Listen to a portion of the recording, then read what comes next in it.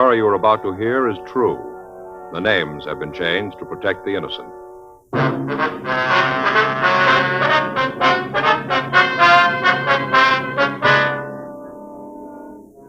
You're a detective sergeant. You're assigned to robbery detail. A hold-up man has been hitting large supermarkets in your city. He's fast and is experienced. Your job? Get him.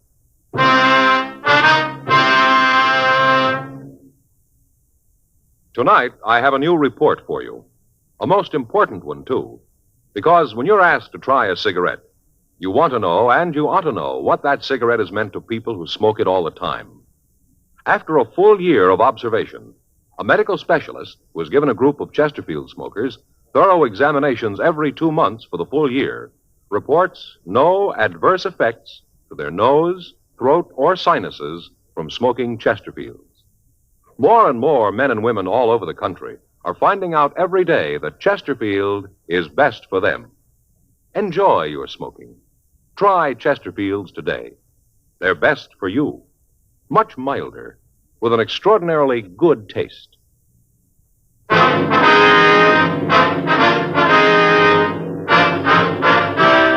Dragnet, the documented drama of an actual crime.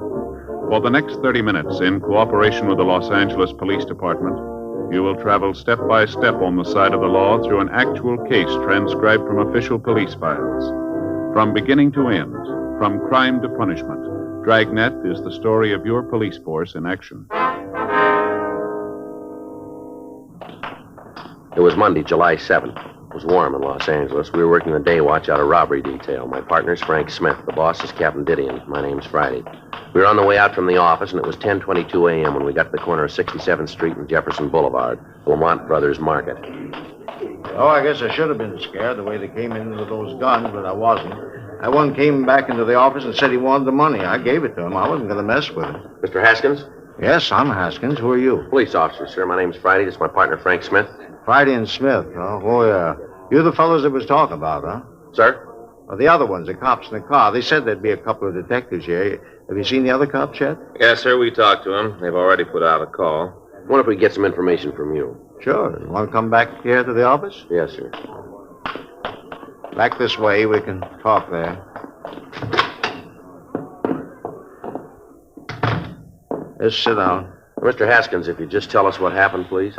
Well, it's pretty simple. I was sitting here getting the money ready for the bank, and this guy came in. He said he wanted the money. Had a gun, so I gave it to him. That's it. Nothing more. He just took the money and left. Mm-hmm. What time was it, sir? Oh, around 8:30, 8:45. How many men were there, sir? Well, there was two. Two is all I saw. I don't think there was any more of them. All right, sir. If you could just tell us exactly what happened. Well, I told you they came in. They took the money. I know, sir, but if you'd go into more detail. Well, I came in about 7:30 this morning, like always. Checked things over the store to make sure that everything was okay. Then I started checking out the week's receipts. Uh-huh. Well, then, like I said, it must have been 8:45 or so, and heard this knock on the door. Thought there must be something wrong. The employees know not to bother me when I'm making up the deposit slips. Yes, sir. That's when I knew that something was wrong. Right away, I said to myself, Larry, there's something up. Something isn't good. Yes, sir. Well, it was right. Went over to the door and unlocked it. There he was, this big fellow, stood there with a gun. The way his eyes lit up when he saw all that money laying on the desk. You got any idea of how much money was taken, sir? Well, it was about 6,000 cash. I guess another 1,500 in checks, more or less. Uh-huh. I wonder if you'd give us a description of this man, could you? Well, like I said, he was a big one, real mountain of a man, well over 6 feet. Had this gun, you know. Uh-huh. He stood there and said, this is stick-up. I want that money. And he pointed at the money with his gun. Oh, what kind of a gun was it? Could you tell? That's a great question. Of course I could tell. He had it right under my nose. Shotgun, sawed off. Had the stock cut down, too. Looked like a horse pistol. The way he handles that thing, I wasn't going to mess with him. Uh-huh. I told him, take the money. Take it and get out. Not to shoot that thing off. He did. Walked right over to the desk and scooped up the money. He had a paper bag. He put it down by the table and he scooped the money into it. Then he said to me to stay put. Not to try to yell or be brave. Didn't have to tell me that. I wouldn't have tried anything. You said there was another man, is that right? Yes, I saw him when they left. He was a little fellow. Mm-hmm. About how tall, would you say? Well, it's kind of hard to tell. I didn't get very close to him. Well, was he armed, too? Yeah, he was carrying a revolver. They drive a car, would you know? Well, if they did, I didn't see it. You went out after them, then? I should say not. With that one fellow waved that gun around, I stayed right here. He said to stay put, and that's just what I did. What'd this big man look like? Oh, a real mountain. He was 6'2" anyway. He must have weighed in at about 215. Mm-hmm. How about his coloring? It was dark. He had black hair. His eyes were dark. Not a brown. It was almost black. Real dark. Mm-hmm.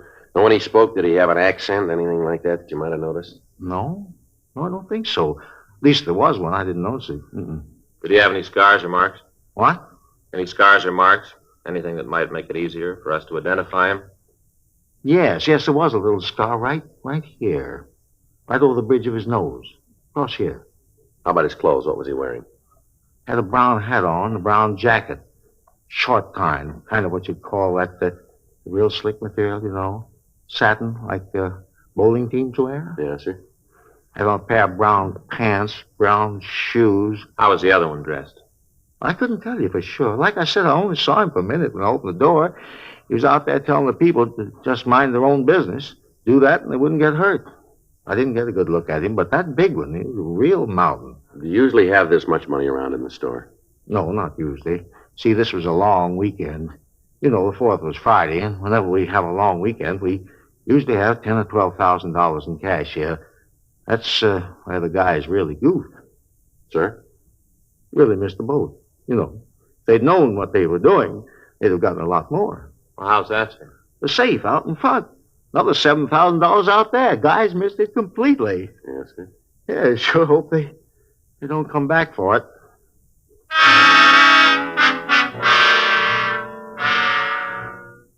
$11:05 a.m. Frank and I checked with the officers in the radio unit that had answered the call. They'd gotten out a broadcast on the bandits and then started a canvass of the neighborhood, but they didn't find anyone who could give them any information. One of the clerks was able to describe the smaller of the two suspects, and we got out a local and an APB on them. Then we took the market manager downtown to look at the mug books. He told us that the larger man had worn gloves all the time he was in the store, so there was no need to look for fingerprints. The market bandits had been operating for the past 8 months. In that time, they'd held up 17 stores.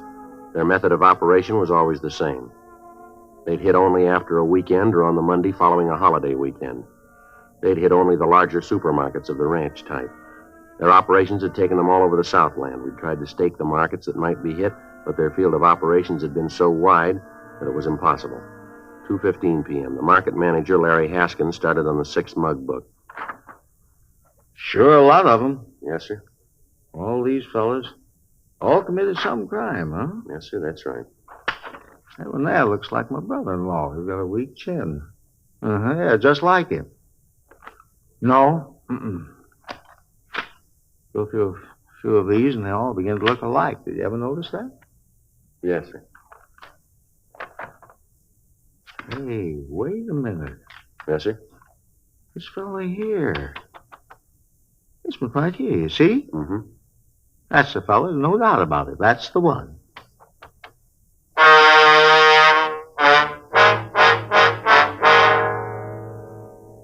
The market manager had identified Bernard R. Hansen as one of the holdup men. The other employees of the store were called in, and they identified the same picture as being the man who'd held them up. We checked on his record and found that he'd been convicted for armed robbery and had been sentenced to the state penitentiary. He'd also served 6.5 years and had been released. We got the last known address of the suspect. Frank and I checked it out and found that Hansen had moved some months before, but had left a phone number where he might be contacted. 6:30 p.m. Frank put in the call. Yes, sir. That's right, sir. You're sure about that, are you? I see. Well, if there's anything more you can think of, I'd appreciate a call. That's right, Michigan 5211. Extension 2511. Smith, that's right. Or if I'm not in, ask for Joe Friday. No, sir, Friday, like the day in the week. That's right. All right, thank you very much, Doctor. Goodbye. Anything? Yeah, I talked to Dr. Corby. The place is a rest home. Hansen's there as a patient. Been there for the past 4 months. Doctor says he's bedridden.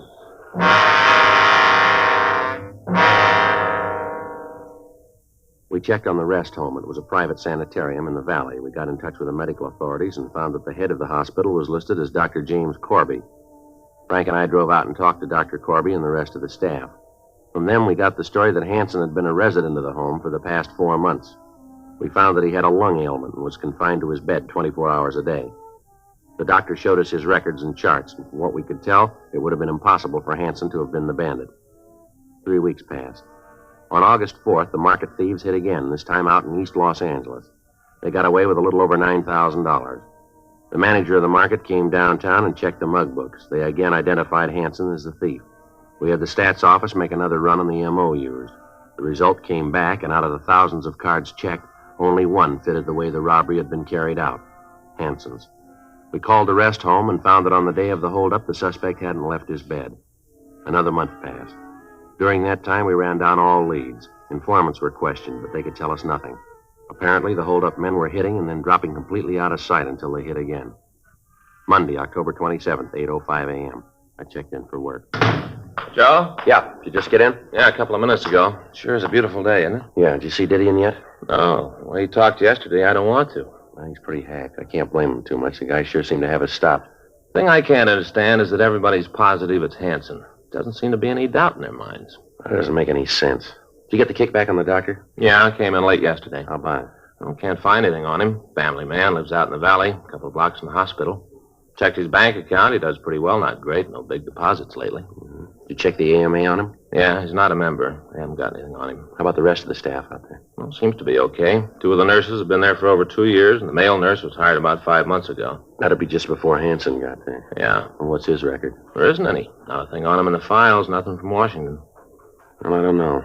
He seemed to come up out of the ground, pull the jobs, and then drop back in. Nothing on the partner? No, thought I had something. Talked to an informant this morning while I had coffee. He thought at first that he knew who the little guy was, but then he remembered that the fellow he was thinking about died 2 years ago. A hot shot, I'll get it. Well, let's go. I hit again.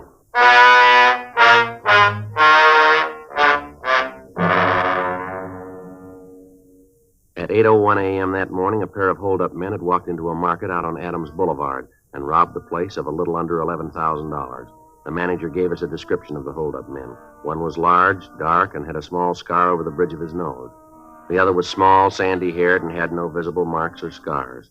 We showed the manager mugshots of Hansen, and he positively identified him as the larger of the 2 men. A local and an APB was gotten out on the pair, and then Frank and I drove out to the hospital to see Hansen. 8:46 a.m. We talked with Dr. Corby. I know you men are trying to do your duty, but I've told you before, it couldn't possibly be Mr. Hansen. I know for a fact that he hasn't been out of his bed this morning. Was it possible for him to get out of his room without you knowing it? No. Wonder if we could see him, Doctor. No, I don't think that'd be possible. He's still asleep, and I can't have him disturbed. You're sure, though, that he couldn't have left the hospital without you knowing it? Absolutely, no chance of it. What time does Hansen generally wake up, Doctor? Depends. Usually, though, I'd say he's awake by 9:30 or so. Wonder if we could wait and talk to him. If you like. I'll tell one of the nurses to call you when he's awake. All right, sir, that'd be fine. One thing, though, I must insist on. What's that, Doctor? He mustn't be excited. I don't think you gentlemen really know how ill Mr. Hansen is. If you had any idea, you wouldn't be out here with this ridiculous questioning. Yes, sir, we understand. We're just trying to get this thing straightened out as soon as we can. Fine. I'll go along with you part of the way, but I'll not have my patient disturbed. Any excitement would be very bad for him. Well, don't worry, Doctor. We'll be as brief as possible. Fine. If you'll excuse me now, I've got some things to do. I'll tell the nurse to call you when he wakes up. And remember, no excitement. What do you figure, Joe? Well, it's got me. The way he talks, every one of those witnesses are wrong. Yeah, but it's happened before. Get a positive identification and end up with the wrong guy. Yeah, but all of them are so positive, it just doesn't make any sense. Yeah. You're the police officer? Yeah, that's right. Why? Bob Jameson. I work here. Oh, yeah, you're the male nurse, that right? Yeah. You're out here about Barney Hansen, aren't you? We want to see him, yeah. What can we do for you? It's about Barney. What about him? I don't think things are the way they look. What do you mean by that? I wouldn't want the doctor to know I've been talking to you. He'd raise the roof, probably fire me. What's it about, Jameson? Like I said, it's about Barney. Yeah. When I came here, they told me that Barney was pretty sick. Said they didn't expect him to live. Yeah. One day the buzzer rang in his room. You know he wanted something? Mm-hmm. Well, the doctor was on the phone. The other nurses were busy. So I started down the hall to see what Barney wanted. Got to the door of the room, and the doctor stopped me. Uh-huh. Really read me off.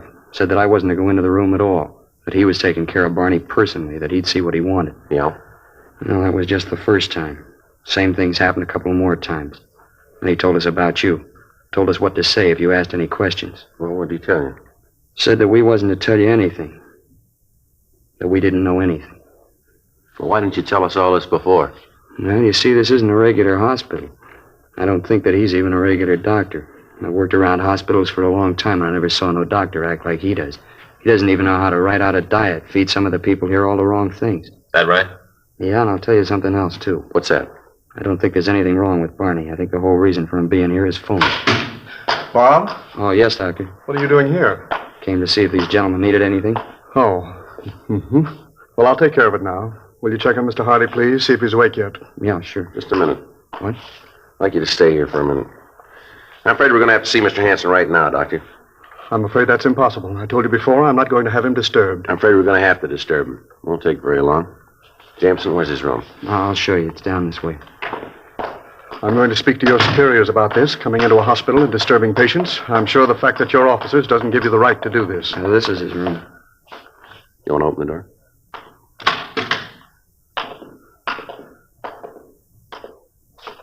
Well, how about it, Doctor? Well, I don't understand it. He's got to be here. He can't get out of bed. I'm sure there's some explanation for his disappearance. Yeah, maybe you can explain this, too. This stuff here in his bed. What is it, Joe? A gun and some money.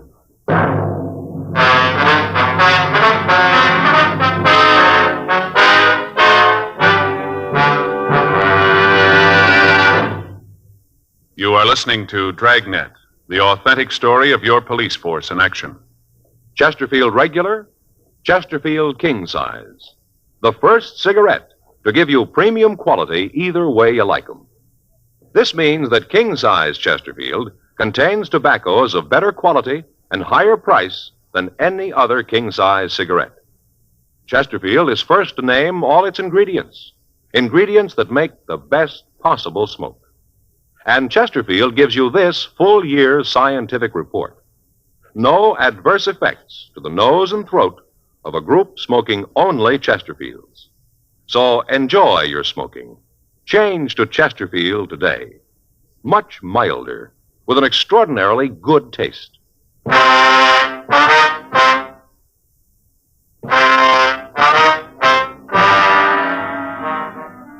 9:30 a.m. We called the office, and 2 more teams of men came out to help us search the place.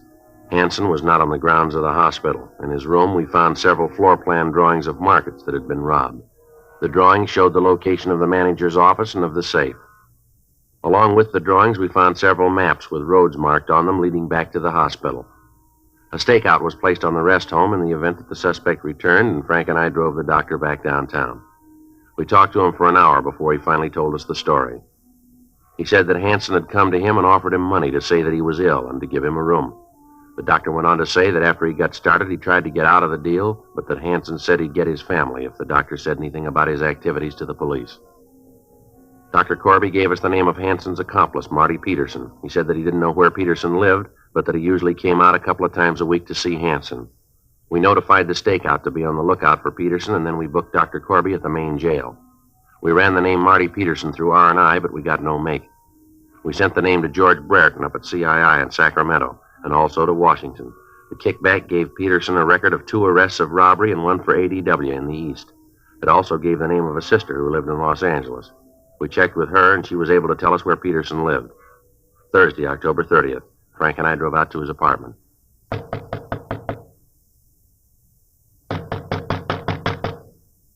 Who is it? The manager. Just a minute.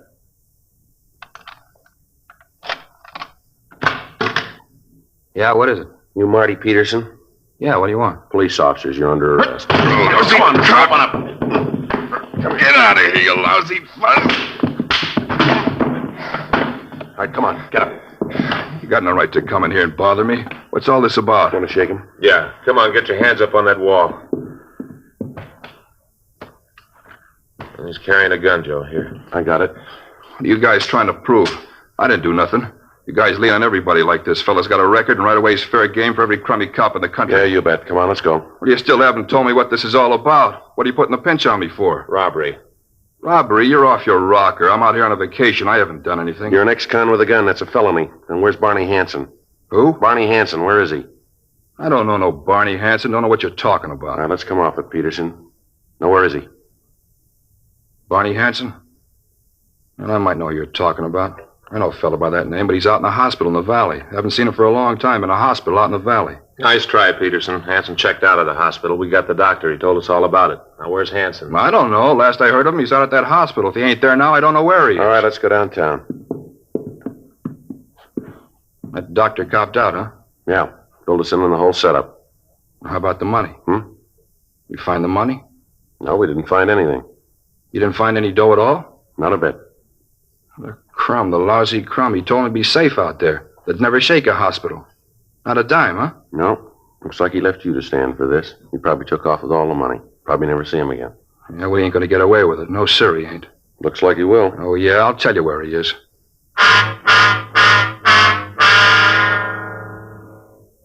We took Marty Hanson down to the city hall, and he was booked at the main jail. Before he was booked, he gave us the name and address of Hanson's girlfriend. Frank and I drove over and talked to her. She told us that she hadn't seen the suspect for several weeks. She said that she'd heard that Hanson had been running around with another girl. She also told us that she'd heard Hanson had bought a new car and was running around with a new bunch of friends. She said that she hadn't seen him since he got the new car, but that she'd heard it was a new Oldsmobile and it was painted a fire engine red. We called the office and arranged for a stakeout on her apartment, and then we began to check out the Oldsmobile dealers in the Los Angeles area. 2 teams of men were assigned to help us in running down the list. It took us 2 days to talk to the dealers in town. Each of the dealers was shown a mugshot of Hanson. 2 days went by. Finally, we got an identification. A dealer out on Franklin in Hollywood reported that he'd sold a car to Hanson. However, when we checked the address he gave us, we found that Hanson had moved a week before and left no forwarding address. We got in touch with the Department of Motor Vehicles, and from them we got the address where they'd sent the pink slip. It was an apartment house out on Highland Avenue. Frank and I went out to check it out. Yes? Bernard Hanson in? No, he isn't. Something you wanted? You expecting him? I don't know. I haven't seen him this morning. I just got here myself. What if we could talk to you? Who are you? Police officers. My name's Friday. This is my partner, Frank Smith. How do you do? I'm Lily Edwards. Come on in. Thank you. Thank you, ma'am. Get you anything? Cup of coffee? Anything? No, thanks. When'd you last see Hanson? Last night. We got a date at 2:30 this afternoon. What time is it now? Well, it's 2:37, ma'am. Late. He'll be along in a minute. What do you want to see him about? Done something? Better if we could talk to him. Personal, huh? Yes, ma'am. He's a wild one, old Barney. Him and that red car. Real wild. Ma'am? That car he drives. You know, it's a red Olds. He's like a kid with it, always wiping it off, taking care of it. I think he'd bring it up here at night if he could. Never seen anything like it. Mm-hmm. How long you known Hanson, Miss Edwards? Not long. Couple of weeks, I guess. Not much more than that. Where'd you meet him? Well, I hope you won't get the wrong idea, but... Ma'am? Well, I live down on Vine Street, below Fountain, you know? Yeah. Well, I usually have morning coffee at the drugstore. The big one on Vine. Well, one morning Barney comes in. I guess it's about 9, somewhere around there. He plunks down on a stool next to mine. Then he takes out a package of cigarettes and starts to light one. He's shaking so much he can hardly hold the match up to the cigarette. Well, I got to laughing because I thought he was hung over. Anyways, we got to talking, and the next thing I knew, he asked me out to lunch. Uh-huh. Well, I knew it wasn't proper, but I figured, well, he seemed like a nice guy, so I told him that I'd meet him. We had lunch that day, and we sort of been going together since. I see. Hanson ever told you what he did for a living? No. I asked him a couple of times, but he wouldn't say anything right to the point. He'd, kind of hedge around the bush. So I figured that he didn't want to tell me, and I stopped asking. He was always nice to me. No need for me to pry into his personal affairs. What time you got now? It's 2:40, ma'am. Can't understand it. He's usually so prompt. I hope nothing happened to him. He said sure to meet him at 2:30. Or was it 3:30? I don't remember too well. Never sure about times or dates, things like that, you know. Yes, ma'am. You ever met a man named Peterson, Marty Peterson? Marty Peterson? Yeah, I've met him. Little guy. Yes, ma'am. Yeah, he's a friend of Barney's. They're in some sort of business together. I don't know just what it is, but I know that they're associated in some way. Hanson's never said anything about this business to you, has he? No. Like I said, he's very close-mouthed about what he does. You ever mention a Dr. Corby to you? Corby? No, I don't think I've ever heard that name before. Would you know how long Hanson's lived here? No, I think he moved in just before I met him. I don't think he's been here very long. Say, what are all these questions about? I hope I haven't said anything to get Barney in trouble. He's such a nice guy. I sure wouldn't want to do that. No, ma'am. You haven't done that. Hi, Lily. Who are you? What are you doing here? Police officers. You're under arrest, Hanson. For what? Suspicion of robbery. I'll shake him, Joe. Now, wait a minute. What is this, a shakedown? What are you guys trying to prove? You got nothing on me. I fell once. I did my time. I owe you nothing. He's clean, Joe. Why'd you do that? I'm not giving you any trouble. I got no reason. You got nothing on me. I got nothing to worry about. I'll go with you. There's no reason not to. You mean what these guys say is true? You've been mixed up in some robberies? Oh, knock it off. What do you mean, knock it off? Don't you talk to me like that. I'm not going to take talk like that from you. Like I said, knock it off. All right, come on, let's go. You really figure you got me for a 211, huh? Yeah, we got the rest of them, too. Peterson and the doc? That's right. I suppose they talked, huh? Yeah, they told us all about it. Sweet racket. Should have known it could only last so long. Should have figured that the longer I played against the house, the shorter my chances were. It is true, and you never told me. All this time, and you never told me you were a crook. Of all the rotten deals... Oh, shut up, will you? Always shooting off your big mouth. Listen, Barney Hanson, I told you before, don't you talk to me like that. I won't take it. You haven't got much choice now, have you, Lily? You know something, Cop? What's that? Might be kind of pleasure to get into a nice, quiet jail. Get away from this dumb broad. She's the dumbest broad in the entire United States and Canada. Real pretty, but boy, she's stupid. Now, I told you, Barney Hanson, I'm not going to have you talk to me like that. Kid's a real shrew. Young, and she's a real shrew. Let's go. Glad to get away from her. All right, Barney Hanson, that does it. I'm through with you. I've had it. It's going to be a long time before I even talk to you. A long time. Yeah, well, you're right about that. Let's go.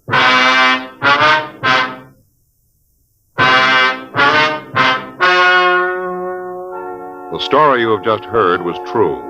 The names were changed to protect the innocent. On February 4th, trial was held in Department 89, Superior Court of the State of California, in and for the County of Los Angeles.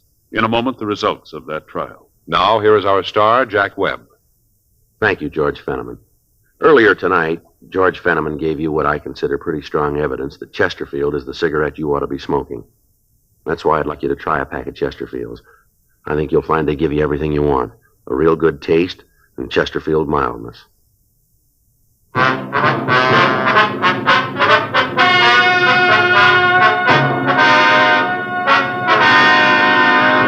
Bernard R. Hansen and Martin S. Peterson were tried and convicted of robbery in the first degree. They were filed on for 10 counts and received sentences as prescribed by law.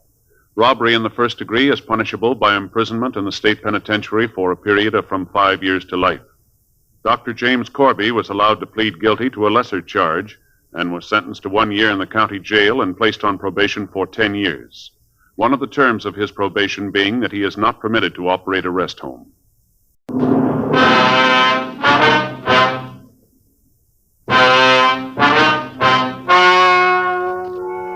Ladies and gentlemen, the story you are about to hear is true. The names have been changed to protect the innocent.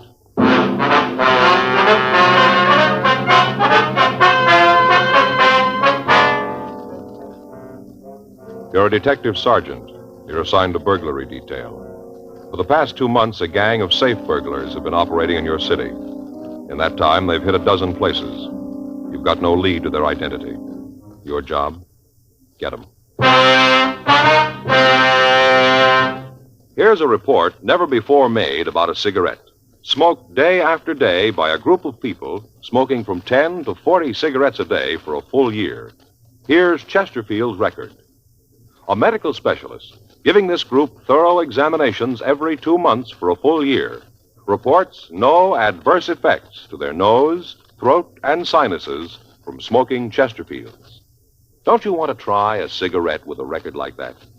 You'll find Chesterfield's best for you. They're much milder, with an extraordinarily good taste. And for your pocketbook, Chesterfield is America's best cigarette buy.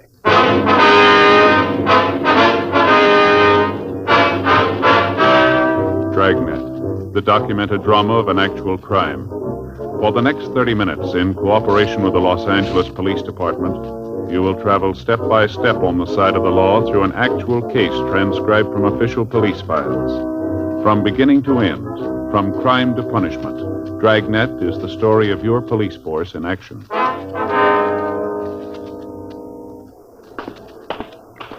It was Tuesday, August 10th. It was warm in Los Angeles. We were working the day watch out of burglary detail. My partner's Frank Smith. The boss is Captain Wisdom. My name's Friday. We were on the way back from lunch, and it was 1:17 p.m. when we got to room 45. Burglary. Joey, you got any stomach pills? No, I haven't. You got trouble again? Yeah. I don't know why I always do when we have lunch at Sal's. Must be that cheesecake, Joe. It happens every time. Well, maybe if you just stick to one piece, huh? And the way Rosie makes it, you can't stop there. You know, that Sal could make a fortune if he'd realize it. What do you mean?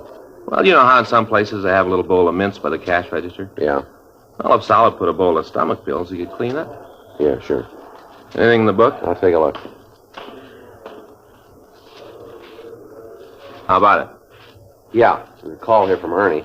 Our informant? Yeah. Says he wants to see us this afternoon. Say what it's about? No, it just says to meet him at that coffee place over on 7th.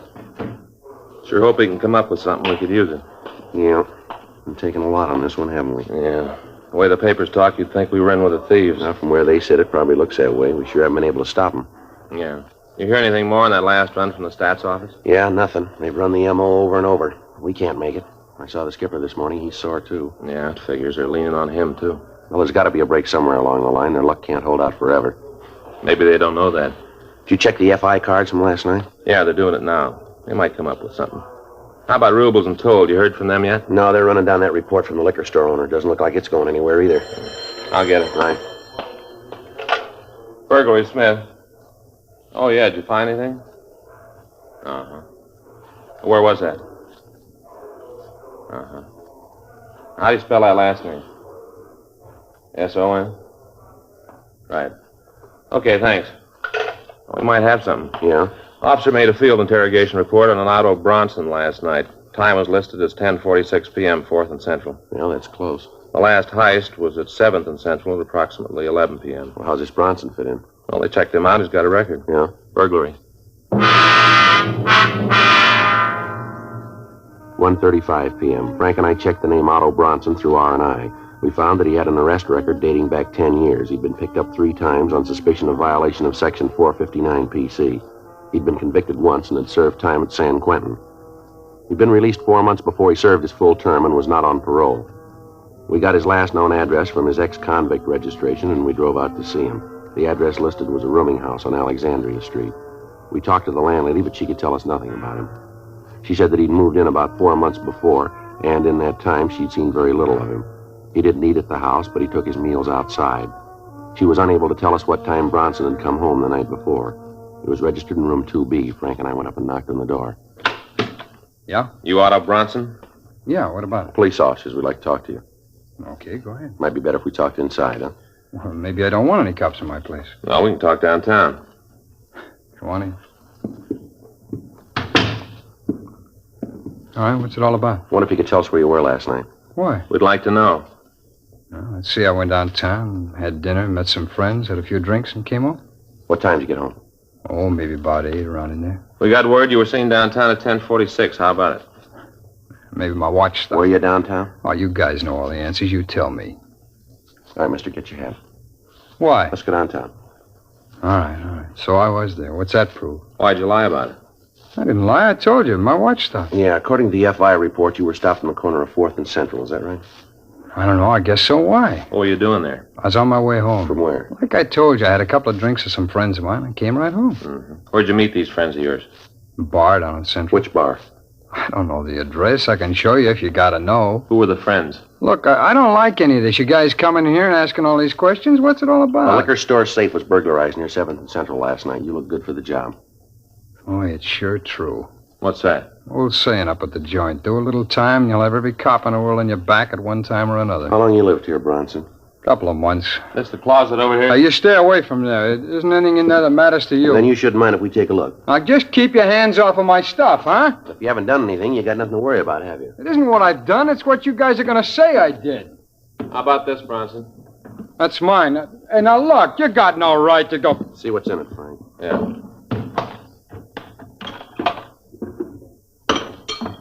How about this, Bronson? I never saw this before in my life. It's a frame you guys are trying to tie onto me. Well, it won't work, cops, and you know it won't. How do you explain these two? I don't have to. They belong to a friend. He asked me to take care of them. How about this, Bronson? Can't see, Joe. What is it? Cutting torch. Looks like it's been used lately. 2:15 p.m. We searched the suspect's room. We found nothing further that would tie him in with the burglaries. We talked to the other people in the boarding house, but they couldn't give us any further information.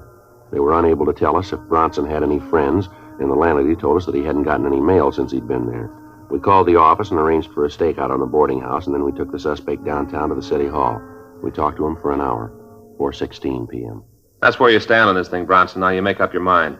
You want to take the beef by yourself? You're going to tell us where you got the tools. I've been telling you. I didn't know anything about the tools. I got them from a friend. He asked me to keep the suitcase for him as a favor. He asked me to keep them for him, and that's all I know. Well, what's the friend's name? Like I told you, it's a fellow named Shorty. What's his last name? I don't know. If I knew, I'd tell you. I got no reason to hold back on it.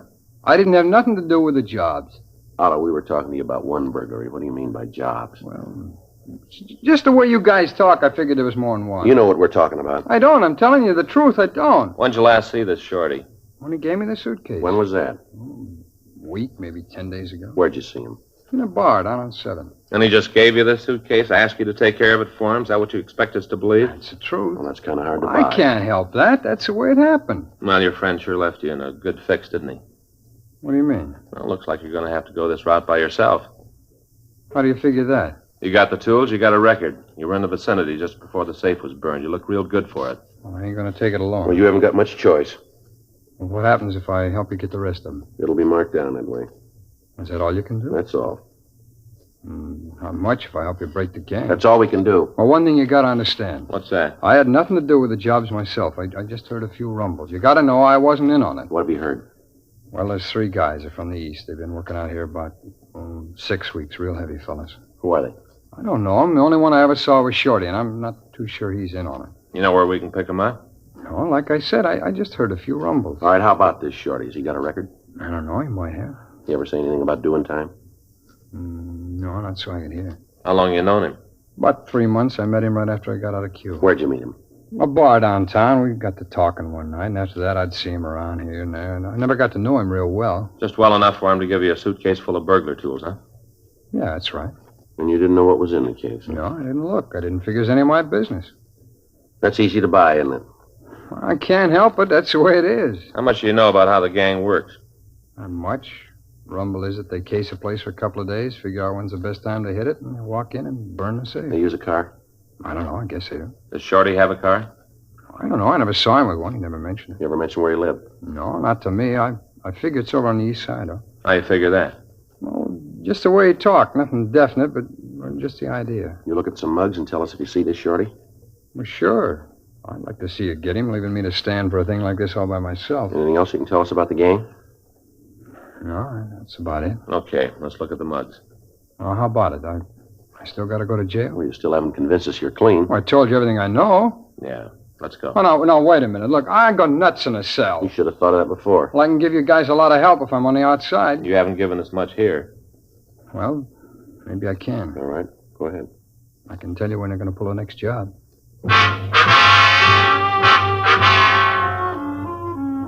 We continued to talk to Otto Bronson. He told us that he'd heard the gang was planning to rob the safe of a large chain grocery store in the southern part of the city. He gave us the date and the time that the operation was expected to take place, but he was unable to give us the exact details of how the burglary would be committed. The suspect couldn't tell us whether a car would be used or how the store would be approached. He was unable to give us a description of the other 2 men in the operation, but he did give us a description of Shorty. We ran the name through the moniker file in R&I. We got back 285 possibles and had the mugshots on the suspects pulled. These were shown to Bronson, but he failed to make an identification. We showed him our mug files on known burglary suspects, but he again failed to come up with an identification. The burglary tools were booked as evidence, and then Frank and I talked with Captain Wisdom. It was agreed that it might be better to release Bronson and have him followed. 8:31 p.m. The suspect was released and placed under constant surveillance. The date Bronson had given us for the next burglary was the following Saturday, August 14th. Frank and I made arrangements to place a stakeout on the store. We checked the store and found that there were 2 entrances, one off the parking lot to one side of the building and one on the street. We took up our position so that both doors could be seen. The area was placed under a Code 5 call so that the stakeout would not be burned. Frank and I waited. 10 p.m., 11, no sign of the burglars. Midnight came and went. At 5:30 a.m., the stakeout was called off, and Frank got to a phone. Yeah, when was that? Yeah? Okay, we'll be right in. Joe? Yeah, anything? Yeah, they lost the tail on Bronson. At approximately 10:30 Saturday night, Otto Bronson had gone into a theater on South Spring Street. The officer following had entered, but had lost the suspect in the darkness.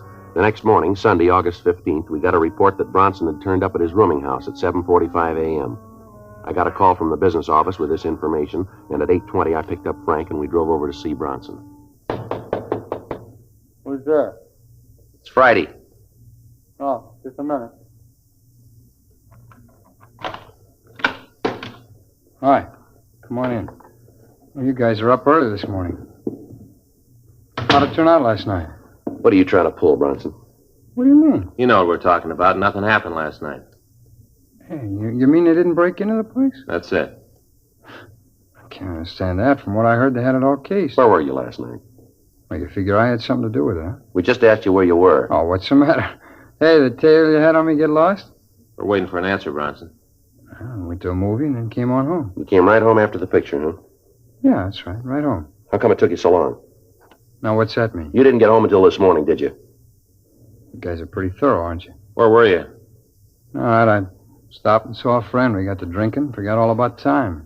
That makes me a pigeon for you. Come on, Bronson, let's go downtown. What for? I haven't done anything. You gave us wrong information about last night. Well, that's not my fault. I'm not running with the guys. I told you what I heard.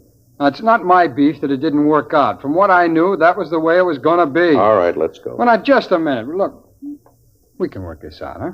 I'm afraid not. I leveled with you guys. I'm not giving you a snow job. That's the way it is. Now, look, you got nothing on me. If you had, you wouldn't have let me go before. Now that I think about it, I don't like the idea of a tail on me. What are you guys going to prove with that? The way you act, it's no wonder you get no cooperation from anybody. It's no wonder at all. All right, now you've made your point. Let's go downtown. Yeah, who is it? Mr. Bronson, it's me, Kelly. It's the landlord. Yeah, what is it? You're Mr. Friday here? Yeah, I'm Friday. Phone call for you. You can get it here in the hall. Thanks. You can get it here. Thank you. This Friday. Yeah. Mm-hmm. When? Right. We'll be right there. Thanks a lot. Frank? Yeah? It's the business office. We gotta leave. Yeah? You called it, Bronson. They worked last night, all right? See, I told you. Yeah, we staked out in South L.A. So? They hit in West L.A.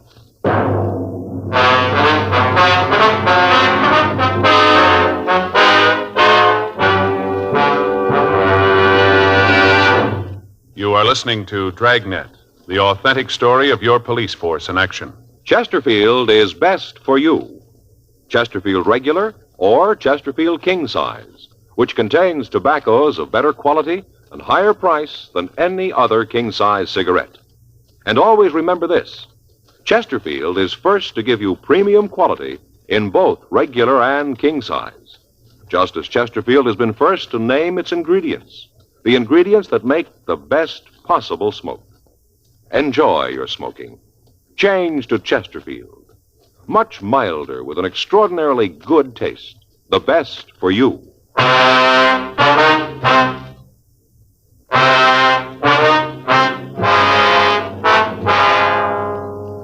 9:15 a.m. Frank and I contacted the West Los Angeles detectives and drove out to the scene of the latest burglary. It was a large chain grocery store. The thieves had burned into the safe, and the M.O. was the same as in the other burglaries. All the contents of the safe worth anything had been removed. The crews from the crime lab and latent prints had already finished their investigation and had gone back to go over their findings. Frank and I talked to the manager of the store, Mr. Charles Gleason. Well, let me see, Sergeant. The first I knew about it was when they called me to say that the safe had been robbed. Mm-hmm. Any idea how much was taken? Well, I'd just be guessing. With the officers working around here, I didn't get a chance to check it yet, but I'd say about $5,000 or $6,000. The weekend and all, we'd done a pretty good business, and I didn't get a chance to get to the bank. I had all that money in the safe. Of course, I'll have to check the books to tell you exactly how much they took, but like I said, it was probably $5,000 or $6,000. Do you have a burglar alarm system in the store, Mr. Gleason? I beg your pardon? I said, do you have a burglar alarm system in the store? Yes, and that's a funny thing. I can't understand why it didn't work. The officers who were here from your crime lab, is that it? Yeah, that's right, sir. Well, they said that evidently it had been turned off somehow. I don't understand it, but that's what they said. I see. I wonder if you could give us a list of your employees. Well, yes, certainly, but you don't think that any of them had anything to do with this, do you? Well, they've all got to be checked out, sir. Can you give us the list? Oh. Well, yes, I can. I guess that's right, but I'm sure that none of them were involved. Well, Mr. Gleason, have you noticed anyone hanging around the store, anyone that might have looked suspicious to you that you can remember? It'd be awfully hard to say. We do a lot of business with all the people who come in and out. Kind of hard to say. Yes, sir, we understand. Could you remember, was there anyone who attracted your attention? Maybe someone unusual, somebody loitering in the neighborhood, maybe around the store? No, sir, not that I can think of. Mm-hmm. Was there anything that was taken from the safe that might give us a lead, something that might not ordinarily be in there, something that you could identify easily? No, I don't think so, just the money. Of course, there were several checks. Checks that we cashed for the customers. They might have totaled $500. I can give you a list of them. We have them photographed if you want copies of them. Yes, sir, that'd be a big help. Oh, officers, there was one more thing. Yes, sir, what was that? Well, you know how people lose things. Yes, sir. A couple of days ago, we found a watch. It looked expensive. We found it in the back of the store. That was in the safe, too. Everything's gone. Must have taken that, too. It isn't there now. Well, can you give us a description of the watch? Yes, I can. I noticed it because, well, to be honest, I was kind of hoping that nobody would claim it. You keep things like that around here for a couple of days and then turn them in to you. I'd like to have had that one myself.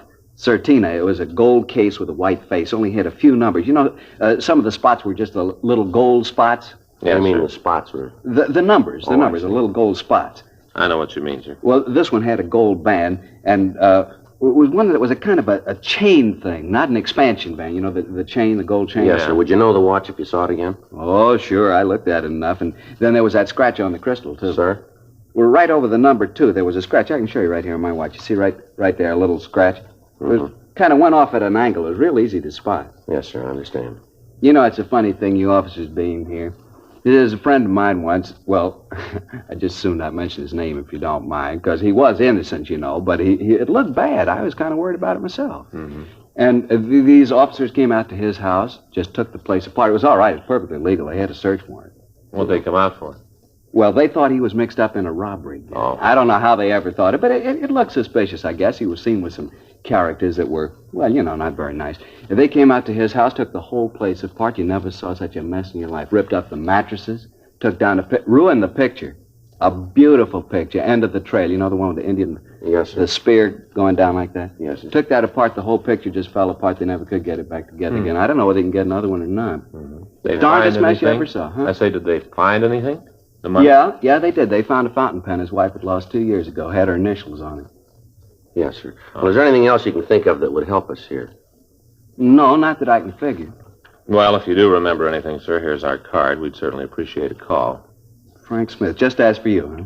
Yes, sir, and if we're not there, just leave a message and we'll get in touch with you. All right, I'll do that. Well, thank you very much, Mr. Gleason. You bet. I sure hope you catch the fellas that are doing this. Yes, sir, so do we. Guess you've been after him quite a while now, huh? Yes, sir, we have. What the papers say, this makes number 13 for him. Bad number 13, kind of unlucky. No worse than number 1.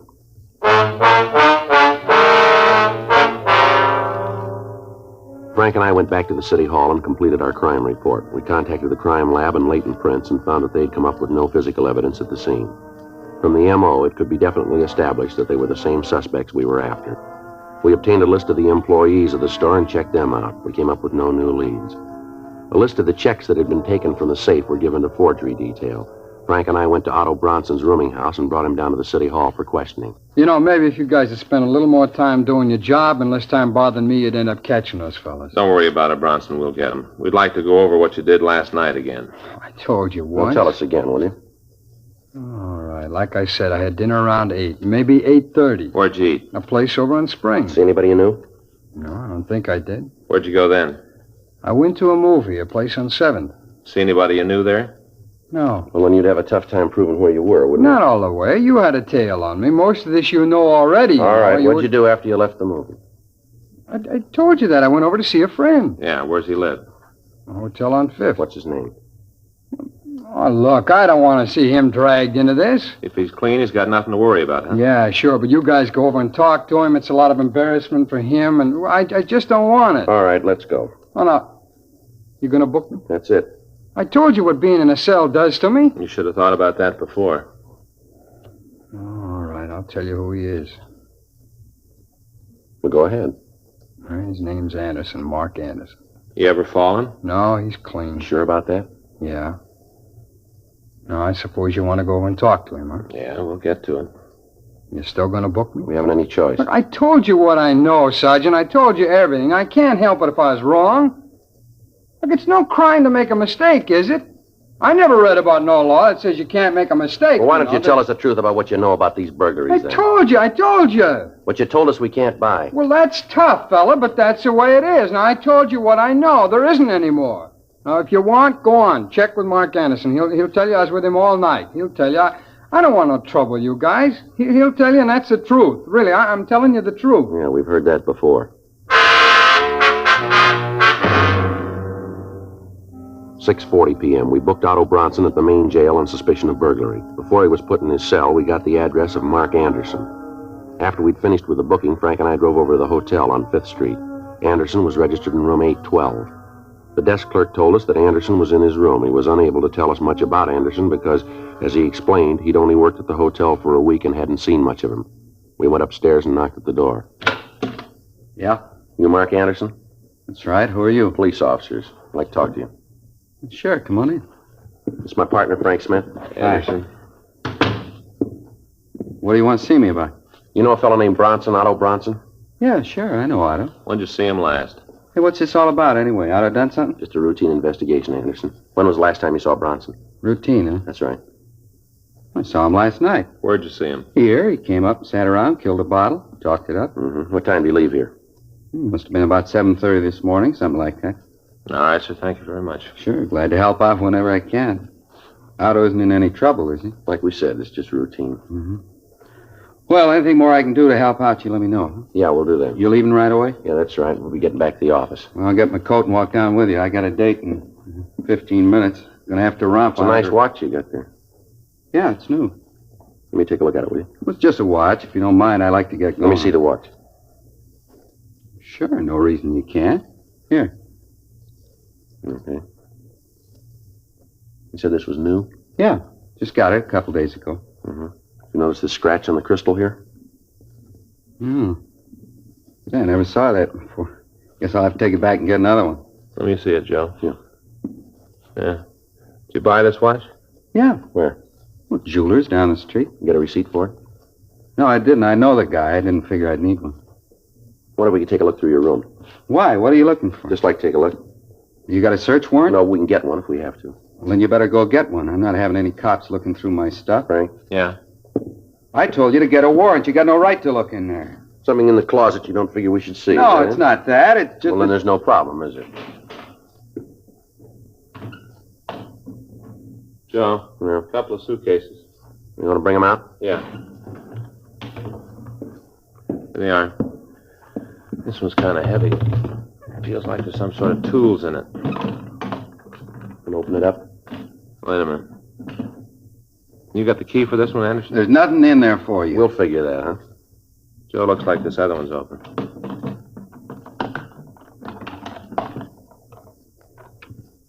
Now, about this, Anderson. Money here and these checks. Watch it, Joe. All right, Anderson. All right, come on, get up. Get up. I'll shake him, Joe. Yeah, he's clean. Stand still. All right, Anderson, let's go. Otto told you, didn't he? A lousy little sneak. He told you. I never did trust him. I kept telling Shorty. I kept telling him we shouldn't trust him. Who's Shorty? Shorty Miller. Want to tell us where we can find him? Sure, I got nothing to lose. Lousy little Otto. Just the three of you in on the job? Yeah, that's all. Otto, Shorty, and me, just the three of us. Him and his big ideas. How he had it all fixed up when you tagged him. How he was going to get us in the clear. Don't worry, he said. He'd take care of everything. Lousy liar. He'd fix it for us. That's real funny. Shouldn't be. What? He fixed it.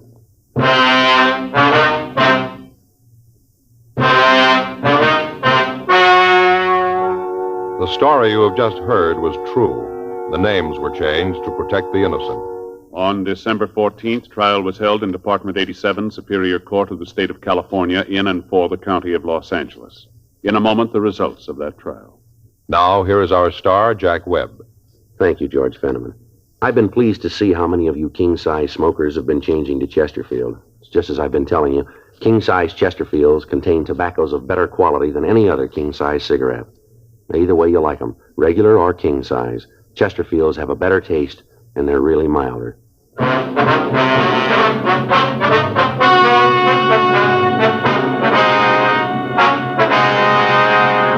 Otto N. Bronson, Mark A. Anderson, and Samuel R. Miller were tried and found guilty of 9 counts of burglary with explosives. They received sentence as prescribed by law. Burglary with explosives is punishable by imprisonment in the state penitentiary for a period of not less than 10 nor more than 40 years.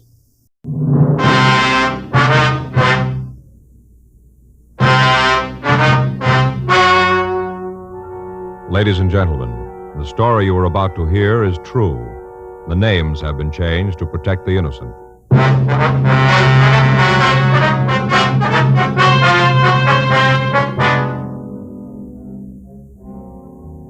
You're a detective sergeant. You're assigned to robbery detail. You get a call that a large market has been held up. You have a good description of the thief. Your job? Get him. Years ahead of them all. Chesterfield is years ahead of them all. The quality contrast between Chesterfield and other leading cigarettes is a revealing story. Recent chemical analyses give an index of good quality for the country's 6 leading cigarette brands. The index of good quality table, a ratio of high sugar to low nicotine, shows Chesterfield quality highest, 15% higher than its nearest competitor, and Chesterfield quality 31% higher than the average of the 5 other leading brands. Yes, Chesterfield is first with premium quality in both regular and king size. Don't you want to try a cigarette with a record like that?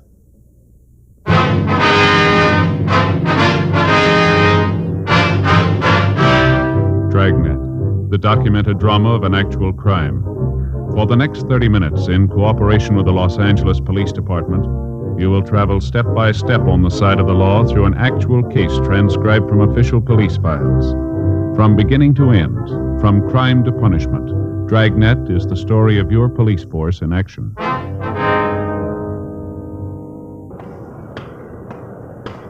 It was Monday, March 10th. It was raining in Los Angeles. We were working the day watch at a robbery detail. My partner's Frank Smith. The boss is Captain Didion. My name's Friday. I was on my way into the office, and it was 8:02 a.m. when I got to room 27A. Robbery. Joe? Yeah, Frank. It's really coming down, isn't it? Yeah, pouring out in the valley. That so? Yeah. Keeps coming down like this, going to cause a lot of trouble. Sure makes Faye mad. Yeah, how's that? Well, it gets to raining like this, and she begins to think about the house. You know, doing something about it, changing stuff around. That so? Spent the whole day yesterday moving furniture. Finally got it all set just before dinner. Looked pretty good, too. What happened? Well, we got through dinner and all went in to look at television. Yeah. The way she had the furniture, none of us could see a thing. The chairs were either so close you couldn't see her, or else they were way across the room. No, well, you're not supposed to get too close, are you, anyway? Yeah, but Joe, we only got a 10-inch screen. We got one of those big magnifiers on it, and if you get to one side, everybody looks like they got the mumps. Had to move all the stuff back the way it was. It's a hot shot. I'll get it. All right, get your coat. We got one to roll on. What is it? Liquor store robbery.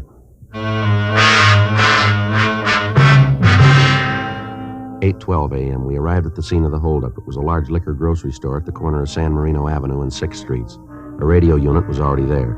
Frank and I checked with him, and then we talked with the victim, a Mr. Henry Alden. I was just standing there at the counter. This old guy came in, pulled a gun, told me he wanted the money. I gave it to him. Uh-huh. He said in the phone that he was elderly. Is that right? Yeah, old guy. Must have been about 65 or 70. Real bum.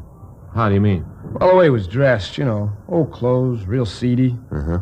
What if you tell us just what happened? Well, sure. Well, it was about 8 this morning. I opened up, and I was there making out the deposit slip for the bank. Guy walked in the back door and pulled his gun. Told me he wanted the money. Uh-huh. Well, like I said, I gave it to him. He told me to get into the closet back there. He told me to lie down on the floor. Well, I did, and he had that gun pointed right at my head. I did like he told me. I see. What happened then? Well, he walked over to the door and flipped the lock on it a couple of times, you know, make sure it worked. Yeah. And then he figured it was okay, and he told me not to make any noise for 5 minutes. And he locked the door and left. That's it. Took all the money. How much money did he take, would you know? Yeah, to the penny. I just finished adding it up. Just a minute. All right. I got the figures on the machine. Tell you right away.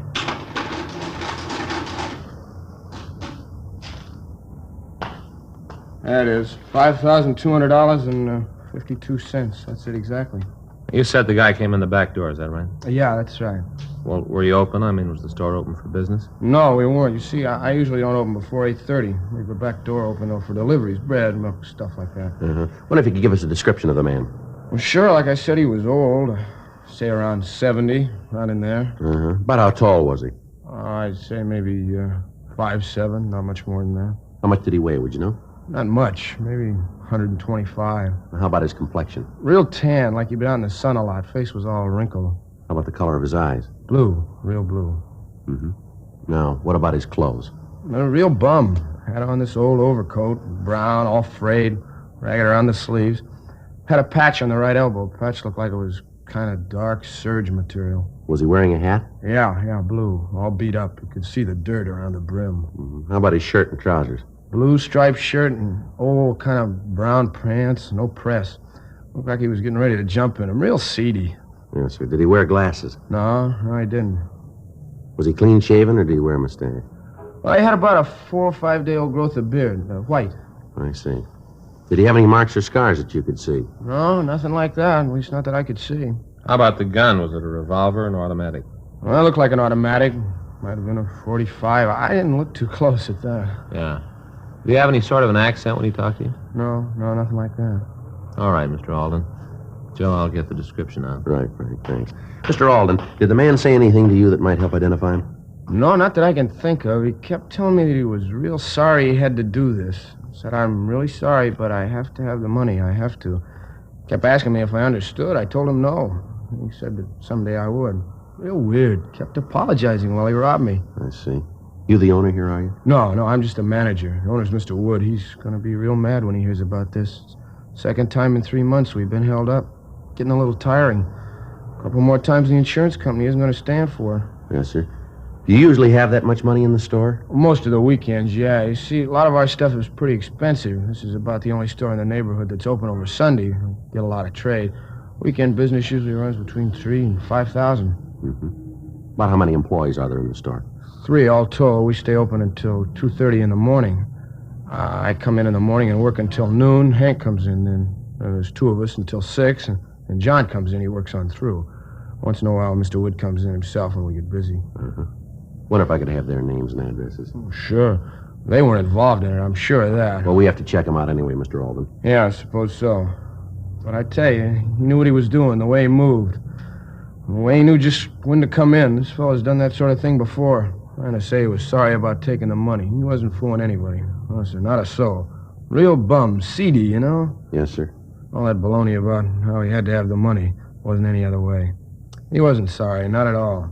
Yeah, well, he probably will be. 9:30 a.m. Frank and I started a canvass of the immediate vicinity. None of the store owners in the area had seen anyone answering the description of the hold-up man. None of them had seen any suspicious cars in the area. We asked the liquor store manager to go with us to the city hall to look at the mug books. We called the store owner, and when he arrived, we drove downtown. The victim went through the mug books on known hold-up men, but failed to make an identification. A local and an APB were gotten out on the suspect. We asked the stats office to make a run on the MO used, and they came back with 14 possibles. It took us 2 days to check them out. They led us nowhere. The papers caught on to the story, and letters began to pour in with advice and tips. On Monday, March 17th, a full week after the robbery, Frank and I had lunch and checked back into the office. See the afternoon papers, Joe? Yeah, pretty funny, huh? Yeah, they're sure taking up the story. Everybody got a different idea who the old guy is and why he did it. Have you read some of the stories? Yeah, sure. The only thing is, a lot of people seem to think the old guy's a real Robin Hood. Now, that's all right, but they forget that he walked in that store with a gun. Wasn't anybody to say that he wouldn't have pulled the trigger if somebody got in his way. Yeah. Sure be glad when we get him, find out what it's all about. I get it. I'll be Friday. Yes, ma'am, it is. No, ma'am. No, ma'am, we haven't caught him yet. What was that? Yes, ma'am. Would you give me that address again? Yes, I have it. Yes, ma'am. All right, thank you. There's another one. What's that? Landlady runs a place out on 9th Street. Yeah. Says she's got a tenant that she's sure is the old fellow we're looking for. How come? Says all the old guy does is stay up in his room. The other day, the landlady's daughter went upstairs for something. Tenant chased her down the stairs, yelling at her to stay away from his room, all that sort of thing. He was tired of people not respecting his rights, the rights of an old man, something like that. I couldn't get it all on the phone. The description she gave him pretty much matches the one we got. What do you figure? Well, we got no choice. We'll check it out. 1:58 p.m. Frank and I got to the rooming house on 9th Street. It was a large 4-story building. We talked to the landlady, and she gave us what information she could. She told us that the tenant's name was Roger Dietrich. She told us that he'd lived in the building for the past 8 years. She went on to tell us that he had some sort of a private income and that he rarely left his room. The landlady explained that earlier the same morning, her 11-year-old daughter had gone to the attic to get some old newspapers, and that on the way she'd run into Mr. Dietrich. The tenant had yelled at her and told her that as long as he was paying rent on the room, he wouldn't have anybody snooping around. We checked and found that he got no mail except the single letter a month with the income check. 2:30 p.m. Frank and I went up to the 4th floor and knocked at the door. You want to try it again? Yeah. Go away! I don't want any. Go away! Mr. Dietrich? Who is it? Police officers, we'd like to talk to you. Just a minute.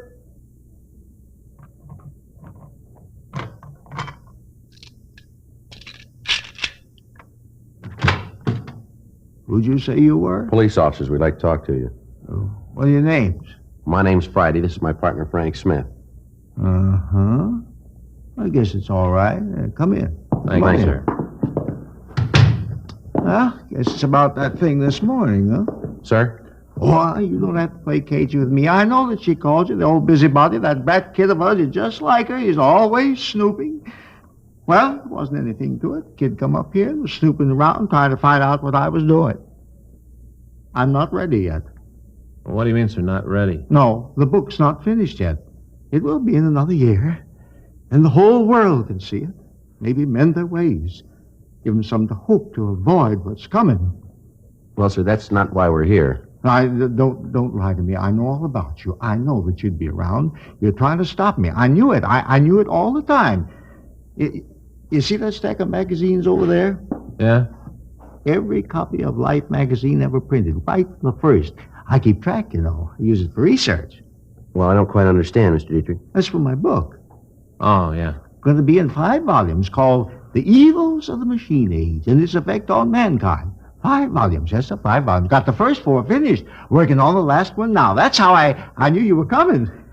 I worked it out on the charts. Mm-hmm. Well, we'd like to talk to you about what you were doing a week ago, sir. Oh, you would? Oh, well. Well, yes, I figured on that. I knew that you'd be checking me. I knew it. I saw it in the chart. I'm getting close now. Well, it's going to sit up and take notice. Sit right up. Yes, sir. Did you go out last Monday? Monday? Well, yes. I went out to get some supplies. I got them come right back.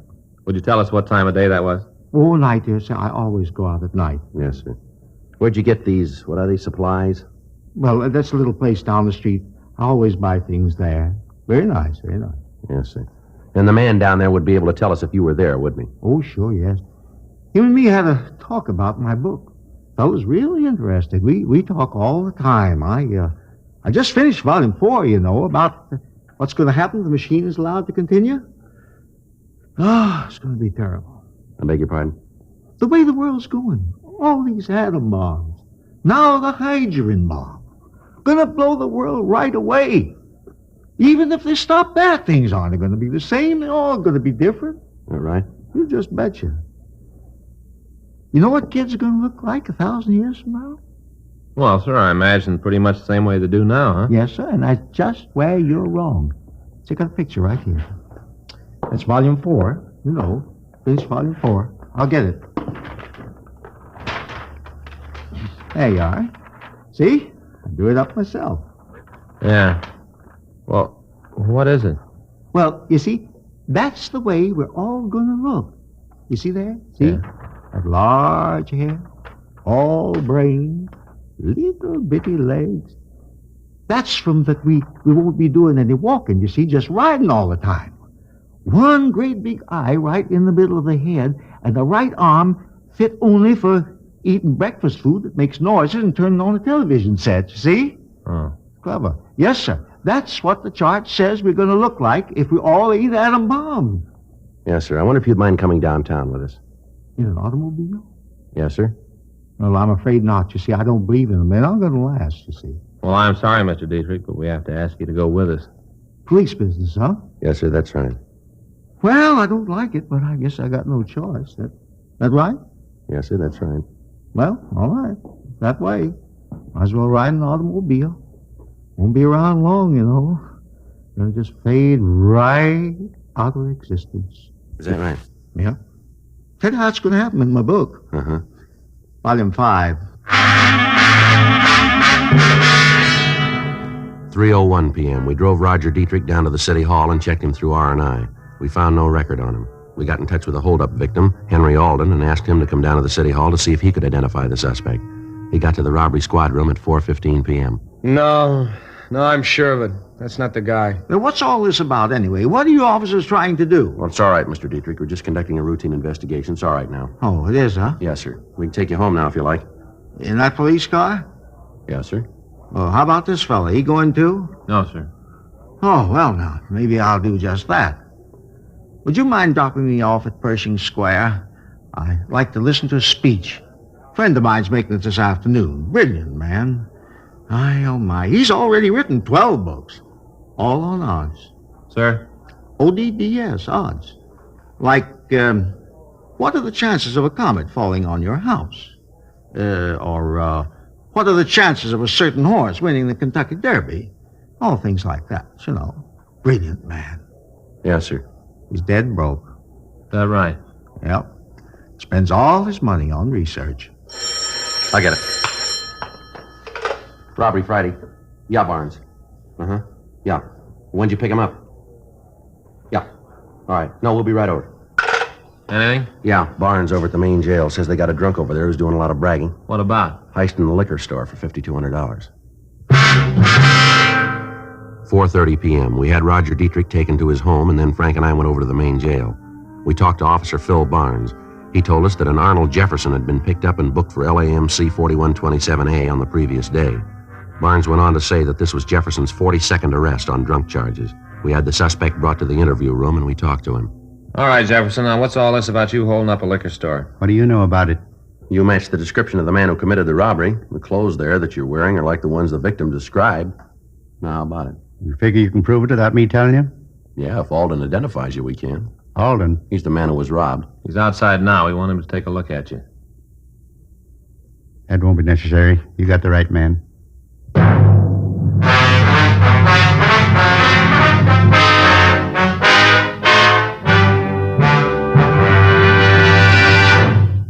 You are listening to Dragnet, the authentic story of your police force in action. Chesterfield is best for you. Listen to this report. It's a report never before made about a cigarette. Smoked day after day by a group of people smoking from 10 to 40 cigarettes a day for a full year. Here's Chesterfield's record. A medical specialist giving this group thorough examinations every 2 months for a full year reports no adverse effects to their nose, throat, and sinuses from smoking Chesterfields. Don't you want to try a cigarette with a record like that? You'll find Chesterfield's best for you. They're much milder, with an extraordinarily good taste. And for your pocketbook, Chesterfield is America's best cigarette buy. Chesterfield, years ahead of them all.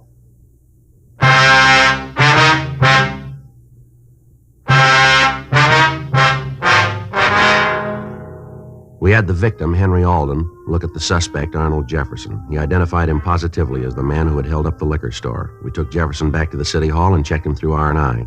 He had no felony record. 7:30 p.m. We took him to the interrogation room. I knew you'd get me. Knew it all the time. Is that right? Sure. I knew it even before I held up the store. You know, I didn't really want to do it. You know, I really meant it when I told him I was sorry about doing it. Really meant it. Mm-hmm. Guess maybe you find that kind of hard to believe. Well, suppose you tell us about it, huh? Yeah. I guess the best way would be to start from the beginning, huh? Yeah. First thing you should understand is I think basically that I'm an honest man.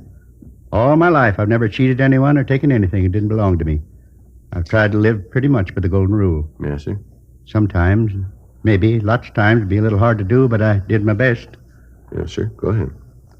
I was born in the Middle West. Tiny little town. You probably never heard of it. Isn't on most of the map.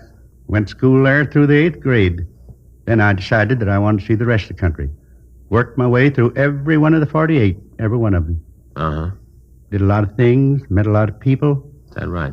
Well, all that time, all my life, I never did anything real big. Nothing that I could ever tell anybody about and be proud. Nothing to tell people about. Yes, sir. I'm 72 years old now. That's a long time to live and never do anything big. Long time. Mm-hmm. Came downtown one day, sat in the plaza in the sun, met some real nice people. People like me, people without much reason. Got to coming down every day, sitting and talking, exchanging ideas. Found a lot of good friends. Most of them were alone. And I guess being alone made us members of the same club. Got to be sort of a lodge, 17 of us. Used to meet, talk about things, the way the world was going, how things look for the future, all things like that. Friends. Yes, sir. How'd you get along all this time? How'd you live? Oh, I get a little pension from the state, enough to get along on. I don't need much. Mm-hmm. Well, one day I got to thinking about how I didn't really have anything big to remember. That's when I decided. You mean on the robbery? Yep. Decided that if I could get my hands on a lot of money, a lot of it all at once, I could have something. Yeah? So I started to figure. First off, I had to figure what kind of a store to rob. Had to be one where I could get enough money. Thought about it quite a while. When I had that figured, I picked out the store. And then I, cased. Is that right? Yeah, that's right. Well, I cased the store. Figured how I'd do it. Then I figured that I'd have to have a gun. Yeah. Got one of those little plastic ones. Bought at the dime store, fixed it up with shoe black. Couldn't hurt anybody, just plastic. Looked real, but couldn't hurt anyone. Of course, the victim wouldn't know that, would he? Yeah, I thought considerable about that. Worried about it a lot. About how if there was any trouble, it'd make it hard with just a plastic gun. Oh, not that I wanted to hurt anybody. I didn't. But I got to thinking what would happen if somebody got scared and thought it was real. Could be trouble there. Mm-hmm. No, now, before I go any further, I want you to know that right at this point, I knew I was doing wrong. I knew it. Knew that I'd have to go to jail for what I did. Knew it, and it didn't matter. Had to be that way. Well, now, if you knew that, why'd you go ahead with the robbery? Well, wasn't any other way to get the money. At least none that I could think of. Believe me, I tried to think of one. All right, go ahead. And I held up the place, took the money, and then I made the man get in the closet. Did that so he wouldn't try to follow me. I was sorry about it. Tried to tell him, but I don't think he really believed it. Don't think he did. What'd you do then? I took a bus out to the airport. Thought about taking a cab, but then I figured that I'd want to save as much money as I could so as to have it later. Yeah. I inquired around out there at the airport and found a place where I could rent an airplane. I paid for it in advance so there wouldn't be any trouble. Hired it to go to San Francisco. Round trip, both ways. You hired an airplane? Yep. Big one. Carried 18 people. That's what I needed. Real comfortable seats, 2 motors. Had a girl painted on the front. From the war, I guess. All right, go ahead. Well, I took the bus back to town, and I started walking around the plaza. Rounded up all 17 of my friends, whole bunch of them. Talked to them all. Guys who had been nice to me, even if there wasn't anything I could do for them. Told them to meet me at 1st and Main, right by the fountain in front of the city hall that night. Told them that I was going to throw a party. A party they'd never forget. Well, we got together that night and took a cab out the airport. Well, matter of fact, we took 4 cabs. Had to show the drivers that I had the money for the tickets. Guess they thought we was going to try to get a free ride. But anyway, when I showed them the money, they drove us out. Give them a good tip. Nice fellas. Mm-hmm. Got on the airplane and flew up to San Francisco. Wonderful. Got into the city and then we started. Really had a time. Lasted 3 days. Wasn't anything we didn't see, nothing we didn't do. 3 days of it. Real living. Everything was on me, paid for it all. Went to the best places, ate the best food, drank the finest wines. Really lived. Where'd you stay when you were in San Francisco? Hotel down on Howard. Not the richest in town, but real nice. Clean rooms. All right, go ahead. Well, about the time that I thought we'd stayed long enough, we all got on the plane and come back. Got in Wednesday morning. Took cabs downtown, then we all went to breakfast. Had a real whopper. Kind of a farewell for the whole party. After I settled up with the waitress, I only had $1.75 left. Give it to her for a tip. Sure made her happy. I don't guess she makes much down there. Yeah. Well, did any of your friends know where you'd gotten the money for this party? No. You see, when I first got the idea, I told them that I had a real rich brother. Told him that he died and that I was his only relative, that all the money would get to me. I figured that I could sort of set things up by doing that. Seemed to work all right. None of them said anything. Uh-huh. You remember the man you chartered the airplane from? Oh, sure. Real nice fella. I got his card. I kept it, sort of a souvenir. I can give it to you if you want it. Yeah, we'll have to have it. You ever done any big time? Me? Oh, no. Just drunk arrests. Lots of them. Yeah. Big thing about this is that I wish there was some way to keep the boys from finding out so they wouldn't have to know. Of course, I know that I'm not going to see him again, but just the same, what are they going to think? How are they going to take this when they hear about it? I don't know. I sure was wrong, real wrong.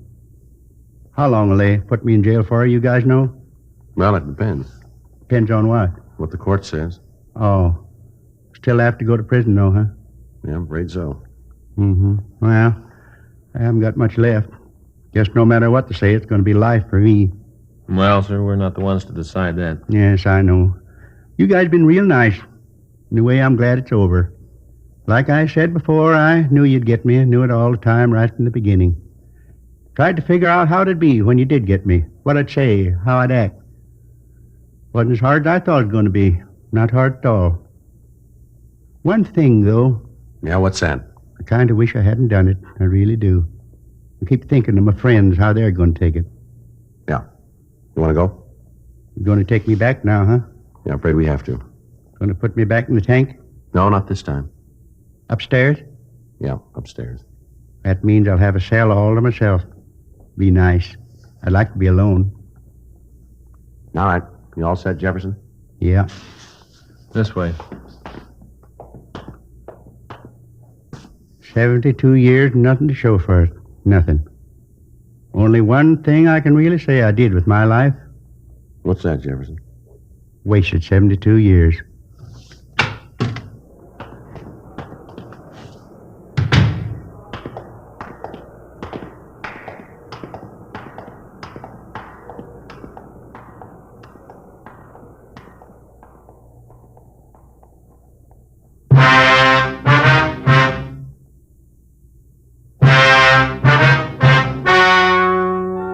The story you have just heard was true. The names were changed to protect the innocent. On July 24th, trial was held in Department 89, Superior Court of the State of California, in and for the County of Los Angeles. In a moment, the results of that trial. Now, here is our star, Jack Webb. Thank you, George Fenneman. I hope you'll remember the facts George Fenneman reported to you earlier. Recent chemical analyses give an index of good quality for the country's 6 leading brands. The index of good quality table, a ratio of high sugar to low nicotine, showed Chesterfield quality highest, 15% higher than its nearest competitor, and Chesterfield quality 31% higher than the average of the 5 other leading brands. Now, I'd like you to try Chesterfields today. I know they're best for me. I'm sure you'll find Chesterfields are best for you.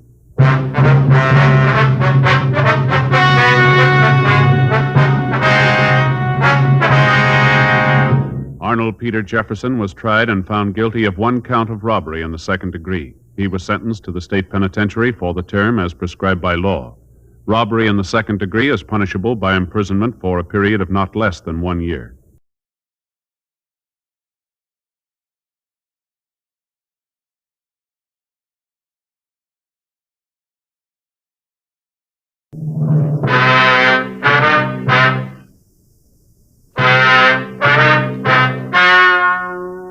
Ladies and gentlemen, the story you're about to hear is true. The names have been changed to protect the innocent.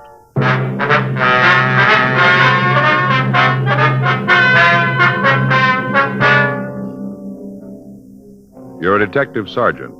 You're assigned a robbery detail. Somewhere in your city, a man is endangering the lives of your fellow officers. His weapon, a 10-cent piece. Your job, get him. Years ahead of them all. Chesterfield is years ahead of them all. The quality contrast between Chesterfield and other leading brands is a revealing story. Recent chemical analyses give an index of good quality for the country's 6 leading cigarette brands. The index of good quality table, which is a ratio of high sugar to low nicotine, shows Chesterfield quality highest. Chesterfield quality highest. 15% higher than its nearest competitor. Chesterfield quality highest. 31% higher than the average of the 5 other leading brands. Yes, Chesterfield is first, with premium quality in both regular and king size. Don't you want to try a cigarette with a record like this? Chesterfield.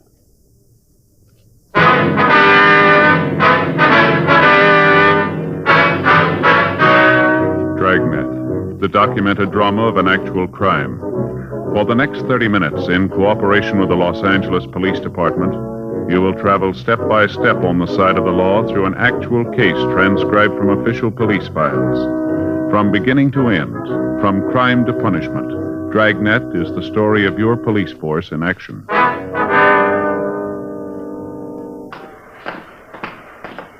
It was Wednesday, May 6th. It was warm in Los Angeles. We were working the day watch out of robbery detail. My partner's Frank Smith. The boss is Captain Didion. My name's Friday. We were on our way back from the drunk tank, and it was 8:34 a.m. when we got to the first floor, the interview room. Okay, you want to sit down, Harris? Yeah. What a head. Either one, you got an aspirin? No, sorry. How about a cigarette? Yeah, here you go.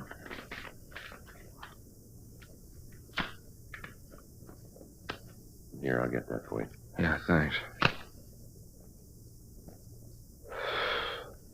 Thanks. Boy, what a head. You're going to fall off and roll around on the floor. Yeah. Last time I got this tank was in the South Pacific. Natives brewed up some stuff. Tasted like torpedo juice. Took me 3 days to get over that. Hey, what am I in here for? You don't remember? No, not good. A lot of fog. Seems like the last thing I remember is a lot of sirens, fire engines, cops, a lot of noise. After that, there's a big nothing. What'd I do? Well, he called the police department, told them the officer had been shot trying to stop a holdup. Then he called the fire department, told them the Times building was on fire. You're kidding. No, he's not. Well, I really got it this time, haven't I? Yes, sir, you got yourself a problem. Why'd you do it? Gee, I'm trying to think. Seems like the girl I was with made some remark about L.A. being a dull town. I told her she just didn't know the place. I think that's when I started calling. Hey, this in the morning papers? I don't think so. Why? I really got trouble if it is. You arrest the girl? No. Thanks for small favors. What? Either you married? Yeah, he is. Oh, he'll know what I mean. I don't think my wife would be crazy about who I was out with last night. No? Yeah. Wife thinks I was at a sales meeting. Hope she doesn't find out. Hey, where was I when you picked me up? Well, according to the arrest report, you were in a phone booth trying to have the National Guard called out. I gotta join something. This is the worst one I've ever pulled. Where do you live, Harris? Apartment over on 9th. Didn't they get that last night? No. All you tell the arresting officers was your name. I didn't give anybody any trouble, did I? I mean, I didn't start a fight, nothing like that, huh? No. You didn't cause any trouble until they got you down here. Down here? I didn't hit anybody, did I? Well, you tried, but you didn't make it. You guys are detectives, aren't you? That's right. How come they send you fellas down here? I caused that much trouble? How long you been in town, Harris? Since I got out of the service. I think about 6 years. You said you were a salesman. Who do you work for? Connington and Michaels. How long you been with them? Since I got out, went to work for them right after I was discharged. Ever been arrested before? No. Oh, a couple of traffic tickets, nothing serious. Hey, what's all this about anyway? Well, you guys act you're trying to prove something more than just a drunk rap. What's the pitch? Well, there's been some fellow around town who's been making calls like you made last night. He's been making a lot of them. They all been phony, but we got to send out equipment. Oh, you figure maybe it was me, huh? Looked like it might have been. We have to check it out. No, I guess I made the ones last night. You say I did, but that's it. Hey, you mind if I take another cigarette? Yeah, here. Help yourself. Thanks. Here's a match. Thanks. Thanks. No, I'm sorry. You guys got the wrong fellow. No. You can check me. You'll find out you got the wrong man. Uh-huh.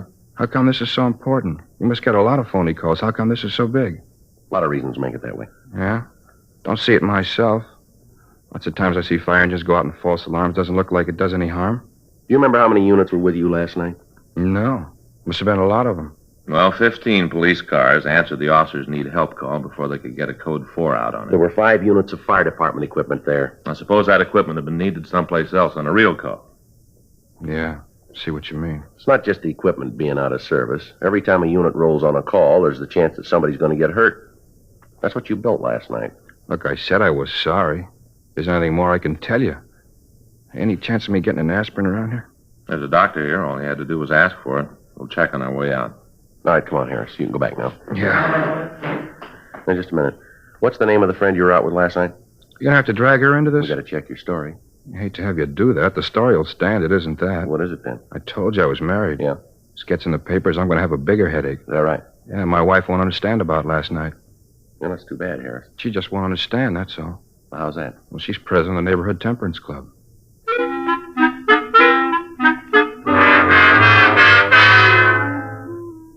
9:30 a.m.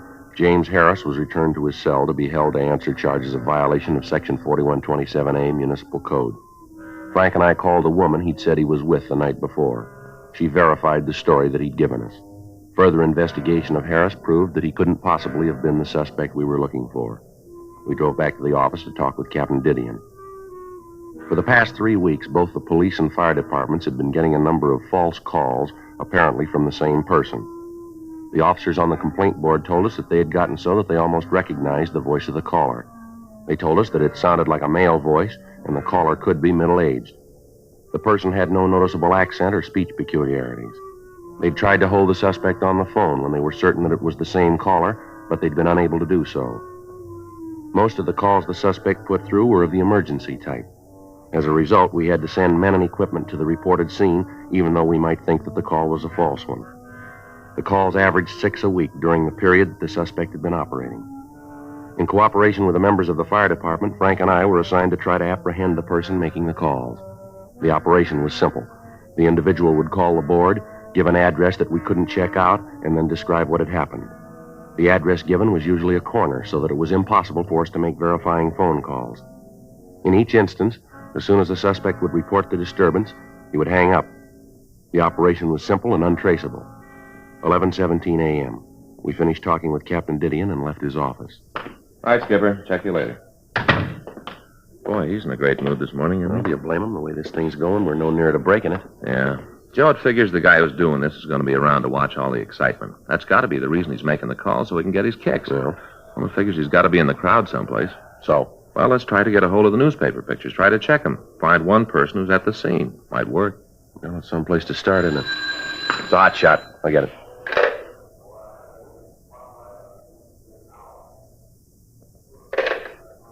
Gonna have to wait. Bank robbery in progress.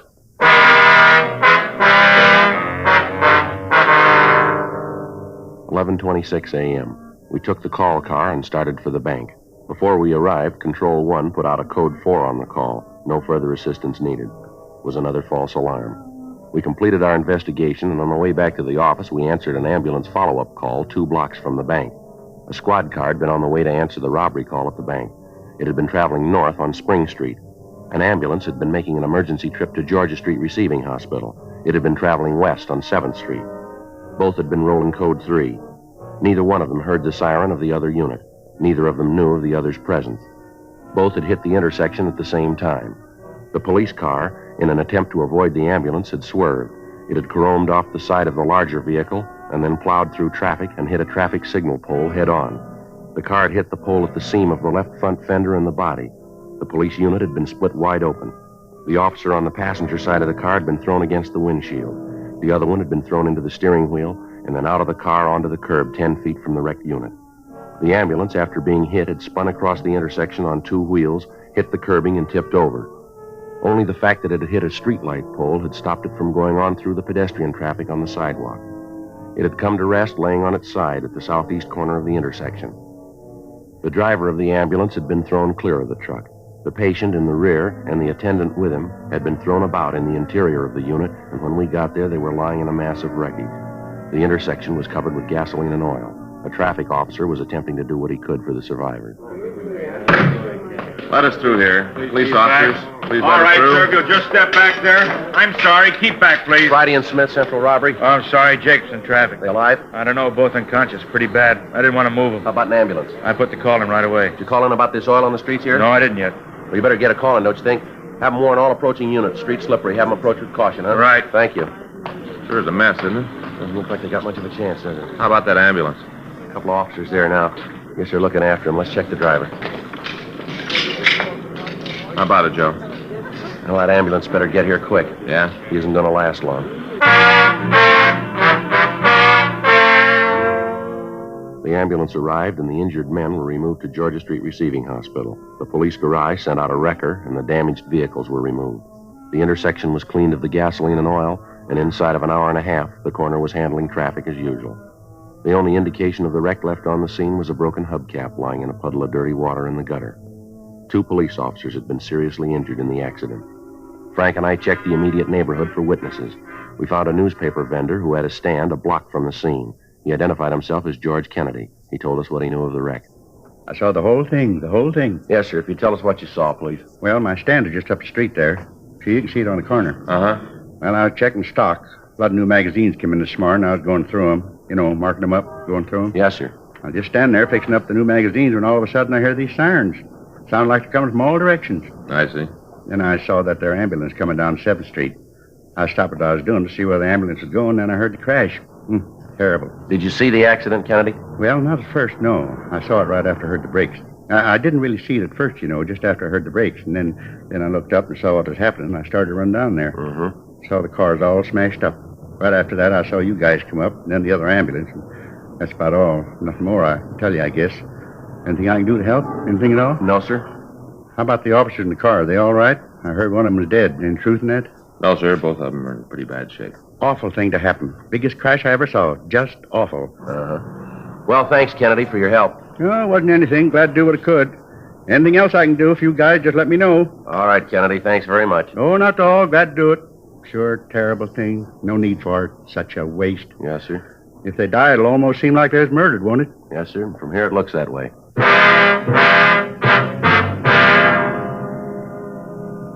Frank and I drove back to the office. We checked with the doctor at the P&F ward at Georgia Street Receiving Hospital. The doctor told us that the injured officers were still in critical condition and as yet had not regained consciousness.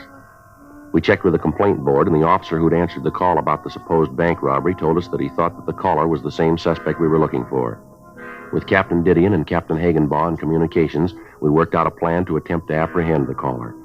The next time he put in a call, the officer answering the complaint would attempt to keep him on the line with questions regarding the complaint until we could get to the vicinity and start a search for him. We would be notified by a hotshot call immediately. 2 days passed without the caller making a move. On Saturday, May 8th, we got a call from Georgia Street Receiving Hospital. Yeah, Doc. Uh-huh. Well, how about the families? They been told yet? Uh-huh. Well, I imagine they're pretty happy about it, huh? Yeah, well, thanks for letting us know. Right, Doc. Bye. Doc Hall? Yeah, both officers are going to be okay. They're doing what they can for him. Hot shot.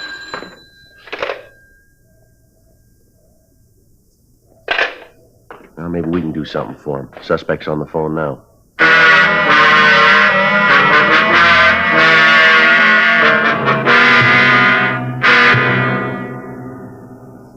The caller had told the officer on the complaint board that he wanted to report an attempted robbery at the corner of 6th and Spring Streets. He said there was a shooting as the operator of the store involved had tried to stop the holdup man. The man on the phone had requested police assistance and the dispatching of an ambulance to the scene. The officer so far had managed to keep the caller on the phone while he let us know of the call. Another officer had called the store and verified that there was no holdup as reported. Frank and I left the office and proceeded to the area code 2. We felt that if the suspect heard the siren of a unit, it might alarm him and we'd lose him. We arrived at the corner 4 minutes after we'd gotten the hot shot. Frank took one side of the street and I took the other. We worked our way down 6th Street, spotting all of the stores with public telephones. It took us a little over 3 minutes to cover the street for 1 block east. We met back at the corner and started down Spring Street. As time went on, our chances of the suspect staying on the phone dwindled. 12 minutes had passed since the suspect had placed the call. I was covering the east side of Spring Street, and I was almost to the corner of 7th when I walked into a store to check the phone booth just inside the door. The voice was familiar. It was George Kennedy, the proprietor of the corner newsstand. Sure, I can see you. No, my name don't matter. All that counts is you get an ambulance here right away. You don't, this poor man's going to bleed to death. Well, certainly, he's right here, right in the same room. All right, come on out of there. Hey, what's this all about? Come on out of that phone booth. What right you got to tell me what to do? No, don't hang up that phone, Kennedy. You got no business breaking into my phone call. All right, you come out of that booth, will you, right now? Now, stand right there. Hello. Yeah, no, this is Friday. Yeah, we got him. Uh-huh. Yeah, well, as soon as I pick up Smith, we'll be right in. Hold it up, Kennedy! Stop that man! Hey, stop him! Hey, mister, what's the car? You all right, mister? Yeah, did you see where that old man went? No. Sorry, mister. He ran in the crowd over there. I wasn't watching him. I thought sure you were going to get hit by that car. Hey, Joe! What are you doing out in the middle of the street? Well, I had him. It's George Kennedy, the guy with the newsstand. You mean the guy we talked to the other day? That's right. Well, at least we know who we're after. That's a help. Yeah, maybe. We got to get him fast now. Yeah? He knows we're after him. We went back to our unit and got out a broadcast on George Kennedy. After that, we checked the immediate neighborhood, but we were unable to find the suspect. We checked at his newsstand, but the people in the surrounding stores were unable to give us the exact address where he lived. We arranged for a stakeout on the newsstand, then we went back to the city hall and called the city clerk. We asked him to check the records for the license issued to Kennedy. The clerk's office told us they would check their files immediately and call us back. We ran the name George Kennedy through R&I, but he had no previous criminal record. We checked with Captain Didion while we waited for the call back from the city clerk's office. I got it. Robbery Friday. Yeah? Who? Oh, wait a minute. Wait a minute. Hello. Well, that's all we need. What is it? That was Kennedy. Says he knows we want him, and he said we better forget all about it, that we'll never get him. Yeah? Says we might as well give up.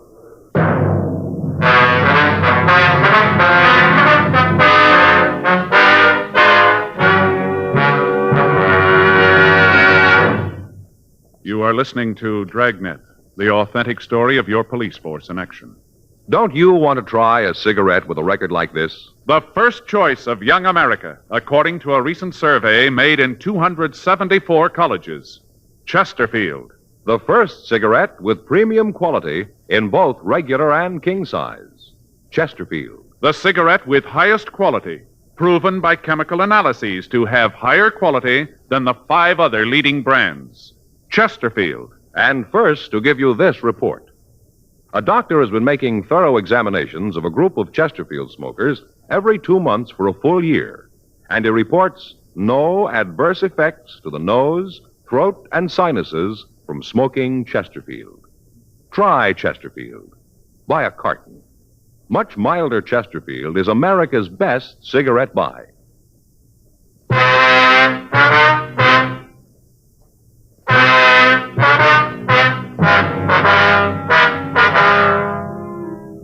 A local broadcast was gotten out on Kennedy. The city clerk called back and gave us the home address listed on his application for a vendor's license. We checked out the address, a rooming house on 9th Street, and the landlady told us that Kennedy was not at home, that she hadn't seen him all day.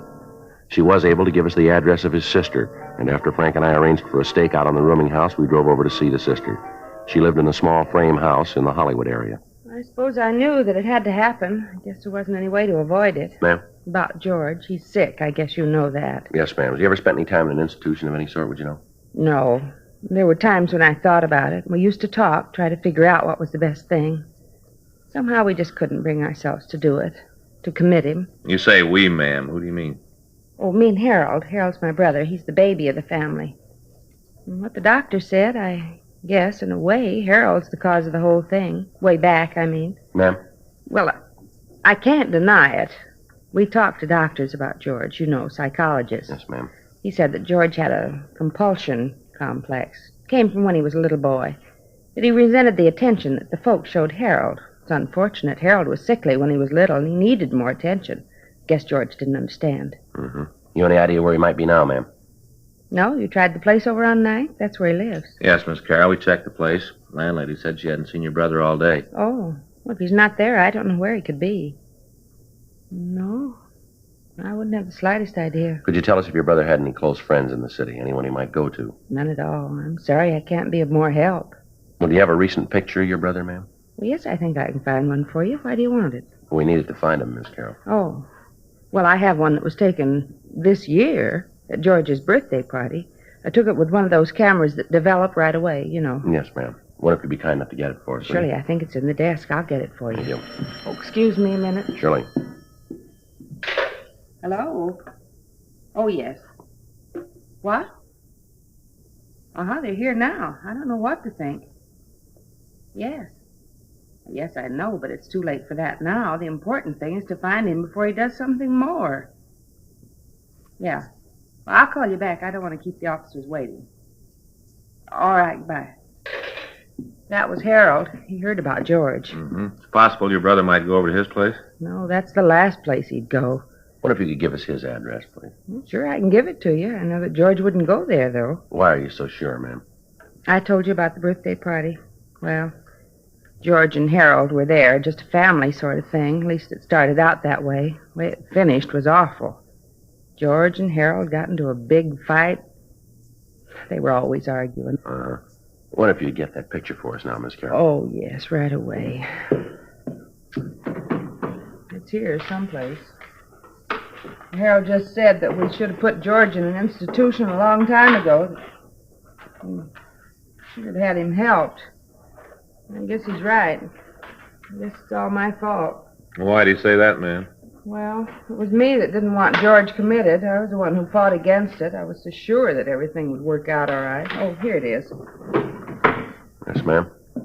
That's George. He got a paper hat on. He come out of one of those little snapper things. George liked things like that, kid things. I guess he never grew up. Yes, ma'am. Always lived in a dream world. Made it up himself. Thought that everybody was persecuting him, that people were after him. It's so silly it wasn't true. I'm afraid it is, ma'am. What? We're after him.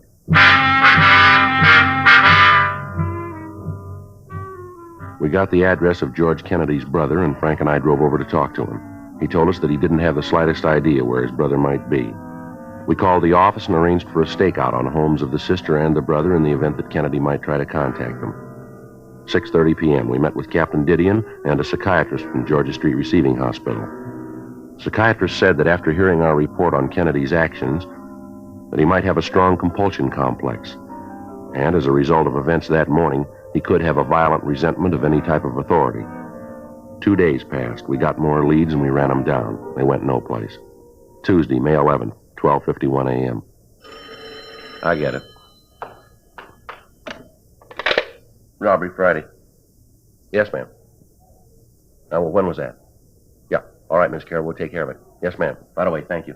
It's Kennedy's sister. Says he just called her. Yeah? Said he was over by Westlake Park, that he was going to commit suicide.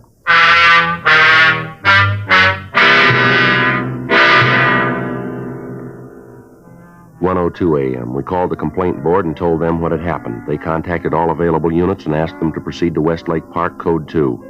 Frank and I drove to the area. By the time we got there, several units had responded to the call. As yet, none of them had seen Kennedy.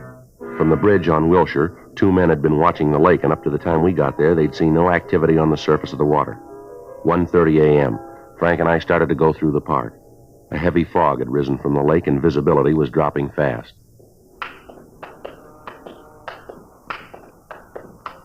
You see anything? No. Now, let's head down toward the lake, huh? Yeah. This way. Gee, it's getting cold. I should have worn a heavier coat. Hold it a minute. See him? Yeah. Just sitting there. Doesn't see us, though. All right. You take him from that side. I'll go this way. Watch it, huh? Right.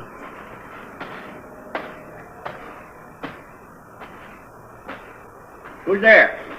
Who is it? I know you're there. Who is it?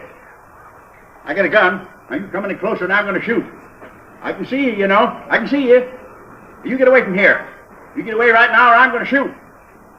All right, I warned you. Put that gun down, Kennedy. Yeah, I knew you were there. I knew it. You thought you could sneak up on me and get me and I wouldn't know it, huh? That's what you thought, ain't it? Huh? Ain't it?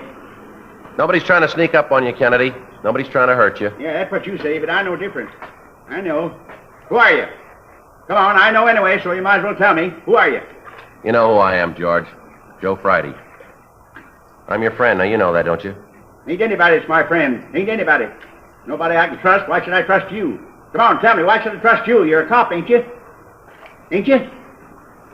You know that, George. We met before. You know I'm your friend, too, don't you? No, you ain't. You ain't my friend. You want to take me away and lock me up. It's not true, George. I just want to talk to you. Just sit and talk, that's all. You stay away from me. I'm not going to tell you again. I don't want you near me. Now, take it easy, George. No, you ain't going to get me. I'm going to get away from you. Away from all of you. All right, wait a minute. Yeah. I know all about you. I know you ain't going to get me. Hey, I can't swim. Somebody help me. Help. All right, Kennedy, take it easy.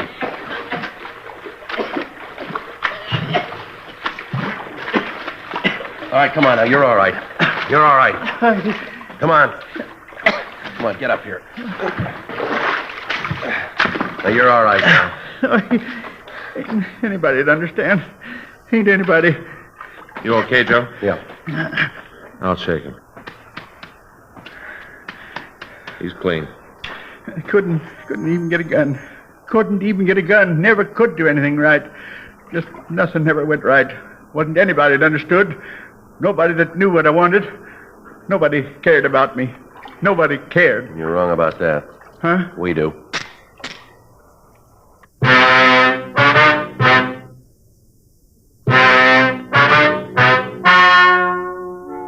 The story you've just heard was true. The names were changed to protect the innocent. On September 21st, trial was held in Department 97, Superior Court of the State of California, in and for the County of Los Angeles. In a moment, the results of that trial. Now, here is our star, Jack Webb. Thank you, George Fenneman.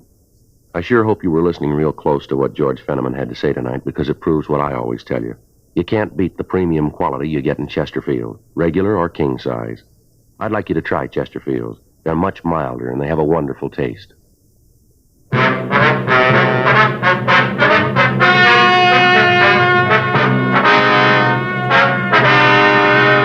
The case of George Hoyt Kennedy was referred to the city attorney. Due to the mental condition of the suspect, the case was then referred to the psychopathic detail at Georgia Street Receiving Hospital. After due process in Superior Court, the suspect was committed to a mental institution for treatment.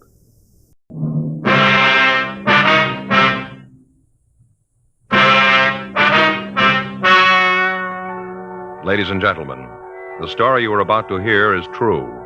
The names have been changed to protect the innocent.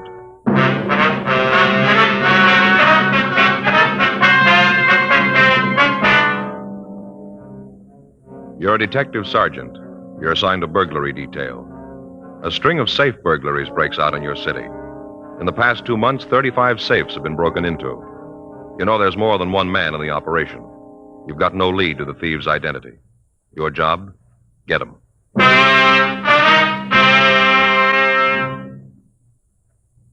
Years ahead of them all. Chesterfield is years ahead of them all. The quality contrast between Chesterfield and other leading brands is a revealing story. Recent chemical analyses give an index of good quality for the country's 6 leading cigarette brands.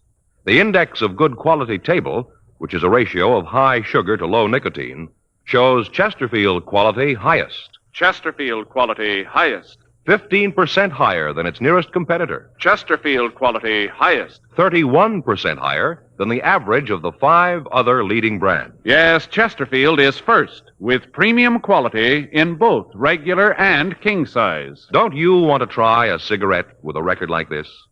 Chesterfield.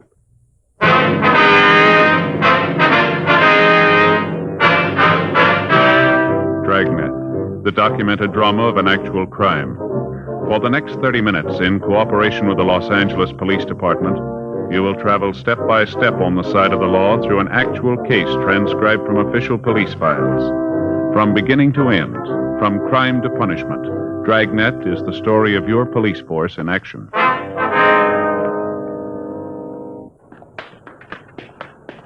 It was Tuesday, August 18th. It was warm in Los Angeles. We were working the day watch out of burglary detail. My partner's Frank Smith. The boss is Thad Brown, chief of detectives. My name's Friday. It was 1:34 p.m. when we got to the second floor of the Central Jail building, the crime lab. Couldn't sleep last night. Faye and I had another beef. Oh, what about this time? Cards, you know, can ask them. Yeah? Folks next door came over after dinner and we got to playing. They play real good. Mm-hmm. It wasn't long before we were really getting schlocked. What? You know, schlocked. Beaten. Oh. Terrible. Yeah. Last hand, they go down right away, Joe. Seemed like everything I threw them they could use. Picked up everything. I couldn't do anything right. Just kept building up mells, they did. Big thing for us was to get out as quick as we could. You know, get the hand over with. Yeah. Faye wasn't doing any good. Finally, I still don't know how they let it happen. I got enough points to go down, so I asked Faye if it's okay. Uh-huh. You have to do that, you know, ask your partner's permission to get the hand over. Yeah. You know that? Well, I've played it a couple of times. Yeah, with you, remember? Oh, that's right. Well, you might not believe it, but you know what she said? No. Just sat there, said she didn't think it was time. Is that right? Yeah. I know it's kind of picky, but there they were, the other kids just piling up points, schlocking us all over the place. Schlocking. Yeah, hand went around a couple of more times. Each time I ask Faye if she wants to get out. Each time, you know what she says? No. That's it. No. Well, what finally happened? Oh, the other folks ran out of cards. Wasn't any more play, so they got out. 3,600 points. And I found out why Faye didn't want to quit. Why? Had a deuce. What? A deuce, a 2, you know? Yeah. Well, she Said she didn't want to get caught with it. Yeah, well, we better get started, huh? Wait a minute. That's not the worst of it, let me tell you. All right. All night we're playing, see? All night. I'm saving cards. You know, I'm like tens. Like to get tens. I save tens. Yeah, I guess everybody saves tens. Well, I save more than other guys. We get all through, and you know what? We find out there are only 7 tens in the deck. One of them's missing. All night, there's 7 tens. Well, that's dreadful. Well, I tell you. You were schlocked. Schlocked. Couldn't sleep a wink. Friday? Yeah, Ray. Back here. Girl's out to lunch. Come on back. Hi, how's it going, Ray? Moving around's about all. Hot out, huh? Yeah, paper says it's going to go over 90 today. Too hot for me. Yeah. Well, how you coming on the job this morning? Just finishing up. Looks like the rest of them. Yeah. Got some pictures here. Take a look. Here's pictures of the marks they left on the door this morning. Mm-hmm. See those 2 long scratches on the wood? Yeah, here? Yeah, now, over here, here's a picture from the Argosy Manufacturing Company's door. Mm-hmm. See? Yeah. Same 2 marks. Pretty safe bet to figure that both doors are open with the same pry bar. Yeah, same type of entrance made this time, huh? Yeah, just the 1 mark on the door. They know what they're doing. Insert the bar, hit it once, and the door opens. Mm-hmm. How about the safe? What do you got on that, Ray? Here. This is the picture we got of the room, same as the others. Standard rip job, nothing different there. How about marks? No help there. Here's the pictures. Looks like the same tool that was used on the other jobs. Did you find anything else, Ray? No. At least nothing that helps. Leighton Prince picked up a couple from the safe. Belonged to the manager of the place. Nothing else that gives us anything. Well, I'd say that was the same bunch. Yeah, either that or they're lending their tools to the boys in the neighborhood. Yeah, well, that isn't likely. Cigarette, Ray? Yeah, thanks. Ray? Here's the light. Ray? Thanks. Really leaning on you guys for this one, huh? Yeah, Skipper's taking a lot of heat. What's this make for him? 34, 35? 35, 6 months. Got any nearer to him? No, not much. Got anything to tell how many men there are? It'd be hard to say for sure. The way they work figures about 3 or 4, maybe. Yeah, that's the way it looks. Take that number to pull off the operation as smooth as they're doing it, though, Ray. You got anything at all to work on? Well, we checked around town. There aren't any rumbles. One of the tightest gangs that we've seen in a long time. Doesn't seem like anybody outside knows what's going on. We checked the places around. Nobody's spending a lot of money they can't account for. How much they take so far? Well, what they got this morning, let's see, it comes to a little under $36,000, doesn't it, Frank? Yeah. What about you, Ray? You turn up anything we can use? Nothing that points anyplace. We know how they got in, how they hit the safe. That isn't going to help much. Same M.O. as the others. You haven't got any idea who they are, huh? No, nothing. Had any idea who they are, we could maybe use the anthracene on their tools. That's great. We got to find the tools before we use that. We got no idea where they plant them. Mm-hmm. Seems that one of your informants would be able to come up with something on it. Yeah, you'd think so. We've checked them all, Ray. No leads to the gang. Doesn't seem there's anybody in town that knows who they are. Anybody new operating around? No, we checked that out, too. We've had the stats office make so many runs that they're wearing out the cards. M.O. isn't new. It's been used before, but all the possibles have been checked out. Stuff from Brereton up at CII, the other lead from the APBs, they've all been cleared. Now, we got just what we started with, the gang working when they want to, where they want to, and there's nothing we can do about it. Well, I wish there was more I could do to help out. Yeah. I got to get back to work. Got some precipitant tests homicide wants this afternoon. Yeah, well, we'll see you later, Ray. Right. You want this stuff booked? Yeah, we'll take care of it. Okay. Excuse me a minute. Yeah. Crime lab, Pinker. Yeah? Yeah, they're both here. Which one? Yeah, hold on. Joe? Yeah? You, office. Thanks. Friday. Oh, yeah, Chandler. Uh-huh. Wendy call. Yeah, well, what's that number?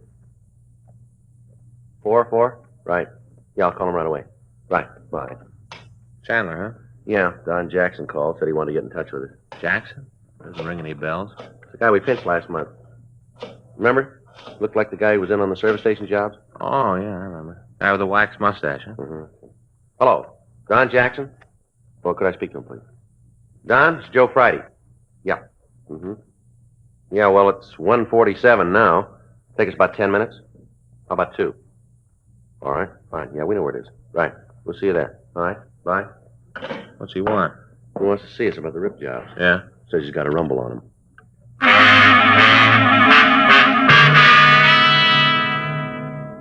Don Jackson had been a suspect in a series of service station burglaries we'd investigated. He'd been picked up and interrogated, but investigation showed that he couldn't have been involved in the thefts. Since he'd been released, we'd heard nothing from him, and as far as we knew, he'd gone back to his job in a downtown clothing store. From what he told me on the phone, he had some information about the current series of safe burglaries. 1:48 p.m. Frank and I left the crime lab and drove over to the store where Jackson worked. He managed to get relieved, and he took us to a small coffee shop near the store. We sat down and ordered some coffee, and Jackson told us what he knew about the burglaries. Now, I could be wrong about this. I don't think so. But outside, it could be. Donnie, you got any one reason for figuring that the Scott fellow's tied in with the jobs? Well, nothing I can put my finger on, you know. Just that the guy's never done a full day's work in his life. Don't think he knows what a callus is. Yet he's always loaded, always got a roll. It's real, too. Not like them you see sometimes with a big bill on the outside and ones in the middle. Now, this guy's loaded, you know? Yeah. Where'd you meet him? Well, I was sitting in a bar down the street one night, having a belt before dinner. We got to talking, ended up eating together that night. You remember when this was, Don, when you first met him? Well, let me see. Yeah, it was the day I got the trench coat from England. Now, let me see. That make it about August 4th. Yeah, it was the night I got the coat. Come to think of it, that's what got us a talking, the coat. I don't understand. Well, you see, I got this here coat I had to send over from England. It's a real beauty. All kinds of linings and wind straps in the sleeves. It's great, you know? Uh-huh. Well, I had him send this coat to the store. Got down to 4th. I had it with me that night. And Scotty noticed it, and we got to talking about clothes and went to dinner. He asked me how much a coat cost.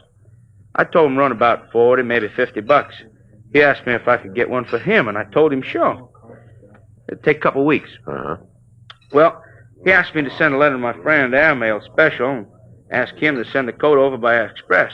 I told him I would, and then he asked me if I wanted to pay me then. Yeah. I told him no, wait till I knew just how much the coat was going to run. You know, duty and postage and all that. Yeah, I know. Well, he said that'd be okay with him. I saw him a couple of times after that, and every time he'd ask about the coat, I told him that was in the works, you know. Mm-hmm. Well, finally got the coat. It was beautiful. Never saw the guy again. I'm out $46. Crummy Scotty, leave me with that coat. My own money, too. $46. I don't make enough to lose that kind of money, you know. Well, that's too bad, Jackson. But why do you figure this Scott had anything to do with the burglary? Well, now, I just told you. For one thing, the money. Always had a lot, but he never had a job. No place to get the money. Not only that, but one night, well, I saw him. We were going out to dinner, and he said he couldn't quite make it then. That something had come up. That he had to take a rain check, you know. Uh-huh. Well, I asked him what had come up, what was so important. He said he had to see a guy over in East L.A., some sort of a business deal. You say what this deal was about? No, he wouldn't say. The next day he shows up loaded. Got a roll on him, choke a horse. Now, I asked him where'd he get it. I kid him about being one of the guys who ripped the safe in the Argosy plant. What'd he say to that? Nothing, just got real serious, you know. Asked me why I asked him that. What made me think he was in on the job? I kept telling him I didn't know anything about it. I was just kidding. He finally bought it and said it was okay, but he said I shouldn't go around saying things like that. All right, go ahead. Well, I got the coat and looked Scotty up to give it to him. Wouldn't pay for it. They lost the coat thing up or something. I don't know, sent the wrong size, and I'm stuck with it. He wouldn't have anything to do with it. I figure since I ordered it for him, it ain't my fault that it's big. He should pay for it, you know, $46. Now, any way you look at it, I laid out the dough. I figured he should make good on it. He wouldn't do it. And I got sore, and I figured that maybe you'd like to know how he acted about the Argosy job. Lousy bum. $46 that coat cost. You know where this Scott lives? No, I haven't got the slightest idea. But I got his phone number, though. I'll give you that. Can you give us a description on him? Sure, he's a sneaky little guy. No wonder the coat won't fit. Little bitty guy, you know. Yeah, now you say his full name is Leonard Scott, is that right? Yeah, crummy bum. I hope you get him. Well, we'll talk to him, Don. He knows something about it. I'll bet money on it he knows. Say, I don't like to bring this up, but you guys could do me a big favor, you know. What's that? No, I don't suppose you could. What is it, Don? You know anybody could use a size 52 trench coat?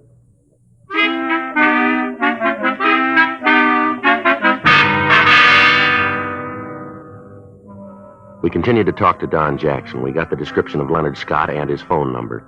3:15 p.m., we drove back to the city hall and checked the name through R&I. We came up with several possibles. The mug shots were pulled on them, and they were shown to Jackson. He was able to identify one of them as the man he'd told us about. The suspect had a record for burglary and had served 2 terms in the state penitentiary at San Quentin. He'd served his full term and was not on parole. We checked the last address on his convict registration card, and we found that he lived in a rooming house on West 11th Street. The phone number he'd given Jackson was the same as the one on the registration card. We drove over to talk to him. We found that he wasn't in his room, and from the landlady we learned that he was expected back around 7 that evening. We checked his room in company with the landlady, and then we called the office and told them where we were in the event they had to contact us. We waited in the living room of the house for the suspect to return. 7:15 p.m. Joe. Yeah. He matches the description, doesn't he? Come on. Just a minute. You Leonard Scott? Yeah. Who are you? Police officers like to talk to you. What's this all about? Be better if we went up to your room. Oh. All right, come on up. Can't you give me some idea what this is all about? We'll talk to you about it. Go ahead. Open the door. Go ahead. Yeah.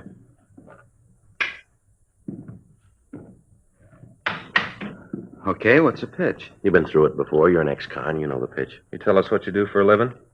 I work. Doing what? I'm a salesman. What do you sell? Different things. What's all this prove? You guys coming in here making like big men? I'm going straight. I work for a living. Now either tell me what this is all about or get out of here. You remember what you were doing on August 4th? A long time ago. You remember what you were doing? You have to think about it. It's a long time ago. All right, you take your time. We like to know. August 4th, huh? Yeah. No, sorry, fellas. Can't remember a thing. How about the 5th? Same there? 6th? Nothing? How about the 7th of August? Oh, I can give you a hand there. I had a dinner with a friend. Then we went to a show. I had a few drinks after, and then I came home. Who's the friend? Fella I know. What's his name? Why I gotta tell you that? We gotta check your alibi. What do I need an alibi for? I haven't done anything. My time's clean. I got nothing to explain to you. Then maybe you can clear up a few things for us. I would like to help the cops out. What do you want to know? How come you remember what you were doing on August 7th? You got trouble with time before then, haven't you? What's so important with the dates? Maybe if you tell me what you're after, I can help you out. You quit being cagey, maybe I can come up with the answers. The Argosy manufacturing plant had their safe ripped open on that night. You look good for the job. Oh, you're out of your mind. Yeah, we got a witness who tells us you showed up with a pocket full of money the next day. You've fallen twice before for burglary. You can't account for your time before or after the date, but you happen to have an alibi for the night of the heist. You got no steady job, but you got plenty of money. Now, come off it, Scott. We got you nailed for the jobs, and you know it. You got a choice of giving us a hand on this thing, and it'll be marked down in your favor, or you can be a big man and stand for this thing alone. It's up to you. We'll play it any way you want. You figure you can make me for the job? Looks like it won't be too tough. You're in the middle, Scott. Why don't you cop out? What do I get for turning pink? I told you it'd be marked down that way. How about it, Scott? All right, I guess I gotta go with you. I wasn't in on the jobs. I didn't really have anything to do with the casing. I helped a little bit. Not much, just a little. Where'd you figure in it? Once I worked as a lookout for 'em. Who are they? I can give you the names. Like to see you get 'em, lousy bunch. Hope you get 'em good. Make every one of 'em lousy bums the way they treated me. What do you mean by that? Big deal. Had the cops running around in circles. Big deal. Nothing. Work along with them. Everything will be fine. Big deal. How many of them are there? 4. 4 real bums. They said they were going to take care of me. They told me I'd get my share of the money. Lousy liars. One job I was with them. After that, they told me I hadn't done enough to earn my way, that I wasn't any help to anybody. Well, next time you see them, you can tell them. Yeah? They were wrong.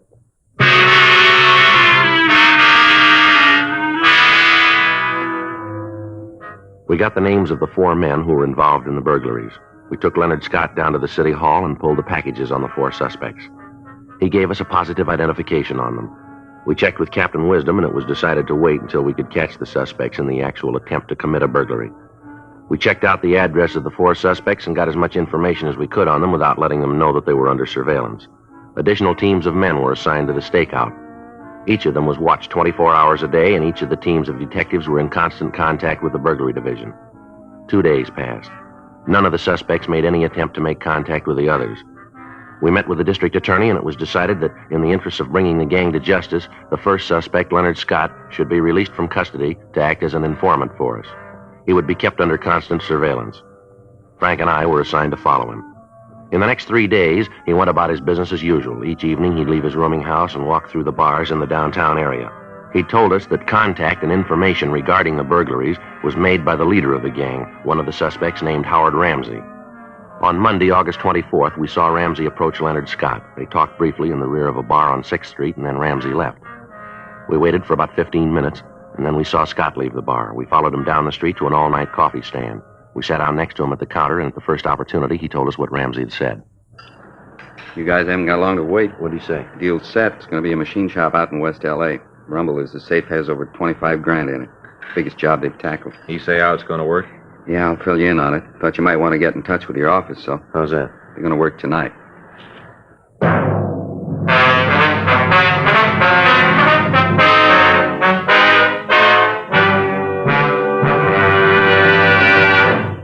You are listening to Dragnet, the authentic story of your police force in action. Don't you want to try a cigarette with a record like this? Chesterfield, first to give you premium quality in both regular and king size. Chesterfield, first choice of young America. From a survey of 274 leading colleges and universities. Chesterfield, first to give you this report. A doctor has been making thorough examinations of a group of Chesterfield smokers every 2 months for a full year. And he reports no adverse effects to the nose, throat, and sinuses from smoking Chesterfield. Try Chesterfield, regular or king size. Chesterfield is America's best cigarette buy.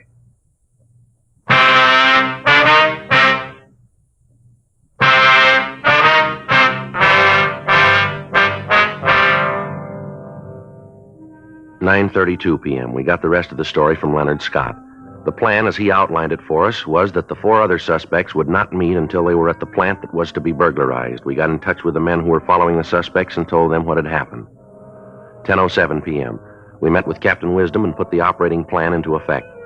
It had been arranged that all of the men following the suspects would be in 3-way radio cars so that constant communication could be kept between the units of the operation. Additional officers were planted on the roofs of the buildings surrounding the plant to be burglarized. These men would be equipped with walkie-talkies so they could keep in constant touch with each other and with us in a 3-way radio car. In this way, we could direct operations, and we'd have a complete picture of what was happening in the immediate vicinity. A blockade system was set up to be put into operation once the suspects had entered the trap so that escape would be impossible. 11:45 p.m. The plan was completed, and the men involved were in their assigned positions. We followed Leonard Scott to his rooming house, and he changed to his working clothes. He came out of his house, and we followed him out the freeway to Hollywood. From there, he drove out Sunset Boulevard to Whittier Drive in Beverly Hills, and then he went out Wilshire Boulevard toward West L.A. As we drove, we could hear the other units reporting the position of the men that they were following. All of the suspects left their homes at approximately the same time, and it looked as if they would get to the plant within a couple of minutes of the scheduled time. Scott had told us that they would not meet at the plant, but they'd rendezvous at a drive-in a couple of blocks from the plant. There, they would be given their instructions. 2:16 a.m., the 5 cars pulled into the drive-in, and after a brief conversation, they all left and drove toward the plant. 2:23 a.m., all the police units got into their positions as arranged. Frank and I took up our position, and we listened to the reports coming in over the radio. Unit 1KY80, Unit 1KY80, Rubles, come in. Unit 1KY80 to Rubles, go ahead. I'm on the roof of the building directly across the street from the factory, Joe. I can see the suspects now. How many of them are there? I can see 3. I think there's a couple more at the corner as lookouts. Hey, Donovan's down the block. Maybe he can see the others. Unit 1KY80 to Donovan. Come in, please. Over. This is Donovan. Yeah, there's one of them on the corner down here. He drove up and got out to take a look at the motor of his car. He's over there working on it now. This Rubles, I can see another one at the other corner. He's changing a tire.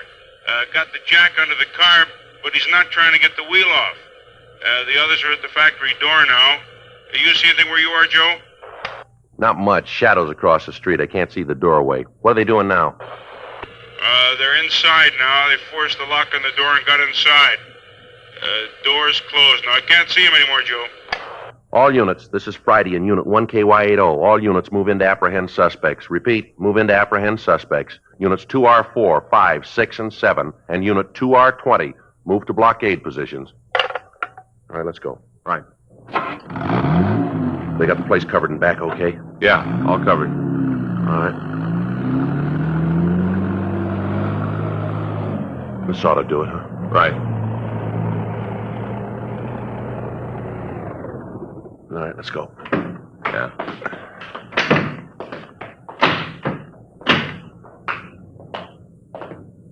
Well, I got the lookout. Yeah, I see. Well, let's take it easy, huh?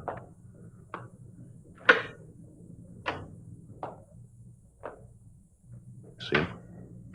No. The light back there looks like the office. Wait a minute. Yeah. All of them must be back there. Sounds like they're putting the bar into the back of the safe, doesn't it? Yeah. Rubles? Let's go. They're in the office now. You want to move in from that side? Right. All right, let's go. All right. Come on, get on it. We haven't got all night. That safe built like a sardine can. There's no reason to take this long. We're doing the best we can. We got the 1005 bricks giving us trouble. Here, let me take a look. All right, hold it right where you are. Cops, let's get out of here. Watch him, Joe. I'll get him. Right. Come on, Ramsey. You got no place to go. The building's surrounded. Back here, Joe. Get out of here, cops. You're never going to take us. Hold it up. Don't shoot anymore. I give up. Come on, cops. Come on and get it. He ain't talking for me. I've had it. I don't want any more shooting. I give up. All right, throw your guns out here. He's mine. All right. Come on out of there. Get over there. Get your hands back of your head. Stand right there and don't move. I gave up, didn't I? I didn't want any more of it. Come on, Ramsey. Your partner was smart. Why don't you play it that way, too? You come and get me, cop. All right. You win. I'm out of shells. Don't shoot. Throw that gun out here. All right, now come on out of there. Keep your hands back of your head. Come on, move. That's good right there. All right. Come on, Ramsey. Over there next to your partner. Now stand still, both of you. Put your hands against the wall. Stand still. I don't move. All right, they're clean, Joe. All right. There were three of them. Where's the other one? I made a break for the front door. They got him out there. Lousy luck all the way around. How'd you know? Who told you? That doesn't make any difference. Well, somebody had to tell you. You'd never have found out if somebody hadn't told you. Yeah, that's right. Come on, let's go now. Well, who told you? Who turned Fink? Somebody had to tell you, didn't Well, he? don't you worry about it, mister. What do you mean? You're going to have a lot of time to figure it out. Now, let's go.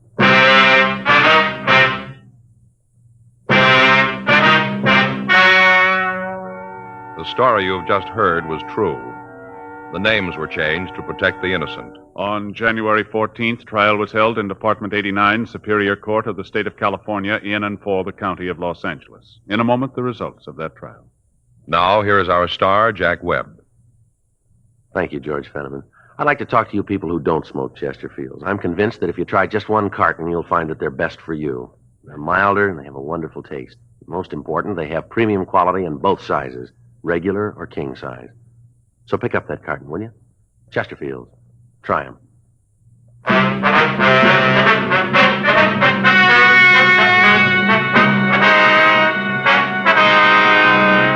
Howard Allen Ramsey, Jack Irwin MacArthur, and the other two suspects were tried and convicted of 15 counts of burglary in the first degree. They received sentences as prescribed by law. Burglary in the first degree is punishable by imprisonment in the state penitentiary for a period of not less than 5 years. Because of his cooperation, Leonard James Scott was given a lighter sentence, and at the conclusion of his prison term was placed on probation for a period of 2 years.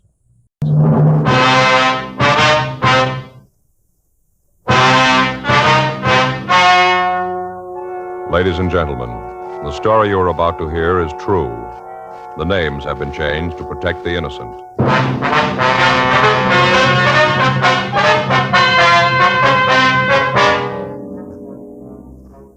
You're a detective sergeant. You're assigned to robbery detail.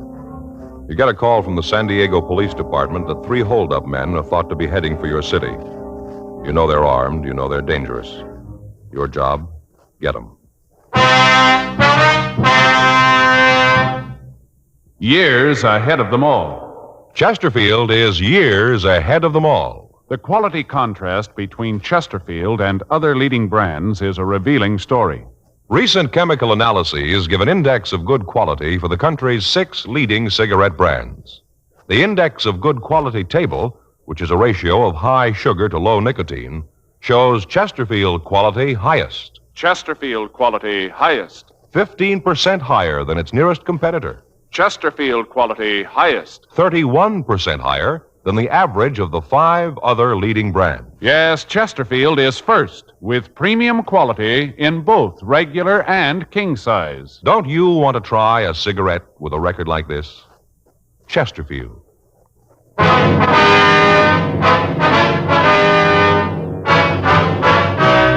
Dragnet, the documented drama of an actual crime.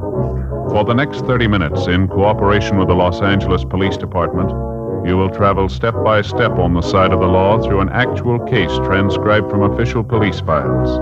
From beginning to end, from crime to punishment, Dragnet is the story of your police force in action.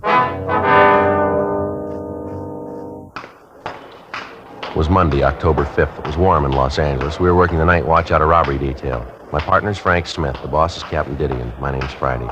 I was on my way into the office, and it was 4:58 p.m. when I got to room 27A. Robbery. Hi, Murph. Seen Frank? Yeah, he was here a couple of minutes ago. I think he went down the hall. Said he'd be right back. Thanks. How the kids? We're in the cycle again. What do you mean? The cold cycle. Oh, yeah. Oldest boy brings one home with him, gives it to his sister. Then it goes to the baby, then to the wife, and then to me. By the time I got it, the oldest boy's ready to catch it again from me. Doesn't seem to be any end to it. Yeah, I see what you mean. Reading the other day where if you take care of a cold, take a lot of pills, stay in bed, you can shake it in a week. All right. Don't do anything special for it, and it'll take 7 days to get rid of it. Joe? Got an APB here from San Diego. Boys down there really drew themselves a gem. Yeah, can I take a look? Yeah, here it is. I can hear him moan all the way from here. What is it? Well, I had a jewel robbery at a hotel on the coast. 3 men, took $135,000 in jewels and at least $15,000 in cash. $150,000, huh? Any leads on them? No, APB gives a description, list of the stolen jewelry. That's about all. When did it happen? It says 1:30 this morning. Yeah, it's going to keep him busy for a while. That Mort's screaming like an eagle, Joe. Why? Well, I talked to him last week. Said he was going down to Mexico to do some fishing. Been saving days off for the last 3 months. Won't get to go now. Yeah, I get it. Robbery, Friday. Yeah, go ahead. San Diego. Huh? Yeah, hi, Mort. Yeah, we got the APB. How's it going? Yeah. Uh-huh. When do you figure they left? Yeah. Okay, Mort, yeah. All right, we'll keep an eye open. Right. Bye. What's he got? Well, Davis, Walk, and Hewen are coming up. They're driving? Yeah, they figure the hold-up men are heading this way. The early editions of the afternoon papers came out, and they carried the complete story. 3 men had entered the Carlton Surf Hotel at 1:30 a.m. All 3 were armed, and they forced the manager to open the safe. Inside the vault were the jewels and the other valuables that had been deposited with the management for safekeeping by the guests. After looting the safe, the 3 men had robbed 5 of the guests who had entered the lobby during the time that they'd been going through the safe. After taking all the money and valuables they could find, the 3 men forced the manager and the guests into a back storeroom of the hotel, and they locked them in. None of the victims could tell the San Diego officers what kind of a car had been used, but all of them were able to give good descriptions of the 3 men.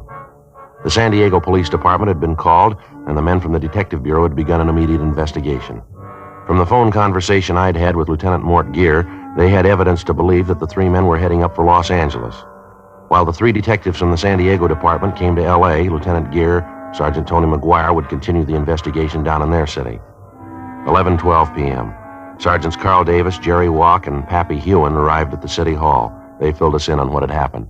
The way the thing looked, it figured that someone who had either worked for the hotel or was working for it had engineered it. How'd that check out? The identification we got? Yeah. Virgil Russell worked for the hotel a year ago as a busboy in the dining room. All the victims gave a positive identification on it. How about the other 2, Carl? Nothing on him yet. What made you figure they might be coming up here? Well, Russell's got a record, checked his package, and found that he has a sister in San Diego. Checked her, and she gave us the lead. Yeah. Said her brother and 2 men came by the house early this morning. Her brother's been staying with her for the past few weeks. Anyway, he came by this morning, packed his clothes, said he had to come up to L.A. on business. Well, she have an address up here for him, Carl? Not good. Said he told her he'd get in touch with her. He was staying with a friend place out on Olympic Boulevard. Anything on that address? Yeah, our package gave an address out there. Russell had listed a friend of his when he was arrested. We figured he might be out there. Got a good description of the car. One thing is going to help. Yeah. Sister told us that she asked her brother about the other 2 men. Wanted to know if they didn't want to come to the house. Mm-hmm. Russell said no, they were waiting for him. If the 3 of them were in a hurry, she couldn't give us a description of the other 2. Well, what time this happened? About 5:30 this morning. Well, they came right up here. They'd get in about 8 then, wouldn't they? Yeah. You're pretty sure that these are the right ones now? Looks like that. Identification of the mugs. Russell's sister told us when he was packing, a brooch fell out of his grip. She picked it up for him. You have a description of it? Yeah, matches one that was taken from the hotel in the theft. Large diamond with 4 rubies in the setting. Looked real good for the job. You get a broadcast out on the car? Yeah, Russell's sister told us it's a 53 Nash, red and black Continental hookup. She said Russell just got back from a trip through Arizona, Nevada, New Mexico. Said that he had the rear window covered with those stickers. You know, the ones they get from gas stations. Yeah, I know what you mean. Window's supposed to be covered with them. Shouldn't be hard to spot. Well, maybe he figures that, too. Might have him taken off, huh? Possible. It's a lead, though. Something else to look out for. Any chance he might have gotten across the border into Mexico? Yeah, it's possible, but it isn't likely. As soon as we got word on the car, we got out a supplemental APB on it and got in touch with the authorities down the border. They said they hadn't seen a car that matched the description across the border. Well, if they'd gotten to the border, the officers down there'd know about it anyway. Yeah, I talked to Al Gayton from our office. He said they'd be on the lookout for him. Our pawn shop detail got right on it, Carl. They got the description of the jewelry out all over town. We haven't had any reports on it yet, though. They aren't going to try to sell it piece by piece. Too many of those pieces are easy to recognize. Yeah. They'll probably try to peddle through a fence and have it broken up. Well, we'll get the word out to our informants. Ask them to watch out for it. Yeah. Heist that big can't be kept quiet for long. Bound to be rumbles on it someplace. I'd like to check out the place on Olympic. It looks like it's the best lead we got. Okay. We're walking here, you know. Went down the hall with Murphy. Wanted to check some things at R&I. Well, might as well get on out to Olympic, huh? You got the address? Yeah, you better check the place first. Could be rough. What do you mean? Well, all three of them are armed. Russell served time twice before at the joint. Yeah. I don't think he's going to want to go back.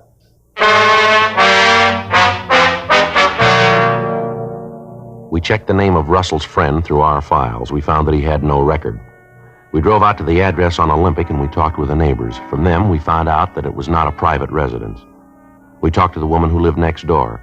We asked her about the man listed in the San Diego package as a friend of the suspects. She told us she hadn't seen him. Directly in front of the rooming house, we found a car answering the description given us by the sister.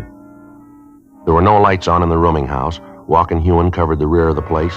Frank, Carl Davis, and I went up to the front door. Pretty dark. I can't see anybody in there, can you? No, I can't. Check the window, see if I can spot anything. Right, Carl. Well, let's try the door. Yeah.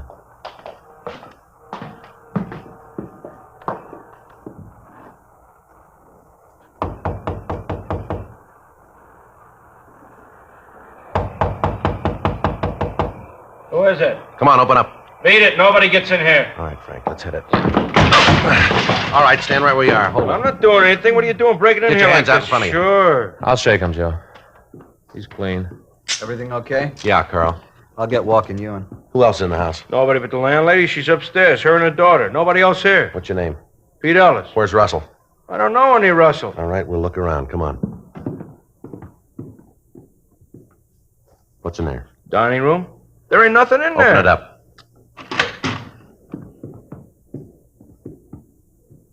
See? Nobody here. Yeah. All right, we'll check the other room.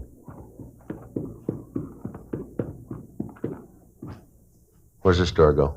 Bedroom. Ain't nobody in there. Open it up. Joe, nobody in the kitchen. Check the back porch. Walk and Davis are upstairs. All right, we'll try this one here. Come on, you open it up. It's locked. I can't get in. There's a key in the door over here. Let's see if it fits. Virgil! Virgil! Get out! Virgil, it's the cops! Get out! All right, get out of the way, you. Come on, let's hit it. Yeah. On the bed, Joe. I see. All right, come on, you out of that bed. Hey, Joe. Yeah. The bottle of sleeping pills on the table here. Yeah, an empty bottle of whiskey. I guess he's dead drunk. Upstairs is clean, Joe. Russell, huh? Yeah, he's drunk. I guess we're pretty lucky. Under his pillow there? Yeah. 3 guns.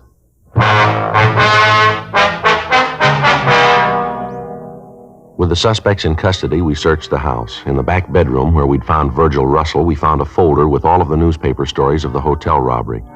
In each instance, that portion of the story which referred to the thieves themselves was outlined in pencil, and there were small notations along the margins of the newspaper.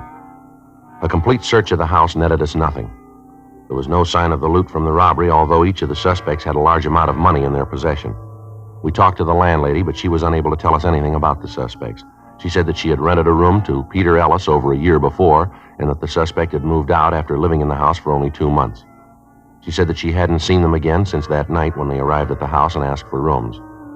We called the office and arranged for a stakeout on the place, and we took the 2 suspects back to the office. We ran Peter Ellis through R&I, and we found that he had 1 previous conviction on a robbery charge. 2:15 a.m. We talked to Virgil Russell in the interrogation room. All right. I ain't trying to con you into anything. I was in on the heist, I'll admit it, but I ain't gonna be no fink. You ain't gonna get any other names out of me. You got the money we found on you from that hotel robbery, is that right? I don't know where else it'd come from. I got no reason to con you about the hotel job. I pulled it. I ain't afraid to admit it. I'm just not turning fink, that's all. Maybe we can get it out of Ellis. He won't tell you anything. You're pretty sure about that. He admits he was in on the robbery. Well, so what? We all had a deal. If any of us got caught, they wouldn't tell about the others. You think Ellis and that other guy'd go that route, standing the arrest alone? Sure. We had an agreement. Oh, come on now. Tell us how much you got for the jewels. You can tell us that and not tell us who the other man is, can't you?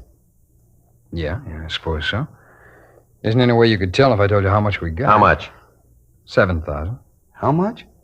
7,000. Who set up the deal to sell the stuff? Your partner? Yeah, he handled all that. He fixed it for you to get $7,000 for all the jewelry? Yeah, that's right. Well, you made a good deal, all right. $7,000 for $135,000 worth of jewelry. Wasn't worth 135. That's just the papers, making it sound big. No, Russell, you're wrong. That's what the stuff is worth. Are you kidding? You got that report, Frank? Yeah, here. Now, wait a minute. That's maybe what they claim the stuff is worth. But you know how people are always jacking things up on the insurance companies. The stuff was worth, maybe $15,000, not a cent more. Yeah, Joe, here it is. This is a report you got from the insurance company, Carl. That's it. Would you like to read it yourself, Russell, or do you want me to read it to you? Well, let me see it. All right. What a lousy bum. Oh, no good. He's a thief, that's what he is. A thieving thief. That's the kind of a guy you say you had to deal with, huh? Let you think he was doing you a big favor. Some deal, $7,000. If we'd picked him up, he'd have screamed like an eagle. He's your pal, all right. No good thief. I can't believe it. Who'd he sell his stuff to, do you know? No, I don't, and that's the truth. I saw the guy, but I don't know who it was. How'd the deal work?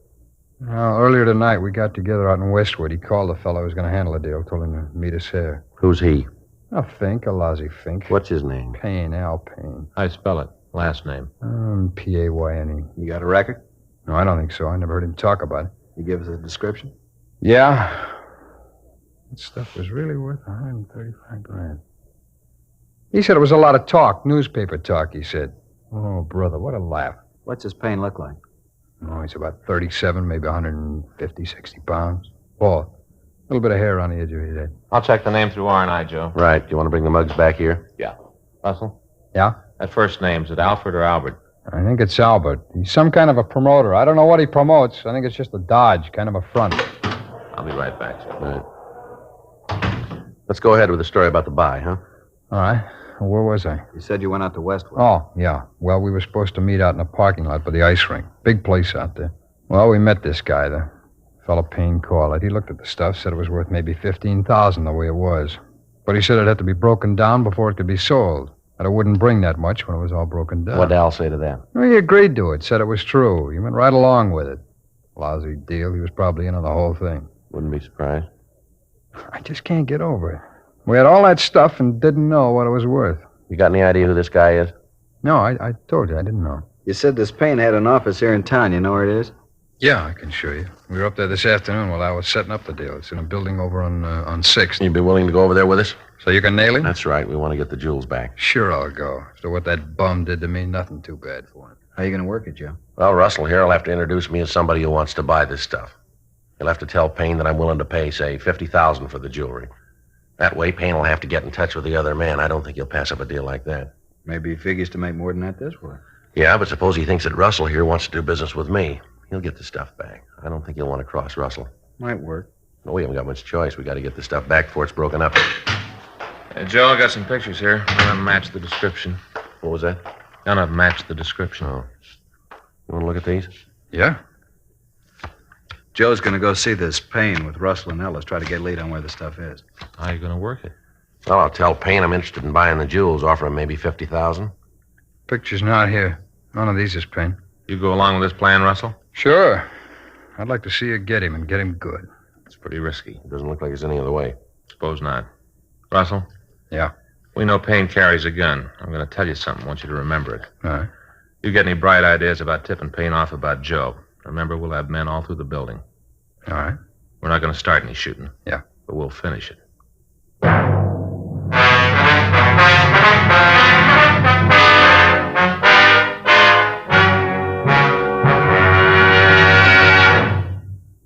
You are listening to Dragnet, the authentic story of your police force in action. Chesterfield is best for you.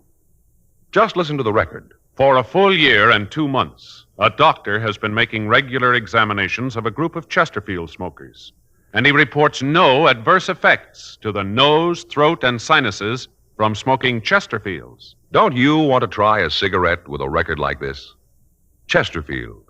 First with premium quality in both regular and king size. Chesterfield. First choice with Young America.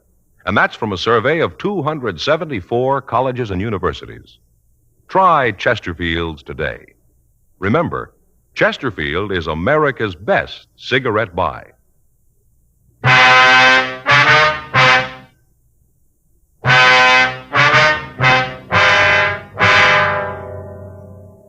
The two suspects, Peter Ellis and Virgil Russell, were taken to the main jail and booked in for violation of Section 211 of the California Penal Code. After that, the officers from San Diego, Frank and I, discussed the plan for finding the stolen jewels. It was agreed that I would go into the office building with the suspect, Virgil Russell. To lessen the chances of discovery, I would carry no gun or any police identification. We were unable to make contact that night, so the following morning, we checked over the physical layout of the building. It was 6 stories high and had one elevator.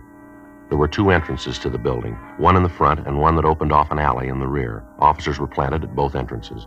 Additional men were stationed on each floor. 2 men were on the roof to cut off any possible escape to one of the adjoining buildings.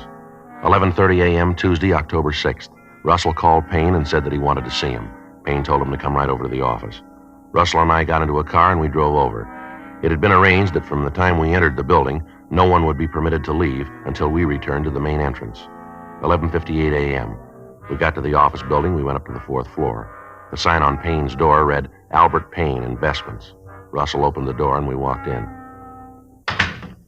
Hi, Verge. What's the bit? Al, like you to meet Joe Ferguson. Joe, glad to meet you. Yeah, same here, Al. Sit down, boys. Now, what's this all about? It's about the stuff, Al. We got to get it back. Now, what's the pitch? I don't even know what you're talking about. Oh, come off it, Payne. Joe here's willing to up the ante for the jewels. How much? I'll go as high as $50,000. I got to see it first. For $15,000 worth of jewels? Papers say it's worth $135. I explained that to you. They up the value. It's all insured. People up the price of the insurance companies. Papers up the price. They sell more papers. I told you. Yeah, and I ain't buying it. I want the stuff back. I never even got my cut of the $7,000. Ellis feels the same way. I told you the money'd be coming. Oh, it ain't coming anymore. I want the stuff back. I don't think we can do that. Most of it's already broken up. Not much of it could be broken up in the time that he's had it. Guy that bought it isn't going to like it. Well, it's tough. You just tell him to stop breaking it up. Tell him we want it back. Where do you figure to sell the jewels? I don't see where that concerns you. I'm offering you $50,000 for them. That's all you need to know. Come on, Al. Come on. Quit playing games. Let's get on it. You get in touch with the guy you gave him to and get the jewels back. Wait a minute. I got something to say about this. I was in on the job with you. Don't you forget it. I'm only going to say this once more, Payne. You get on that phone and get in touch with your contact. Tell him to stop breaking them up. You set up a meet to get the stuff back. I'll call him. I don't think it's going to do any good. He's probably got all the mountings melted down by this time. Got it all broken up. You call him. We'll see what happens. All right.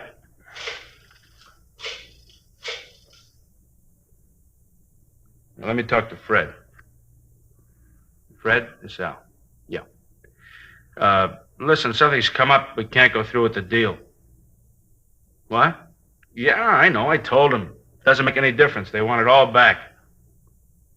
Yeah, I told him that, too. Doesn't make any difference. You want the jewels back that have been broken down, too? I told you, Al. I want all of it back. Yeah. Yeah, Fred, he says all of it. Okay. And when can you make it? Yeah. All right. Yeah, we'll see you then, right. Okay, bye. They'll have the stuff for you tomorrow night. Why does he have to wait that long? How do I know? He just said he couldn't get it to you any sooner. You should have let me talk to him. I'd have told him. Yeah, sure. How much of it's been broken up? Well, hardly any. Just got started. Fred says almost all whole. Who is this Fred? That's none of your business. I asked you a question, Al. You got your answer. Doesn't make any difference who he is. You and your friends lost up the deal. Be happy. You fixed it fine. Well, I'll come out better. Yeah, you better be right. Now, remember, I got a piece of this. I won't forget. What time tomorrow we're going to meet Fred? He said he'd call. Let me know where and when. Well, it can't be any later than tomorrow. I got to be leaving then. You're going to have the money with you when you pick up the stuff, I'll have it. All of it. I don't want any of this down payment. I told you I'd have it. All right, you call me tomorrow about 10, Verge. I'll let you know the details then. Okay. I hope you're right about this, Verge. What do you mean? Well, this deal, I don't like it. I hope nothing happens to louse it up. Yeah, so do I.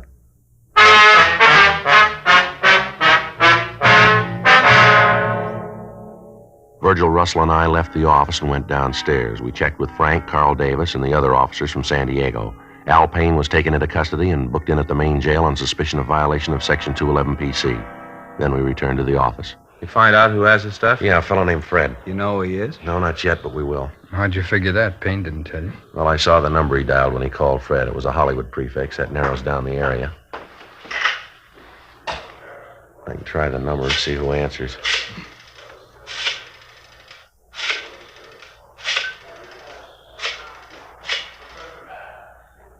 Oh, I'm sorry. I got the wrong number. Excuse me. Did you get it? Yeah. It's the Kingery Trophy Company. You want to check the books? Right.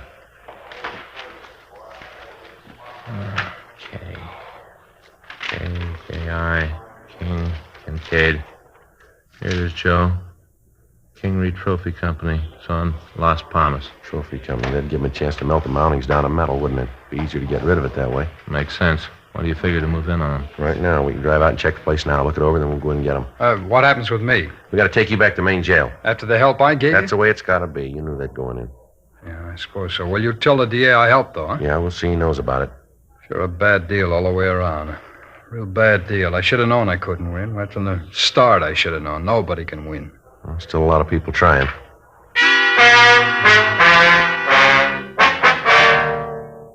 We returned Virgil Russell to his cell, and then we drove out to the Kingery Trophy Company. It was a 2-story building on Las Palmas Avenue in Hollywood. They made trophies and fraternity pins. A large sign on the front of the building advertised that they could duplicate anything in metal. We checked with the neighborhood merchants and found that there was a permanent staff of 4 employees. The company was owned by a Roger Kingery, and none of the neighborhood people could tell us anything about an employee by the name of Fred. 5 p.m. The employees of the plant left the building. 1 man remained. From the description we'd gotten from Russell, we figured that he was the person Payne had called Fred. 6:03 p.m. The lights in the rear of the factory went on, and through the windows we could see the suspect working over a small furnace. On a table off to one side, we could see a quantity of jewelry. Frank, Carl, and I went to the side door of the plant while the other officers covered the remaining doors. All right, you ready? Yeah, let's go. Carl? Yeah.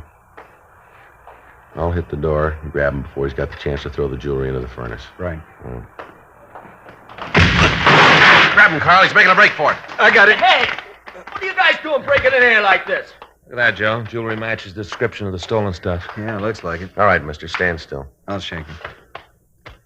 He's clean. I don't know what you guys are doing. I don't know what this is all about. All right, save it. What's this jewelry doing here? That isn't mine. I didn't ask you whose it was. I asked you what it was doing here. Fellas say give me $2,500 if I break it down for him. What's the fella's name? Guy named Payne said he'd pay me to melt it down for him. You know the stuff was stolen? No, I didn't. He just made the deal to melt it down. Didn't he call you this afternoon and tell you to stop breaking it up? Yeah, and then he called back and told me not to pay attention to what he said. Go ahead with the job. I did like he said. Who else is in this with you? What do you mean? Who else here at the factory? Nobody. I'm the only one. I only did it because I needed the money. I don't know where the jewels came from. I didn't care. It didn't make no difference to me. As long as I got mine, I was happy. I didn't know what it was all about. Looks like most of it's here, Joe. How many pieces did you break down? Took a couple of the pins apart. Didn't have the time to melt any of the mounting down. It's all there. All that Payne gave me. What's your name? Fred Michelson. All right, let's go. I didn't know they were stolen. I didn't know anything about it. I just did a job. That's all. Just a job. Yeah. I didn't even get paid for it. Don't worry about it. You will.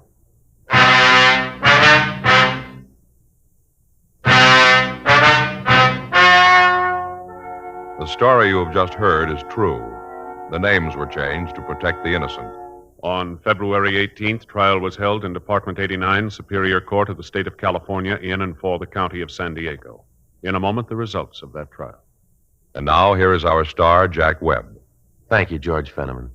I want to thank all of you for your interest in Dragnet. Thanks very much for your letters. We really appreciate them, and we'll try to keep right on giving you the kind of a show that you like. I want to thank all of you, too, who have switched to Chesterfield. I know you're going to like them, and I know you'll find they're best for you. Now, you folks who haven't tried Chesterfields, I'd like you to pick up a carton tomorrow. Chesterfield. It's a great smoke.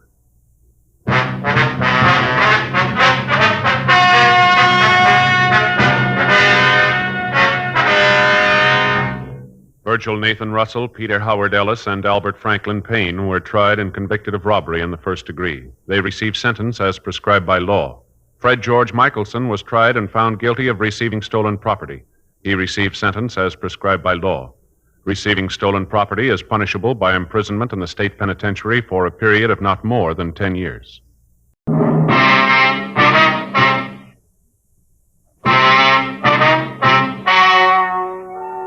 Ladies and gentlemen, the story you are about to hear is true. The names have been changed to protect the innocent.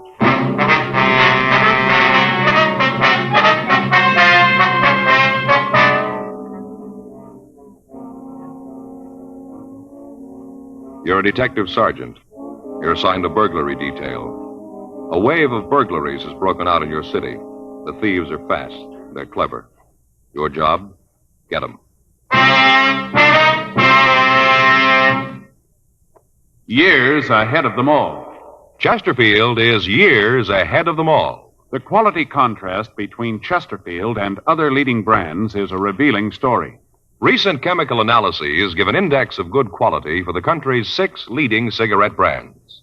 The index of good quality table, which is a ratio of high sugar to low nicotine, shows Chesterfield quality highest. Chesterfield quality highest. 15% higher than its nearest competitor. Chesterfield quality highest. 31% higher than the average of the 5 other leading brands. Yes, Chesterfield is first, with premium quality in both regular and king size. Don't you want to try a cigarette with a record like this? Chesterfield.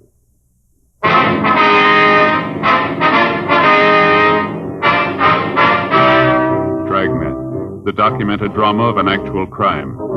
For the next 30 minutes, in cooperation with the Los Angeles Police Department, you will travel step by step on the side of the law through an actual case transcribed from official police files. From beginning to end, from crime to punishment, Dragnet is the story of your police force in action. It was Thursday, December 10th. It was cold in Los Angeles. We were working the day watch out of burglary detail. My partner's Frank Smith. The boss is Chief of Detectives Thad Brown. My name's Friday. We were on the way out from the office, and it was 10:14 a.m. when we got to the Armstrong Schneider Jewelry Company, the manager's office.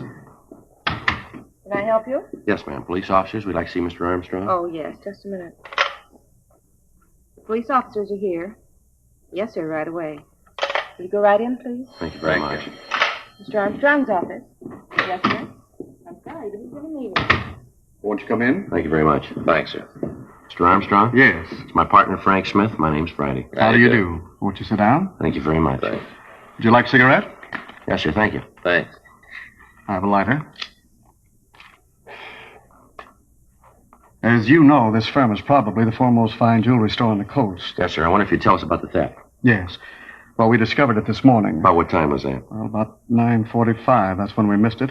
I guess the necklace was taken about 9. Must have been right after we opened. Could you give us a description of the piece, sir? Yes, I have it right here. Got it from the insurance records. Have a drawing of it. We always have that done on high-priced items. Mm-hmm. Here you are. Thank you. Mm-hmm. What value do you place on the necklace? It's insured for $8,000. Firm can't afford to take a loss like that.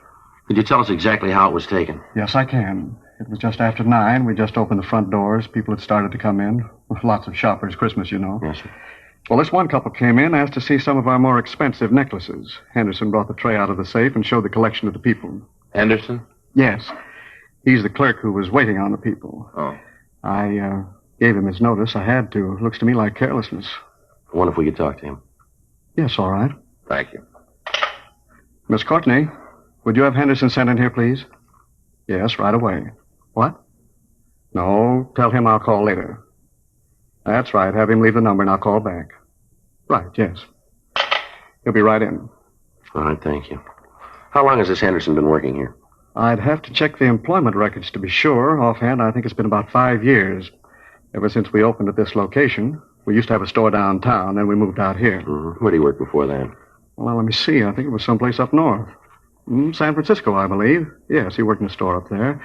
Had excellent references. He's a good salesman. But you gave him notice, huh? Well, I felt it was the only thing to do. If he's getting careless, he has no business working in a store that deals with expensive merchandise. Mm-hmm. Excuse me. Yes? Send him right in. What? No, please tell him to call later. No, I'm not into anyone. No one but Sharon. My wife. Yes, sir. Come in. Do you want to see me, Mr. Armstrong? Yes, come right in, Henderson. These are police officers, Mr. Friday and Mr. Smith. This is Charles Henderson. How are you? Hi. How are you? They'd like to ask you some questions about the theft. Yes, sir. Anything I can do to help? Could you give us a description of the couple you waited on? Yeah, I think so. The man was about 35, maybe 40. About how tall was he? Well, maybe 5'11". Might have been 6 feet. I'd say he weighed about 155 pounds, something like that. Uh-huh. How about his coloring, his complexion? It was light. Looked like he'd been out in the sun, though. His nose was all sunburned. I noticed it because you don't often see people with sunburns like that this time of the year. You know, December. Mm-hmm. How was he dressed, do you remember? Yeah, had a gray hat on, gray chalk-striped suit on, flannel blue shirt, maroon tie. Didn't see his shoes. He had on one of those new round collars, though. You know, rounded here on the collar point. Mm-hmm. Was he clean-shaven? No, No, he had a little mustache, one of those that looks like it's drawn on with an eyebrow pencil. Just a line, you know the kind. Uh-huh. How about the woman? What'd she look like? She was a small woman, not much more than 5'2", little, about 100 pounds. Real pretty. She had dark hair and blue eyes, very fair. I noticed it because I thought at the time that maybe she dyed her hair. Mm-hmm. Did she have any marks or scars you saw? No, I don't think so, no. How was she dressed? Well, she was a little too overdressed. Had a dress and a coat, had a jewel clip here on her dress. She looked kind of flashy, cheap, you know. I see. Anything about the way they talked and the accent, anything like that? No, nothing I can remember. Would you remember if either one of them wore glasses, maybe? No. The man, though, he had a kind of funny way of talking. What do you mean? Well, he sounded sort of like one of those pitch men on TV. You know, the kind that sell kitchen gadgets, things like that. Mm-hmm. Could you tell us what happened, what they said when they came in, how they took the jewels? Yes, they came in right after we opened, asked to see something in necklaces. Said they wanted to pay around $5,000. So I brought out the tray, but didn't find anything that they liked. And then I brought out the other tray. They looked at one of the necklaces. Beautiful thing, $8,500.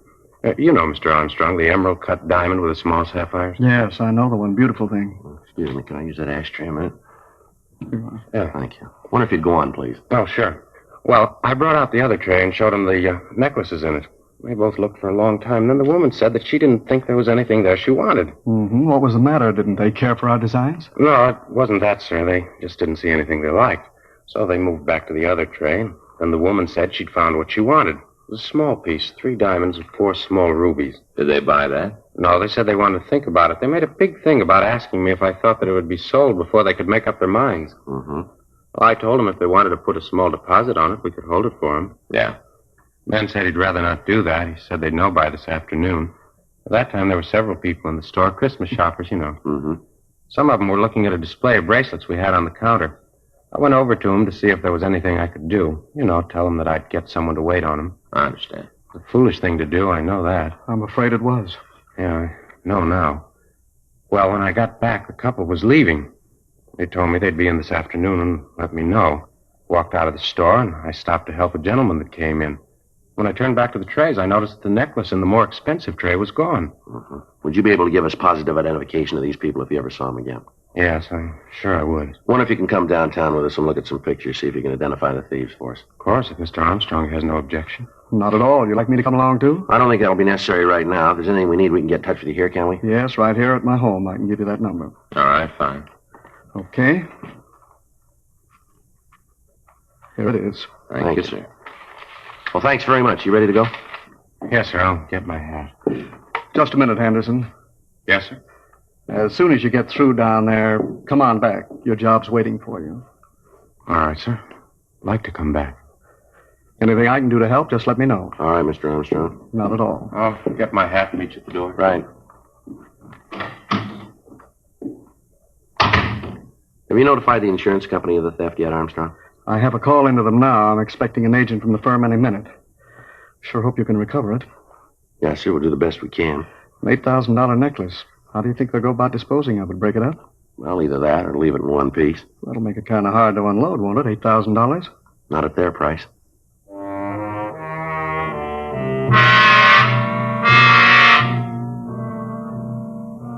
"10:37 a.m. We talked to the other people in the store. From them, we got verifying descriptions of the 2 thieves. 11:32 a.m. Frank and I took the clerk, Charles Henderson, down to the city hall and had him go through the mug books. We got out a local and an APB on the pair of thieves, and a description of the stolen necklace was prepared for the Daily Bulletin.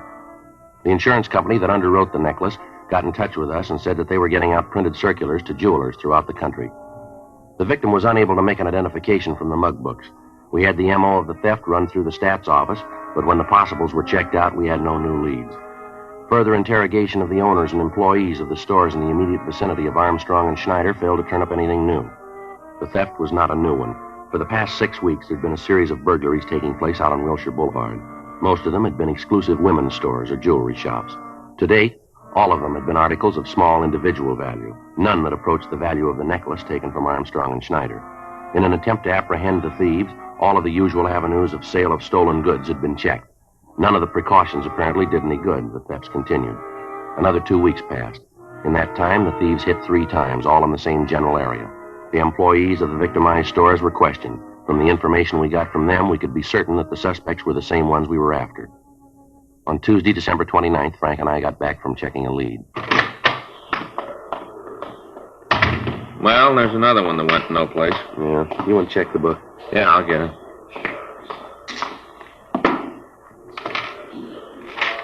Anything there? Yeah, there's a call here from Alex Olson. Olson? Yeah. Got a Dunkirk number. You know Olson? No, that name doesn't mean anything to me. Say what it's about? No, so just call him. 'Cause it's important. All right. Give me the number, huh? Yeah. Here you go. What is this, 190? Is that a 9? Yeah, I think so. Yeah, it's a 9. You don't make 9s very good. Lopey, can't write. Can I speak to Alex? Oh, Alex Olson. Yeah. Yeah, that's right. The hotel. Yeah. Hello. This Olson? Yeah. This is Friday. Police department. You want me to call you? Yeah. Oh, yeah. Sure, I remember, huh? Yeah, sure. We'd like to talk to you. Yeah. No, we'll come over there. That's right. You want to give me the address? Just a minute. Yeah. Okay. Right. Bye. Olson, he works for that carnival. You remember we talked to him last year? Says he wants to see us about some burglaries now. Oh, yeah, I remember. Says he's in with the thieves. 11:26 a.m. We drove out to the address Olson had given me on the phone. We talked to the desk clerk at the hotel. He said that Olson had just moved in, and that during the time he'd been there, Olson hadn't talked much to any of the other people in the place. The clerk gave us his room number, and Frank and I went up to talk to him. Oh, where is that? Joe Friday. Just a minute. All right, come on in. Thanks. All right. Olson, this is my partner, Frank Smith. Hello. Yeah, I remember you. Sit down. Thanks. You want a drink? No, thanks. Oh, I gotta have one. What was it you want to talk to us about, Olson?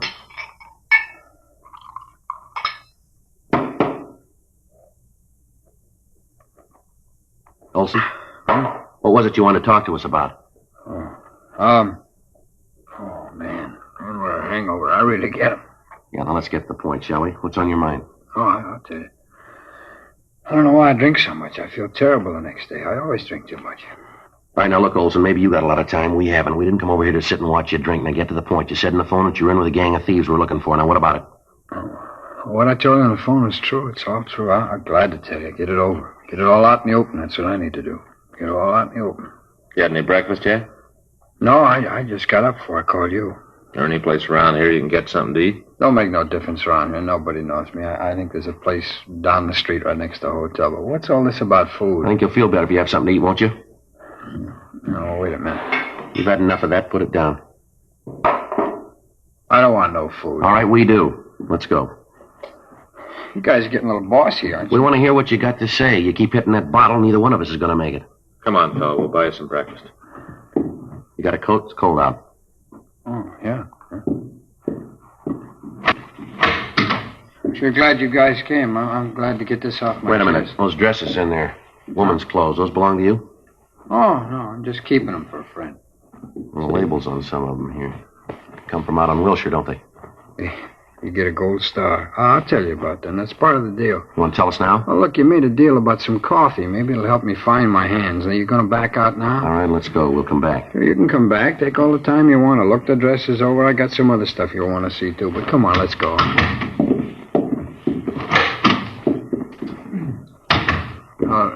Let's walk down now. Let's not take the elevator. It's too noisy. Murder. All right.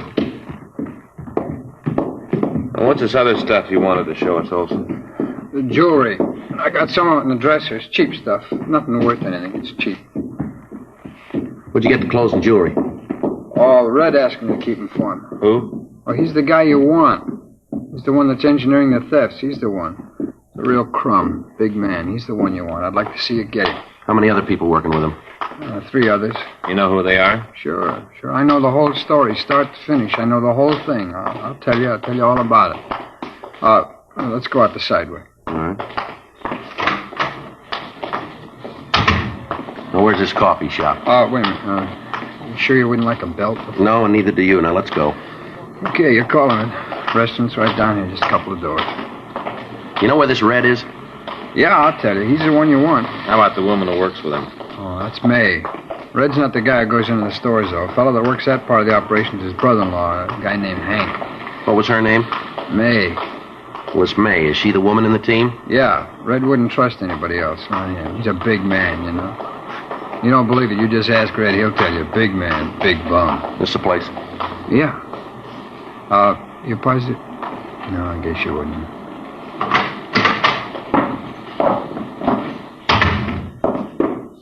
Booth in the back, all right? Yeah. Hey, Joe, it doesn't look like they got service in the booths. What do you want, Olson? Well, it ain't what I want, but I'll settle for a cup of coffee. Joe? Yeah, it's all right for me. I'll get it and bring it back. All right. Come on, Olson, let's go back. Sit down. All right, now suppose you start right at the beginning and tell me about it, huh? Who's Red? How do they work the operation? Where can we find them? Tell us everything. All right. Well, first off, Red's real name is Keith Jameson. They call him Red because he's got red hair, it figures. Yeah. What's he do for a living? He works for Carney. Most of the year we're on the road. This is the off-season, so he's laying up in a trailer camp out in the valley. He doesn't do anything regular now. He just steals. Is he one of the owners of this carnival? No, he runs a pitch game. You know, rings and the pegs. If you play real good, you can win a quarter's worth of slum for $5. Mm-hmm. How about his wife? She travel with the show? Yeah, she travels. It ain't a regular show, not Red's part. He's just got a concession, you know. He goes with the show like a leech. He's been thrown out of a dozen carnies for crooked stuff. His brother-in-law's a dip when we're on the road. Picks pockets in the crowd around Red's place. He's gotten us all in a lot of trouble. No carny in the country will have us around anymore. Don't take him long to get wise to it. Mm-hmm. He's the one that's in on the burglaries with Red and his wife, is that it? That's right. He lists the stuff. How about his wife? Where's she fit in? Well, she's the distraction. You know, the one that comes up and asks questions, pulls the clerk away so Hank can lift the stuff. In case there's any trouble, Hank acts as lumber, too. What do you mean, lumber? Well, you know, muscle. He takes care of the guys that yeah. beef. Mm-hmm. Hey, can you give me a hand with that, huh, Frank? Yeah, here. Look at my thumb. Stuff splashed on it. Think it's blistered? No, it's good hot coffee in there. Here you are, Olson. Oh, thanks. Come on, pass the sugar, will you? Yeah, here you are. Where do you fit into this, Olson? No place, really. I'm just along for the ride. I think Red figures sometime the axe is going to fall and he wants my head under it. I usually hold on to the stolen stuff until Red finds a buyer. Does he use a fence? No, he pushes the stuff himself. He usually works on a tip. You know, somebody wants to buy a piece of merchandise. Red meets him, sets up a deal. Uh-huh. You willing to cooperate with us all along the line on this thing? Sure, I'll go along with you. You know where the necklace is that they lifted a couple of weeks ago? Yeah, Red's got it. He's looking for a buyer now. You think you can set up a meet for us? Yeah, if he thought you wanted to buy the piece, it could be done. Can you set up the meet? Sure. I want to see you get him. Tell me something. How are you going to come out on this if we pick up Red and the others? What do you want out of it? I got my reasons. I got good reasons. You want to tell us what they are? Sure, I got no reason not to. Give me the sugar again. Yeah. You see, Red figures he's going to make a sideshow character out of me next season. I'm not going to go that route. Yeah? What do you mean? Oh, you know, the wild man from Borneo sit in a pit all day and yell at the customers. Pitch like that always draws a big crowd. Red figures it'll be good for picking pockets. Yeah. You ought to know by now Red's out of his mind. Yeah. Wild man from Borneo. Even a leopard skin won't help. Look at me. I only weigh 105 pounds.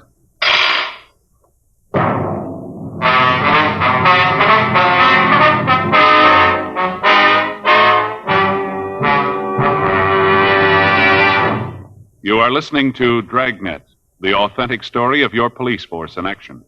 Chesterfield is best for you. Listen to Chesterfield's record.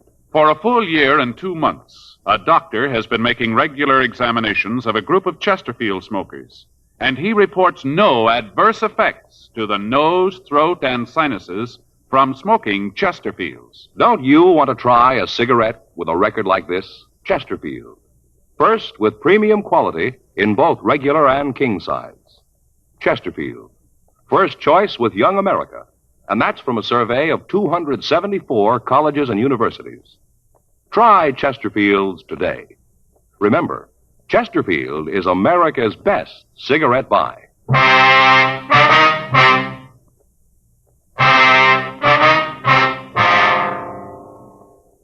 2:24 p.m. We continued to talk to Alex Olson. He told us what he knew of the operation of the thieves. We went back to his room and searched it thoroughly. We found several pieces of cheap costume jewelry and several of the stolen dresses.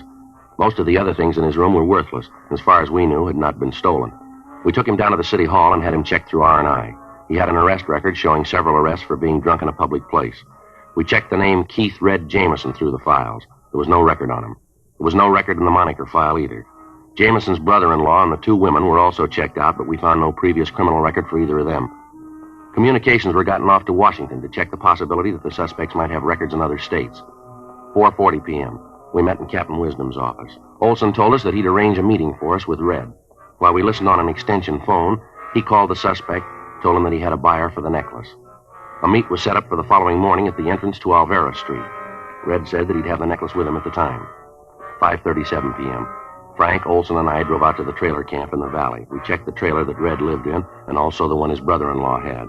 We got a good look at the car Red would drive to the meet, and then we arranged for a stakeout on the trailer park. 8:23 p.m. The three of us drove back down to the city hall. You ain't gonna try and take him at the meet, are you? We hadn't got around to that yet. Why? Well, you do, and it's gonna point straight at me.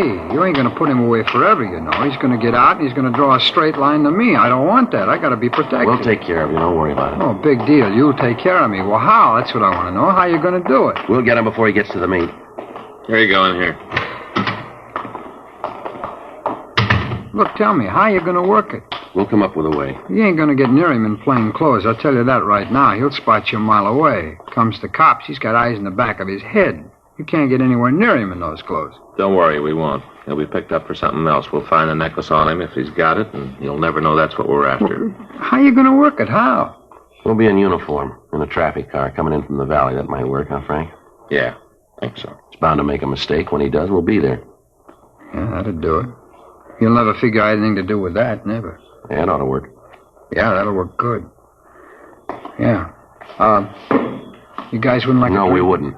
No booze. Okay. I just noticed the bar across the street. I thought maybe you guys would like to stop there. I'd feel a little better about this if I had a drink. Just a little one. Come on now, bud. Sorry, Alex. We gotta take you over to the main jail. You got a what? For the time being, we gotta hold you. Oh, well, now, wait, it ain't the jail that bothers me, not being in jail. It's just that I hear it's pretty rough to get a drink over at the Gray Bar Hotel, you know. That's the only thing that bothers me. There's no room service there. Yeah, well, it'll all work out for you. Well, I don't know. So I got mixed up in this thing. Seems like I got no choice in anything. It don't seem fair. I got no choice. DA's office will know what you did. It'll be marked down that way. Well, I got no beef with you guys. You better take it easy with Red, though. Is that right? Yeah, he's got a gun.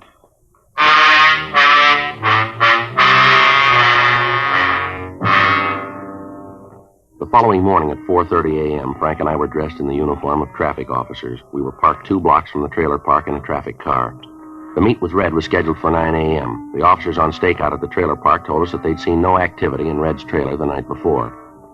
From where we were parked, we could keep his car under constant surveillance. At 7:45 a.m., we saw the suspect and his wife come out of the trailer and get into the car.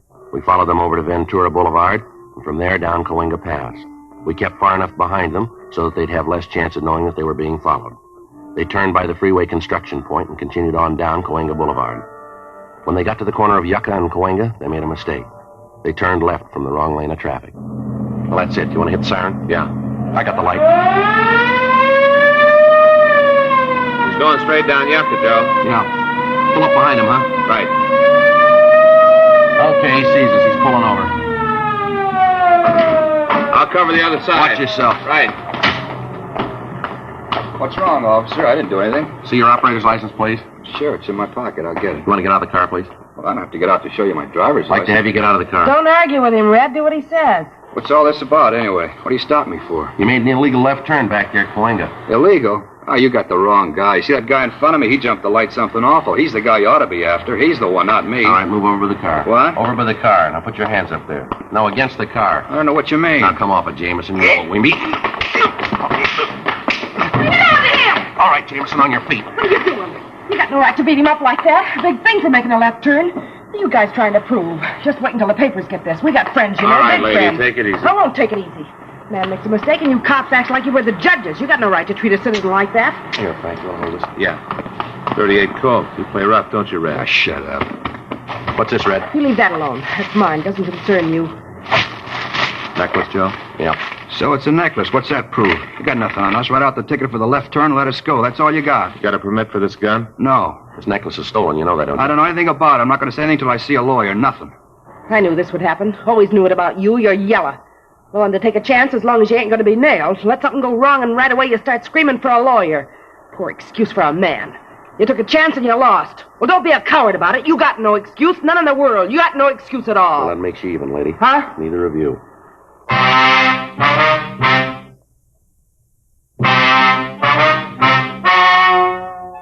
The story you have just heard is true. The names were changed to protect the innocent. On April 15th, trial was held in Department 87, Superior Court of the State of California, in and for the County of Los Angeles. In a moment, the results of that trial. Now, here is our star, Jack Webb. Thank you, George Fenneman. I sure hope you were listening real close to what George Fenneman had to say tonight, because it proves what I always tell you. You can't beat the premium quality you get in Chesterfield, regular or king size. I'd like you to try Chesterfields. They're much milder, and they have a wonderful taste.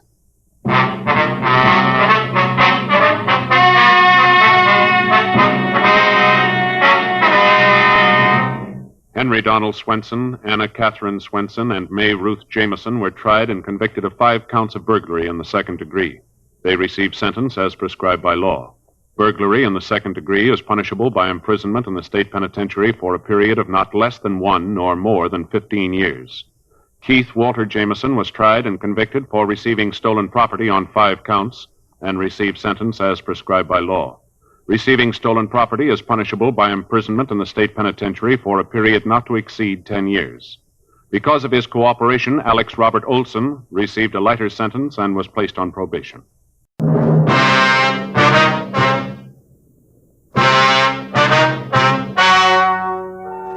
Ladies and gentlemen, the story you are about to hear is true. The names have been changed to protect the innocent.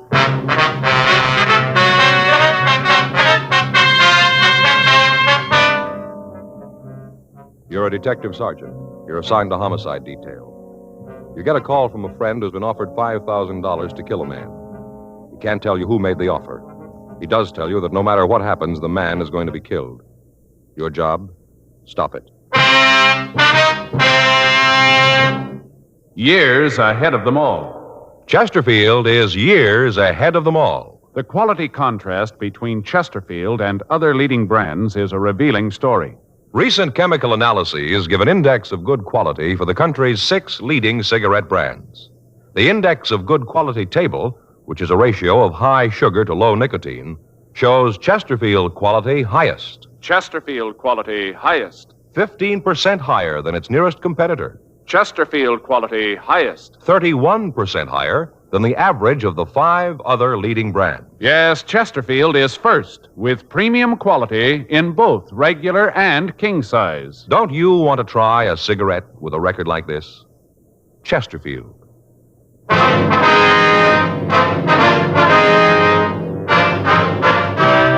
Dragnet, the documented drama of an actual crime. For the next 30 minutes, in cooperation with the Los Angeles Police Department, you will travel step by step on the side of the law through an actual case transcribed from official police files. From beginning to end, from crime to punishment, Dragnet is the story of your police force in action. It was Monday, February 9th. It was cold in Los Angeles. We were working the day watch out of homicide detail. My partner's Frank Smith. The boss is Captain Lorman. My name's Friday. I was on my way into the office, and it was 7:45 a.m. when I got to room 42. Homicide. That you, Joe? Yeah. You're in early, aren't you? Yeah, I couldn't sleep last night. Dropped off about 3 this morning, then woke up at 5, couldn't get back to sleep. I got up, made some coffee, and decided to come on in the office. Yeah, I had a little trouble last night, too. You did? I mean, yeah. What's your trouble? I don't know. I got up late yesterday morning. I guess that was it. I'll get it. All right. Homicide, Friday. Yeah. Mm-hmm. Yeah, I remember. Johnny. Yeah. Mm-hmm. When'd you get the letter? Yeah, we'll be right over. Right. Bye. You remember that bartender over in that place on 6th Street, fellow named Johnny? Yeah, is that him on the phone? Yeah, says he's got an offer to make himself a fast $5,000. What for? Somebody wants him to kill a man.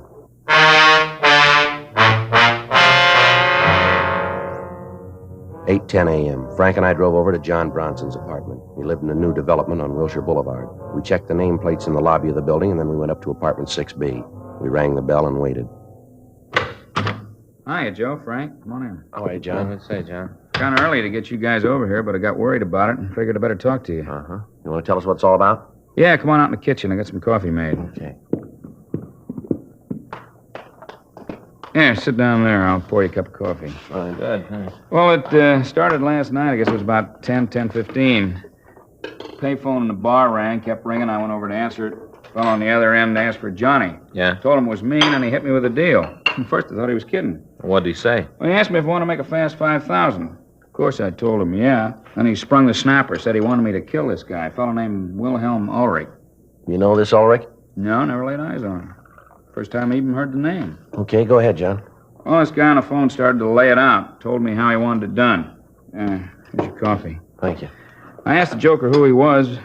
He said it didn't matter. All that counted, he said, was that I knock off this Ulrich guy. Yeah. I told him I didn't know who the man was, that I didn't know where to get in touch with him to kill him. You know, kind of going along with the gag all this time, thought it was a joke. Uh-huh.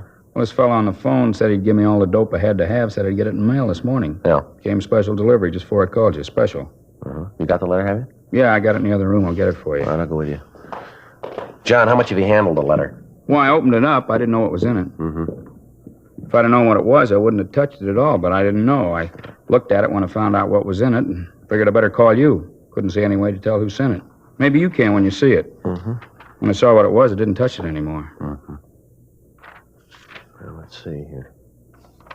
Money. Yeah, 5 $100 bills. And what's the letter say? Just a minute. Keep this by the edge here. I don't want to... This is Johnny. Here's the down payment. You'll get the rest when you finish the job. The name is Wilhelm Ulrich. The address is 2192 Vine Street, Hollywood. It's written on the typewriter. No signature. That's it. Let me see it, will you? Oh, you can see it here. First off, I thought the whole thing was a joke. I didn't believe it. You know, I just thought it was some drunk trying to be funny. We get calls like that all the time, guys trying to be funny. Yeah. And when I got this letter, I got scared. I ain't gonna kill nobody. Especially somebody I don't even know, not for no 5,000. Did you recognize the voice on the phone, John? No, I don't think I ever heard it before. You got any idea why he'd call you? No, I've been clean. I haven't got a record. Nothing like that. I run a clean place. Never done anything that could tie me up with the rackets. Yeah, we know. Well, maybe I ran a little booze during Prohibition. Not much, just a little. Everybody was doing it then, but I'm clean now. Joe, there's a postmark here on the letter. It's mailed in Hollywood. Yeah, I saw that. We can check the postal authorities on the mailbox number, find out when it was picked up, huh? Yeah. Time on it here is 11...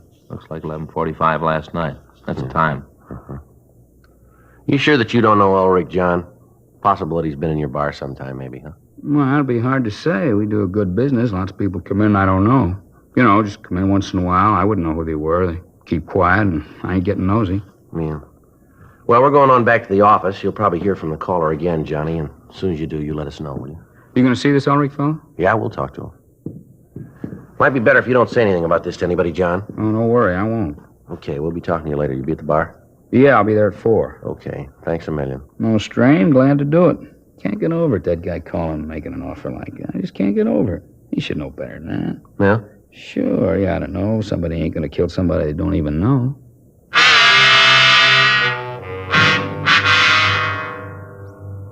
We drove back to the city hall and turned the letter over to the crime lab to see if they could find any physical evidence to help us identify the writer. We ran the name Wilhelm Ulrich through R&I, and we found no record. A further check on the name, and we came up with one possibility. The address listed on the report was the same as the one given in the letter. We pulled the package and checked it. Let's take a look at it. All right. Well, let's see. There's a crime report and a statement here. Report from Georgia Street Receiving Hospital. Now, what's the date on that? January 2nd last year. Yeah. Well, it seems this Ulrich got a hold of some poison wine. Wine? Yeah. Hey, wait a minute. Yeah? You remember Joe? He was an old guy. He was a German. He got a bottle of wine for Christmas and opened it New Year's Day. We worked that case with LaMonica and Galindo. Oh, sure, I remember now, yeah. We ran down some of the leads for him. They didn't go anywhere. Yeah. That was the one where he didn't know where the wine came from, isn't it? Yeah. Nothing came from it. The leads didn't go anyplace. As I remember, he's a nice old guy. Wonder why somebody's after him. I don't know. Last time we couldn't find anybody with a motive. Well, there's one someplace.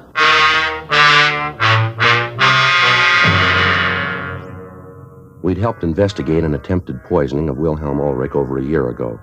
Somebody'd sent him a bottle of imported wine. Ulrich had opened the wine for dinner on New Year's and had drunk some of it. A short time later, he was seized with violent stomach cramps. He was rushed to Georgia Street Receiving Hospital for treatment. He was then transferred to the county hospital for further treatment. Examination of the remaining wine showed that it had been dosed with a quantity of poison. Fortunately, Ulrich didn't drink much of the poisoned wine, and he recovered. Detectives Joe LaMonica and Danny Galindo had handled most of the investigation. We'd helped them briefly in checking out some of the leads that they'd gotten. We checked with them again on the case. From the crime report, we got a list of the people that the two officers had interviewed. We checked with them, and they gave us as much personal information as they could. 1:15 p.m. We drove out to see Wilhelm Ulrich. We found him in the yard digging in a rose bed. No, I can't understand it. I never quite believed that about the wine, sir. Well, why do you say that, Ulrich? Well, I found it hard to believe in my heart that anyone would want to do me harm. I have no enemies. No one that hates me enough to want to kill me, I'm sure of that. Well, I'm afraid you could be wrong about that, Ulrich. The officer said that before. Somehow, though, I just can't believe it. I've nothing anyone would want to kill me for. All of the people I know are my friends. We all get along. Yes, sir. Look at that. Isn't that a beautiful rose? Such loveliness. Mm-hmm. No? I'm sorry, officers. You're mistaken about this. I wonder if we could talk to you in the house, sir. Yes, that might be better. I could make you a cup of hot tea if you'd like. No, sir, thanks. Just the same. Have you officers had lunch yet? Yes, sir, thank you. Oh, thought maybe you'd like a sandwich. Just got some liverwursts from a little place downtown. German, excellent food. Mm-hmm. Here, I'll get the door. Just sit down any place. I have to get the dirt off my shoes. Martha would be very angry if I tracked dirt around. Martha, that's your daughter, isn't it? Yes. She comes over every couple of days and straightens up the house for me. Wonderful girl, Martha. I don't know what I'd do without her. Yes, sir. Now, there's a couple of things we'd like to ask you. Certainly. Anything I can do to help. Well, we'd like to go over the information on the report here. Is that from the last time? The time of the wine? Yes, sir, that's right. All right. If you just ask anything you want, I've got nothing to hide. All right, sir.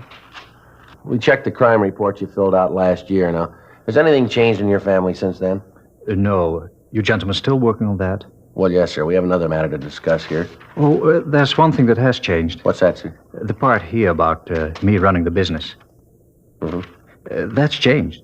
I still run it in a way. I still supervise it, but Robert, he actually runs it.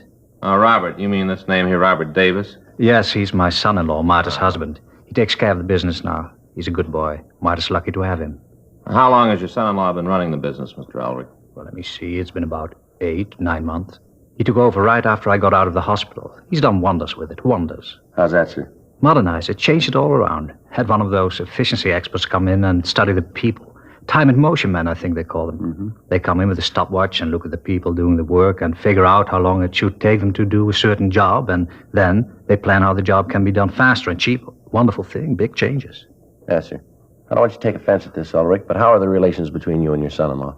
I don't think I understand. Well, you get along. You have any quarrels, disagreements? Oh, no, Robert and I never disagree. I found out that it didn't pay to argue with him. Sir? I found out that it didn't pay. He was always right. Uh-huh. Yes, you see, we had a few arguments when he took over the business about this time and motion study thing. I see. You want to tell us about these arguments? They weren't anything serious. I didn't think that it was a good idea to change. I couldn't see any reason for it. Everything was going good. The business was making money. Everybody seemed to be happy. I didn't want to take a chance disturbing a good thing. You know, the golden goose. Mm-hmm. You want to go ahead, please? Well, Robert said that we were behind the times, that if we didn't do something about it, we wouldn't be able to compete with other people. We manufacture women's dresses, you know. Yes, sir, I saw that on the report. I finally told him to go ahead. I thought that he'd fail. He didn't. Now we compete. More dresses, more money. The employees are happy. They have music, coffee times. They like it. But it's all changed. I don't go down there anymore. I don't care much for it. It's changed. So I just stay home and work in the garden. It's Robert's factory now. Uh-huh. You and Robert haven't had any other disagreements, have you? Oh, no. He's a fine young man, running the business very well. He's a good boy. I'm lucky to have him. Well, how about your competitors, Mr. Ulrich? How do they feel about this change in the way you operate your business? They resent it? Oh, no, I haven't really got any competitors. The big manufacturers don't care. I don't make enough dresses to bother them, and the other little men are in the same boat with me. They're too busy running the factories to worry about me. Mm-hmm. Now, can you think of anybody who might want to do a thing like this? How about that phone call? I told you before, I can't. I find it very hard to believe. Well, we'll have to talk to the people that you know, the people around you. We'd appreciate it if you didn't tell anybody what we were after. If you want it that way, it's so hard to believe. I still think you're wrong. Looks like it's going to rain. Be good for the flowers. It's been dry up in the valley. Farmers need the rain. Yes, sir. Now, you'll go along with us on this thing, will you? Not tell anybody about it? Sure, I'll help. It's all right if I tell my daughter and son-in-law about it, isn't it? Well, it'd be better if you didn't say anything to him or your daughter, not to anybody. They're going to see you here. They're going to ask questions. They're not stupid. Yes, sir, you could tell them that we were asking about somebody that you employ. How'll that be? What do I say if Robert asks what it's about? I have no secrets from him. Well, tell him we ask you not to tell anybody about it. Tell him it's police business. Happens all the time. I suppose I could do that, but I don't like it. I don't like it at all. It's lying. Yes, sir, that may be true, but it's the best way. Oh, I guess it's a small lie. I can tell myself that. It's a small lie. Well, we'll have some policemen come out and watch Mr. Ulrich until we find the person who's doing this. Do you have to do that? Yes, sir, I'm afraid so. Well, no, I don't like that at all. Even worse than the lying. No, I don't like it at all. Mr. Ulrich, I wonder if you really understand that when we ask you not to tell anybody about this, when we want to keep you under surveillance, it's just for your protection. But if what you say is true, if somebody really does want to kill me, if somebody hates me that much... Yes, sir? Can you stop them?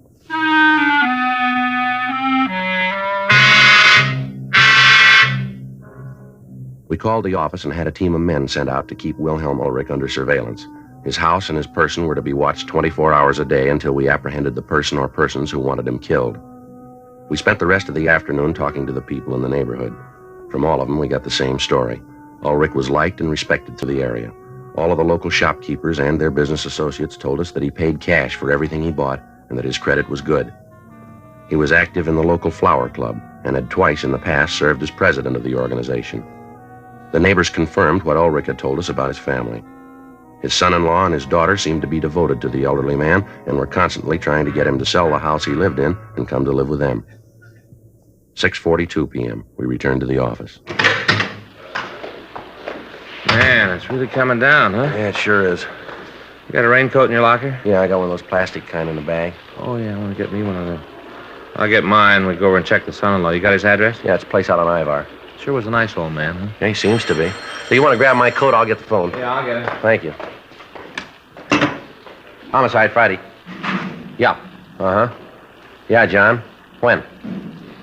Yeah. No, we'll be right over. Right away. You bet. Frank. Yeah?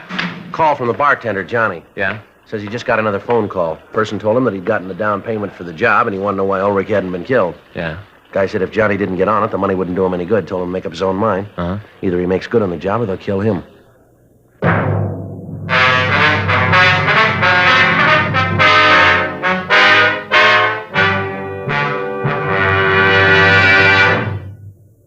You are listening to Dragnet, the authentic story of your police force in action.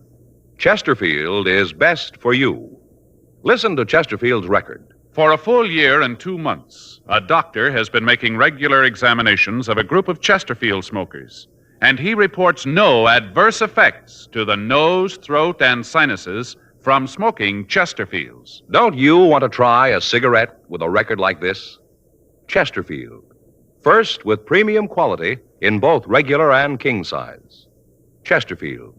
First choice with Young America. And that's from a survey of 274 colleges and universities. Try Chesterfield's today. Remember, Chesterfield is America's best cigarette buy.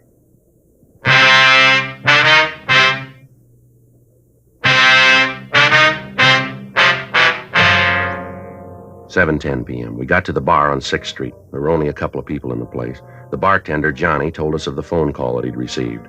He said that the person on the phone had told him that if he didn't hurry up and kill Ulrich, Johnny himself would be taken care of. We called Lee Jones at the crime lab to ask him if he'd been able to come up with anything on the letter. He told us that there was no way of tracing it. Fingerprints found on the letter were those of the bartender. Photographs were taken of the letter, and along with the money, it was booked for further evidence. We'd gotten in touch with the postal authorities, and they said that they'd give us assistance. They gave us the location of the box where the letter had been mailed, and they said they'd try to find out who sent it. We arranged for a stakeout on the bar, and then we called the men at Ulrich's home. They told us that the son-in-law, Davis, and Ulrich's daughter had been there, but that no one else had seen or spoken to the elderly man. 9:32 p.m., Frank and I drove out to check on Robert Davis. We got to the apartment house and rang the bell to the manager's room. Yes? Miss Franklin? Yes, what is it? Police officers, ma'am. We'd like to talk to you if we could. Oh, well, I suppose it's all right. Come on in. Thank you very much. Thank you very much, ma'am. This is my partner, Frank Smith. My name's Friday. What is it you wanted to see me about? Oh, we'd like to talk to you about one of your tenants, please. Oh? Which one? I bet I can guess. Ma'am? It's about that couple on the 5th floor, isn't it? The Radcliffes. It's them, isn't it? No, ma'am, it isn't. We'd like to talk to you about a Robert Davis and his wife. The Davises? Yes, ma'am. Why, never thought it. Should be the Radcliffes, the way they carry on. The Davises. I'd never have thought it. What do you want to know about them? Well, it's just a routine investigation, ma'am. Can you tell us how long they lived here? Well, see now. It's been almost 6 years they've been in the building, you know. Yeah, 6 years, anyway.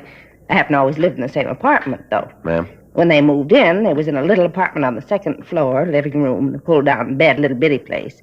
And then they moved up to the 6th floor, 2-bedroom, nice place. Nice people. The Davises, oh, I'd never have thought it. Do they have any close friends in the building, would you know? Well, not Mr. Davies. He's kind of the quiet type.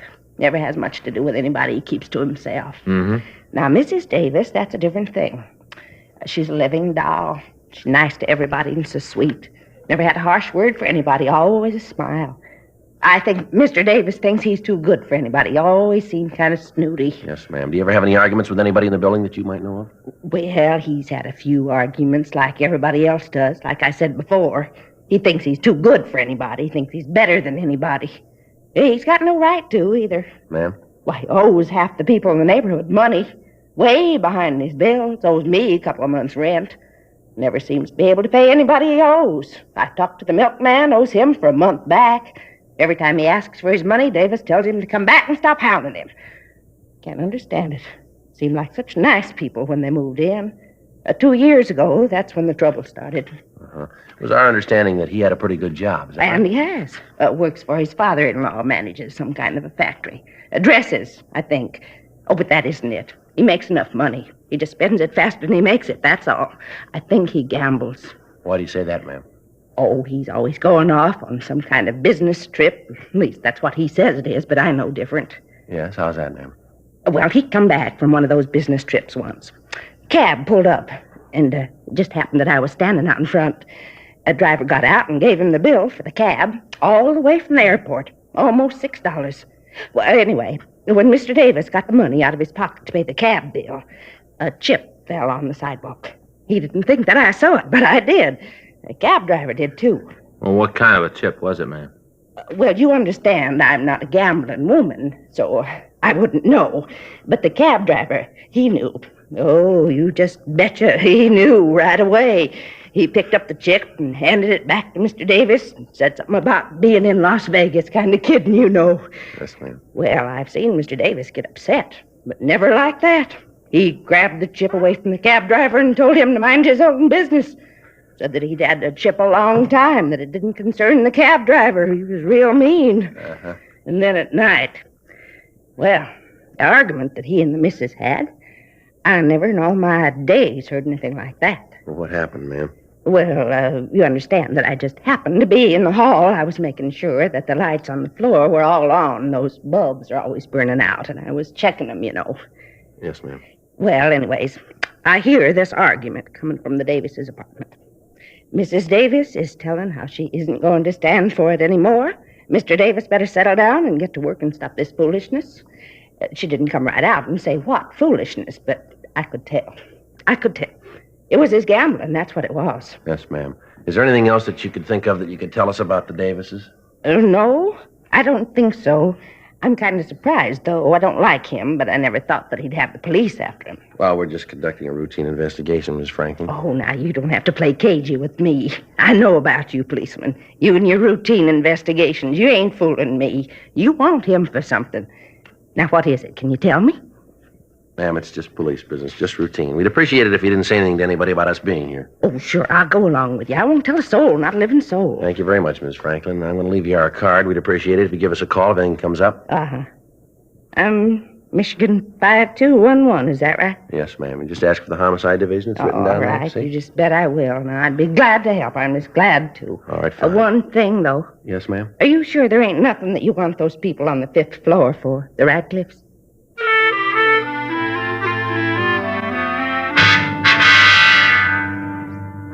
From the manager's office, we called the Ulrich home. We talked to Mr. Ulrich. He told us about the visit that afternoon from the Davises. He said that he hadn't told Robert Davis anything about the threats on his life. We went upstairs and talked to Davis. We told him that we had a serious matter to discuss with him, and we asked him to accompany us down to the city hall. I don't know what you're talking about. I told the police everything I know about this a year ago. I don't know anything about it.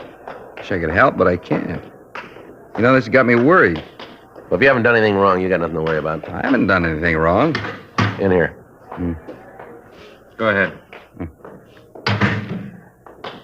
All right. Now tell me what this is all about. Frank? Yeah. You want to check the office, see if we got any answers to the calls this afternoon? Right.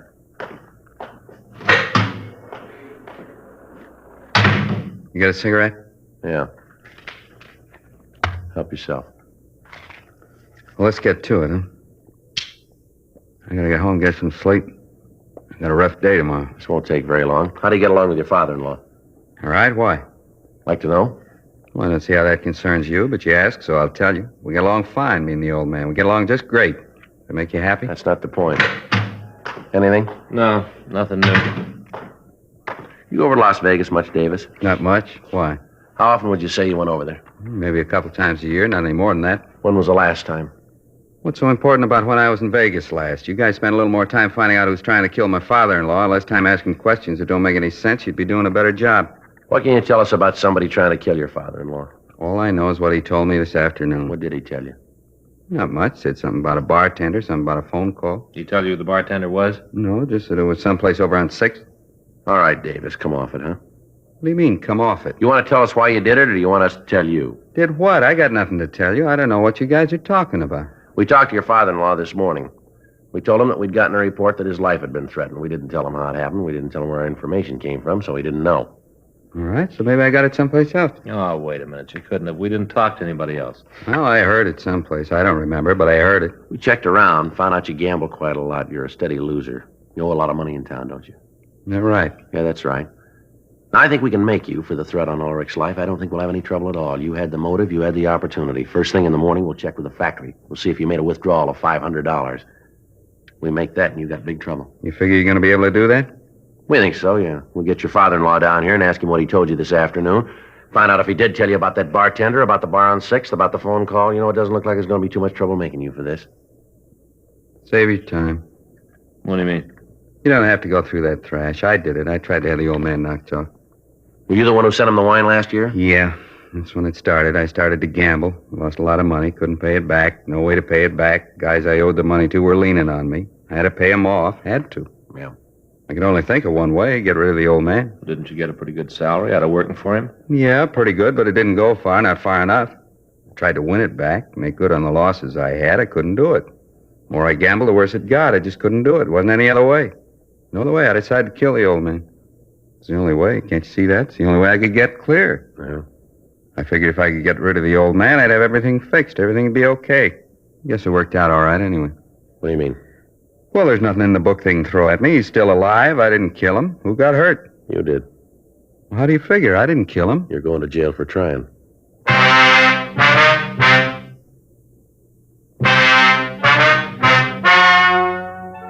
The story you have just heard is true. The names were changed to protect the innocent. On June 18th, trial was held in Department 89, Superior Court of the State of California, in and for the County of Los Angeles. In a moment, the results of that trial. And now, here is our star, Jack Webb. Thank you, George Fenneman. I want to thank all of you for your interest in Dragnet. Thanks very much for your letters. We really appreciate them, and we'll try to keep right on giving you the kind of a show that you like. I want to thank all of you, too, who have switched to Chesterfields. I know you're going to like them, and I know you'll find they're best for you. Now, you folks who haven't tried Chesterfields, I'd like you to pick up a carton tomorrow. Chesterfield. It's a great smoke.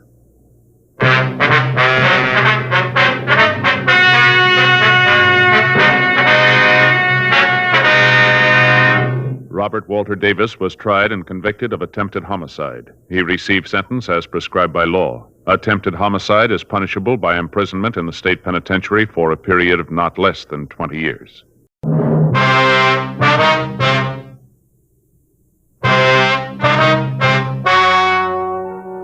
Ladies and gentlemen, the story you're about to hear is true. The names have been changed to protect the innocent.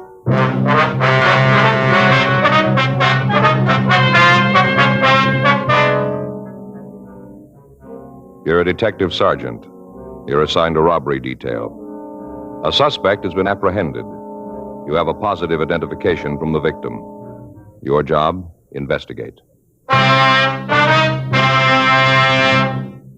years ahead of them all. Chesterfield is years ahead of them all. The quality contrast between Chesterfield and other leading brands is a revealing story. Recent chemical analyses give an index of good quality for the country's 6 leading cigarette brands.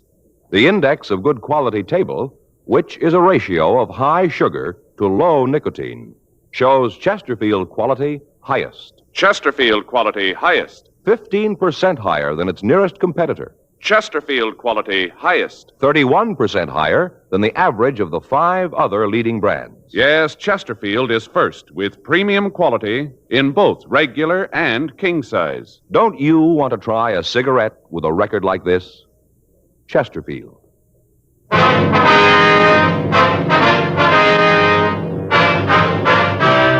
Dragnet, the documented drama of an actual crime. For the next 30 minutes, in cooperation with the Los Angeles Police Department, you will travel step by step on the side of the law through an actual case transcribed from official police files. From beginning to end, from crime to punishment, Dragnet is the story of your police force in action. It was Wednesday, June 3rd. It was hot in Los Angeles. We were working the day watch out of robbery detail. My partner's Frank Smith. The boss is Captain Didion. My name's Friday. I was on my way into the office, and it was 7:46 a.m. when I got to room 27A. Robbery. Joe? Yeah? You're early. Yeah. I got to run over to Georgia Street Receiving Hospital. What's the matter? I don't know, Frank. I started to get headaches last night. I couldn't sleep. Ringing in my ears. I don't know what it is. Now, hold on. Stay right there. What? Got up my locker. I'll get it for you. What are you talking about? The headaches get worse when you move. What? When you move around, it gets worse, right? Yeah? Feels like your head's going to blow up? Yeah. Huh. Glad you came to me. I know just what it is. Got stuff right up here. Someplace. Yeah, here it is.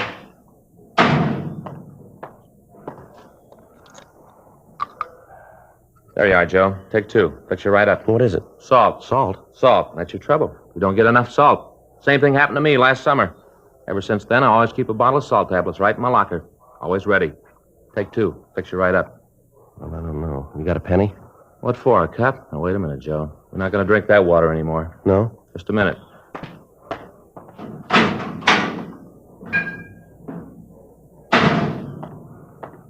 Bought a whole case of this for us. There you are, boy. Drink it right out of the bottle. What is it? Poland water, Joe. 100% pure. Right from the springs. Real water. Yeah? Yep. Read right there on the bottle, see? Not carbonated. Full of minerals and good things. Yeah, well, Frank, maybe I ought to wait and see the doctor, huh? Joe, believe me, I know what's wrong. It's happened to me. Same thing. Salt, that's what you need. Yeah. There you are. Poland water and the pills fix you right up. Here they are. Go ahead. Well, look, I appreciate all this. Really, I do. But I think I ought to see the doctor, huh? Joe, don't you trust me? Well, yeah. Take the pills. Salt. Salt. Take them. All right. There now. That wasn't bad, was it? If the headaches don't go away, we can drop by Georgia Street and see the doc. You want to give me the bottle? I'll put the cap back on. Keep it fresh for all us. right. Anything in the box? Yeah, an arrest report. We're supposed to check the guy out. Anything on it? Held up a grocery store at the corner of 7th and Francis a week ago yesterday. When'd they pick him up? Last night. Victim saw him on the street and called a radio car, took him into custody, and then booked him. Well, let's go talk to him. I'll see what he's got to say. After we get through, we can drop by the hospital if he's still got the headaches. This shouldn't take too long. Well? Sure, guy's already confessed. We ran the name of the suspect, Thomas Stanford, through R&I, but we found no previous criminal record for anyone of his description. 8:10 a.m. We drove over to the main jail. We went up to the second floor and signed in. Stanford was brought from his cell, and Frank and I took him to one of the interview rooms. We gave him a cigarette, and he started to talk. He was quiet and cooperative. Yeah, I did the robbery a week ago yesterday. I'd like to check some things out here on the arrest report. Sure, I want to get this over with. I did it like I told you. Nothing special. Just held up the store. Mm-hmm. Your full name is Thomas Arthur Stanford, is that right? Yeah, Thomas Arthur. My friends call me Tom. Your home address is 1824 and a quarter South Mariposa Avenue? Yeah, I live with my father, 1824 and a quarter South Mariposa Avenue, LA7. What's your father's name?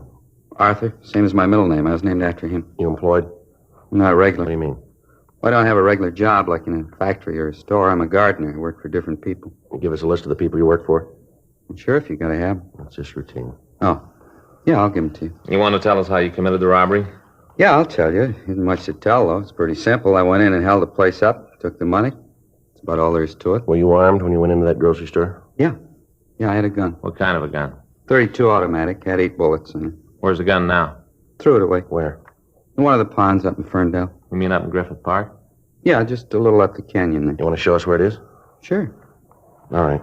If you start right at the beginning, tell us all about the robbery, what you did. Well, why do you have to know all that? I told you I did it. There's nothing more you have to know. We got to have it for the record. It's just routine, like I told you. You guys do a lot of things. It's routine, don't you? Yeah, we do, quite a bit. Was there anybody in the store when you went in? Just the woman that owned the place. I guess she owned it. The way she carried on, you'd have thought it was her own money I was taking. Well, I took out the gun, and I told her it was a stick-up. I said for her not to cause any trouble. What'd she say to that? Well, that's when she got hacked at me, started to yell. What'd you do? Well, I guess she figured I meant what I said when I told her to shut up. Anyway, she quieted down, then I told her to get into the back room. They got this little room where they keep the empty Coke and the beer bottles. I told her to get in there. Did she? Yeah, she went into the room, and I locked the door from the outside. And I went to the cash register and punched the no-sale button and took the money. After that, I left the store. You didn't have the money on you when they picked you up last night. Where is it? It's gone. I spent it. You spent it all? Yeah, every last nickel. I had myself a ball. You remember where you spent it? All around, different places. I bought myself some clothes, spent some of it in clubs. Just went. None of it left. You drive a car, Stanford? Yeah. Isn't mine, though. It belongs to my father. It's a big Chrysler sedan. Did you drive that when you held up the grocery store? Yeah, I had it parked down the street on 7th. Mm-hmm. Remember the time when you went into the store? Yeah. It was just after 12. 12 noon. What were you doing in the neighborhood last night? You mean when they picked me up? That's right. Just looking around. You ever been arrested before? No. Never been mixed up with a cop. You ever been to the hospital? Mental institution? What do you ask a question like that for? Routine. Oh. Well, when I was a kid, I had my tonsils out. I was in a hospital then. A couple of days. I don't remember it too well. It was a long time ago. Mm-hmm. How old are you, Stanford? 28. All these questions you're asking me. I told the 2 cops that picked me up the same things. Why you got to ask them again? Can't you just send me to the penitentiary and get it over with? Got to double-check the story, Stanford. I suppose so. It seems that you're going to a lot of trouble you don't have to. I told you I did it. I'm not giving you any trouble. I confess. No. My father know about this yet? Yeah, he was called. He's going to be pretty sore about it. All right. Sure he doesn't know I used his car.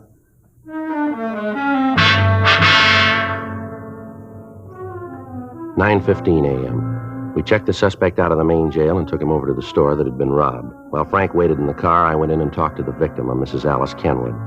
I told her that we'd bring the suspect into the store and ask him several questions about the robbery. During that time, I told her that we wanted her to observe the suspect so that she could give us a positive identification. I told her that it would be better if she didn't talk to him, and that if she had any questions, she could ask them through us. She agreed and said that she would do anything she could to help us in the investigation. I went out to the car, and Frank and I brought the suspect into the store. Come on back here, Stanford. What are you bringing me here for? What are you trying to prove? I'd like to have you explain a few things for us. Well, I told you all I could. I told you I committed the robbery. Isn't that enough? Just a couple of things we'd like to have you clear up for us. Well, what things? I told you how I did it. Well, she'll tell you. That's the woman I held up. She'll tell you it was me. She should know. She's the one who turned me in. How about it, Miss Kenwood? He's the one, all right. I'd know him any place. There, isn't that enough? What more do you want? I'd like to have you show us just how you came into the store, what you did while you were in here. You mean the whole thing? Yeah, from the time he came in through the door. All right. Take these handcuffs off, and I'll show you. You can show us with them on. It's got to be that way. It's going to make it tougher. Go ahead. Yeah. Well, I came in the door. I came in, and she was standing behind that counter. You mean Miss Kenwood? Yeah, her. She was standing behind the counter. I walked over to her, and I showed her the gun. Told her it was a stick-up. Told her I wanted the money. That's right. He pointed the gun at me. I thought he was going to shoot. All right, go ahead, Stanford. Well, she started to yell, told me to get out of the store. Certainly I yelled at him. You think I want anybody coming in here and waving a gun around? Oh, if my husband was here, he'd show you good. See what I mean? I never saw a woman that could yell so much. Go ahead, Stanford. What'd you do then? Well, I told her if she didn't keep quiet, I'd have to shoot her, and then I told her to get in the room Now, and back. just hold on a minute. He's not only a thief, but he's a liar, too. Ma'am?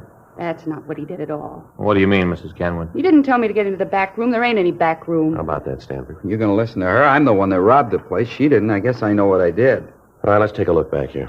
Come on. What's behind this curtain here, Miss Kenwood? Just a little space where I keep my empty bottles. Goes right out onto the alley. There, see, that's where I put her. That's where I told her to stay. Mm-hmm. And you said you locked the door. There's no door there.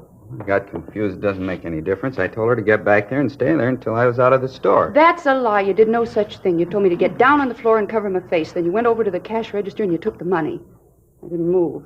Didn't want to give you any trouble the way you were waving that gun around. It's a wonder you didn't try to kill me. The way you're yakking that up, I should have done it. All right, that's enough. Frank? Yeah. You want to take Stanford out to the car? I'll be right with you. Yeah, okay. Come on, Stanford, let's go. You know what you got to go through all this for. I told you I did it. I never saw anything like it before. You can't even confess around here. Nobody believes. Miss Kenwood? Yes, officer.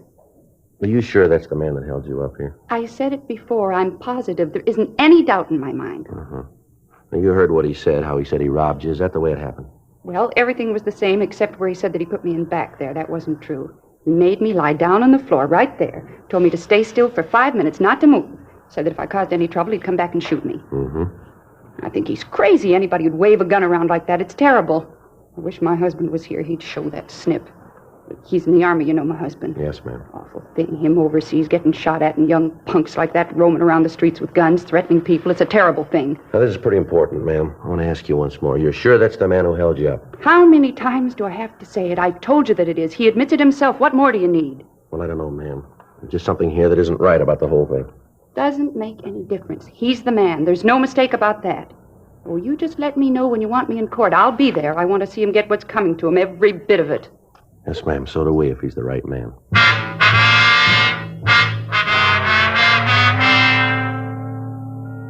12:22 p.m. We drove the suspect back to the city hall for further questioning.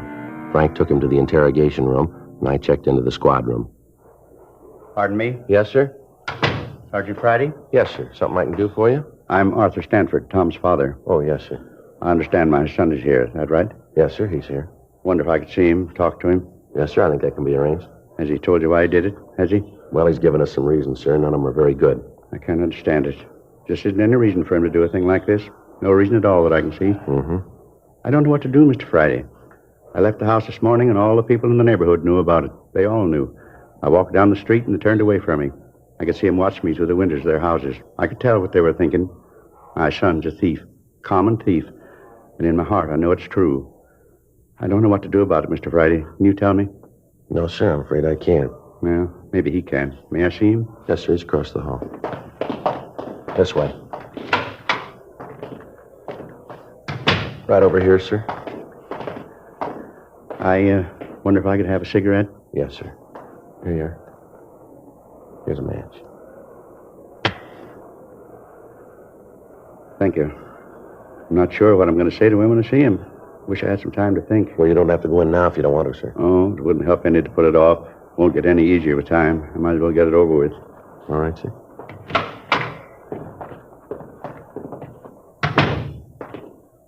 Hi, Pop. Why'd you do it, son? Well, I did it because I wanted to. I wanted the money.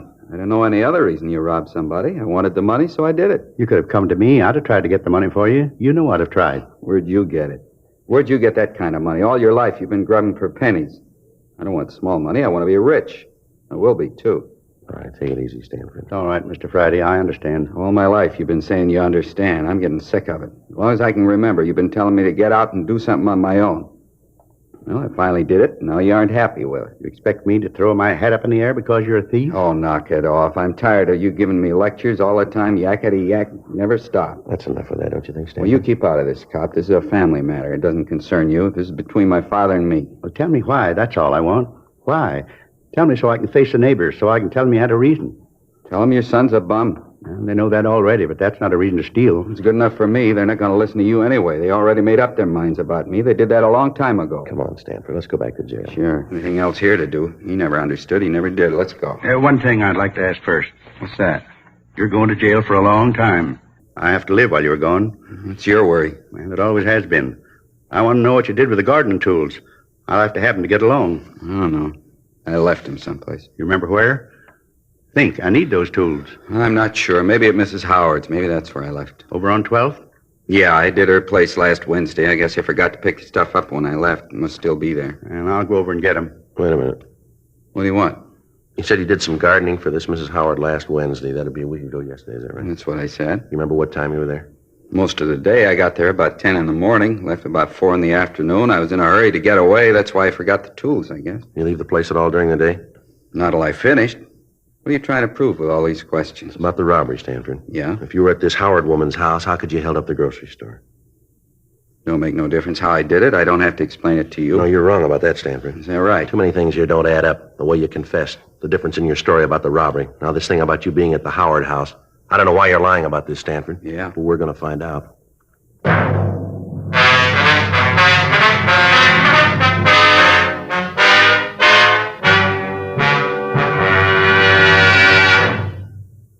You are listening to Dragnet, the authentic story of your police force in action. Chesterfield is best for you. Listen to Chesterfield's record. For a full year and 2 months, a doctor has been making regular examinations of a group of Chesterfield smokers, and he reports no adverse effects to the nose, throat, and sinuses from smoking Chesterfields. Don't you want to try a cigarette with a record like this? Chesterfield. First with premium quality in both regular and king size. Chesterfield. First choice with Young America. And that's from a survey of 274 colleges and universities. Try Chesterfields today. Remember, Chesterfield is America's best cigarette buy.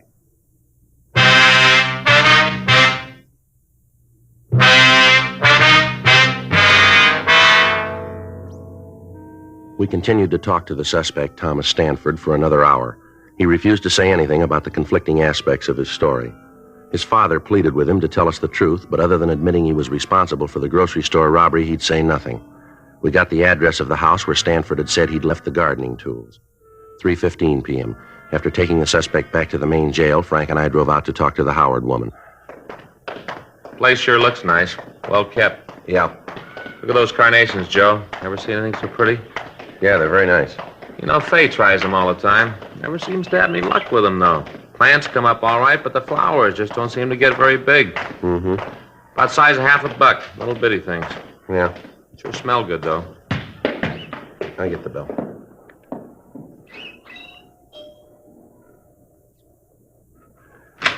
Yes? Miss Howard? That's right. Is there something you want? Police officers, ma'am. We'd like to talk to you. Policeman?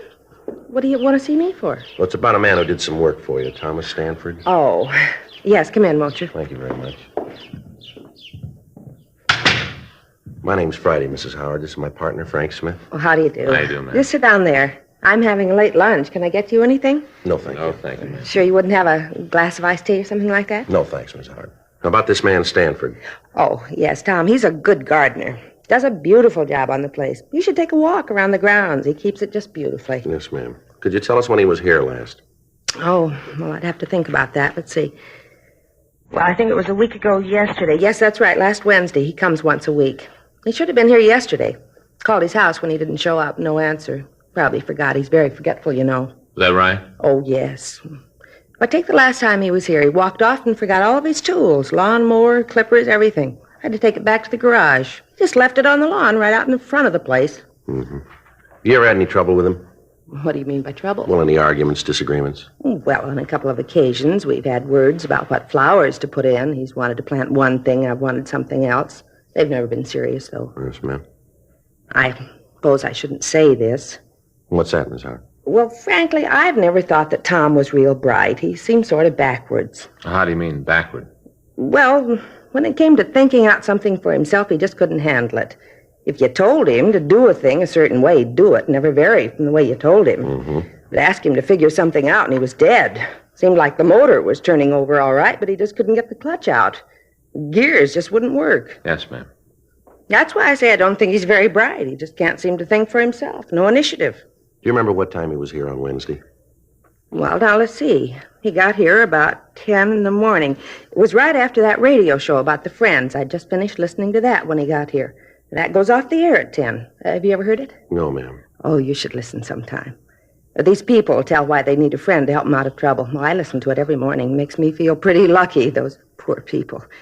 I sure appreciate what I've got when I hear what they have to say. Uh-huh. Was Stanford here all day, ma'am? Yes, all day. He didn't leave until, let's see. I guess it was about 5, someplace around in there.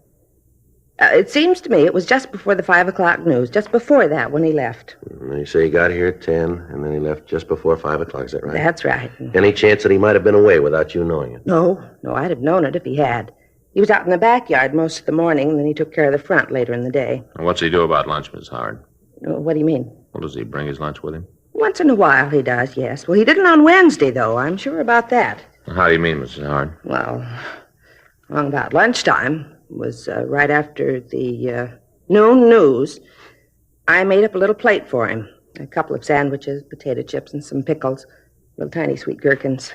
I made it up and I took it out to him. Yes, ma'am. I took this nice plate out to him, and where do you suppose I found him? Where? Out behind the garage, sitting next to the compost box. What do you suppose he was doing? What, ma'am? Reading a comic book. All about cops and robbers. One of those with a picture on the cover of the crooks trying to shoot their way out of the bank. Mm-hmm. I told him that he'd better get on the ball, let the clutch out, and get to work. I told him that I wanted the yard finished up by 5, and that I didn't want any funny business about it. What'd he say to that? Well, he just looked at me for a long time, and then he said, "Okay, Warden." Just like that. "Okay, Warden." But he got to work right away, and he finished up on time. You see, my son and daughter-in-law were coming over. It was his birthday, and we'd planned a little party. I wanted the place to be nice for them. Yes, ma'am, we understand. Is it possible that Stanford could have gotten away from the yard at all between 10 and 5? No, I'm sure of that. He was here all the time. All right, ma'am. Thank you very much. What's this all about? Is Tom in some sort of trouble? No, it's just a routine investigation, Miss Howard. I'm going to give you our card in case you think of anything else. Here you are. Oh, thank you. Michigan 5211, is that right? Yes, ma'am. Ask for robbery division. That's extension 2511. It's right on the card. Oh, yes. Poor Tom, all this trouble. It's too bad. Yes, ma'am. I just wish this was New York. Beg your pardon? Well, if this was New York, everything would be all right. How's that? That program about the friends? Yes, ma'am. Tom could sure use one.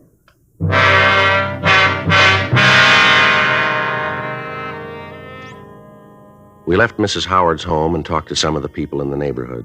They told us that the Howards were respected people in the community, and some of them verified the fact that Stanford had worked for almost 2 years. The man who lived directly across the street from the Howard house said that he'd talked with Stanford on the afternoon of the robbery. He said that he'd asked the suspect about the seeds that he used to raise the carnations that were planted along the front of the house. He went on to say that he'd been working in the front yard of his own house all afternoon and that he'd seen the suspect throughout that time. We drove back to the grocery store and talked with the victim, Mrs. Kenwood. Under questioning, she admitted that she could have made a mistake about the identification, but she said that if she was wrong, the thief could act as a double for Tom Stanford. 10:30 p.m., we drove back to the main jail and picked up the suspect. We took him back to the city hall and talked to him in the interrogation room. He was sullen and refused to answer our questions. Stanford? Yeah? I'd like to have you tell us the truth this time.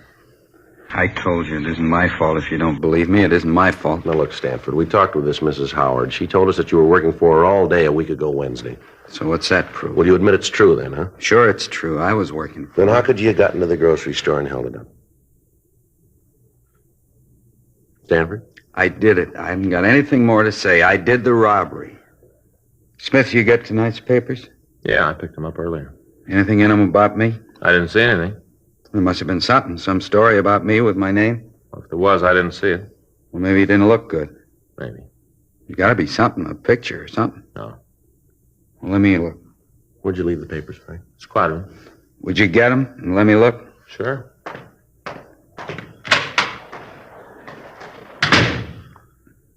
Pretty important to you that you're in the papers, isn't it? I just want to see him, that's all. Well, he'll bring them back. You must have made a mistake. There's something about me. There's got to be. It isn't every day there's a robbery like this. The papers would write it up big, wouldn't they? I don't know.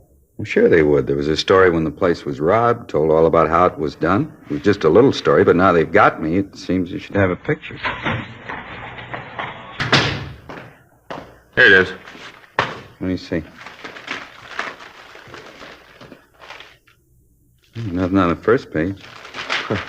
Robbery happened a week ago. It's old news. Yeah, but you just caught me last night.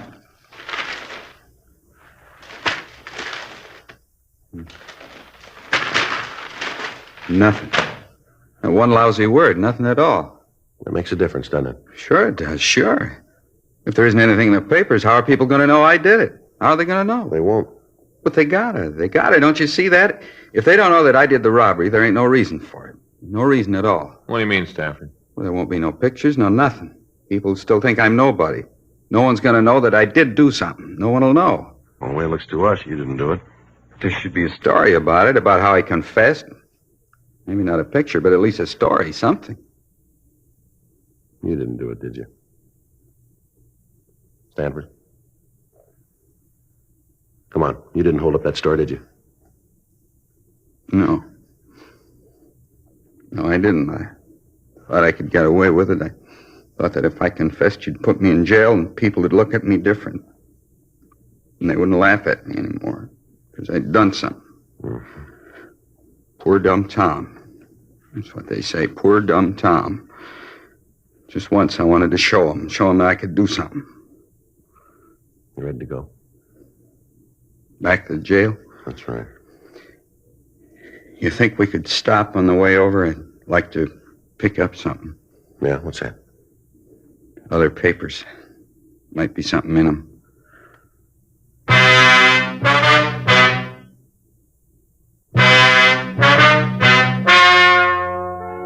The story you have just heard is true. The names were changed to protect the innocent. On June 4th, a meeting was held in the district attorney's office, city and county of Los Angeles, state of California. In a moment, the results of that meeting. Now, here is our star, Jack Webb. Thank you, George Fenneman. I'd like to talk to you people who don't smoke Chesterfields. I'm convinced that if you try just one carton, you'll find they're best for you. They're milder, they have a wonderful taste, and most important, they have premium quality in both sizes, regular or king size. So pick up that carton, will you? Chesterfields. Try them.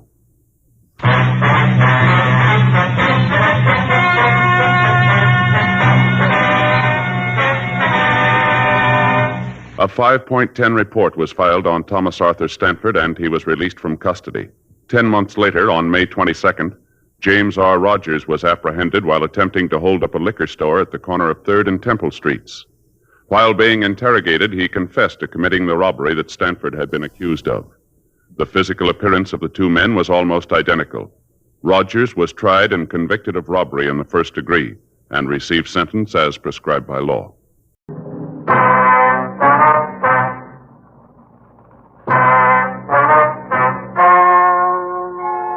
Ladies and gentlemen, the story you are about to hear is true.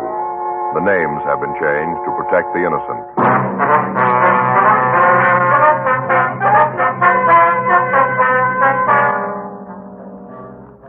You're a detective sergeant. You're assigned to auto theft detail. You get a call from a truck rental service. One of their trucks has disappeared. There's no sign of the man who rented it. Your job, find him.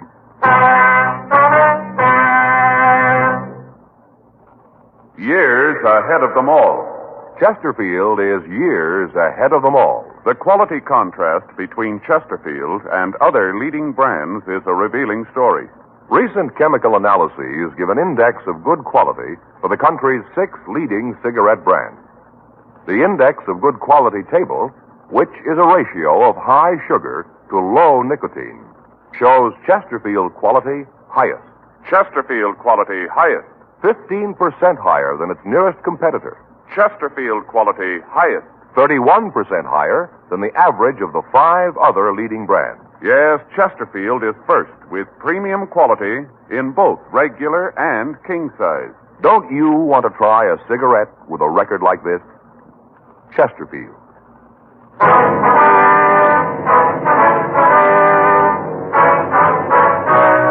Dragnet, the documented drama of an actual crime. For the next 30 minutes, in cooperation with the Los Angeles Police Department, you will travel step by step on the side of the law through an actual case transcribed from official police files. From beginning to end, from crime to punishment, Dragnet is the story of your police force in action.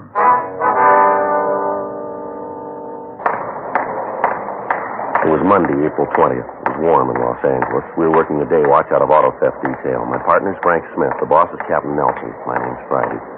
I was on my way into the office, and it was 8:02 a.m. when I got to room 40. Auto theft. Hi, Frank. Hi. Where'd you get the sunburn? Went fishing yesterday. Yeah? Where'd you go? Down Newport. How'd you do? Didn't. What do you mean? I didn't. Yesterday's the first day off we've been able to collect for a month. Yeah, I know. Last Thursday, I checked with the skipper. Said it looked like I'd be able to make it sure this weekend. So I called the place. I made reservations. All set. Gonna go fishing. Yeah. Saturday night, I got all my tackle out and took my reel apart, cleaned it, all ready. Faye packed a lunch. Real good. Mm-hmm. I'm all set. Get up at 4:45 in the morning. I drove down to Newport. Beautiful morning, Joe. Yeah. Sun shining. Little wind, you know. Really looking forward to it. It's going to be a real day off, you know. Mm-hmm. Get down there, get on the boat. Not many people, maybe 15 or 20. Yeah, not many for a Sunday, was it? No, that's why I think I got it made. I got a place right at the back of the boat, and we shoved off. I went down to get some breakfast. You know, load up and really pull those fish in. Yeah. I got through eating, went up on deck. Where do you suppose we were? Well, I wouldn't know. I'll take a guess. Frank, I wouldn't have the least idea. All right, where were you? Right back at the dock. What? Yeah. Right back at the dock. They'd gone out to the ocean, and the water was so rough they turned around and came right back. And all the while, I'm down below having breakfast. I didn't even see the ocean. Oh, well, that's too bad, isn't it? Yeah. Picked up my tackle, went over and fished on the pier. After all day. Ate my lunch and fished all day. Well, how'd you do there? Pretty good, huh? All day just getting a blister on my lip from the sun. I just sat there. Yeah, well, did you catch anything? How'd you do? Skunk. What? Skunk, nothing. You mean you didn't catch anything at all? Oh, a couple of perch. Uh-huh. Skunk. Yeah, well, too bad. Did you check the book? My day off. I'm skunk. I got it. Auto theft Friday. Yeah. Mm-hmm. Well, when did it go out? Yeah, just a minute. All right, what's that address again? Uh-huh. Yeah. Okay. Yeah, we'll be right there. You bet. Right. I'll get your hat. Yeah? Truck rental company out on Pico. Guy came in Saturday and rented a 2-ton from him. Yeah. Said he'd be back in a couple hours. Uh-huh. I haven't seen him since.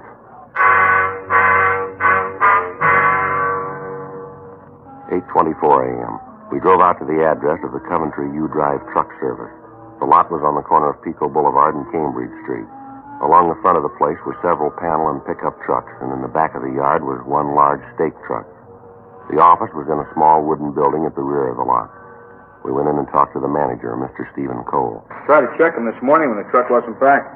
Once the landlady said she saw him come home with the truck set. She hasn't seen him since. What's the man's name, Cole? The name he used when he rented the truck was George Summers. Did he have any identification? Yeah, he had a driver's license. I got the number here on the slip. Oh, here it is. The California license. You got to have one to rent a truck. Uh-huh. He signed his name, George R. Summers. Number on the license was W414626. 26, huh? Mm-hmm.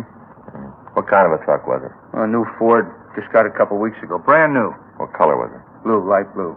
Had the name Coventry painted on the side. Name's in the cream color. What kind of a truck is it? 2-ton stake. Was it possible that this Summers is just keeping it out longer than he said he would? Possible, but it isn't likely. Said when he came in, he wanted to haul a load of furniture. Said he just needed a couple of hours. That was Saturday morning. We haven't heard a word from him since. I got Red out looking for it now. Who's Red? Works for me. Oh, I see. When a truck is late getting back, we usually call first, then send one of our men out to check on it. Red drove over to see the Summers. He left about an hour ago. I haven't heard from him yet. Oh, I see. Do you get a deposit on the truck? Yeah, we do. Some of the places don't, but we get one. $20. Does Summers pay cash? No, he gave me a check. Haven't had a chance to deposit it yet. I'll call the bank later. Uh-huh. Can you give us a description of the man? Well, not very good. I was out in the yard when he came in. I didn't handle the deal myself. I got a look at him, but not good. Would you know him again at the song? Oh, it'd be hard to say. I couldn't be sure. The girl would, though. She wrote out the papers. I wonder if we could talk to her.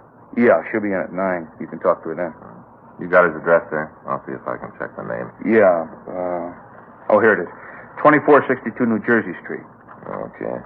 Can you give us some kind of a description on him? Well, I told you I didn't get a good look at him. He's a small fella, blonde, maybe 25 or 26 around in there. That's about the best I can do. Excuse me a minute. Yeah. Coventry U-Drive.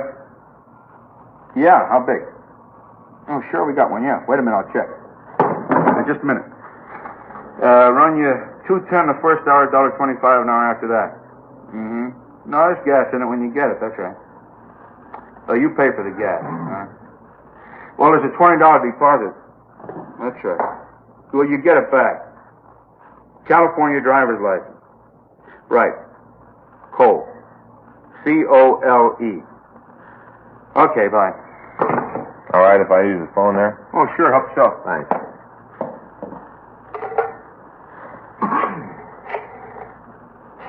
Pretty busy, you right? Yes, sir. Once in a while we get kind of slow, but it seems like everybody's moving or something all the time. They're Record renting deal, trucks. please. Yeah, 2626. Got 3 other places, around town. Hi there, it's Officer Frank Smith, 2633. Could you check the name George R. Summers, please? Well, he's described as WMA 23 to 27. Slight build. And blonde. Oh, blonde. Possible address is given as 2462. Wonder if we could see the check he left his deposit code. Sure, I got it clipped on the back of the slip. Yeah. Sure, I'll hang on. Here it is. Uh-huh. That truck is worth about $2,800 as it stands. Well, you carry insurance on it, don't you? Oh, sure, it's covered, but that isn't the point. That guy that just called wants to rent a 2-ton steak. Only got 2 of them. thanks very much. Somebody else calls, I'm going to lose the rental. That's what gripes me. thanks. Probably turn out that deposit check isn't any good either. I'm out all the way around. Mm-hmm. How about it, Frank? Well, can't be sure. We've got a record on the George R. Summers. It might be it. Address is different, but out of 6 cards, it's the closest. Done time for possession. What's he mean, possession? It's narcotics. Oh. So how about it? Do you want it now? No, nothing on him. You give us the license number of the truck? Yeah, it's right here. I got the body motor serial number 2. Lousy phone. Here's a slip. You can copy the dope yourself. Thank you. Tell him you drive. Yeah. Is he there? Uh-huh. You tell me to get right down here. Yeah, you bring him. Right. Well, that's it. Huh? Call was from Red. He found Summers in his boarding house. Says he's been there since Saturday night. How about the truck? According to what he told Red, he left it out in front of the house Saturday afternoon. Yeah. Came back, it was gone. 9:14 a.m. The owner of the truck rental service called the bank that the deposit check had been written on. He talked to the cashier and found that there was enough money in Summers' account to cover the check. We got a full description from Cole's secretary of the suspect. The check of the truck company records showed that he'd never rented a truck from them before. 9:46 a.m. Summers arrived at the office of the U-Drive company. We talked with him briefly and asked him to accompany us downtown. We got out a local and an APB on the stolen truck. We checked his fingerprints against the record card and got a positive identification. 10:37 a.m. We took him to the interrogation room. You ever been arrested? You know the answer to that. I'd like to have you tell us.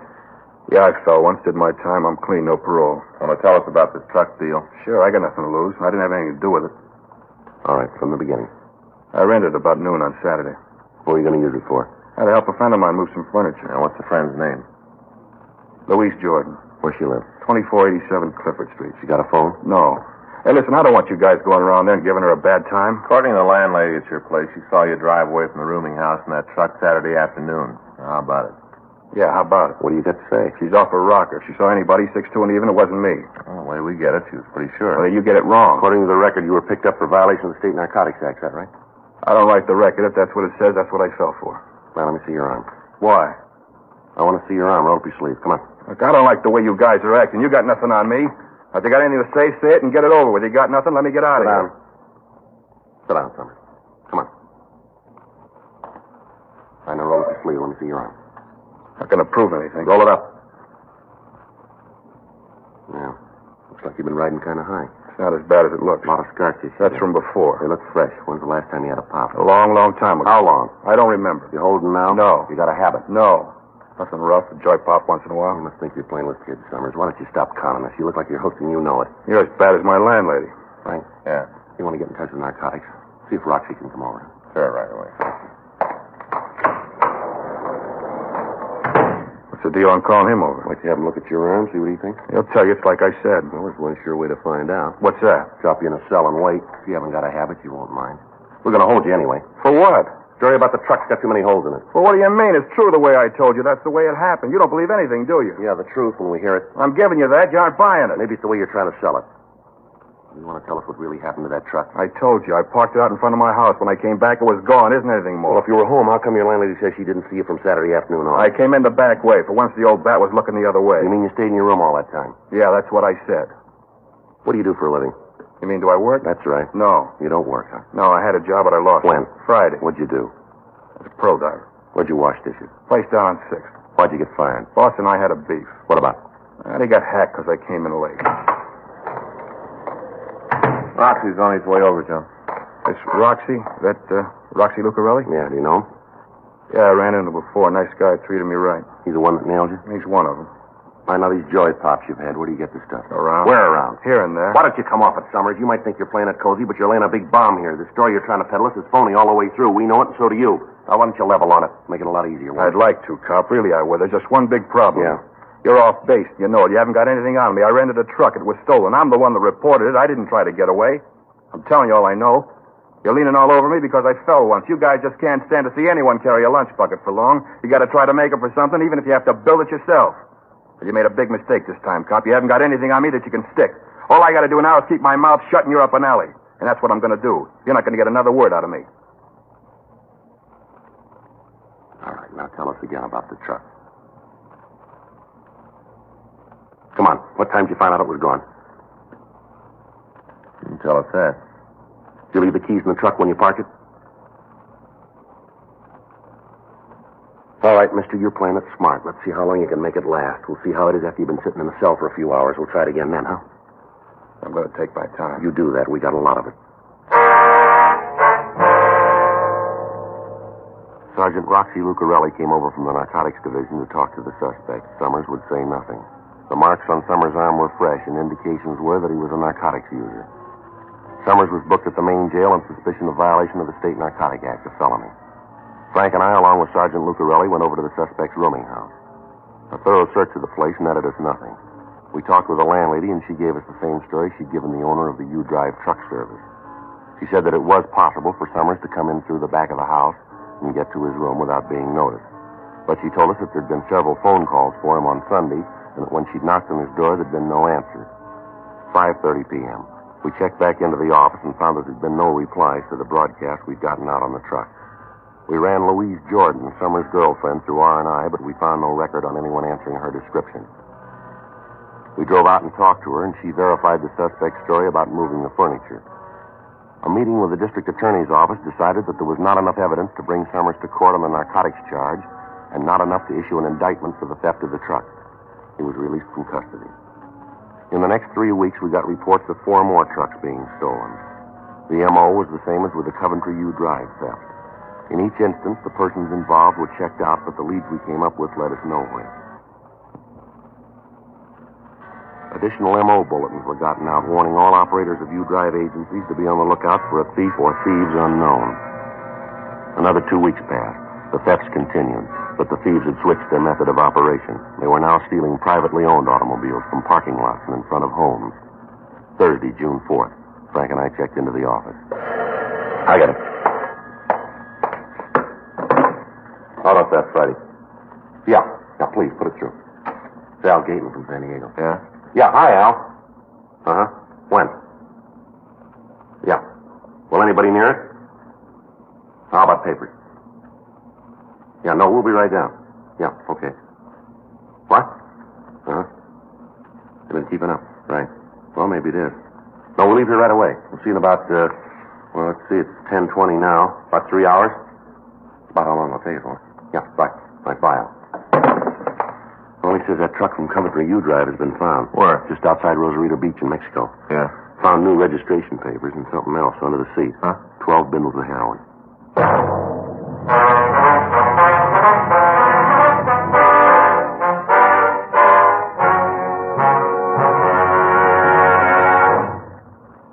You are listening to Dragnet, the authentic story of your police force in action.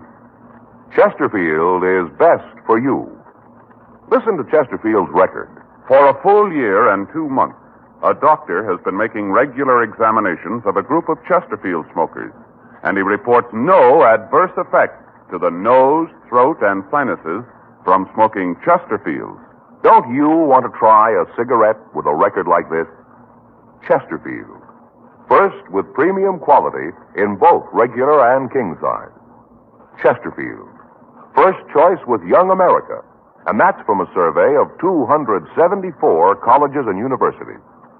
Try Chesterfields today. Remember, Chesterfield is America's best cigarette buy.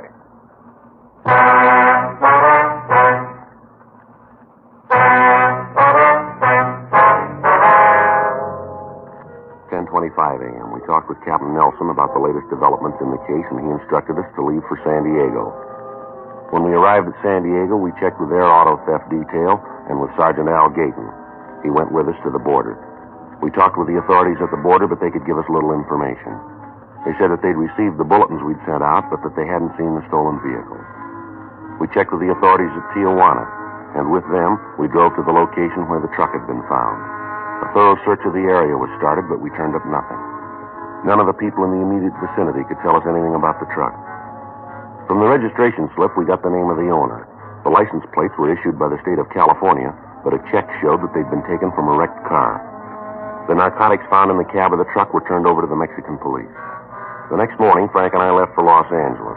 While we'd been gone, officers Bill Donovan and Jack Pilkington, along with Sergeant Al Mansell, had been following up the leads in the Los Angeles area. They hadn't come up with anything new. The car thefts continued. State police units along the road to the Mexican border were alerted, but the cars continued to disappear. 2 weeks went by. Tuesday, June 23rd, Frank and I came back from a meeting with members of the National Auto Theft Bureau. Want to check the book? Yeah, I'll get it. Well, these thefts are sure dropping our recovery record, aren't they? Yeah. Talked to Skipper this morning. The insurance companies are raising the roof. Well, that figures it's costing them a lot. There's a message here from Judge Shelton wants us to call him. Sheriff's Department? Yeah. Marked important. You want to get it? Yeah, I'll get it.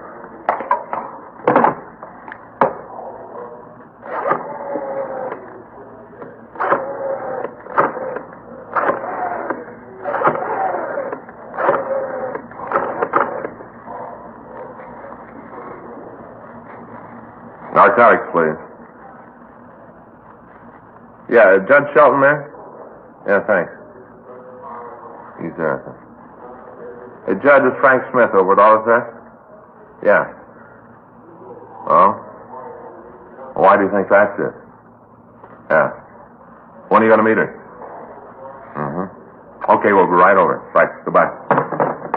Anything? Yeah, Judge got a call this morning from a girl. Says she's been invited down to Mexico. Yeah. Says 2 of them are going down to pick up some heroin. Yeah, where do we fit in? Girl told Judge they'd be driving the stolen car.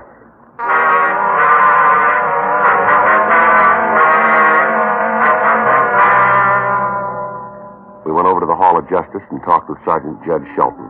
He told us about the call he'd received. He said that he was supposed to meet the girl at 3:30 that afternoon, and he wanted to know if we wanted to accompany him. We told him we did, and at 3:15 p.m., the 3 of us walked into a bar on West 7th. We waited for the girl to arrive. 3:46.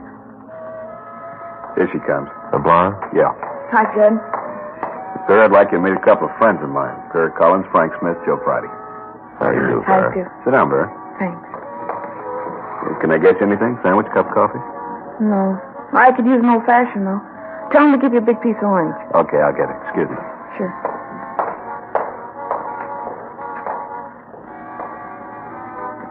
You two guys cops? Yes, ma'am. Where do you work out of? Central Auto Theft. Well, that's why Judd called you, huh? Pardon? About the hot car we're driving south. Yes, ma'am. My name's Vera. Why don't you use that?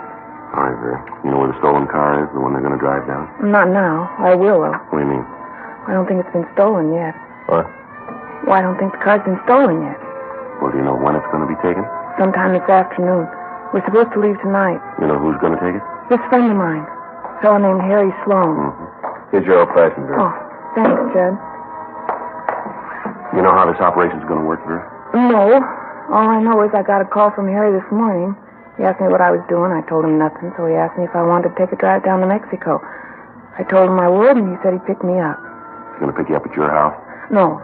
No, he said he'd call me and let me know where to meet him. Well, where's he going to call you? My place in about an hour.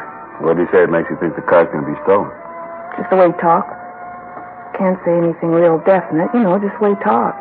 You work alone? No, there's another guy with him. I don't know who it is. What did he say to you about the narcotics? Just said that he was planning to pick up some H down there. Didn't say where. He give us a description of this, Harry, where he lives? Yeah, I can give you that. Got a record, do you know? Never talked about it. I think maybe he's been picked up a couple of times, but I don't think he served time. You said on the phone you had an idea how we could take him. Yeah. You see, I'll have to drive my car to meet them. As soon as I get a call from Harry, I'll get in touch with you and tell you where the meet's going to be. I'll park my car and leave the license number of the stolen car in it. Where? In the back seat. Judd, wouldn't it be a lot easier if we just kept her under surveillance? Might be better for you, but it wouldn't for me. Harry found out I'd been playing footsie with you guys, he'd kill me sure. This is a big operation. Isn't just Harry in on it. What do you mean? All those cars that have been stolen lately, the trucks, it's all part of the deal. Same bunch is doing it. You mean it's an organized ring? Sure. They got it all laid out from here to Ensenada. All the way it's planned. You know who the top man is? No. I never heard the name. Harry never used it. They take all the trucks down to Mexico, do they? From what I understand, most of them end up down there. You got any idea how they do it? No. What do you want out of this? What? Well, where are you going to come out, Vera? Why are you telling us all this?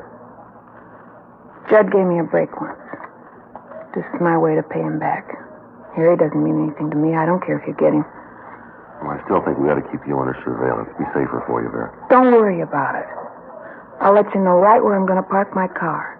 You find that, and I'll see that the other information's there. I better get going now. Just a minute. You want to give us a description of Sloan? Sure, I can tell you what Harry looks like. What are you going to do, check up on him? We'd like to know who we're after. I don't think you'll find anything. Be pretty surprised if you do. Not as surprised as he'll be.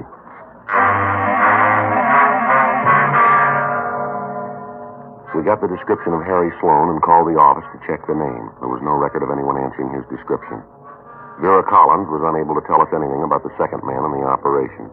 She went back to her home and waited for the phone call from Sloan. We returned to the office and waited for her to contact us with the information about the stolen car. At 5:15 p.m., we got a call from her saying that her car would be parked somewhere within a 16-block area. From Washington Boulevard to the north, Adams Boulevard to the south, from Crenshaw Boulevard to the west, and Arlington Avenue to the east. Frank, Judge Shelton, and I drove out to the area and began to cruise the vicinity.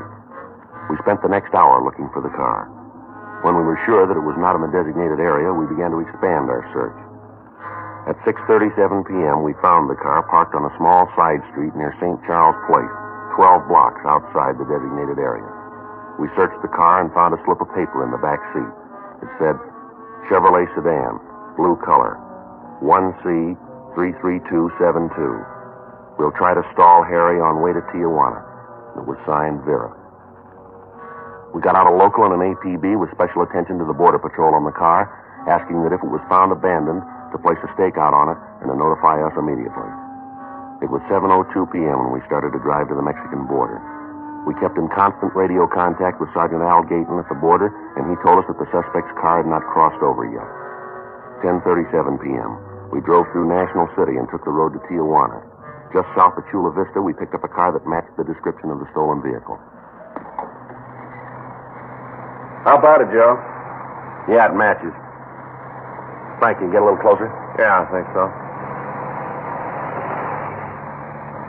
Different license plate, Judge. Probably switched to cold plates. That's why they haven't been spotted before.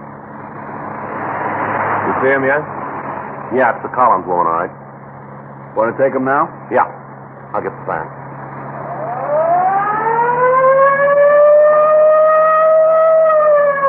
Doesn't look like they're going to stop. I'll make a try for the tires, Frank. Wait a minute, Joe. Yeah, road's clear ahead. All right.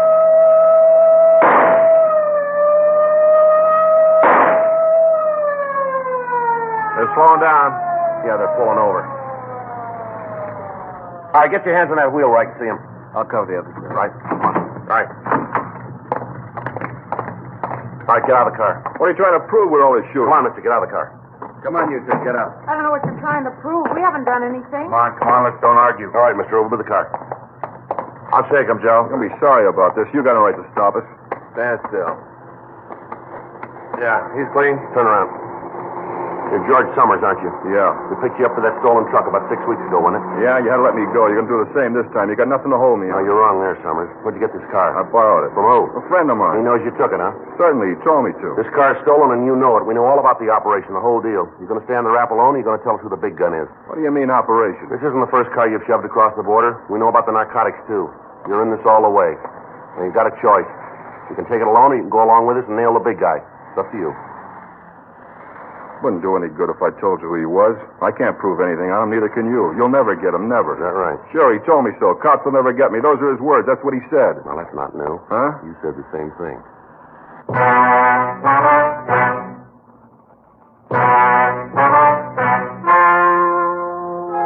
The story you have just heard is true. The names have been changed to protect the innocent. On November 19th, trial was held in Department 89, Superior Court of the State of California, in and for the County of Los Angeles. In a moment, the results of that trial. And now, here is our star, Jack Webb. Thank you, George Fenneman. Friends, all of us on Dragnet are proud to be associated with Chesterfield because, believe me, Chesterfield is years ahead of them all. You just can't beat a cigarette that was good to begin with and keeps getting better all the time.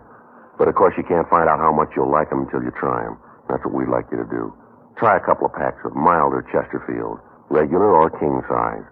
I know you'll agree that Chesterfield is best for you.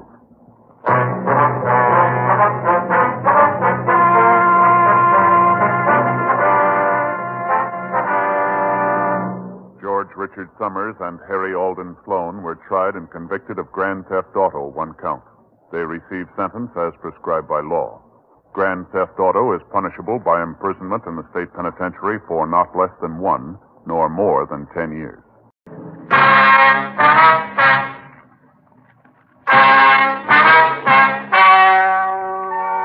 Ladies and gentlemen, the story you are about to hear is true. The names have been changed to protect the innocent.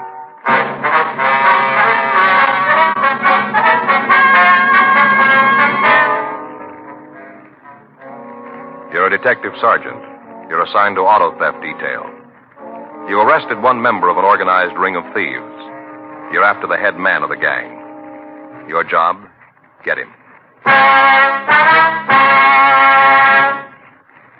Here is Chesterfield's record with smokers, and important to you. No adverse effects to the nose, throat, and sinuses from smoking Chesterfield. That's the report of a doctor who has been examining a group of Chesterfield smokers for a full year and 2 months. Don't you want to try a cigarette with a record like this? Chesterfield. First with premium quality. Chesterfield. First choice of young America. And that's from a survey made in 274 colleges and universities. Try Chesterfields today. Chesterfield. Regular or king size. They're much milder and best for you.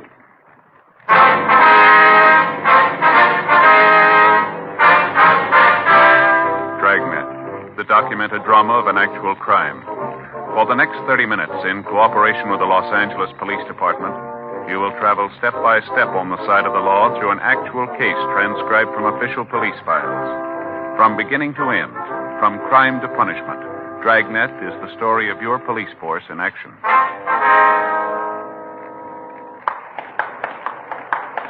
It was Wednesday, June 24th. It was warm in Los Angeles. We were working the day watch out of auto theft detail. My partner's Frank Smith. The boss is Thad Brown, chief of detectives. My name's Friday. We were at the main jail, and it was 8:14 a.m. when we got to the second floor, the interview room. Sit down, Sloan. Yeah. Right there.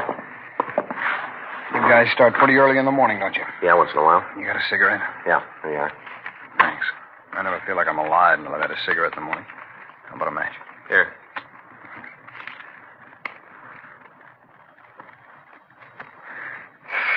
There's nothing like it, that first cigarette. All right, what's this all about? You know that as well as we do. A few questions we want to ask. All right, go ahead, ask. What's your part in the setup?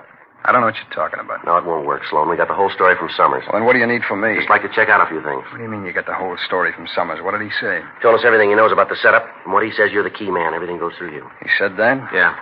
You believe him? Got no reason not to. That's why we're here. Get your side of the story. How much he tell you? Said everything he knows. Yeah, that figures. You get a guy with a yen like that, and as soon as the roof starts to drop, they spill their insides out. That's the trouble with doing business with hypes. You always run into it. Yeah, well, let's hear your side, huh? Sure. I knew going in if you locked Summers up, he'd break. Just a matter of time before he started seeing things and talked all over the place. Why don't you do a little of the same? I got no choice. Where do you want me to start? How about the beginning? It's as good a place as any, I guess. All right, who's the big gun in the setup? Well, you're not going to believe Well, this. why don't you try us? I don't know who he is. I haven't got the slightest idea, and that's the truth. You're asking us to buy the fact you work for a guy you don't know. I don't care if you buy it or not. That's the way it is. I don't know who the big man is. How'd he get your orders? He calls me. Where? My place. When? When I got something for him. How does he know? We got a set time each day. He calls in. He tells me what he wants done. I tell him what's going on. What happens if you want to talk to him and it's not the time? Nothing. I got to wait. How'd he get paid? He calls me and tells me where to go. I show up there and the door's waiting. All right, now you start at the beginning. Give us the whole story. All right, I got in town about 6 months ago. Where from? Outside of Chicago. All right. I laid around downtown for a few days, and I got this rumble that maybe I can pick up a job. Where'd you hear it? Oh, just around. I couldn't tell you where it was, a word here, another one there, just around. All right, go ahead.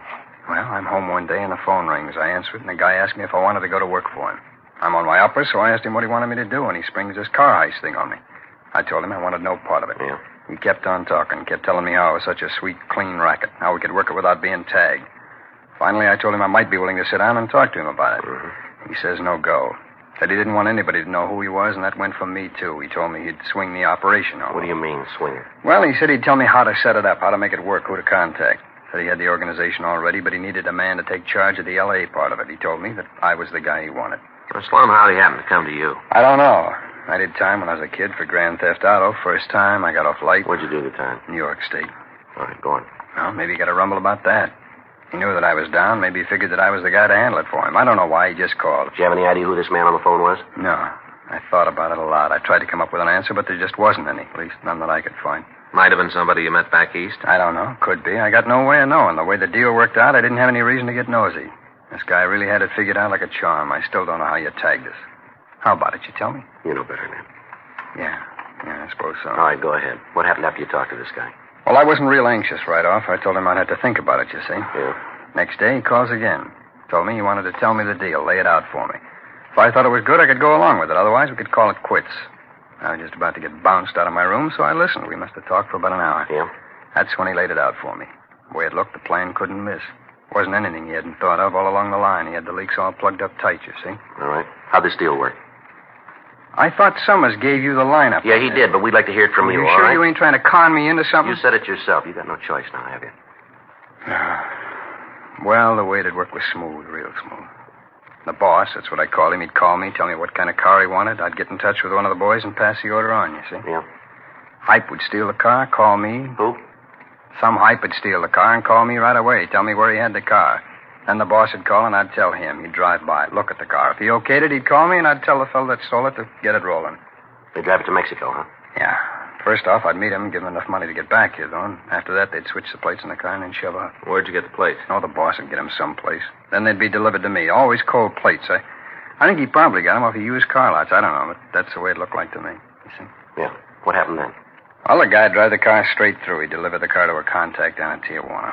What about the payoff from Mexico? How'd they work that? Well, that went through me, too. I'd get a call from the boss. He'd tell me where the meat was. I'd show up and pick up a paper bag with the narcotics. That the way the stolen cars were paid for? Narcotics? Yeah. Heroin was the best, so by the time we cut it down, it went a long way. What'd you do with the stuff? Well, some of it I'd use for paying off the hype that lifted the car, and the rest went on to the boss. How'd you get it to him? He'd call me, tell me where to leave it. Maybe an alley downtown, a telephone pole on Central. Once in a fountain right in front of City Hall. Every time, though, it was a different place. Yeah. Is it possible any of the others might know who he is? I talked to him. None of them know. I don't think they're holding out. Yeah. This boss, he ever say anything that could let you know where he was calling from? No. How about his voice? You get anything from that? What do you mean? You have an accent, something like that? No, nothing. He talked just like you and me. There's one thing, though. What's that? He's been around. He knows the tricks. He knows about me, everything I've ever done. The way he talks, you know he knows all the rackets. Mm-hmm. He ever sent you anything through the mail? What do you mean, like with the postman? That's right. No. A couple of times he sent me a batch of plates to use on the cars, but they come by messenger. One of the companies here? No, just a guy. I asked them who sent them, but they couldn't tell me. Couldn't or wouldn't? I ain't sure, but I really don't think they knew. It's always a different guy each time. Never the same one twice. You got some of the plates around? No, we used the last one on the car last night. When does the boss usually send them to you? Depends on how many cars we've taken. He keeps track. When we're out of cold plates, another batch of them shows up. It depends on the cars, you see. How about the other men working with you? The ones here in town? You give us a list of them? If I do, it makes me a pretty big fink. You don't, it's going to make you big trouble. I suppose so. There's nothing you guys can promise me for this, huh? You know the answer to that, too. We can see that the district attorney's office knows about the help you gave us. That's all we can do. It's better than nothing. Okay, I'll give you the name. Now, when this goes to trial, we can figure you'll be a witness for the state. Against who? Well, this boss, whoever he is. Sure, if you can get him. I don't think you will, though. Is that right? Sure, it stands to reason. I worked for the guy and never got to see him. He ain't going to want to see the police. Well, he's a little like you, isn't he? Huh? He's got no choice. We got the list of names from the suspect, and then we checked with Captain Carl Shy, Narcotics Division. He assigned 2 men to work with us on the case. We got in touch with the sheriff's department and filled Sergeant Judge Shelton in on the development. A call was put into Al Gayton at San Diego, and he said that he'd get in touch with the Mexican authorities and line up the cooperation we needed from them. The name of the contact in Tijuana was given to them, but they were unable to locate the suspect. We asked the stats office to make a new run on the M.O. of the auto thefts in an attempt to come up with a new lead on the head of the ring of thieves. They turned up 6 leads that were checked out. They netted us nothing. We got in touch with the State Highway Patrol, and we worked out a system to intercept any cars that might be stolen in the future by the same gang. The plan was that in the event we received a call regarding a stolen vehicle, we'd put it on the air with the heading of the code word Alex. This would alert all police officers between Los Angeles and the Mexican border. The men named for us by the suspect Harry Sloan were all taken into custody. Further interrogation netted us no new information. In the meantime, the leader of the gang had apparently succeeded in setting up a new group of thieves and was operating again. The thefts continued through the next month. During that time, all precautions were taken to keep the stolen cars from getting to the border, but the speed with which the gang operated made apprehending them almost impossible. The radio operation with patrol units along the highway was tried, but by the time the cars were reported stolen to us and we were able to get a broadcast out on them, they were already across the border. Thursday, July 30th, Frank and I checked into the office. I'll check the book. Right. Anything? No, it's a call here from Fay, that's all. The skipper sure hacked about this thing, huh? Can you blame him? No, I suppose now he's got a lot of people leaning on him. I don't know, Joe. It's about time the brakes start falling on our side. Well, we've been saying that for a long time, too. It doesn't seem to do much good. Even when we do nail the big gun, we're going to have to prove it, and that isn't going to be easy. Yeah. The way he's got it worked out, it's going to be awful tough to build a case that'll stick. Well, he doesn't handle the narcotics. He doesn't handle the money. All he does is okay the jobs. Yeah, but there's got to be an outlet for the heroin. Well, where's he getting rid of it? That's a good question. You know, we've been trying to come up with the answer a long time. No rumbles. Informants don't know anything. I get it.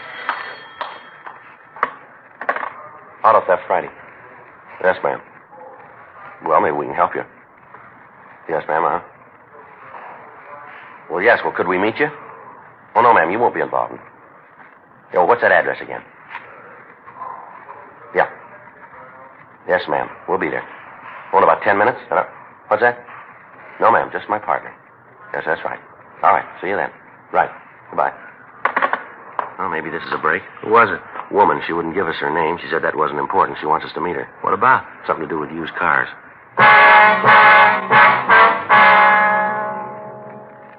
10:10 a.m. Frank and I left the office and drove to Hollywood to meet the woman who'd called in. She said that she wanted to meet us in one of the coffee shops along Vine Street. We drove out the new freeway to Hollywood Boulevard and then down to Vine Street. We parked the car and walked up to the coffee shop. The girl on the phone had refused to give us her name, so Frank and I had no way of knowing who she might be. She told me to take a booth at the back of the restaurant and that she'd find us. Frank and I sat down and ordered a cup of coffee, and we waited. There was no sign of the caller. 11 a.m. She still hadn't shown up. We were about ready to leave when a tall woman, well-dressed, in her middle 30s, came in. She stopped at the door, looked around the place, and then she headed for our booth. Joe. Yeah, it might be. No, she's heading for the next booth. Are you from the police? What? Are you a policeman? No, what? Never mind. Are you from the cops? Yes, ma'am. I'm the one who called you and told you to meet me here. Yes, ma'am. I'm Joe Friday. This is my partner, Frank Smith. You got some way to prove it? Ma'am? Prove that you're cops. I don't want to talk to nobody who ain't a cop. Yes, ma'am. Here's my ID card. Oh, yeah. That's you, all right. Yes, ma'am. How about you? Yes, ma'am. Here's mine. Oh, yeah. Oh, say, that's a real nice picture. You put on some weight, haven't you? Would you like to sit down, ma'am? We can get started on this. Oh, yeah, sure. Now, what was your name? You don't need that. It doesn't make any difference. All right. Will we order you something, maybe? Yeah, I'd like a Coke. All right. I'll get it, Joe. You make sure it's a real Coke, though. Genuine. All right, ma'am. I'm sorry I'm late. I got tied up. That's all right, ma'am. I wonder if we can get started. Well, I was across the street, waiting by the radio station. Yes, ma'am. Waiting for that singer. What's his name? You know who I mean. The cute one with the curly hair. I never can think of his name. Anyway, I was waiting for him to come out. He's doing a show over there, you know. He's a wonderful voice, and he's so cute. Now, what's this all about, this thing you want to tell us? Crazy kids and their autograph books. I couldn't even get near him. Miserable. I wonder if we could get down to business here, ma'am. You said on the phone that you could give us some information? Yeah, I think I can help you out. It seems to me that you might want to talk to this man. What's his name? Well, maybe I ought to tell you about him first, and then if you want to know his name, I can tell you that. All right, ma'am. Go ahead. Here's your Coke, ma'am. Oh, thanks. That's good. It's cold. Do you want to go on? On? Yes, ma'am. About the man? Oh, yeah. Well, there's this fella, and he's got an office in the building where I work. Where would that be? A corner of Hollywood and Dick Street. Right on the corner. 9th floor.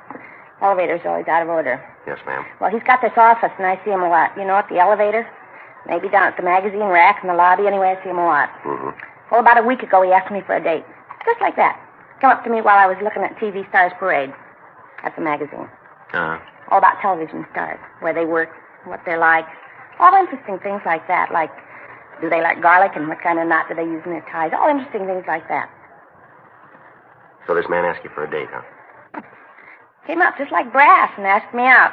Well, first off, I was kind of flattered. You know, he's pretty nice. Drives a nice car and all, but I told him I couldn't go out with him. And then I told him that I thought he should be ashamed of himself. I told him he should be ashamed of himself. Yes, ma'am. Sure. See, I knew he was married.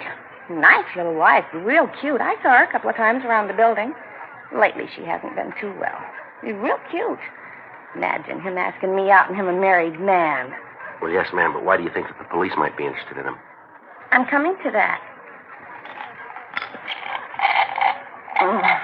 That was good. Well, I kind of checked around, you know, to see what this guy did and what business he was in. Yes, ma'am. He's in the used car business, sells old cars. I see. That's it. Sells used cars in an office building. Not even a lot. Nothing. There's a glass door. Is there any lettering on it? Yeah, I thought about that, too, but there isn't. No, that's all he's got. Just this little tiny office desk and a couple of chairs. Glass door. Well, ma'am, there's nothing illegal in that, you know. Oh, yeah, but he doesn't have a license. No, sir, he doesn't have a license. Beg pardon? I work for a lawyer. Alphabetical filing, G to O. I asked my boss if you didn't have to have some kind of license to sell cars, and my boss says you do. This man doesn't have one. He goes out and buys these old cars and then fixes them up and sells them, and he doesn't have a license. Well, not only that, the men he sells the cars to. Oh. Why do you say that? Oh, because I do, that's why. Always come in the office, and they sit there and talk, and then they leave. I've been in the hall sometimes, and they laugh, and they're real spooky guys, real spooky. Well, what's the matter, ma'am? Man that just came in. The one with the kind of blonde hair, you see him? Yes, ma'am. What about him? Isn't that... Oh, what's his name? I know it as well as I know my own. He stars in all those space things, you know, like the Saturn Saga and the Martian Maniac that was on last week, and this fella, that one that just came in. Well, he had on this kind of suit all covered with lights, a space suit. He was so cute. Yes, ma'am. Well, if you'll tell us the name of the man in your building, we'll check on him. Oh, there's more to the story. Ma'am? There's more. I'm not finished. All right, would you like to sit down and go on? Oh, yeah. Well, day before yesterday, I'm standing by the elevator, and one of this man's customers come out of the office. He walked over to the elevator. Mm-hmm. He reached into his pocket and took out a cigarette, kept the pack up here in the pocket up here. You know, here, with the handkerchief. Yes, ma'am. Well, when he pulled the pack out, he dropped a little package. Fell right on the floor, and he didn't see it. Right away, he got into the elevator and went down, and I went over and picked it up, a little tiny thing. Got it right here in my purse. I was going to give it to the man, and then I thought maybe I better come to you. I saw a picture of a thing like this in the newspaper once. Here it is. Well, you just look at that. There, you see? Yes, ma'am. What is it, Joe? Harold.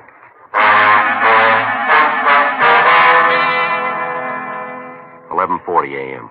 We continued to talk to the woman. She gave us the name of the man who ran the used car agency in her building, Ralph Holland. She also gave us a description of him and a description of the man she'd seen drop the narcotics. We went back to the office and checked the name through R&I. Holland had a record listing one arrest on suspicion of violation of the State Narcotic Act. The date of the arrest was August 17th, 1937. He'd been released for lack of evidence. We checked the name in the phone book and came up with a business and a residence address. He lived with his wife in a large tract out in the San Fernando Valley. 1:15 p.m. Frank and I drove out to talk with Holland's neighbors. They told us that the family was known and respected throughout the area. None of them could recount any actions that might cause suspicion. They told us the Hollands had lived in the house for the past 5 years, but that Mrs. Holland had said that the family was planning to move into town. From the neighbors, we found out that Mrs. Holland was a semi-invalid and rarely left the house. We called the office and arranged for a stakeout on the house, and then we drove back into Hollywood to talk with Holland's business associate. From them, we got the same story. Ralph Holland was a respected member of the community and was a member of several civic clubs. None of his friends could tell us much about his business activities. We did learn, however, that many of his friends couldn't figure how the family could live at the scale that they did. They said that Holland had a good business, but they couldn't see how he could afford the new cars that he drove or the new house he was planning to move into. 5:46 p.m. We checked back into the office and talked with Captain Nelson. Well, it should take us a couple of days to get the information back from the banks. Yeah. In the meantime, we got a lot of walking to do. Yeah. It's going to be tough. Well, Skipper said we could have all the help we needed. You get in touch with narcotics? Yeah, I called him this morning. They'll give us a hand. Yeah, rough duty, isn't it? What do you mean? Well, we figured the guy's guilty. Looks good for it. Now the big job. Yeah. Got to prove it.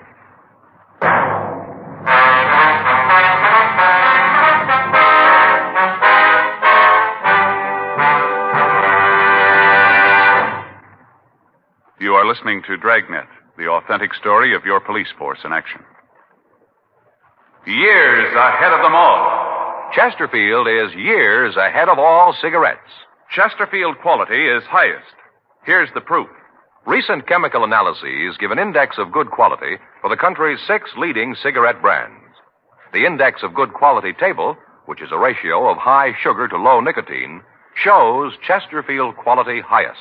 Chesterfield quality highest. 15% higher than its nearest competitor. Chesterfield quality highest. 31% higher than the average of the 5 other leading brands. Don't you want to try a cigarette with a record like this? Chesterfield. First with premium quality and best for you. Try Chesterfield today. Regular or king size.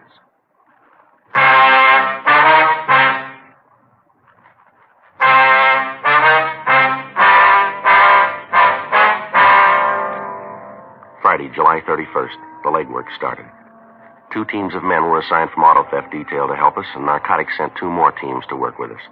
For the next 3 weeks, Ralph Holland was kept under 24-hour surveillance. A stakeout was maintained on his house and on his office.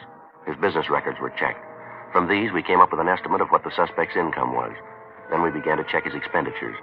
As a result, we found that he had control of at least $250,000 that his business could not account for. Everyone who visited the Hollands, either at their home or at his office, was checked on. Among his visitors, we found several known narcotic dealers.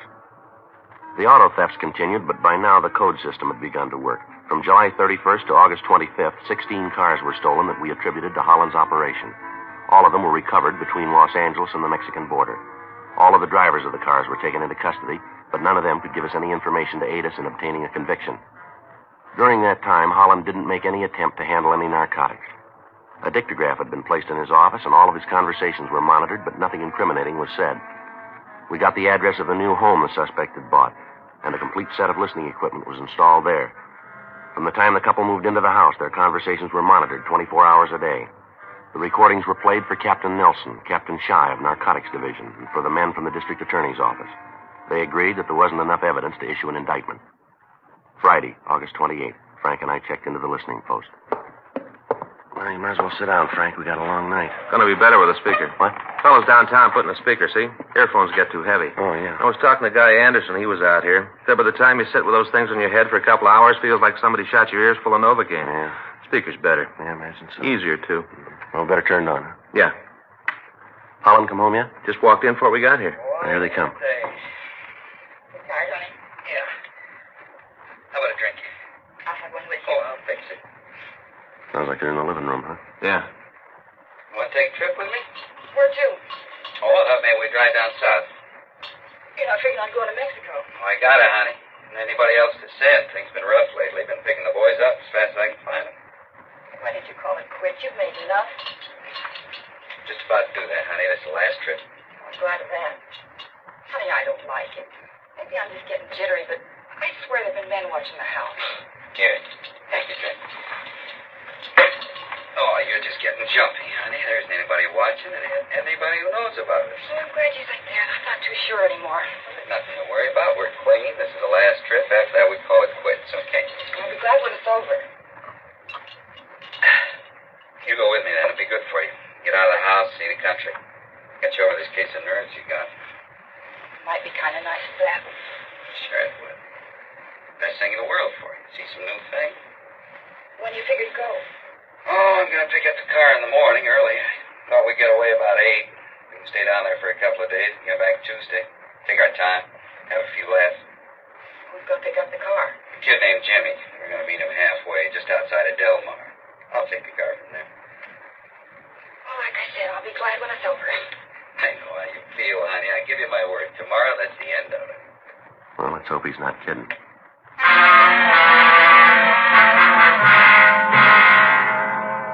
The following morning at 6:30 a.m., Frank and I, along with the men from Narcotics Division, were parked down the street from the Holland home. At 8:36 a.m., we saw the couple come out of the house and get into Ralph Holland's car. They drove out to Sepulveda Boulevard and they turned south. All units of the state police had been notified to watch for the car. Members of the sheriff's department were stationed along the road just outside Del Mar. If we could take Holland into custody while he was in the possession of the stolen car and confront him with the stories of the two suspects we picked up earlier, George Summers and Harry Sloan, we felt that there was a good chance that he might confess. In any event, we'd be able to bring him to trial on a grand theft auto charge. The meet was made with the man who'd stolen the car as scheduled, and Holland started to drive south to the border. Men from the sheriff's department took the thief into custody, and we followed Holland.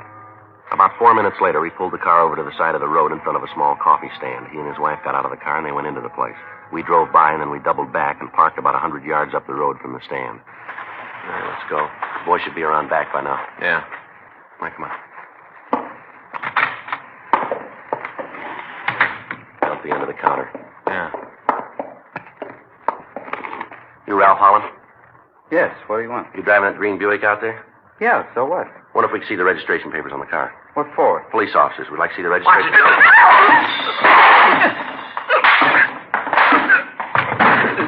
are you doing to him? You got no right to hit him like that. We weren't doing anything. You got no right. Come on, Holland. Why don't you please? You guys play a little rough, don't you? We didn't call it, you did. All right, hands are back here. Stand still. How about it? He's clean. You guys sure got a lot of nerve to come in here and beat him up like this. Who tipped you? Who think taut? Well, don't worry about it. Somebody had to, but there wasn't anybody that knew. Nobody at all. How'd you find out? All right, come on. It's perfect. All the way around. Where'd I go sour? When'd I make the mistake? When you started. The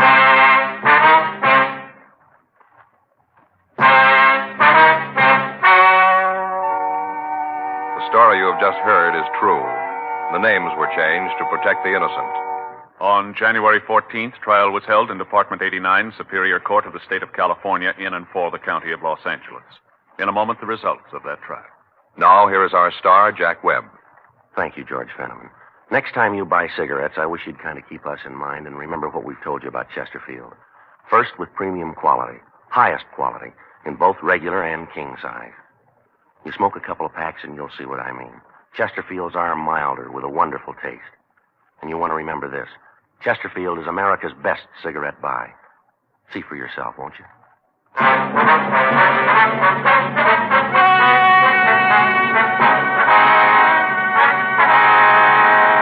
Ralph P. Holland was tried and convicted on 12 counts grand theft auto. His wife, Mildred R. Holland, was tried and convicted of 1 count grand theft auto. 7 other members of the gang were apprehended and brought to trial on the same charges. They all received sentences as prescribed by law. Grand theft auto is punishable by imprisonment in the state penitentiary for a period of not less than 1 or more than 10 years. 4 suspects were apprehended and tried on charges of violation of the State Narcotic Act, a felony. They were convicted and received terms as prescribed by law. Violation of the State Narcotic Act, a felony, is punishable by imprisonment in the state penitentiary for a period of not less than 1 nor more than 6 years.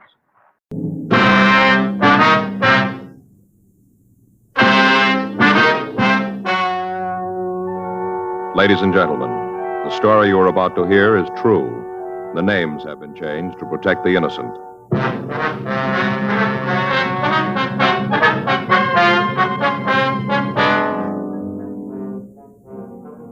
You're a detective sergeant. You're assigned to homicide detail. A man has been shot and critically wounded. There's no trace of the suspect. Your job, find him. Here is Chesterfield's record with smokers, and important to you. No adverse effects to the nose, throat, and sinuses from smoking Chesterfield. That's the report of a doctor who has been examining a group of Chesterfield smokers for a full year and 2 months, as a part of a program supervised by a responsible independent research laboratory. Don't you want to try a cigarette with a record like this? Chesterfield. First with premium quality. Chesterfield. First choice of young America. And that's from a survey made in 274 colleges and universities. Try Chesterfields today. Chesterfield, regular or king size. They're much milder and best for you.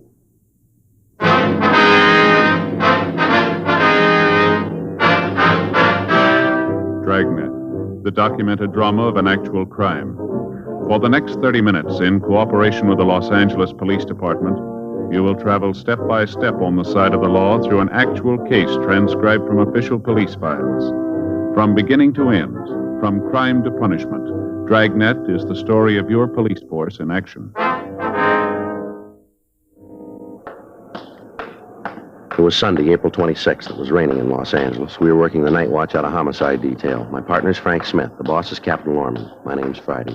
I was on my way back to the office, and it was 11:44 p.m. when I got to room 42. Homicide. Hi. Anybody call? Yeah, Lopey called. Wants to know if he left his overshoes. No, I didn't see him. It's quit raining anyway. What are you doing there? Just a minute, Joe. What's the scale for? The needle's bent a little. And what are you doing? Here, weighing my stuff. You what? Weighing my stuff. Oh, yeah. I guess everybody ought to know what his stuff weighs, huh? Yeah. Let's see. Have my gun. Better take the bullets out first. What are you doing that for? Weigh them separate, Joe. Keep track. Yeah, that's right. Now, the bullets. Uh-huh. Handcuffs. Frank, did anybody ever ask you about all this? And my bullet clip. Look, I'm a member of the club here, too. What's this all about? Pencils. 4? Yeah, press kind of hard. Yeah. Other stuff in my wallet. Change. Keys. Boy, no wonder my feet kill me. What? 6 pounds, 2.5 ounces. That's what I carry, Joe. Working night's got a flashlight, too. That's good for another pound. You figure that's what makes your feet hurt, huh? Sure. Yeah. 6 pounds, 2 ounces. How much do you weigh, Frank? Any calls? Come on, how much? Joe, I get that all day from Faye. Never thought I'd get it from you. Yeah, it's a hot shot. I'll get it.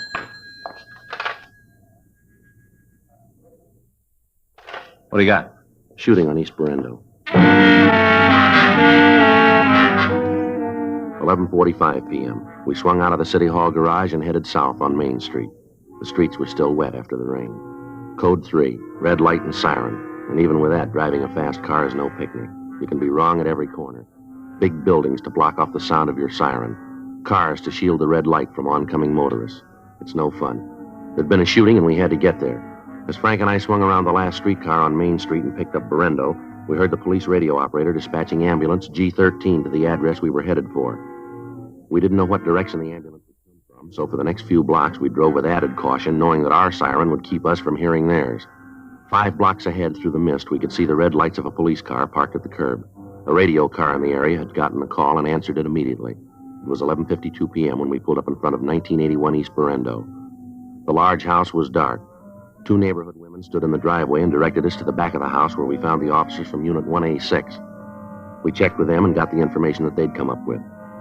They suggested that they canvass the immediate area for any information on the assailant. Frank and I went in through the back door of the house. The victim lay on the floor. He was unconscious and bleeding profusely. His head was held in the lap of another man.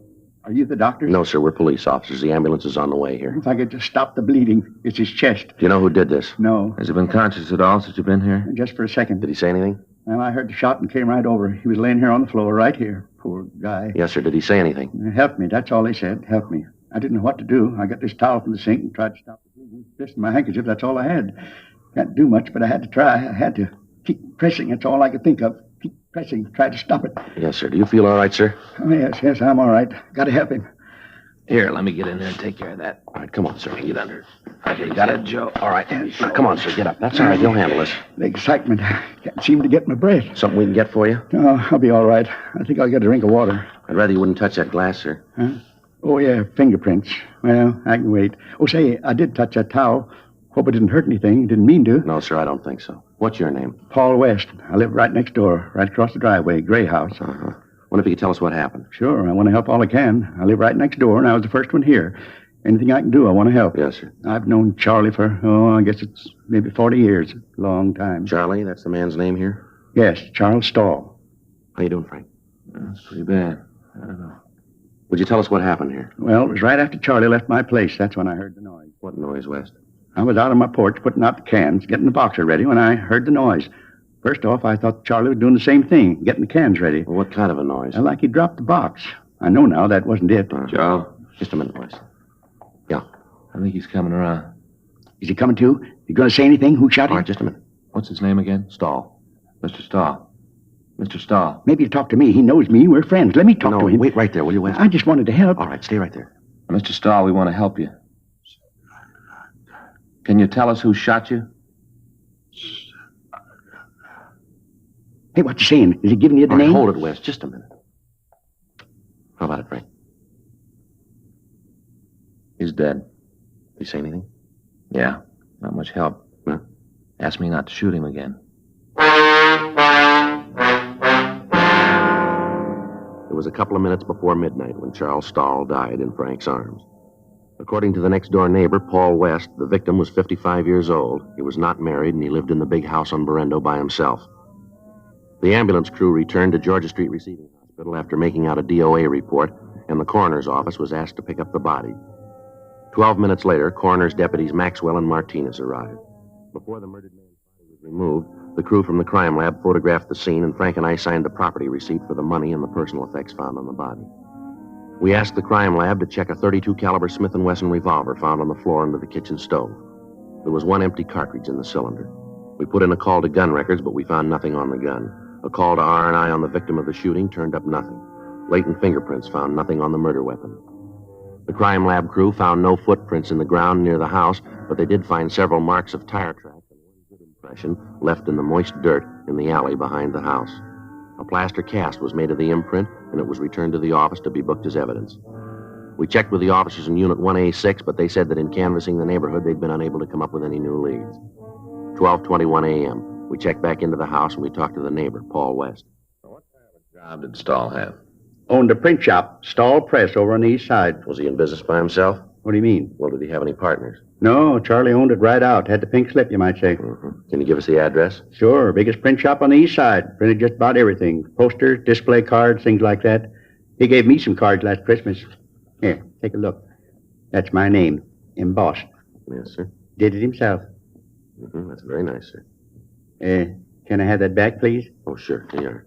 Embossed. Anybody in the shop with him? Any employees? Well, there's the Becker kids, Pete and Alvin. They work in the shop, do they? Yeah, I've been with him. I guess it's been about 5 years. How's he get along with them, would you know? Fine. I never heard about any trouble. I've been kind of friends with the family. Charlie was pretty fond of him. Did he have any personal enemies, maybe because of the business? No, not that I know of. Uh-huh. How long did you say you've known Stahl? Been about 40 years. We grew up together. I see. His father and mine built these houses at the same time. Charlie and I went to school together. Belonged to the same clubs. We were soldiers together. Served in the 146th Field Artillery in the war. Was that the last war, sir? Oh, no, the big one. First World War. Oh, I see. Came back and we lived right here, side by side, all this time. We've been friends, Charlie and me. Good friends. You got to catch the person that did this. You got to get him. You said earlier that Stahl had been over to your house tonight. Yes, that's right. Did he have any special reason for the visit? Well, he didn't need a reason. Charlie was always welcome. Always. Well, yes, sir, we understand. Of course, tonight's Sunday. We had a game. Sir? Bridge. Always play bridge on Sunday night. Never miss. Well, what time did he get to your house? Same time as always, right after supper. What time's that, sir? Right after 7:30. We were just finishing supper when he came in. Charlie sat down, had dessert and coffee with us. Uh-huh. Rice pudding with raisins. Charlie had 2 dishes. Then we started to play bridge. Oh, I see. Now, who else was there? You mean the game? Yeah. Oh, just Rose and Paula. Rose is my wife and Paula's my daughter. Anything unusual happened tonight? Just once. Yeah, what was that? Well, a bit of grand slam in spades and made it. Even with Rose. 7 spades. Well, that's not exactly what we mean, Wes. Pretty unusual. Yes, sir, but did anything happen with Stahl? Sure. He almost hit the ceiling when we made it. Got pretty mad, did he? Sure. Since we've been playing, most he ever did was make a little slam. Mm-hmm. He went right home after that. I guess that's when he went out to empty the cans. Anyway, that's when I heard the noise. That was the shot. It must have been. I didn't know it at the time, but I guess that's what it was. What'd you do after you heard the shot? Well, now, at the time, I didn't know what it was. I thought maybe Charlie had fallen and hurt himself. Mm-hmm. I looked over at his place, but there wasn't any lights on. I went out the curb with a box of cans. Came back. I didn't see Charlie, so I walked over. I see. I called to him, asked if he was all right. Didn't get no answer, so I came in. Found him right on the floor, where he was when you came in. You're the one who put in the call, is that right? Yeah, I called the operator and told her to get an ambulance right over that Charlie had been shot. Told her to send a policeman. Now, what time was it when Stahl left your house? Oh, it must have been about 11:15 or so. Earlier than usual. We always play almost to midnight. I guess Charlie got miffed about the grand slam I made, and then Paula kidded him about the woman. What woman is that? Oh, it wasn't anything. I went out and looked. Nobody there. Sir? A couple of times Charlie thought he heard a woman coughing outside the window by his house. I went over at the window, looked out there, but there wasn't anybody there. Well, did you hear this coughing? No, not really. After Charlie started talking about it, I thought I did, but when I went out to look, there wasn't anybody there. His imagination, that's all. He was mad because of the slam. Well, did you hear anything at all when you were out and back? Huh? Well, when you went into Stahl's house, did you hear anybody around? A car, maybe? Something like that? No, not a soul. Wes, could somebody have gone out the front of the house when you came in the back? Wouldn't seem it could be. I'd have heard him if they did. Well, then you'd say that whoever shot Stahl wasn't in the house when you went in, is that it? Pretty sure about that.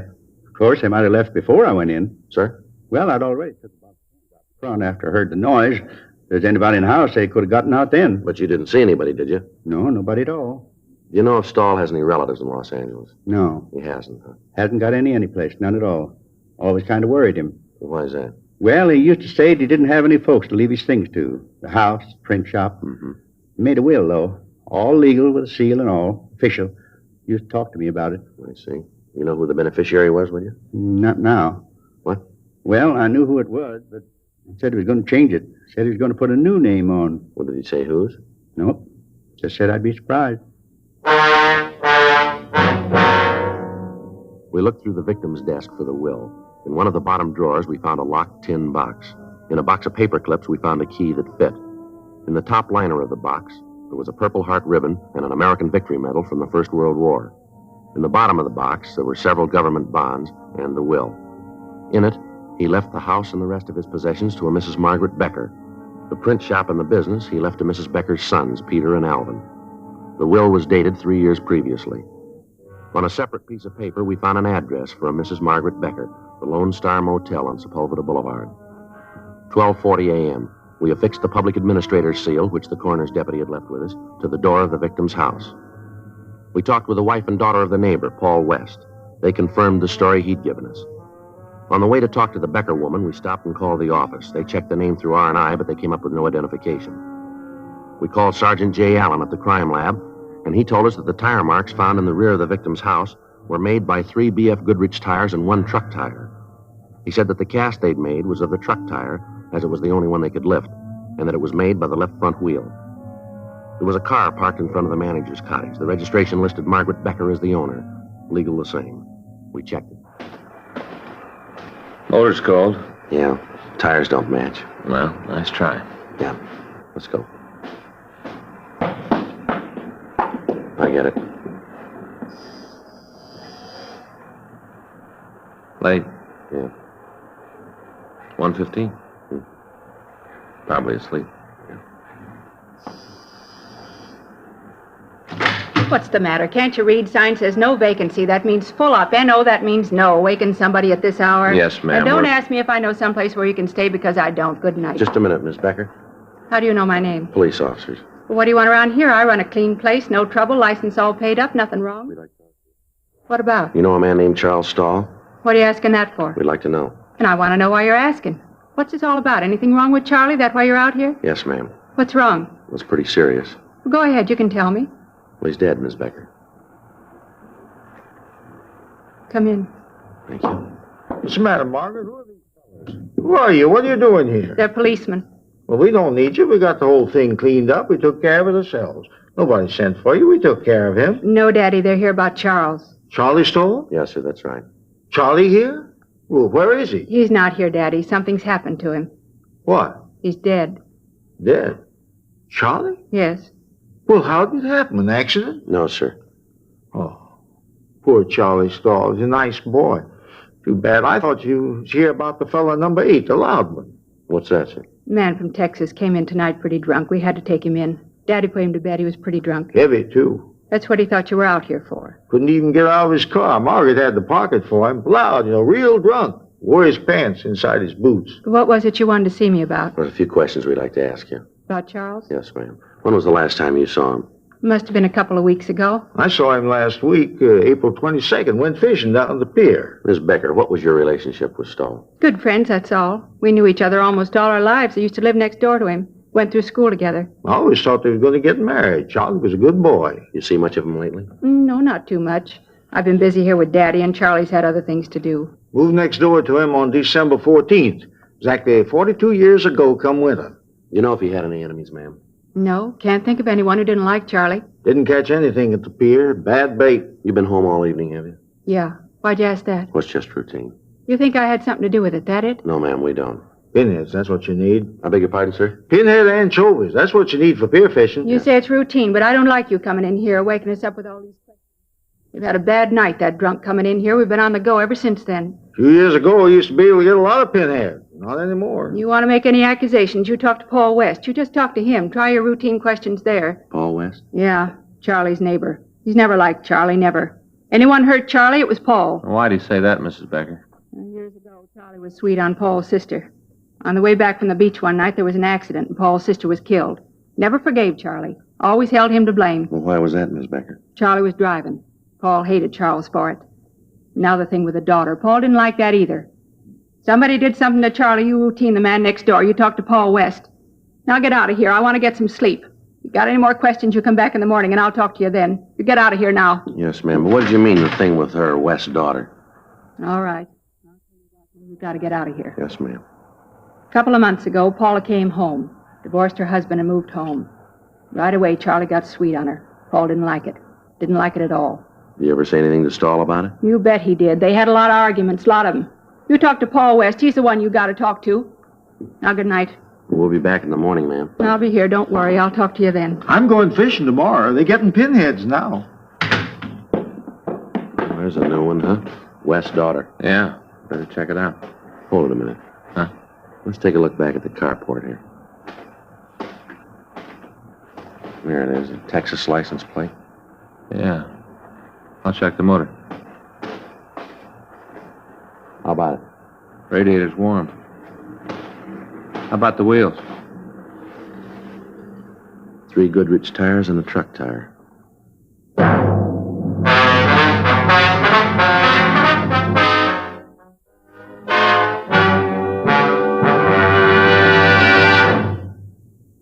You are listening to Dragnet, the authentic story of your police force in action.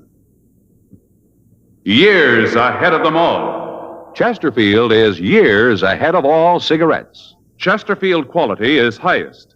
Here's the proof. Recent chemical analyses give an index of good quality for the country's 6 leading cigarette brands. The index of good quality table, which is a ratio of high sugar to low nicotine, shows Chesterfield quality highest. Chesterfield quality highest. 15% higher than its nearest competitor. Chesterfield quality highest. 31% higher than the average of the 5 other leading brands. Don't you want to try a cigarette with a record like this? Chesterfield. First with premium quality and best for you. Try Chesterfield today. Regular or king size.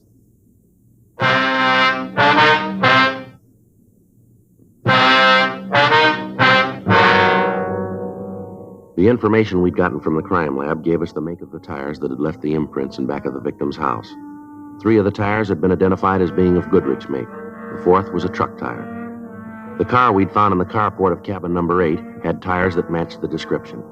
1:26 a.m. We went back to talk to Margaret Becker. I'd like to know just what this is all about.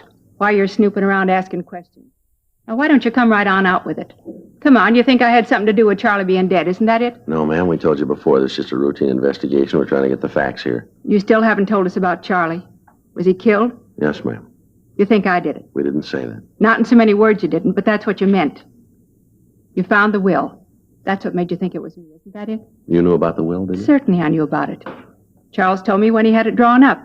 Said he didn't have anybody else, wanted to see that me and the boys were taken care of. Too bad about Charlie Stahl. He was a good boy. He's going to take care of Margaret. You ever say anything to you about changing the will? Yes. Told me about it the last time I saw him. Had lunch together, and he told me then. Tell you what changes he was going to make? No, not right out. Didn't have to.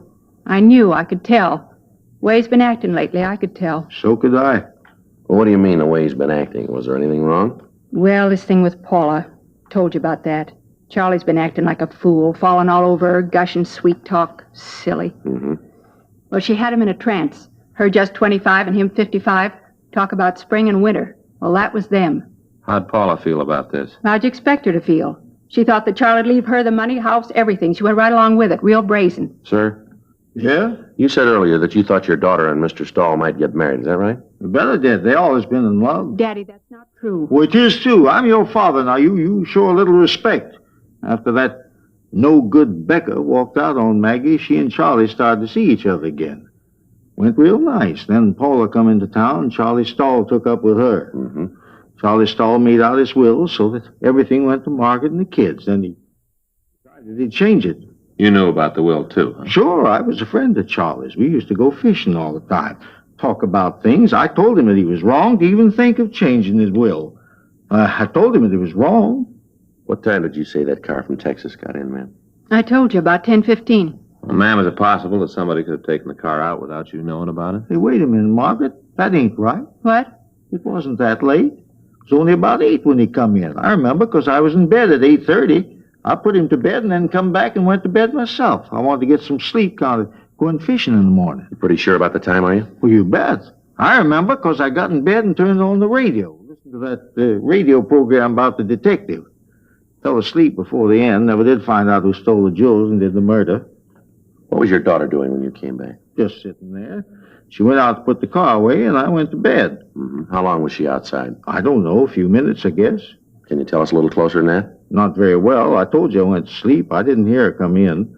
Miss Becker, I wonder if you'd get dressed, please. We'd like to talk to you downtown. What for? Well, we have a report from our crime lab. They found some tire tracks in back of Stahl's house tonight. They were fresh tracks. They'd been made since it stopped raining. Those tracks match the car you got parked back there. And you think I drove the car over to Charlie's? Well, we'd like to talk about it. Why? Why'd I do a thing like that? Why'd I want to kill Charlie? Maybe because he was going to cut you out of his will. Looks like a pretty good motive. Oh, you two are out of your minds. All right, ma'am. We'll lay it out for you. You better do that. Making accusations you can't back up. The way the evidence looks, we got a pretty good case here. The way it looks, you took the car and you drove it over to Stahl's. He was next door playing cards, so you waited in the kitchen for him to come back. A couple of times you coughed while you were waiting. He heard you. He came over to the window to see who it was. Because it was dark, he couldn't see you. I haven't heard a story like that since I stopped reading fairy tales. He came home and you killed him. Then you heard Mr. West next door. He came over to see what it was. You went out the back way to the car that you'd parked in the alley, and you drove it back here. That's the way it looks to you, is it? Yes, ma'am, that's the way it looks. You figure she killed Charlie Stahl? Yes, sir. You're going to arrest Margaret? We want to talk to her about it. Oh, going to take her down to jail, huh? Yes, sir. Mm-hmm, well, I'll go and put my clothes on. No, that isn't necessary for you to go with her, sir. Well, she's not going. What? I killed Charlie Stahl. Daddy. You killed him? Yep. Got tired of how he was treating Margaret. Got good and tired. Him talking about how he was going to change the will. I couldn't let him do that. I just killed him and drove the car over and did it. What time was all this? Huh? What time did you go over to Stahl's? Right after the fellow from Texas. I guess it was about 9. What time did you kill him? Oh, must have been 10:30 or so. I had to wait for him to get through playing cards. I had to wait for him to come home. Why are you doing this, Daddy? Why am I doing it? I said somebody's got to take care of the kids. Somebody's got to take care of you. I'm an old man. I ain't much use to anybody. All right, come on, Miss Becker. You want to get dressed now? She ain't the one. I did it. I killed Charlie Stahl. I already confessed. Why don't you believe me? Why don't you arrest me now? I did it. No, I'm afraid not. You got the times a little mixed up. Stahl wasn't killed at 10:30. No, he's just trying to help me, but he doesn't have to. Him and me were both here all night. Neither one of us left. I was in bed and asleep at midnight. Why do you say that? What? Why do you think Stahl was killed around midnight? I didn't say that. You said that you were home and in bed by midnight, didn't you? Just a figure of speech. I think I've talked enough to you. I don't have to say anything more. I'm going to see a lawyer about it. You got no right. I'm the one that did it. I'm the one. Why'd you kill him, Mrs. Becker? You want to tell us? Get old, nobody believes you. How about it, Miss Becker? I'll get dressed. You did kill him then, huh? Yes, I did it. Wasn't because of the money, though. You got to believe that. Wasn't because of the money. Yeah. I loved him. Deep in my heart, I loved him. Always did. Even when we were kids. I thought he was going to marry me. Then he met Paula. You shouldn't have done it, Margaret. I loved him and he didn't want me. He wanted Paula. You know what that's like? What's that? Love somebody and them not want you? Begins to eat at you. Pretty soon you can't stand it anymore. That's why I did it, not for the money, you understand? I just wanted him. Yeah. Just him, that's all I wanted. Not his money, you believe that? I never wanted his money, I just wanted him. You believe that? Well, it really doesn't make any difference, does it? How do you mean? You didn't get either one.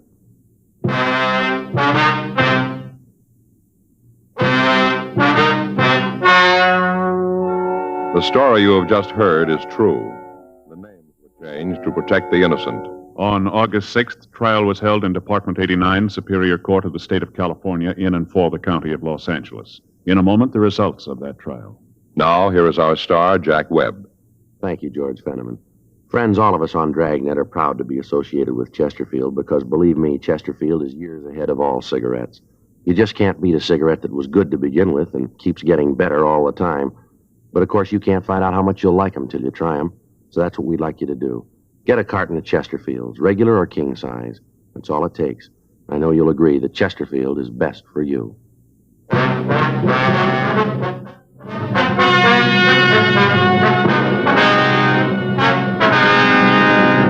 Margaret Alice Becker was tried and convicted of murder in the first degree. She was sentenced to life imprisonment on the California Institute for Women, Corona, California.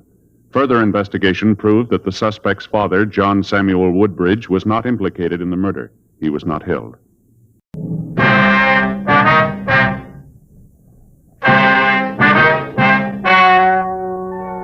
Ladies and gentlemen, the story you are about to hear is true. The names have been changed to protect the innocent.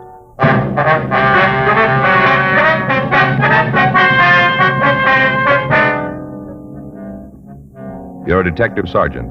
You're assigned to homicide detail. You get a call from a man telling you that a woman has been badly beaten. Before you can get the name of the victim or any other information, the caller hangs up. Your job? Investigate. Here is Chesterfield's record with smokers, and important to you. No adverse effects to the nose, throat, and sinuses from smoking Chesterfield.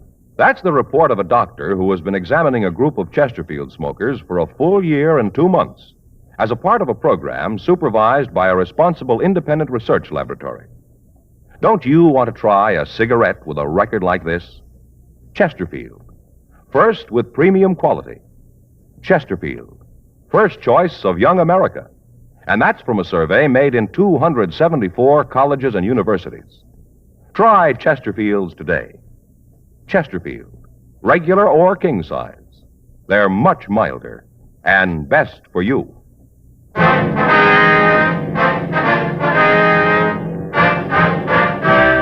Dragnet, the documented drama of an actual crime. For the next 30 minutes, in cooperation with the Los Angeles Police Department, you will travel step by step on the side of the law through an actual case transcribed from official police files. From beginning to end, from crime to punishment, Dragnet is the story of your police force in action. It was Friday, June 10th. It was hot in Los Angeles. We were working the night watch out of homicide detail. My partner's Frank Smith. The boss is Captain Lorman. My name's Friday. I was on my way back from the main jail, and it was 8:10 p.m. when I got to room 42. Homicide. Frank? Yeah? Wait a minute, I want to talk to you. I'm not going anyplace. Oh. Well, I talked to Evans. I couldn't get any more out of him. The arraignment's still set for the 14th, isn't it? Yeah, that's right. Hey, can't you settle down for a minute and stop that pacing up and down? What's the matter? Something on your mind? On my leg. Oh, something wrong with it? Not a thing. Just walking. Well, I wish you could manage to stand still for a minute. I'm getting a little bilious following you around the room. You know how far it is from here to the business office? What do you mean? How far? Oh, it's just across the hall. Is that what you mean? 25 feet? No, you're wrong. It's 1/210th of a mile. Well, that's good to know.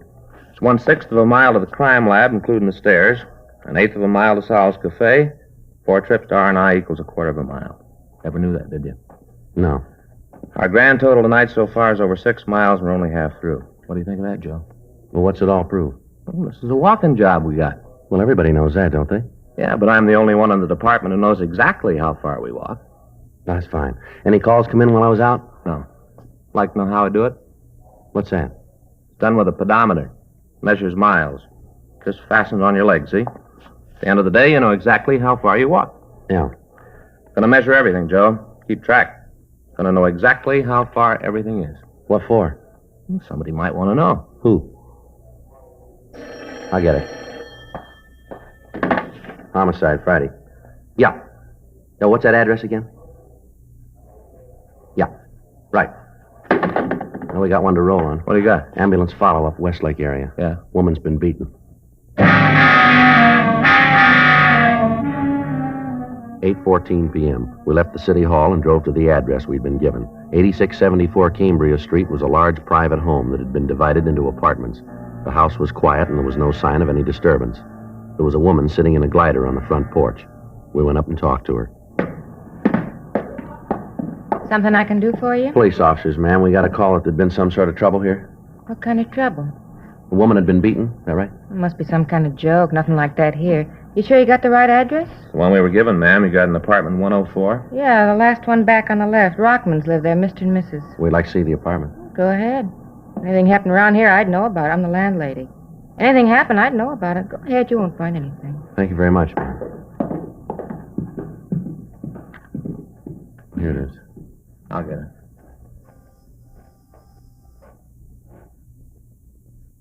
Better try the door, huh? Yeah.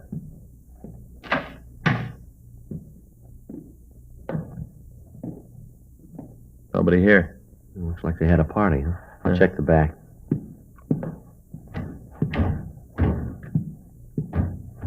No, no one out there. Coffee on the table's cold. You find anything?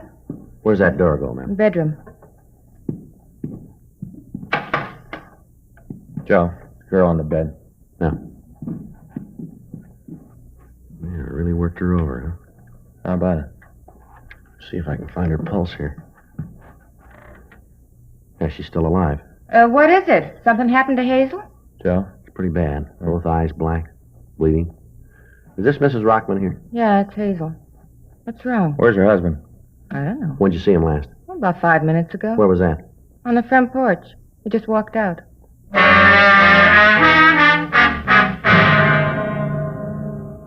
The ambulance crew arrived and immediately removed the victim to Georgia Street Receiving Hospital for emergency treatment.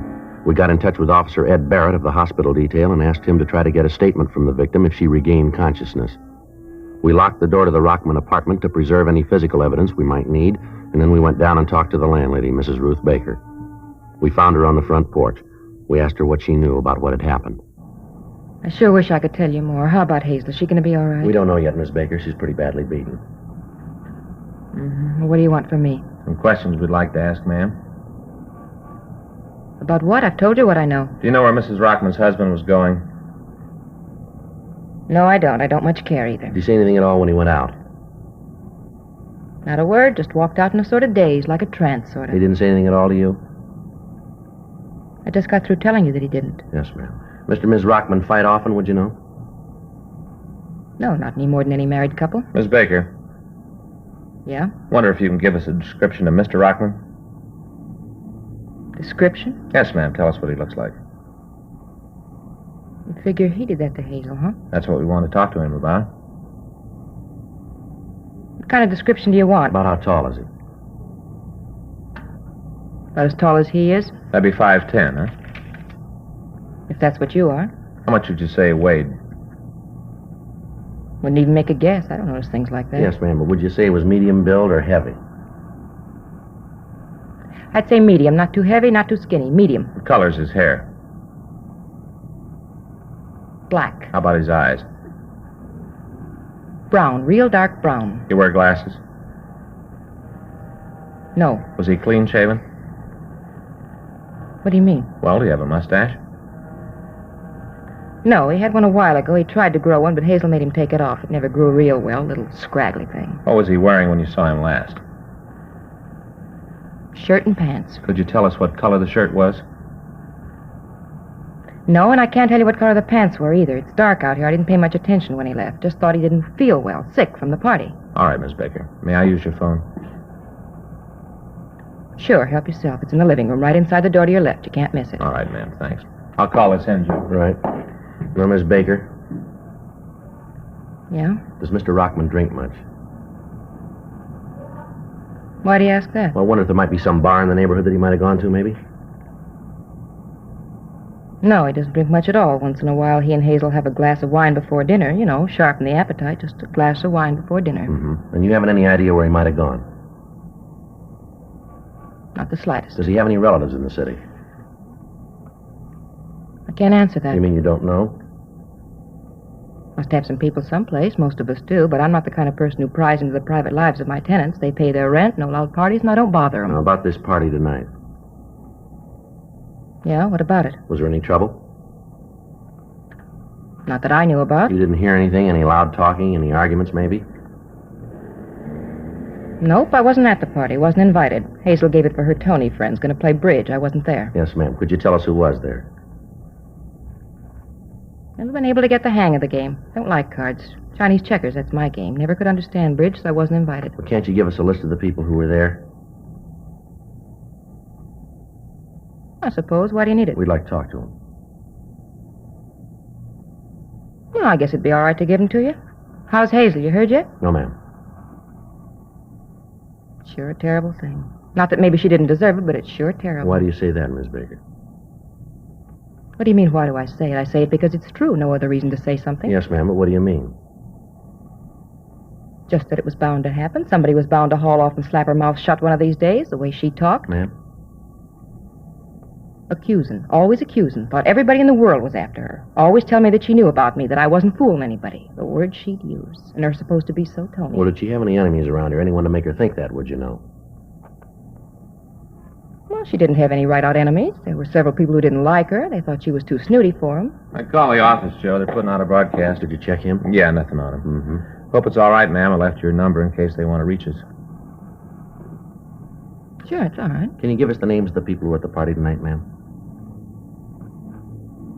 Yeah, there was Lily Davis, the Harrises, and there was some fellow with Lily that I never saw before. You know where we can get in touch with them, do you?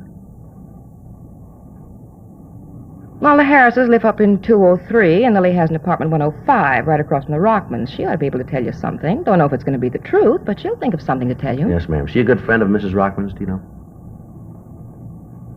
Oh, you bet. They're thick as thieves. Always having little lunches by themselves, talking secrets, buzzing around. Thieves. Myself, I never took to Lily. I always thought she was kind of wild. Divorcee, you know. All right, Miss Baker, thank you very much. We'll be in 105 if there are any calls. Appreciate it if you'd let us know if Mr. Rockman comes in. Don't mention to him that we're here.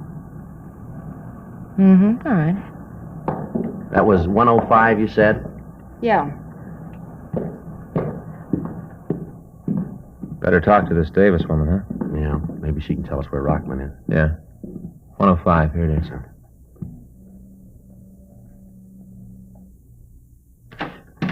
Yes? Miss Davis? Yes. Is there something I can do for you? Yes, ma'am. We're police officers. What is it you want with me? We'd like to talk to you, ma'am. Oh, well, come in. Thank you. I wonder if it'd be all right if we left the door open. I suppose so. Any special reason? Well, we'd like to keep an eye on the apartment across the hall. Well, what's it about? We understand that you know the Rockmans pretty well. I suppose so. Why? You have any idea where Mr. Rockman might be? No, I don't. Isn't he across the hall? No, ma'am, he isn't. Well, I don't know where he is. Have you talked to Hazel? No, ma'am. Well, why don't you ask her? She should know. We were wondering if you could help us out. No, last I saw of him was when he left their place. Uh-huh. Say, I wonder if you'd mind if I went ahead with what I was doing. Ma'am? Probably seems silly to you, but it's a hobby of mine. Wire sculpture. Silly, but it gives me a chance to relax. Yes, ma'am. Well, you go right ahead. I don't think I got your names. Well, my name's Friday. This is my partner, Frank Smith. How do you do, How do you Mr. do, Smith, ma'am? Mr. Friday? Well, what's all this about?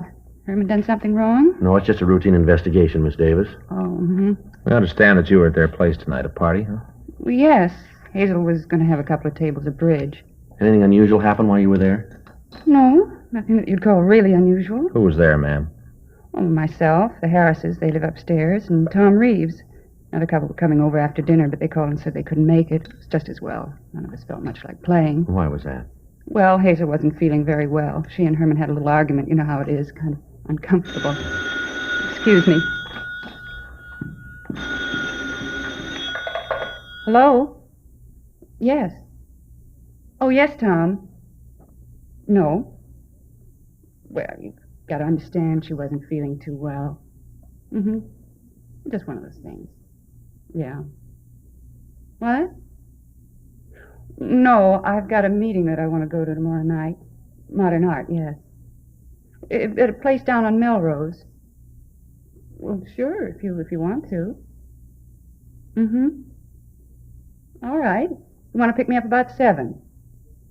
Right. Okay. See you then. Bye.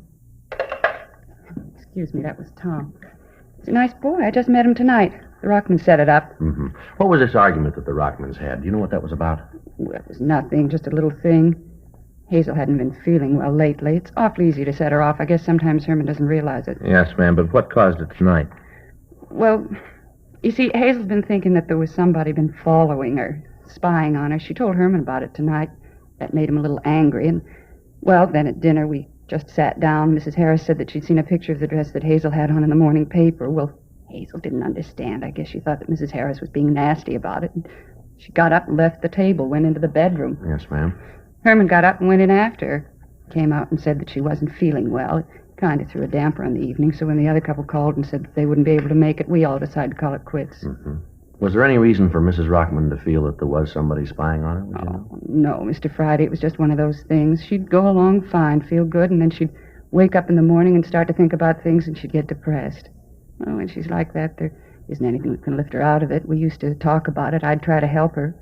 Same thing happened to me, I know. It's just one of those things. Yes, ma'am. Maybe if they'd had children, it'd be different, but lately she hasn't been feeling well, and she and Herman haven't been getting along. He just didn't seem to understand. She'd get angry, and he'd work late, and the more he worked late and stayed away from home, the more she'd fret and get angry. It was just a vicious circle. Nothing anyone can do about it. It'll pass with time. Mm-hmm. When Rockman went in to see his wife, did they argue? Well, they had a few words, a little loud, nothing serious. Then he came out and said that everything was all right. Ma'am, did Rockman ever get violent toward his wife, do you know? What do you mean, violent? He ever hit her? No, I don't think so. A couple of times when I was over there, he looked like he might be thinking of it, but I never saw it. I think if he ever did hit her, Hazel would have told me.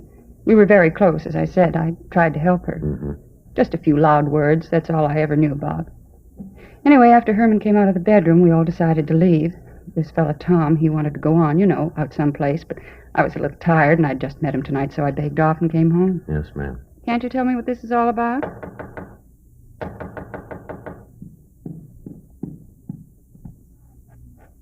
Miss Davis? Hello, Mrs. Baker. Something you want? I want to see the police. Mr. Smith, your office called, said you were to call this number right away. Here's the number they gave me. They said you'd know. I wrote it down. Thank you, ma'am. Here, you want to call, Joe? Yeah. What if I could use your phone, Miss Davis? Sure, help yourself. Thank you.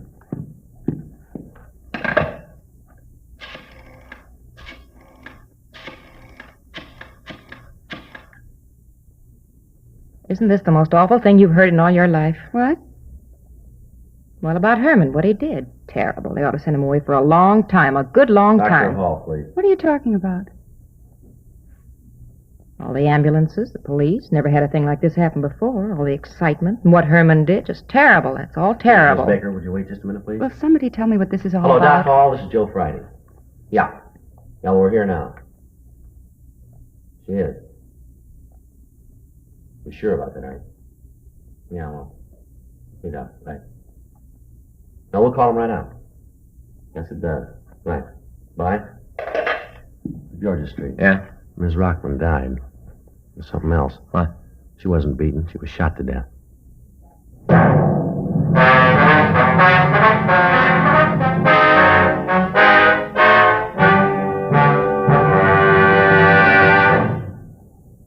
You are listening to Dragnet, the authentic story of your police force in action. Years ahead of them all. Chesterfield is years ahead of all cigarettes. Chesterfield quality is highest. Here's the proof. Recent chemical analyses give an index of good quality for the country's 6 leading cigarette brands. The index of good quality table, which is a ratio of high sugar to low nicotine, shows Chesterfield quality highest. Chesterfield quality highest. 15% higher than its nearest competitor. Chesterfield quality highest. 31% higher than the average of the 5 other leading brands. Don't you want to try a cigarette with a record like this? Chesterfield. First with premium quality and best for you. Try Chesterfield today. Regular or king size.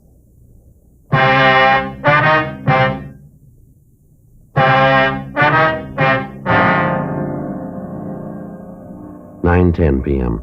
We called the crime lab, and Ray Pinker and a crew were sent out to check the physical evidence at the scene. We contacted Ed Barrett at the hospital, but he said the woman had not regained consciousness.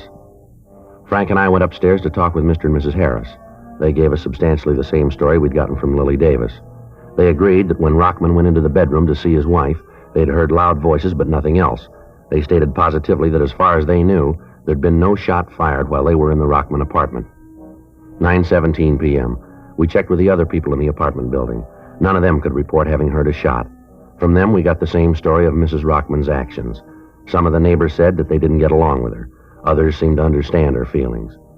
9:22 p.m. We checked back with Ray Pinker and the crew from the crime lab. We didn't spend a lot of time here, Ray. The husband looked good for it. We were trying to round him up. Shooting was a real surprise, huh? Looked like a beating to us. We couldn't tell. The boys from Georgia Street got her out of here right away. Yeah. Did you come up with anything, Ray? Yeah, a couple things.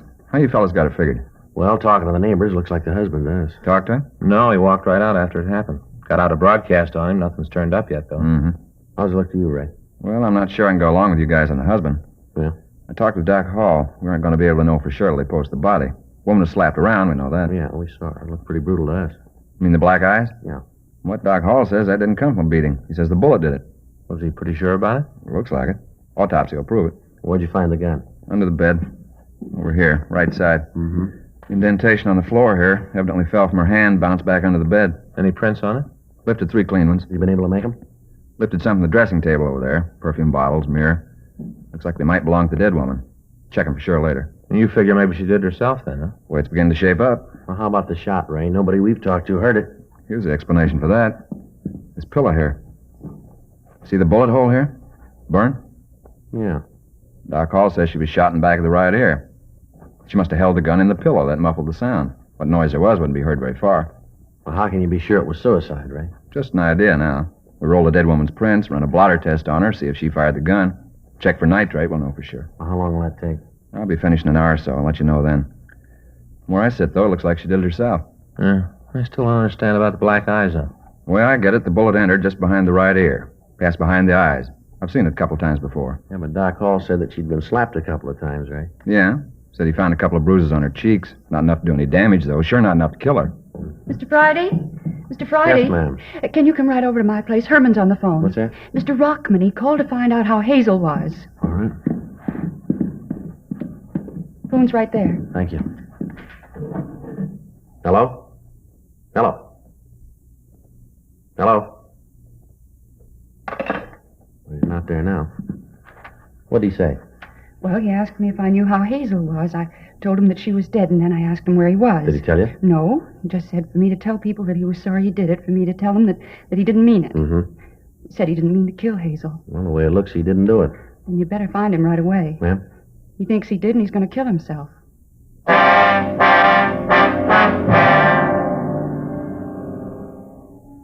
We talked to the landlady, Ruth Baker, but she was unable to tell us where Herman Rockman was employed. Lily Davis told us that he was a car salesman employed at a lot in the south end of town. We asked Miss Davis to stay by our phone in the event that Rockman called back and to let us know immediately if he did. We found an address book in the desk in the living room of the apartment, and we began to call Rockman's friends and relatives. None of them had seen him or could tell us where he worked. 9:45 p.m. It had been 20 minutes since the husband of the dead woman had called and said that he was going to kill himself. At 9:46 p.m., we contacted a brother-in-law of the dead woman, and he told us that as far as he knew, Rockman had been employed by the Bateman Auto Agency in Gardena. We got the number from information, and I put in the call. Hello, is this the Bateman Auto Agency? Well, this is Sergeant Joe Friday, Los Angeles Police Department. Yes, sir. Do you have a Herman Rockman working for you? Yes, sir, that's right. R-O-C-K-M... Uh-huh. I see. When was that? Yeah. You any idea where he's working now? Uh-huh. Yes, sir, I understand. Yeah, well, have you got the number? Fine, yeah. Would you know if they're open this time of night? I see. Okay, all right, sure, I'll hold on. How about it? Says Rockman did work for him. He hasn't seen him in a couple... Yes, sir. Yeah. Uh-huh. That's 03. Right? Yes, sir. Thanks very much. Says he's heard Rockman's working for a company out on Washington Boulevard now. Left him a couple of weeks ago. Hello. Do you have a Herman Rockman working there? Hello. Hello. Somebody answered. As soon as I asked about Rockman, he hung up. Think it was him? There's no way of telling. We better check on it quick. You got the address? Yeah, it ought to take us about 5 minutes to get there. Let's go. We still got a chance. 9:50 p.m. We left the apartment and we drove out Westlake Avenue and turned down to Washington Boulevard. We traveled Code 3, but because of the possibility of alarming Rockman, we turned off the sirens 6 blocks from the address of the used car lot. 9:54 p.m. We got to the place. The lot was dark. At the rear, in back of a line of cars, we could see a small shack. I hope he's here. Yeah. There's no lights on. The door's locked. Let's try the side. There's a window around there. Right. Can you see anything? No, the window's dirty. Got your flashlight? Yeah, here you go. Give me it. How about it? He's in there. Looks like he's out. Come on. Let's hit it. Right. Full of gas. Kill your flashlight. Right. I'll get him out of here. You want to get that heater? Right. The window's stuck. Break it. How about it? He's still alive. Fresh air should bring him around. Yeah. Rockman. Rockman. Come on, Rockman. You're all right. Come on. Sit up. Why'd you do it? Why'd you stop me? No reason for you to kill yourself. I got a reason. I killed Hazel. I didn't mean to. I loved her more than anything. I didn't mean it. I didn't know I hit her that hard. All right, settle down. Settle down. You didn't kill her, Rockman. Nobody asked you to come down here. I called you to take care of her. I knew it was too late. I killed her. She's dead, and it's my fault. Why'd you come here? Why'd you stop me? All right, now take it easy, will you, Rockman? Straighten yourself out here. You didn't kill your wife, Rockman. You understand? What? We don't think you killed her. We think she did it herself. Huh? Oh. Well, she wasn't well. She was sick. She didn't know what she was doing. She did the wrong thing, didn't she? Her way wasn't right. I loved her, very much. Yes, sir, we understand. Doesn't really make any difference you stop me. No difference. Sir? Doesn't make any difference that you stop me. I loved her. Made no difference at all. How's that? I died with her.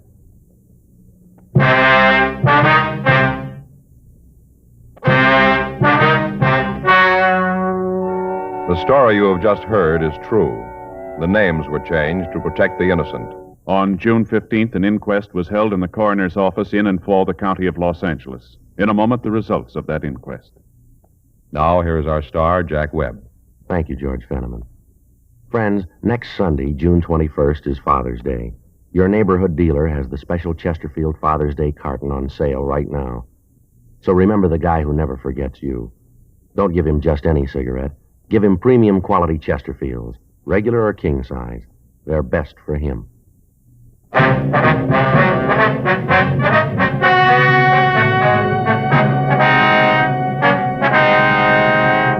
At the coroner's inquest, it was decided that the wound that killed Hazel Eileen Rockman was self-inflicted. The death was listed as a suicide. Her husband, Herman George Rockman, was not held.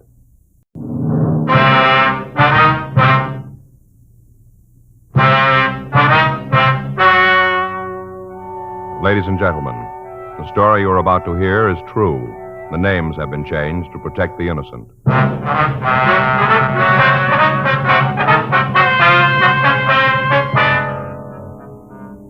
You're a detective sergeant. You're assigned a missing persons detail. You get a call that a man is missing. He failed to return from his work the day before. There are no leads to his whereabouts. Your job, find him.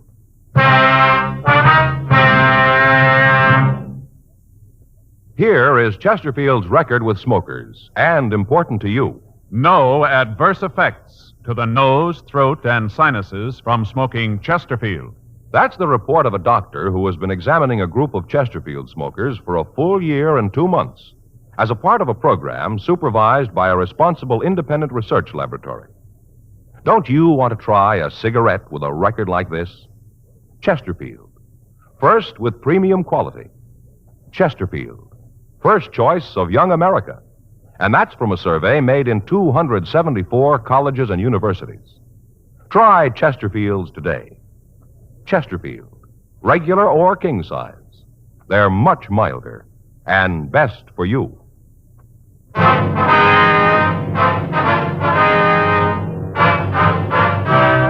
Dragnet, the documented drama of an actual crime. For the next 30 minutes, in cooperation with the Los Angeles Police Department, you will travel step by step on the side of the law through an actual case transcribed from official police files. From beginning to end, from crime to punishment, Dragnet is the story of your police force in action. It was Tuesday, June 16th. It was warm in Los Angeles. We were working the night watch out of Homicide Division, missing persons detail. My partner's Frank Smith. The boss is Chief of Detectives Thad Brown. My name's Friday. I was on my way back to the office, and it was 11:59 p.m. when I got to room 24. missing persons. What was his mental condition when you last saw him, Mrs. Borg? Where'd you last see him? Was he driving his car? Mm-hmm. And what time was that? Yes, ma'am, but what was the exact time? I see. And your address? And the phone, please. Now, can you think of anything you forgot to tell me? Right. Right. Oh, you gave me that before. Mm-hmm. Was your husband a drinking man, ma'am? I see. Okay, Miss Borg, we'll make a check. Call you back. Yes, ma'am, we'll do our best, thanks. Anything? Man by the name of Borg missing. I'm sure glad my wife doesn't call for help every time I miss a meal. Trouble with most guys is they let a woman keep tabs on them, check on everything they do. Let me see that 9-7, will you? Yeah, here you go. It's everything his wife gave me. Mm-hmm. Well, you get the jails and records. I'll check Georgia Street County Hospital and the morgue.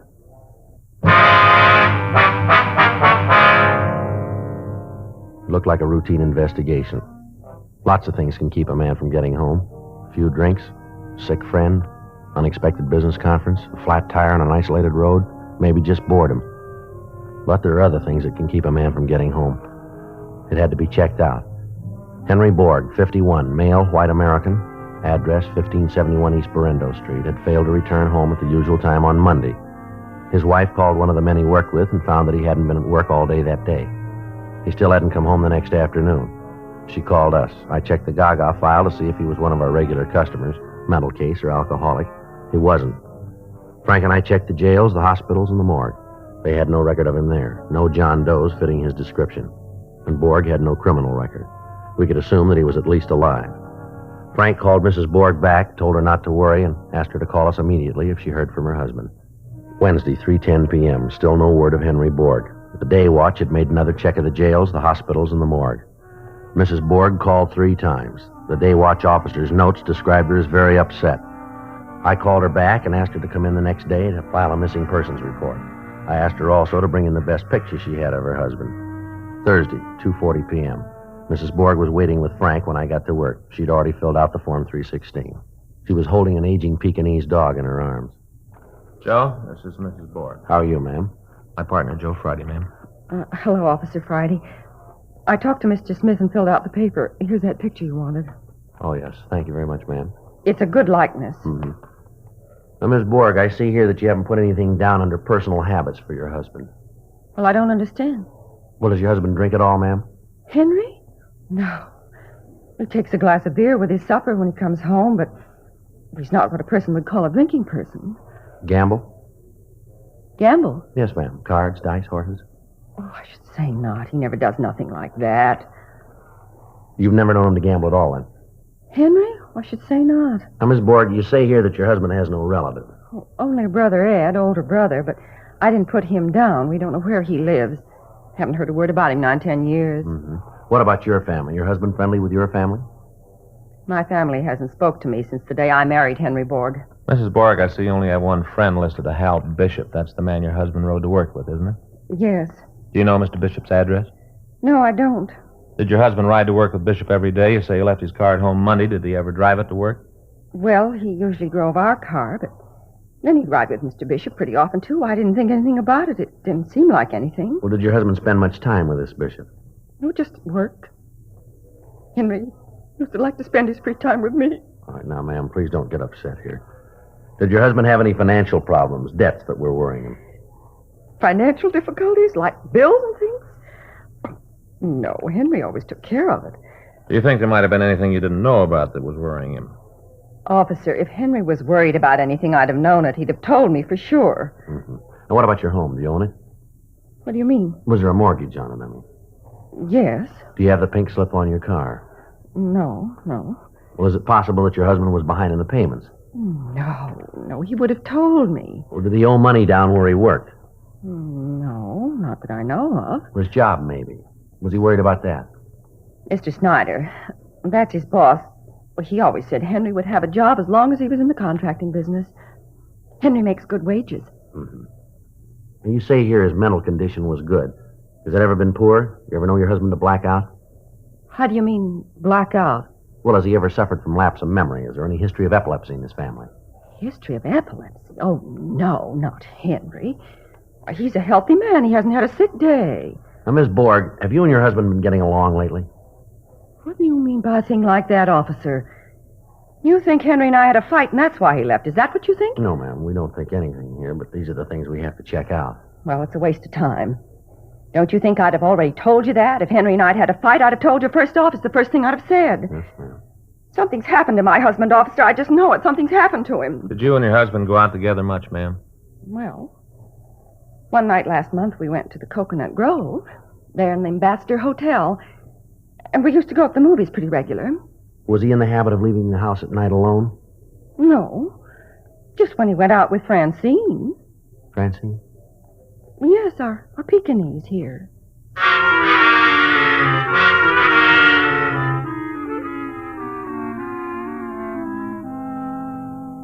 3:55 p.m., Thursday, June 18th. Began to look as if Henry Borg was in trouble. From what we'd been told, he wasn't a man who had just suddenly decided to leave home. We had to find out if the facts we'd been given were accurate. Thursday, 4:10 p.m. We contacted Borg's friend, Hal Bishop, just as he was leaving the construction job where they both worked. He said he hadn't gone by Borg's house to pick him up Monday because Borg hadn't asked him to. The way they worked it, Borg always told him the day before if he wanted to ride. At first, Bishop said he hadn't noticed anything strange about Borg recently. Then he decided Borg had been a little irritable the last few days. Said it wasn't like him to be irritable. That he'd never known Borg to miss work before, and that he'd never heard of any trouble between Borg and his wife. He said that Borg didn't talk much about his wife. We called on the neighbors of the Borgs.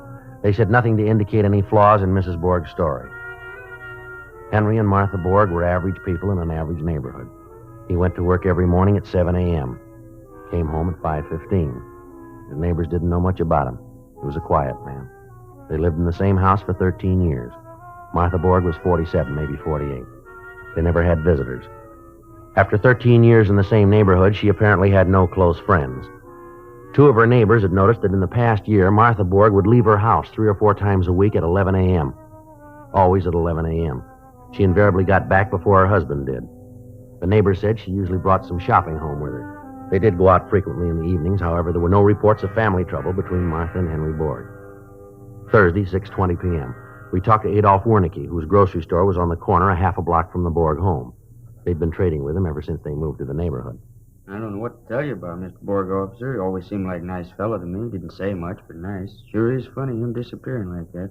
You got any idea if he had any trouble with his wife? No, that wife, she's a funny one. Different from Mr. Borg as day and night. Well, how's that, sir? I don't know. High hat, sort of. She's all right, I guess. Kind of show-off, though. Kind of person who dresses up when she goes shopping around the corner. Likes to buy fancy groceries, stuff I never get calls for. Like those anchovies up there on the shelf. Now, I'll bet you I won't sell 2 cans of them in a year, but Mrs. Borg comes in and she'll buy them. Now, Mr. Borg, he don't like that kind of stuff at all. Told me so himself. Yes, sir, but how'd they get along? Do you ever say anything about his wife? To tell you the truth, officer, I don't know. As far as a man and his wife arguing, I don't pry. Hurts business. Come to think of it, he did say one thing. That was a long time ago, about 2 or 3 months ago, maybe more. What was that? What'd he say? Well, he came in here, just about like this time it was. Didn't buy anything, just kind of hung around. Remember, he seemed out of sorts. I asked him if he was feeling all right. He said he was. Just felt like he had to get away from the house. Now, that'll happen to a man. Just feel like you got to get away for a while. But you know what I mean, officer. No, sir, I'm not married.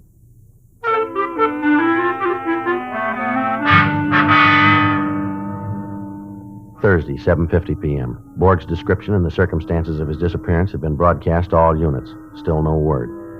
4:10 p.m., Friday, June 19th. We checked Borg's union. He hadn't reported for a new job. We filed an all-points bulletin.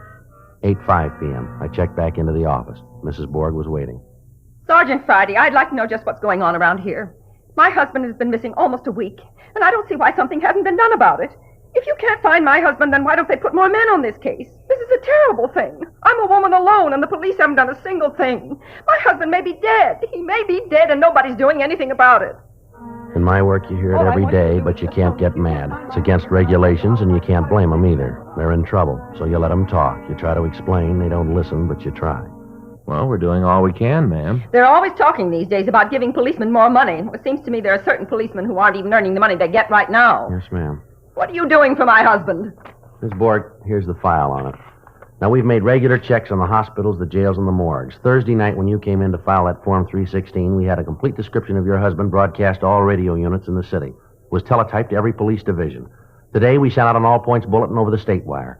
Every police department, sheriff's office, and highway patrol unit in the state knows that your husband is missing. Here, you can see the bulletin right here, ma'am. Now, in these cases, ma'am, we start with nothing. We don't know where they've gone or why they've gone. Most of them turn up by themselves. Some of them don't. We do everything we can to find the ones that don't. Miss Borg, there are 4,000 police officers in this city looking for your husband.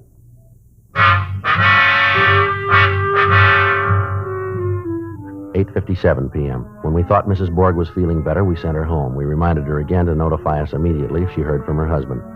9:10 p.m. The desk at Central called and told us that they'd picked up a John Doe. From what they said, he apparently was suffering from amnesia. While I went down to Homicide to check out some reports, Frank went over to Central to see the man they picked up. 9:16 p.m. Frank came back to the office. Joe? Yeah? Just checked out that John Doe at Central. Anything on him? Yeah, it's Henry Borg.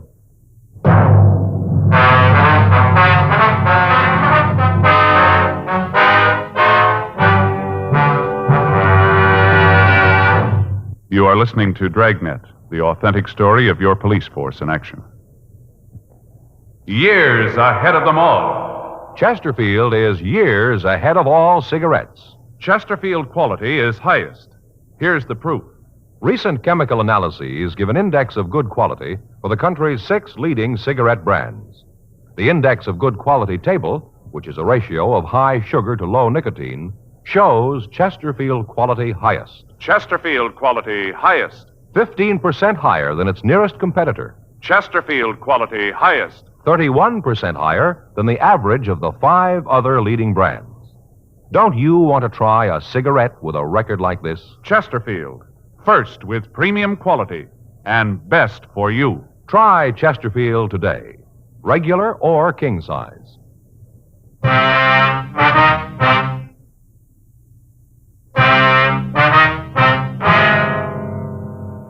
9:18 p.m. Officers Gorman and Mayer brought in Henry Borg, alias John Doe. They found him wandering around in the 900 block down on South Spring Street, the financial district. Wasn't much reason for anybody to be loitering around there at that time of night. All the businesses in the area were closed. The officers investigated. When they questioned the suspect, he would not or could not reply. They took him to Central Division, where the watch commander, Lieutenant Hale, had him shaken down. His wallet was missing. No papers, no identification. In his pockets, the officers found 8 cents, a key ring, and several keys. No cigarettes, no matches. He was dressed in a good quality worsted suit, very rumpled. No tie, no hat.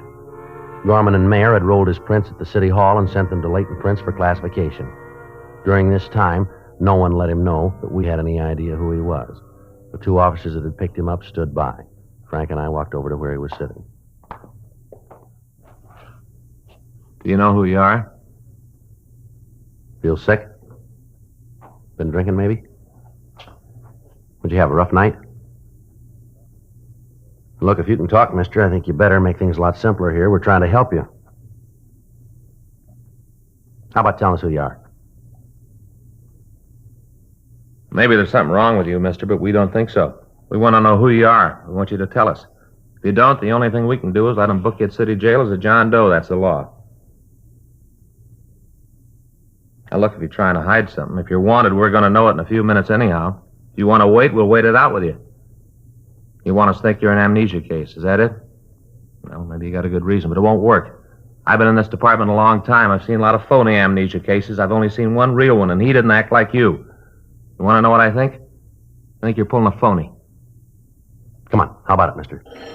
I get it. Missing persons, friend. All right. Yeah. You bet. Thanks very much. Right. Okay.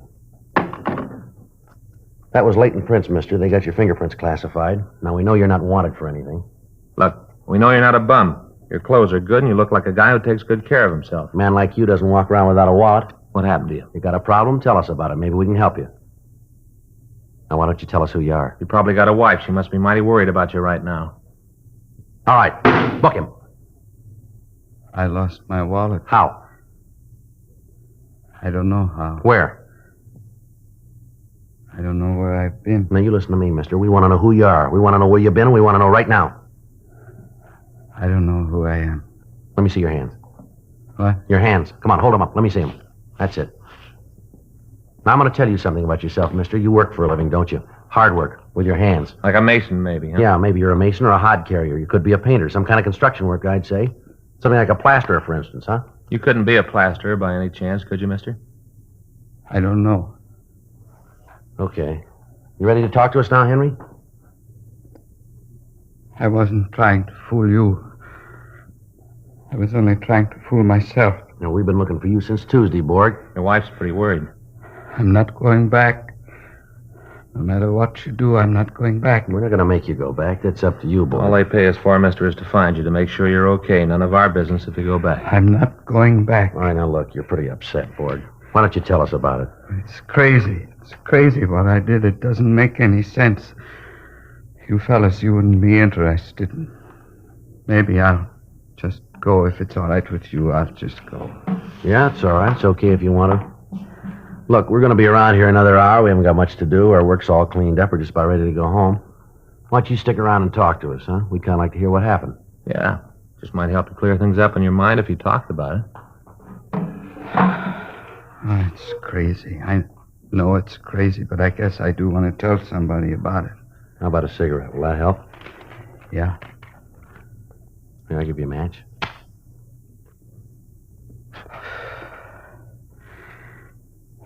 I am a man 50 years old.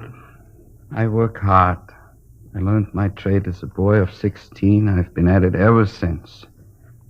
My wife and me, we got a new car. We got our own home, almost paid for. A man my age, when he gets home nights, he wants to take it easy. Read the paper, watch the television. Bought a $400 TV, 21-inch screen. Yeah. You want to know what happens when I get home? She wants to go out. It don't make any difference how tired I am. It don't make any difference if I've been working hard all day. She wants to go out. Do you know what that's like?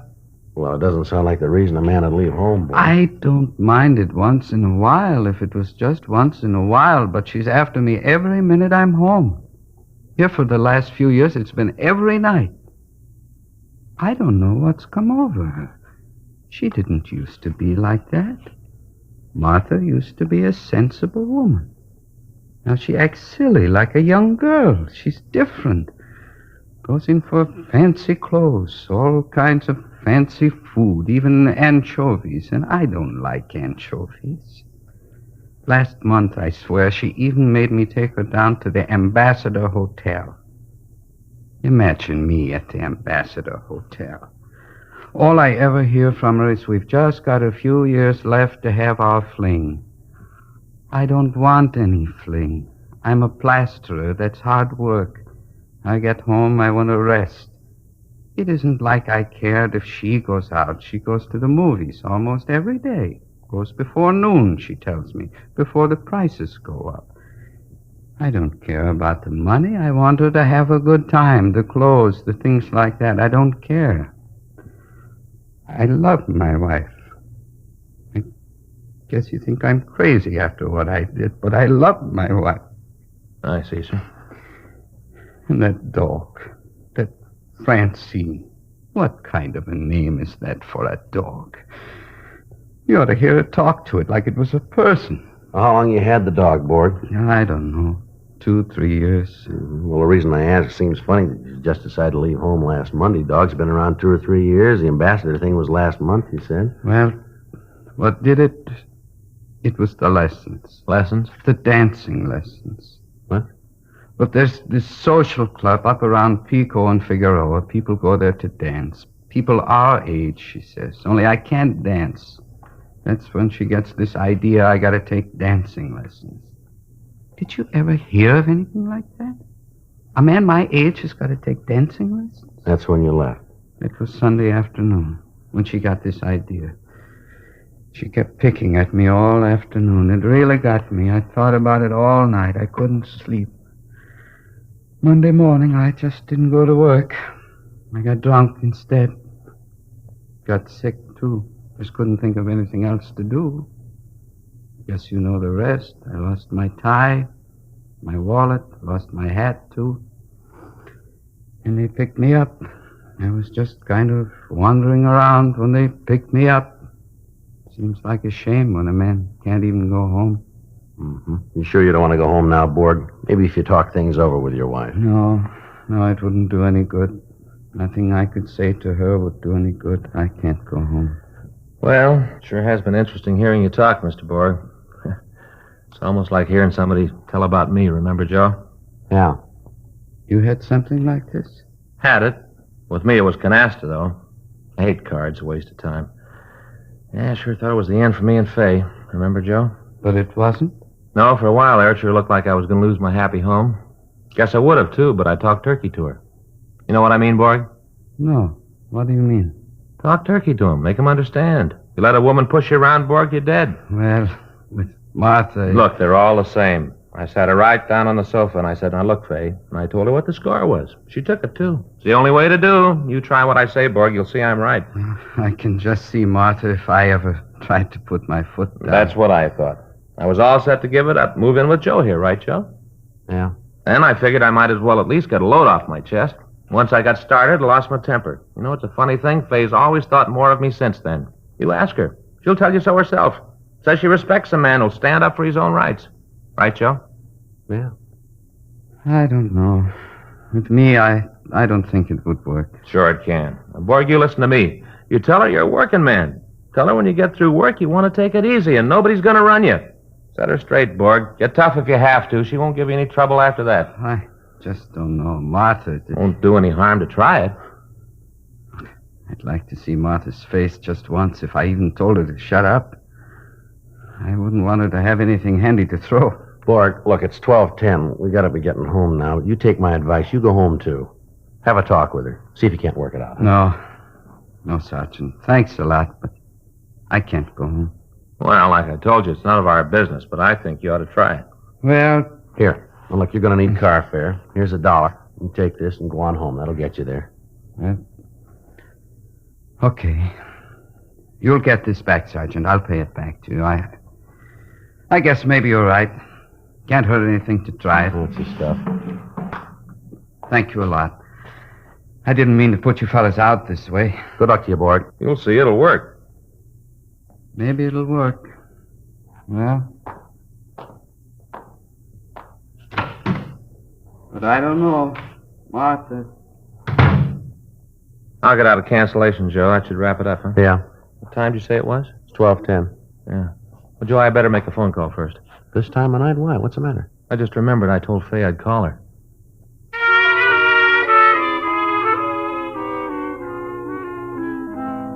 Friday, July 28th. A month had passed since Henry Borg had left our office to go home. We'd heard nothing further from him or his wife, and we assumed that they had reconciled their problems. 6:10 p.m. Officers? Oh, hello there, Borg.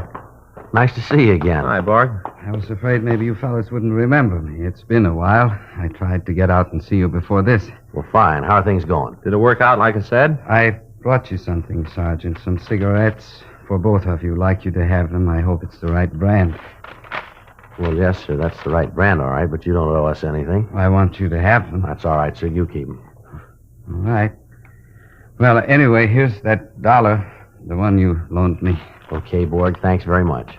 I sure owe you fellas a lot, and I really mean it. My wife and I, we sure appreciate what you fellas did for us. Was that clock right? Yes, sir. Uh-oh, gotta rush. Got an appointment. Be late if I don't hurry. Appointment? Yeah. Gotta get over to Arthur Murray's.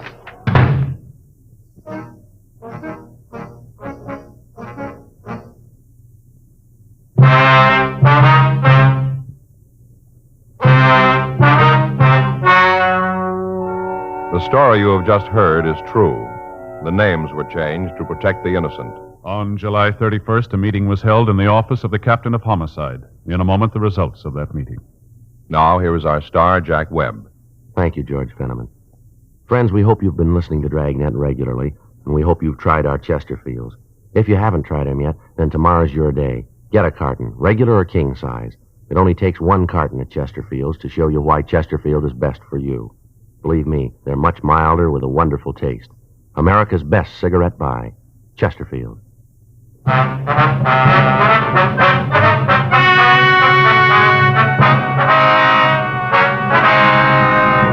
Since the subject, Henry George Borg, had committed no crime, he was not held, and the case was officially marked closed.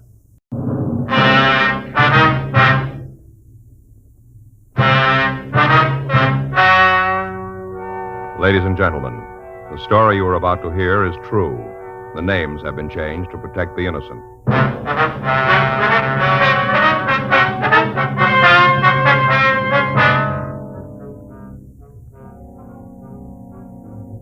You're a detective sergeant. You're assigned to homicide detail. A young girl has been shot with a .22 caliber rifle. It was reported as suicide. Your job? Investigate. Here is Chesterfield's record with smokers, and important to you. No adverse effects to the nose, throat, and sinuses from smoking Chesterfield. That's the report of a doctor who has been examining a group of Chesterfield smokers for a full year and 2 months as a part of a program supervised by a responsible independent research laboratory. Don't you want to try a cigarette with a record like this? Chesterfield. First with premium quality. Chesterfield. First choice of young America.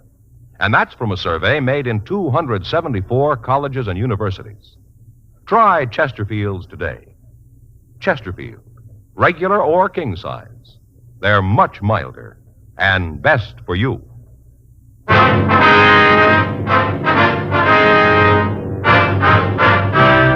Dragnet, the documented drama of an actual crime. For the next 30 minutes, in cooperation with the Los Angeles Police Department, you will travel step by step on the side of the law through an actual case transcribed from official police files. From beginning to end, from crime to punishment, Dragnet is the story of your police force in action.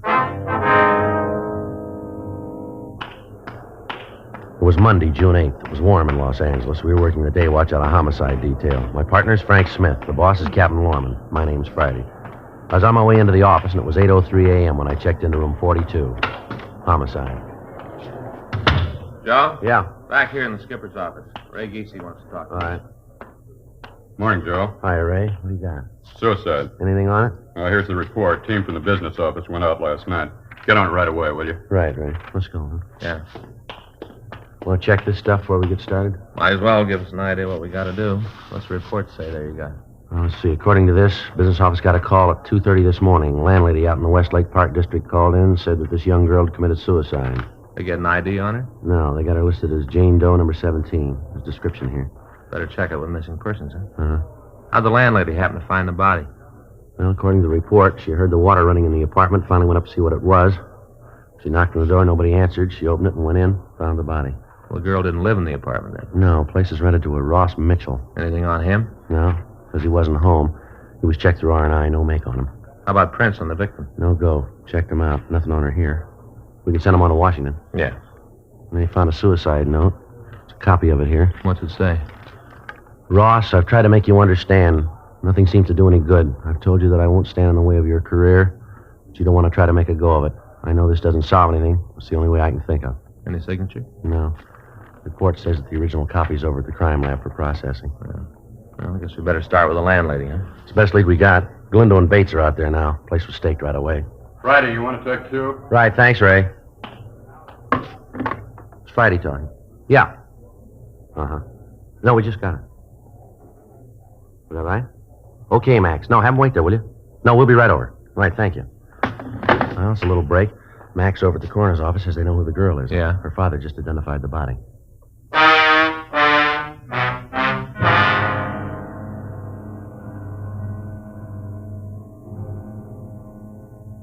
"8:14 a.m. We left the city hall and we went over to the Hall of Justice. We met the victim's father, a Mr. Robert Andrews Paul. He told us that there could be no mistake. The body was that of his daughter, Gloria Z. Paul. The attendant had given him some smelling salts, and after introducing us, he'd left to close off the viewing room. I don't understand why she'd do it. None of it makes sense. When did you see your daughter last, Mr. Paul? Saturday afternoon. That was the last time. I never saw her again. She was gone Saturday night and all day yesterday, is that it? Yeah. You hear from her at all? No. Weren't you worried about her at all? No, sometimes she doesn't come home, stays with a girlfriend, but when I didn't hear from her last night, I got worried, started calling around. Did she say where she was going when she left? Told me she was going over to see Peggy. Said the two of them were going to a show and that she'd be home for dinner short. Well, who is this Peggy? Peggy Rockwell, a friend of Gloria's. Uh-huh. Have you talked to her? What? I say, have you talked to this Peggy since your daughter disappeared? Yes, I called her last night. I talked to her then. I was most out of my mind. I didn't know what to do. I talked to her last night. She didn't know. Did your daughter know anybody named Ross Mitchell? Ross Mitchell?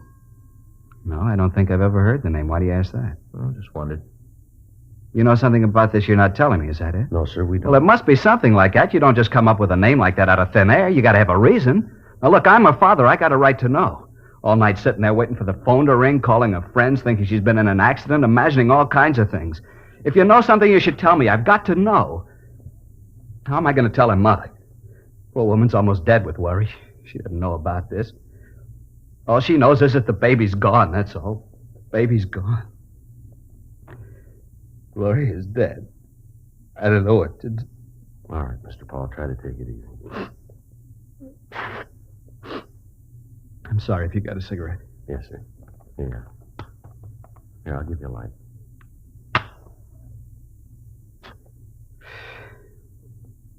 Sorry about that. It's all right, sir. We understand.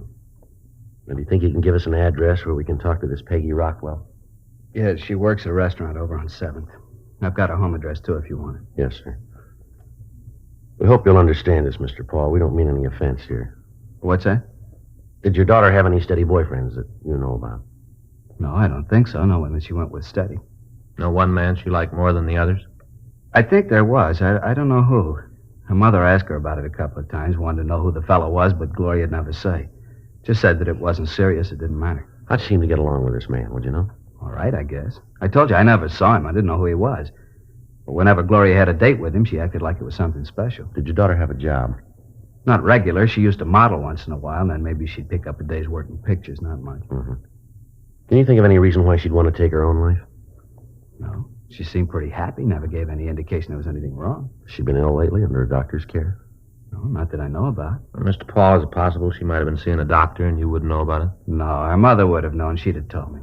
Now, I'm pretty sure she was feeling all right. Anything about her job that bothered her? What do you mean? Well, was she happy with what she was doing, the kind of work she was doing? Oh, yeah. Gloria didn't want a career. She was looking for a husband, one to settle down and raise a family. Mm-hmm.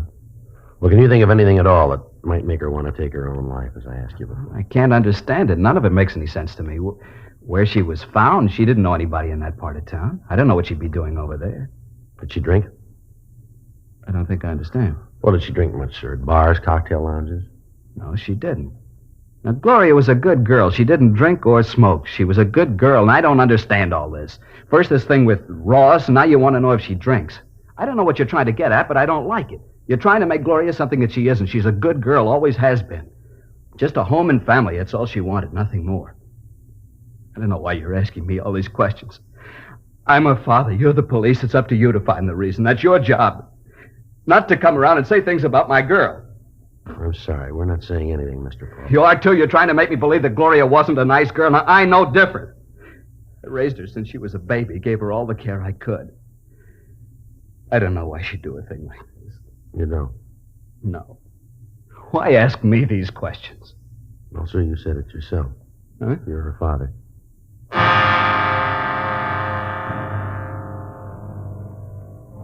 We continued to talk to the father of the victim. From him, we got a list of the girl's friends, the address, and the names of the people that she worked for. While we were talking to him, he was unable to give us any idea as to why his daughter, Gloria Paul, might want to take her own life. He insisted that he didn't know anybody or any one of his daughter's acquaintances named Ross Mitchell. A telephone call was put through to his wife, but she was unable to tell us who the man was. 8:20 a.m. Mr. Paul recovered from the initial shock, and he went home. 8:39 a.m. We drove over to the rooming house where Gloria Paul had been found. On the way, we stopped to call the crime lab to see if they'd been able to come up with anything in the dead girl's effects to help us. Lieutenant Lee Jones at the lab told us that they hadn't finished their investigation yet. 8:50 a.m. We arrived at the house and talked with the landlady, Thelma Keene. It's terrible. Poor little thing. You haven't seen Ross Mitchell yet, have you? No, he hasn't come in. I told the officers last night that I didn't expect him until noon today. Have you seen the girl before? Once in a while, she'd come in with Ross, wait for him, and then they'd go right out. Did you see her last night, son? I told the officers that were here last night that I didn't.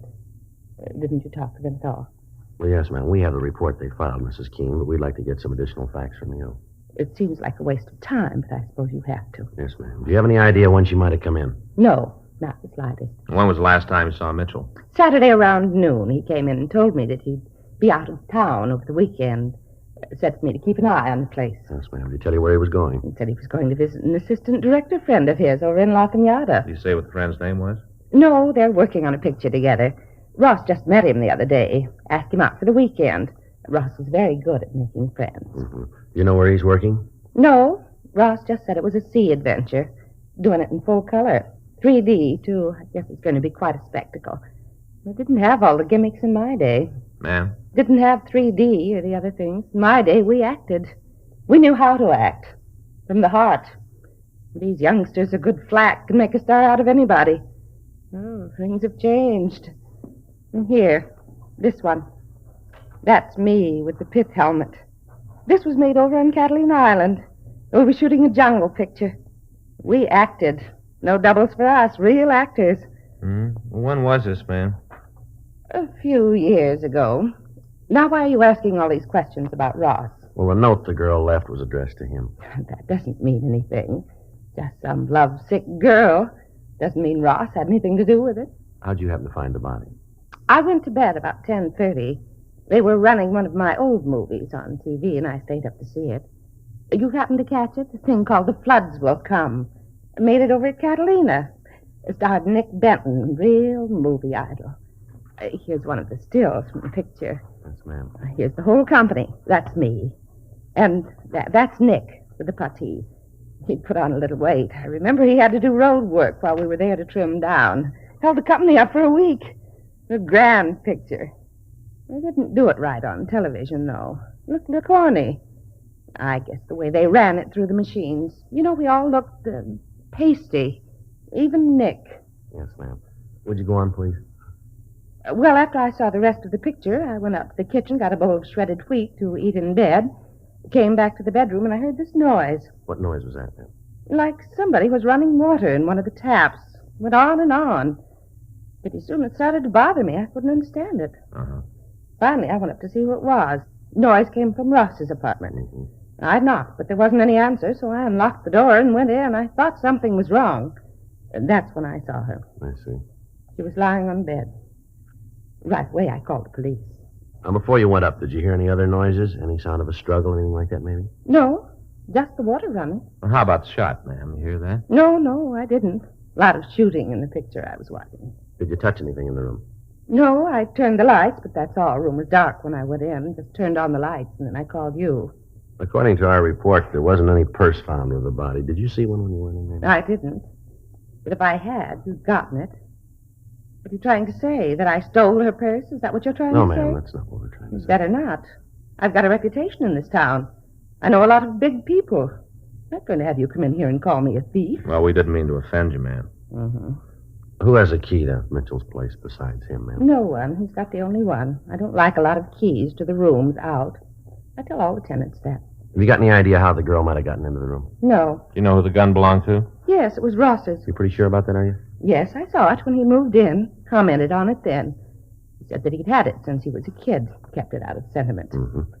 What's this all about, anyway? You seem to think that there's something wrong. Is that it? No, ma'am. It's just that in things like this, we have to make a complete investigation. You can understand. Oh, well, I want to do all I can to help you, but I do have an appointment. If there's nothing more you want, I'd like to be going. That's all right, Miss Keene. If we want to talk to you, we'll be able to reach you here? Yes, right here. We'll give you a call to tell you about the inquest. Am I going to have to be there? Yes, ma'am. You and Mitchell. Why him? Well, it was his apartment, ma'am. But he didn't have anything to do with it. Well, maybe so, ma'am, but he'll still have to be there. It's not fair. A thing like this can ruin him. By the time the papers get through with it, he'll be finished. It can ruin his career. He doesn't know anything about it. He won't be able to tell you anything. You're wrong there, ma'am. Huh? He's got a lot to explain.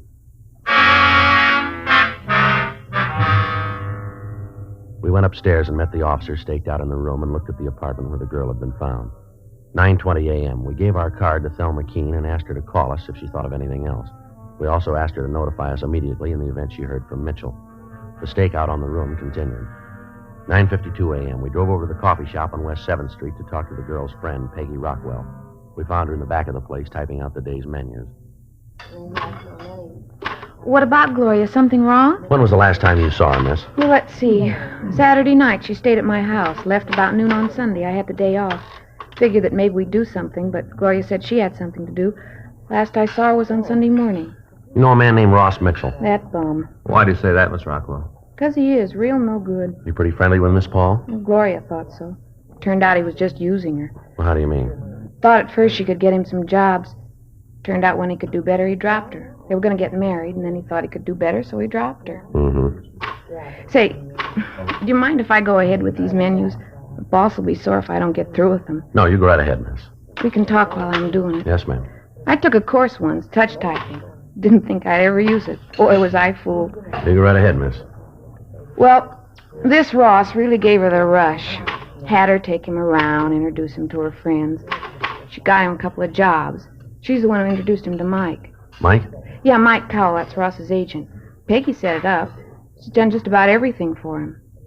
Then the bum acts like this. What do you mean, miss? Treated her so bad. Say, how do you spell croquettes? Well, I think it's Croquettes. O-Q-E-T-T-S.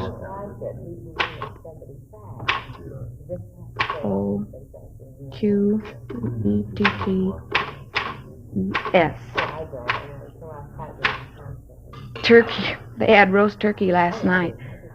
I don't understand how people can eat them, but we sure sell a lot of them. Did Miss Paul say she was going to see Ross over the weekend? Yeah. She said she had an appointment with him Sunday. Said she'd called him and set it up. You know what time? No, just said she wasn't going on like this. Had to be straightened out. Mm-hmm. I don't blame her. She's told her friends they were going to get married, and at the last minute, Ross would back out. Her family know about Ross? No. Father didn't mind her doing a little work in show business, but he didn't want her to marry anyone in it. She thought that if they just got married, then the family'd understand. Joe? Yeah. I'll call the crime lab, see if they've finished. Yeah, fine, thanks. How'd Miss Paul and Mitchell seem to get along, man? What do you mean? Well, did they have any arguments or disagreements, would you know? Not often. Most of the trouble they had was about getting married. Ross kept saying that it wouldn't do him any good to be married now. He thought that it might hurt his career. That's all he thought about. Were you ever present at any of these arguments? Once. We'd gone out on a double date, went to a place down at the beach, had dinner, and then stopped on the way back for a couple of drinks. Uh-huh. Ross got pretty drunk, got into a big thing about his career. Yeah. He went on and on about how hard he'd work, how much the theater meant to him, all that kind of stuff. I see. Finally, he said right out that he'd kill anyone who tried to stop him, just like that. He'd kill anyone who tried to stop him. Joe? Yeah. See you a minute. Would you excuse me, please? Sure. Just a minute. Is there one L or two L's in broccoli? Just one, ma'am. Oh, thanks. Yeah. Just talked to Lee Jones. Yeah, did he finish up? Yeah, something's wrong. What's that? He thinks the girl was murdered.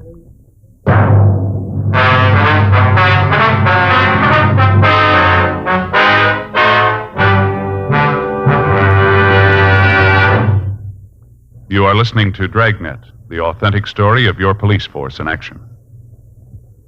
Years ahead of them all. Chesterfield is years ahead of all cigarettes. Chesterfield quality is highest. Here's the proof. Recent chemical analyses give an index of good quality for the country's 6 leading cigarette brands. The index of good quality table, which is a ratio of high sugar to low nicotine, shows Chesterfield quality highest. Chesterfield quality highest. 15% higher than its nearest competitor. Chesterfield quality highest. 31% higher than the average of the 5 other leading brands. Don't you want to try a cigarette with a record like this? Chesterfield. First with premium quality and best for you. Try Chesterfield today. Regular or king size.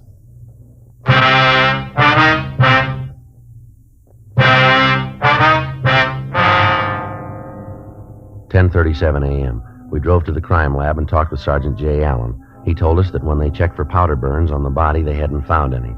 They measured the reach of the dead girl and found that it would have been almost impossible for her to have pulled the trigger on the rifle, leaving the fingerprints they found on the gun. Blotter test failed to show any traces of nitrate powder on her hands. They checked the handwriting on the suicide note found in the room against samples of Gloria Paul's writing and found that they didn't match. From their findings, they said that it was their opinion that the girl had not killed herself, that she'd been murdered. We went back to the city hall and got out a local and an APB on Ross Mitchell. We called the landlady of his rooming house. She hadn't heard from him. 12:30 p.m., we went back to the rooming house and relieved the stakeout. We asked the landlady not to say anything to Mitchell about our being there. 12:45 p.m. Still no sign of the suspect. 1 o'clock. 1:30.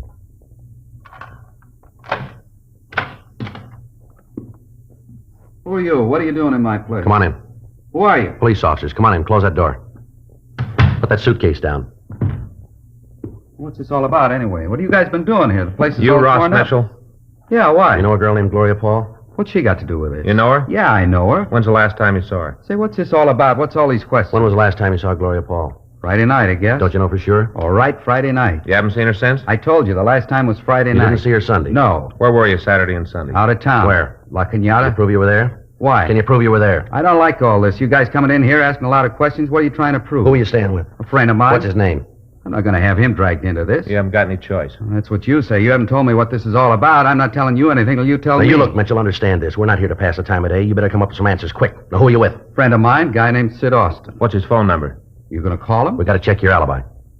Oh, what's his number? Won't do any good to call him. Thought you said you were there. I was. Then we got to call him. Well, he won't be able to tell you anything. He wasn't there. He just let me use his place. There wasn't anybody there. Who's got a key to this place besides you? You mean here? That's right. Nobody. You got the only key, huh? That's right. The landlady's got one, just the two of them. You got any idea how somebody else could get in here? No, why? How well do you know Gloria Paul? What's she got to do with it? How well do you know her? We used to go together. Anything serious between you?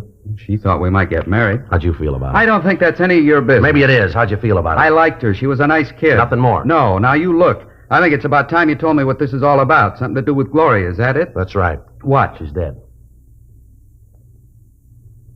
Oh. Oh. May I please have a cigarette? Yeah. Here. Here's a match. Thanks. How'd it happen? Thought maybe you could tell us. Why'd you figure that? Where'd you see her last? Up here. This room? Yeah. When was that? I told you, Friday night. You have any trouble with her? No. No argument? I told you no. Well, how'd it happen? Can't you tell me? You own a .22 rifle? Yeah. You got bullets for it? Yeah, why? Where do you keep it? Closet over there. You keep it loaded? No, the bullets are on the shelf in the closet. All right, come on, Ross. We better go downtown. What I for? want to talk to you. What for? You got to tell me before I have to go. You got to tell me what you're holding me for. Suspicion of murder. Now, come on.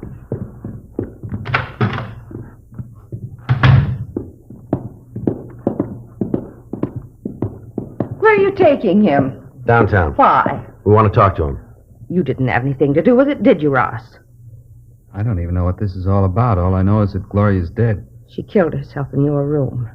What? In your room, Ross. It was suicide. Well, they're arresting me for murder. Oh, you can't do that. Ross didn't have anything to do with it. It was suicide. That's what you said. All right, come on, Mitchell. Well, you can't do that. It was suicide. You want to take him out the car, Frank? Yeah, come on. You can see that you're making a mistake. He didn't have anything to do with it. He's going to have enough trouble with that girl killing herself in his apartment. You can't arrest him for murder. It was suicide. What are you trying to tell us, lady? What? Something you want to say here? No, you're making things up. All right, let's go. Yes. Let's go ahead. Take him. Go ahead. He wants to be a star. Let him.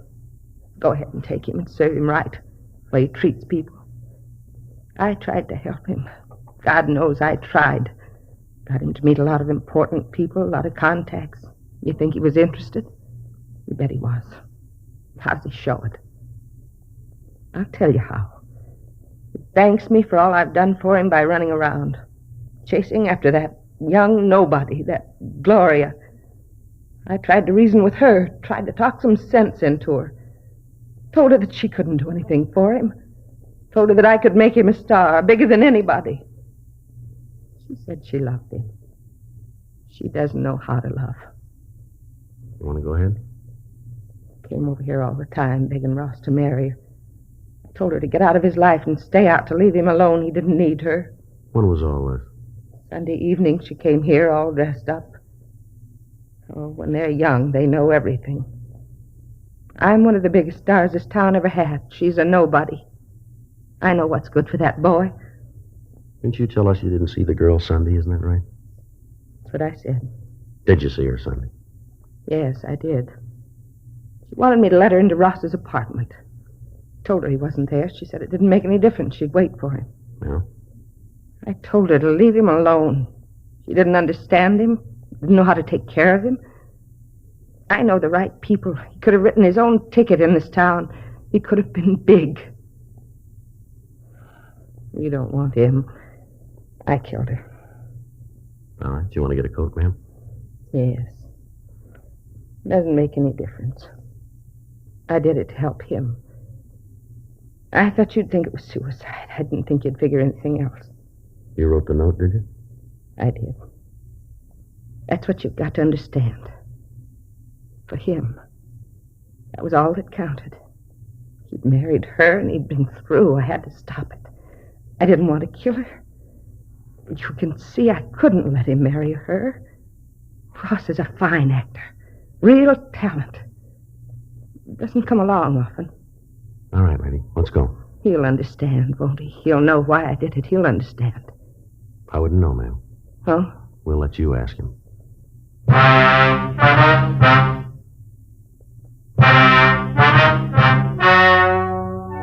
The story you have just heard is true. The names were changed to protect the innocent. On October 14th, trial was held in Department 89, Superior Court of the State of California, in and for the County of Los Angeles. In a moment, the results of that trial. Now, here is our star, Jack Webb. Thank you, George Fenneman. Friends, Dragnet Radio is taking a summer vacation. We'll be back in the fall. George Fenneman will tell you all about that in a minute. Meanwhile, I hope you'll watch our TV show regularly, and I also hope that all of you who are not Chesterfield smokers will try them. I like to feel that when we resume broadcasting in the fall, every one of you will have switched to Chesterfield. You'll find they're best for you. And, of course, when you go on that vacation this summer, be sure to take along a couple of cartons, will you? Chesterfield. And we all hope you have a very pleasant summer.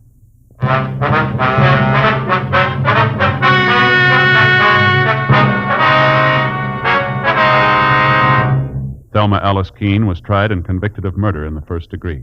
She was sentenced to life imprisonment in the California Institute for Women, Corona, California.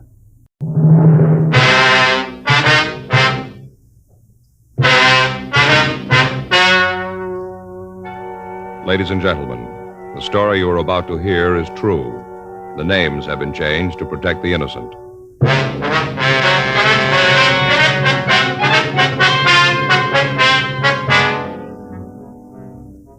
You're a detective sergeant. You're assigned to robbery detail. For the past 3 weeks, a lone thief has been victimizing stores and check-cashing agencies. You've got a description of the man, but so far you've failed to identify him. Your job? Get him. Before you buy your next pack of cigarettes, think this over. A doctor has been examining a group of Chesterfield smokers with special attention to the nose, throat, and sinuses. His latest report, after a full year and a half, says no adverse effects from smoking Chesterfield. Don't you want to try a cigarette with a record like this? Chesterfield, regular or king size, they're low in nicotine, highest in quality, best for you.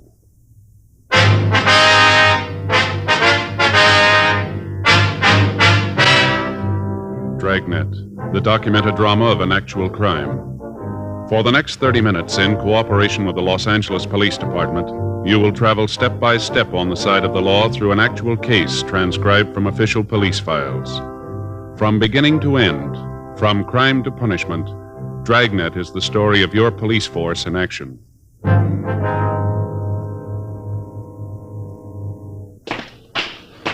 It was Friday, June 10th. It was warm in Los Angeles. We were working the day watch out of robbery detail. My partner's Frank Smith. The boss is Chief of Detective Stad Brown. My name's Friday. We'd gotten a call that there'd been a holdup, and it was 10:36 a.m. when we got to the corner of Alvarado and Catalina Streets, the Harrison Check Cashing Agency. I'm sorry, you'll have to come back. We've had some trouble and we're not open for business. Come back in about an hour. Police officer, sir. Oh, well, where have you been? I was held up, you know, held right up. Yes, sir. Yeah, fellas in the police car was here. They told me that you'd come out. Well, where have you been? It's taken you long enough. Didn't you use the siren? Yes, sir. We came out just as soon as we got the call. Just seemed us taxpayers would get better service than that. Well, sir, the call just came in 4 minutes ago. Oh, well, all right then. Well, now let me tell you all about it. Yes, sir, if you would, please. Oh, you just bet I would. Well, now, first off, I had trouble sleeping last night. I knew right off it was going to be a bad day. I can always tell, when I've had a bad night, the next day's always a doozy. Did you give the officers in the radio car description of the man who held you up? Yes, sir. I sure did. I gave it to them right off. Now, you're going to let me tell you all about the holdup? Yes, sir. If you go ahead, please. Well, I had a bad night. Real bad. I knew. Say, my name's Harrison. Abel Harrison. I don't think I got you a fellow's names. Oh, this is my partner, Frank Smith. My name's Friday. How do you do, glad to know you, yeah. Darn fool next door kept pounding the typewriter all night. He never let up. Sir? The man next door, that's why I didn't get any sleep. Some crackpot trying to be a writer. Oh, it's an awful thing. All night long. Dit, ding, dit, ding. All night. Not a wink of sleep. Yes, sir. If you just tell us about the robbery, please. You ain't interested, huh? Well, no, sir, it isn't that. It's just that the more time we lose here, the harder it's going to be to apprehend the suspect. You can understand that. Oh, well, yeah. Now, maybe if you just answer some questions for us, it might be easier and possibly a little faster, huh? Okay. Fire away. What time did the man come in? About 10:12. Was he alone? Yep. Did it look like there might have been anybody else with him? Nope. Do you know if he drove an automobile? Couldn't tell. I see. Well, would you tell us exactly what he said and what he did from the time that you first saw him? Came in, 10:12, had a gun, walked over to me, pointed the gun, told me to stick up. That the way you fellows want it? Well, you just relax, Harrison, will you, and tell the story in your own words. I'm trying to do just that. Yes, sir. Maybe if I went slower, it'll be easier for you boys. All right, sir, you go right ahead. Well, he came in, stood around for a minute, then come over to the counter. I asked him if I could help him. Uh-huh. We cash checks, payroll checks. First off, I thought that's what he wanted, to cash a check. Wasn't, though. I asked him what he wanted, and he pulled out the gun, told me to keep quiet and hand him the money. Pointed the gun right at my heart, right here. My heart. Are you with me so far, boys? Yes, sir, go ahead. So I gave him the money, all there was in the drawer. I see, sir. About how much was taken, Mr. Harrison? About $1,500. He just took the paper money. He didn't want the silver. Had 2 paper bags. Looked like he'd carried his lunch in them. All kind of wrinkled, Yes, sir. Had me put the money in them. Then he told me to lay down on the floor. Lay there and count to 100 by ones. Told me not to move until I'd finished. He said if I did, he'd come back and kill me. The way he told me, you knew he meant it. After that, he left. All right, sir. What if you can give us a description of the man? Sure, but already gave one to the other cops. Ain't that enough? Well, we'd like to have you tell us, if you would, Mr. Harrison. Oh, them other fellows don't work with you, huh? Well, yes, sir, they do, but we'd just like you to describe the man to us. Well, what's the matter? Won't they tell you? Well, yes, Mr. Harrison, they'll tell us, but the questions they ask you are for getting out a broadcast. We have to fill out a report and try to get the man who did this. Oh. Seems like a pretty funny way to operate. Don't tell the other cops what's going on. How tall was the man, Harrison? Well, let's see. I'd say about 5 feet, maybe 8 to 10 inches. Mm-hmm. How much did he weigh, would you know? I'm just guessing, you Nosy. I'm not sure. Yes, sir, we understand. Well, I'd say he weighed maybe, 150, right around in there. How old was he, would you know? Maybe 25, 26. How about his coloring? Was he dark or light complected? Oh, dark. He had black hair, brown eyes, mean-looking eyes, like steel balls. Kind you pick up with vacuum cleaners. Steel, hard. Yes, sir. How was he dressed? Had a pair of Levi's on. Levi's and a blue shirt. He had a brown leather jacket on, too, one with a fur collar. Was he clean-shaven? Oh, yes. His face looked like he just had a shave. And a talcum powder on it. Do you wear glasses, sir? Yeah? What kind were they? I couldn't tell you, just glasses. Well, do they have metal or plastic frames? Oh, plastic, yes. Light, kind of tan plastic. Heavy, the kind that don't have the little curly things around the ears. Just big pieces that went over the top. Mm-hmm.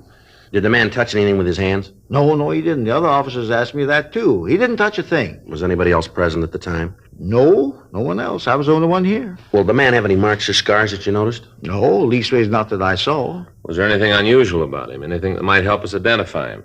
Well, that mustache should help. Sir? His mustache. I think it's funnier than a $3 bill. Looked like it to me. Well, I thought you said the man was clean-shaven. I did. All around the mustache. I didn't think he meant like that. He's probably clean-shaven under that, too. Sure looked phony to me. Why do you say that? It was red. He was dark. Had black hair, black eyebrows. It seemed like he'd come up with a red mustache. Seemed like it to you? It's hard to say, sir. Don't seem like it to me, not at all. I tell you something else. What's that, sir? I think them glasses was fake, too. Glass in them was funny, like it hadn't been ground, kind of flat. I think they was phony, just like the duster. Duster? Mustache. Red mustache with black hair. Phony. All right, sir. Thank you very much. And we'd like you to come down to the office and look at some other pictures if you would, see if you can identify the man. Be glad to. I'll not do it today, though. Why is that, sir? Well, I already told you had a picture of him down there. I'd probably miss him. It's been a real bad day for me. Well, tomorrow'll be better, though. Why is that, sir? Gonna get some sleep tonight. That's all? Bribed the landlady. Yeah? She let me in his room. I took it. What's that, sir? Ain't gonna do much typing without his ribbon, is he?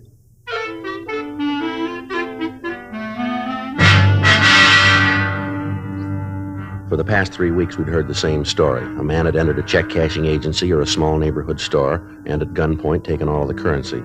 Each time, he'd hit just after the owner or the manager had come back from the bank. The descriptions we'd gotten in each theft was the same. Each of the victims looked over the mug books, but they were unable to identify the suspect. The stats office had made an MO run going back 10 years. The leads they turned up were run down, but they led us nowhere. Communications to George Brereton up at CII in Sacramento had turned up no new information. We were right where we were after the first robbery. We had a suspect we couldn't identify, a suspect that we couldn't find. 10:45 a.m., the latest victim closed up his place of business and started to accompany us downtown. As we walked out of the store, a police car pulled up to the curb. In the back seat was a man of about 25 years of age. The officer told us that they'd caught the man running down an alley 3 blocks away. The man who matched the description of the thief identified himself as Rudy Martin. While the radio car officer stood by, we took the suspect over to our car to see Averill Harrison, the victim. Caught him already, huh? Is this the man who held you up, sir? Let me get out and take a good look. All right.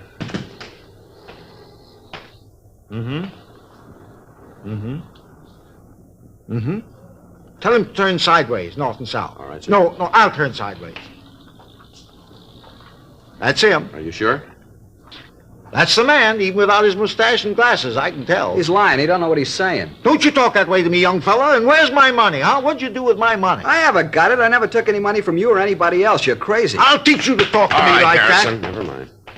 Now, if we need anything more, we'll be back to talk to you. You mean you ain't going to take me downtown now that you caught the fella? No, sir, we'll get in touch with you later. You make him tell you where he hid the money. $1,500, all in paper. You make him tell you. All right, sir, we'll do that. Thank you very much. Yeah. Well, I'll be right here. Anything you want me to do, just give a holler. I want to see this fella get what's coming to him. Yes, sir. Here's our card, and you call us if you need to. Yeah, you do that. And make him tell you what he done with the money. Oh, you want to get back, Martin? I'll check with the radio car, Joe. You want him to follow us to the office? Yeah, tell him we'll take Martin here to the robbery division. We'll check him later. Right. All right, Martin, put your hands up as high as you can. With handcuffs on? With them on. You ain't gonna find anything. All right, get them up. See, I told you. This is a bad thing that man did. I haven't done anything to him. I didn't take his money. Settle back, Martin. Back in the seat. You ever seen that man before? No, I haven't. Is he mad at you for any reason? I told you I never saw him before. Well, he says he knows you. He says you held him up a little while ago. He's crazy. Why'd he say something like that without a reason? I don't know. Your wallet back here? Yeah. All right, slide up a little. Any money in it? No, all I got some change, maybe 40, 50 cents. Just a few cards there and a couple of phone numbers, that's all. There's no money. Mm-hmm. Who's this? This Johnny Salvatore? He's a friend of mine.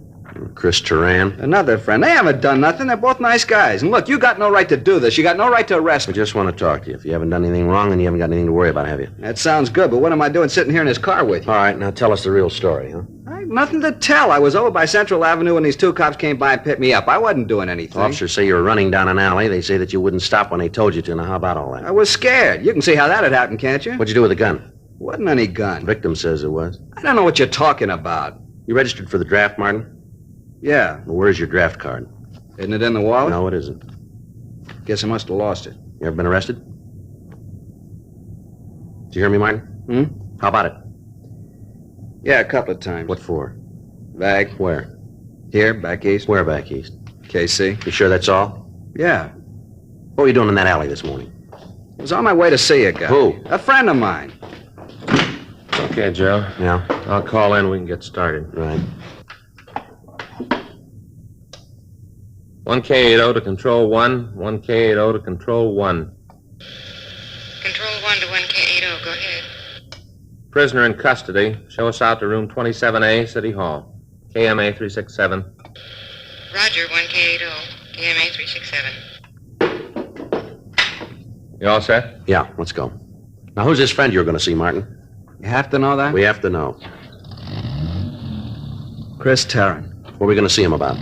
Job. He said he could line one up for him. Where do you live? Room and house down on Wall. All right, you want to tell us what you did with that money?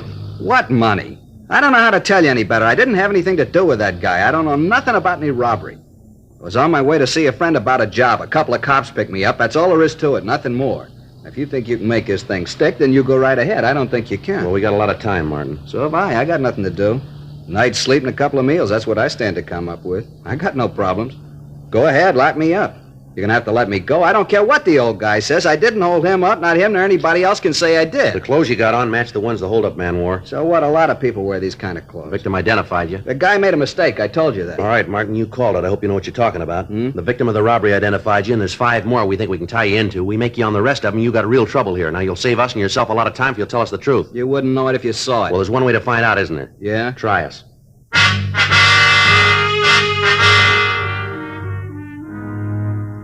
10:52 a.m. We took the suspect back to the city hall and we talked to him for over 3 hours.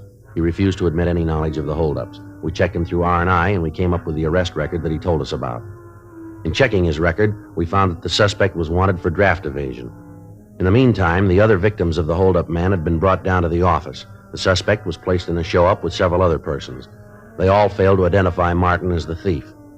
In checking further with the last victim, Harrison, he stated that he'd probably made a wrong identification. We had a search of Martin's room made, but we were unable to come up with anything. The 2 friends he'd mentioned were checked out, but there was no record on either one of them. The suspect was turned over to the federal authorities for prosecution on the draft evasion charge. We were right back where we started 3 weeks before. The next morning, Saturday, June 11th, we started all over again. This time we went back into the files 15 years. Anybody who even vaguely matched the description was checked out. The M.O. of the thief was rechecked.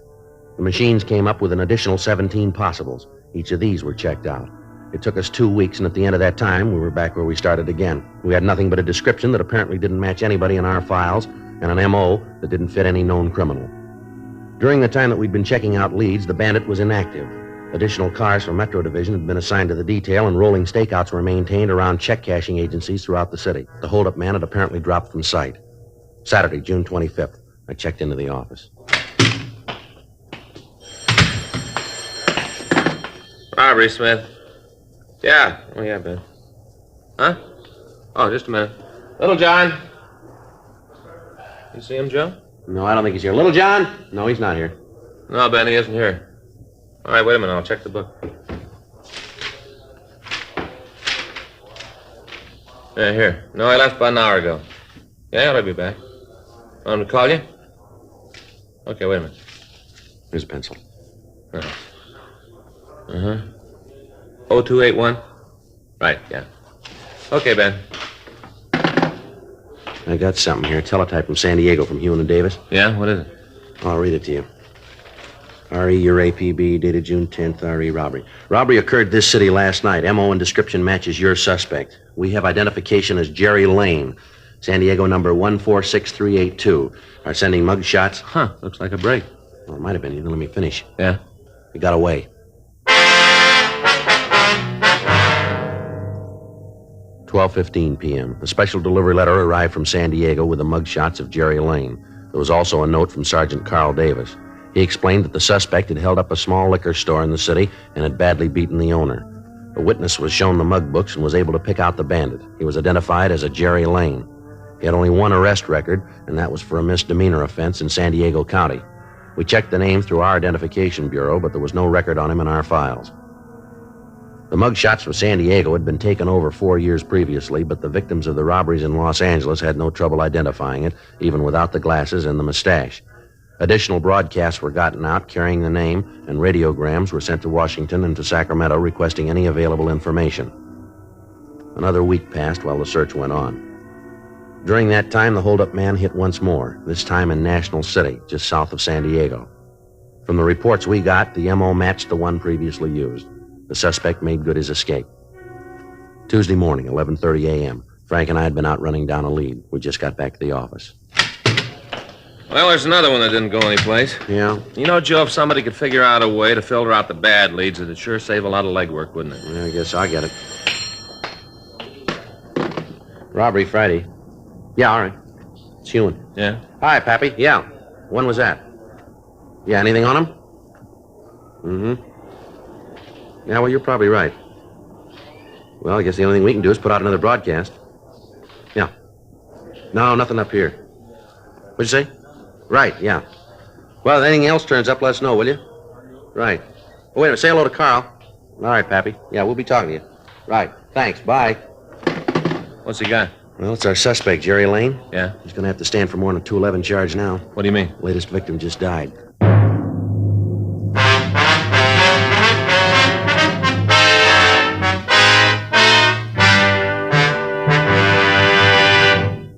You are listening to Dragnet, the authentic story of your police force in action. It's so satisfying to know that my Chesterfield is low in nicotine, highest in quality. Chesterfield, low in nicotine, highest in quality. A fact proved by chemical analyses of the country's 6 leading cigarette brands. And it's so satisfying to know that a doctor who has been making thorough examinations, especially of the nose, throat, and sinuses, reports no adverse effects from smoking Chesterfields. His report is a part of a program supervised by a responsible research laboratory and is based on thorough bi-monthly examinations of a group of Chesterfield smokers over a period of a year and a half. That's 18 full months now. Don't you want to smoke a cigarette with a record like this? Regular or king size. Chesterfield is low in nicotine, highest in quality.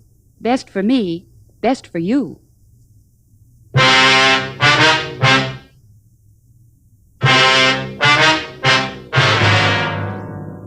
From the information we got on the phone, it looked like Jerry Lane would be headed for Los Angeles. One of the witnesses to the latest robbery said that the suspect drove away in either a 1942 Plymouth or a Dodge Coupe. The color of the car was listed as either a dark blue or black. Descriptions of the car and of the suspect were printed up and distributed to all law enforcement agencies between Los Angeles and the Mexican border. Al Gayton from the San Diego department got in touch with the Mexican authorities, and a close check was kept on all cars crossing into Mexico. According to our information, Jerry Lane had robbed at least 8 places and stolen a little under $9,000 in a period of 6 weeks. While we continued our investigation, the San Diego authorities followed up the leads they had. In the course of checking out the friends and associates listed on Lane's arrest record, they came up with the information that he had at one time been employed as a musician in a downtown nightclub. They interviewed the employees of the place, but they were not able to get a definite lead on the suspect. With the mugshot that they'd sent us, and knowing that he was a professional musician, we checked with the local office of the Musicians Union. They told us that he was not in good standing, and they were unable to give us the address of the suspect, but they did give us the name and address of a bar where he'd worked several years before. At 8:30 p.m. that night, Frank and I talked to one of the waitresses in the place. No, they cut out the band a year or so ago. Not enough business to keep it going. Uh-huh. Did you work here when they did have a band? Sure, I've been here since they remodeled the place. Been 4 years anyway. Hey, you fellas like a drink? Be on the house. No, thank you. No, very much, ma'am.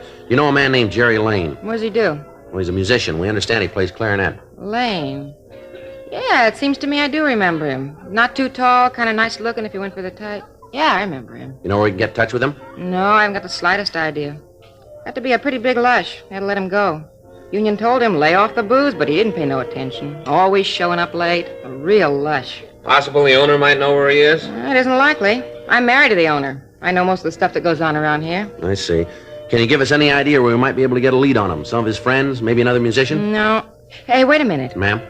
I might know someone. Let me make a phone call. Well, if you give us the phone number, we can put in the call. No, I'd rather not do that. You see, this girl used to see a lot of Jerry. Maybe she don't want to get mixed up in a thing like this. I'll call her and find out. If she knows, she'll tell me. If she doesn't, there's no harm done. Okay. Got a dime? Just a minute. Here's 2 nickels. Thanks. I'd rather you leave the door open, if you will. All right.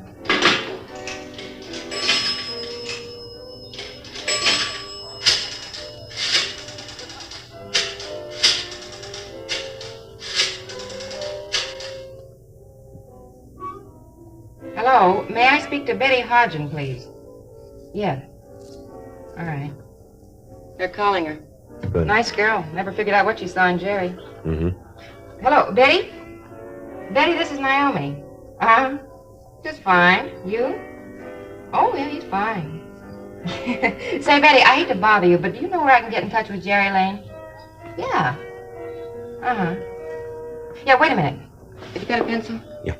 Here you go. Now, what's the address, Betty? Yeah, I got it. No, it's nothing serious, no. No, business isn't that good. Yeah, we still got the piano. Sure, I'm gonna keep it. Right. Well, thanks, Betty. You guys are in luck. Yes, ma'am? Here's the address. It's a club down on 6th. Mm-hmm. Betty says he's there almost every night. 9:42 p.m. We called the office and had another team of men sent out. We notified homicide detail that we'd picked up another lead, and they sent out a team of men to give us any help that we might need in apprehending the suspect. The address we'd been given was the Georgetown Club, a small place on West 6th Street. When we got there, the place was crowded, and the band was in the middle of the second set. We checked with one of the bartenders. Sure. That's Jerry playing clarinet. See? Gray suit. Yeah, does he work here? No, he shows up almost every night, sits in with the band. Union doesn't like it. They talk to the boss about it. He's trying to get the bum out of here. Cause a lot of trouble. That right? Sure. Always he comes in drunk or else he acts like he's high on dope. You want me to get him for you? Yeah, tell him there are a couple of friends who'd like to talk to him, will you? I'll do it right now. You don't want me to say you're cops? No, we don't. I didn't think so. Okay, I get it. Thank you. Some place they got here, huh? Yeah, sure is crowded, isn't it? Right. Better watch him. He's probably armed. Yeah, let's get him outside. It'd be easier to take there. Too many people here. Yeah, the bartender's got him now. All right. Now let's let him get outside before we move away. Right. Yeah, there he goes. Come on. Get it.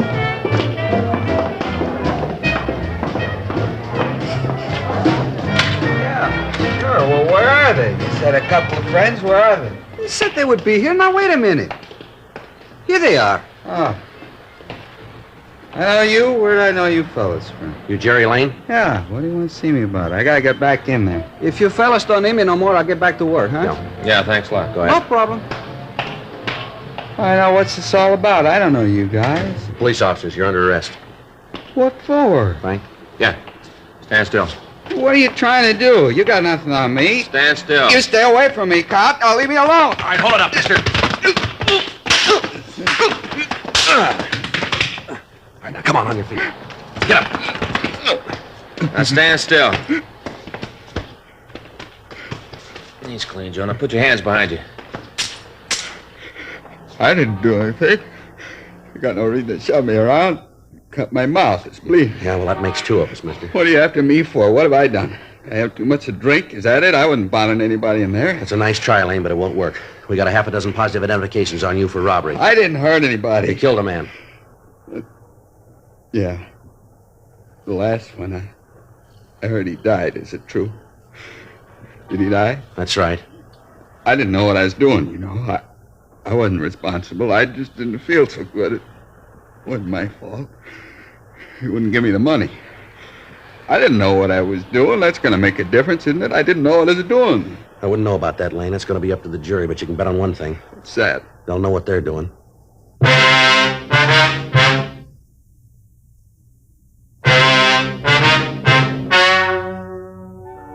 The story you have just heard is true. The names have been changed to protect the innocent. On December 17th, trial was held in Department 92, Superior Court of the State of California, in and for the County of Los Angeles. In a moment, the results of that trial. And now, here is our star, Jack Webb. Thank you, George Fenneman. Friends, the big Labor Day weekend is coming up, so make sure you have plenty of Chesterfields. Get a couple of cartons when you do your weekend shopping. Now, I can tell you why you should be smoking Chesterfields in just 10 words. Chesterfield, low in nicotine, highest in quality, best for you.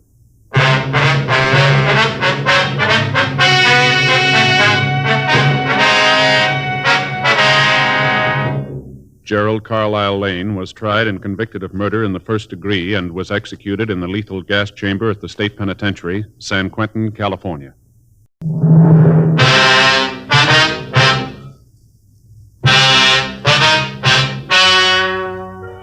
Ladies and gentlemen, the story you are about to hear is true. The names have been changed to protect the innocent.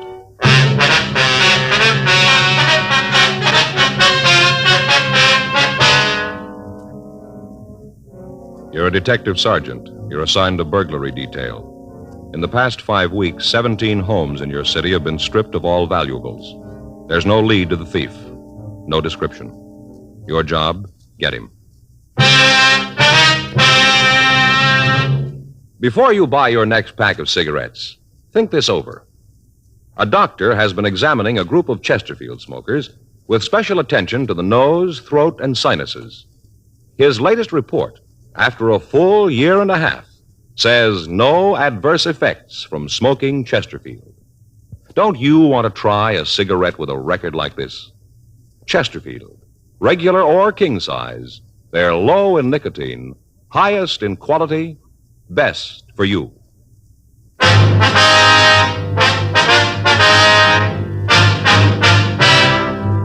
Dragnet, the documented drama of an actual crime. For the next 30 minutes, in cooperation with the Los Angeles Police Department, you will travel step by step on the side of the law through an actual case transcribed from official police files. From beginning to end, from crime to punishment, Dragnet is the story of your police force in action.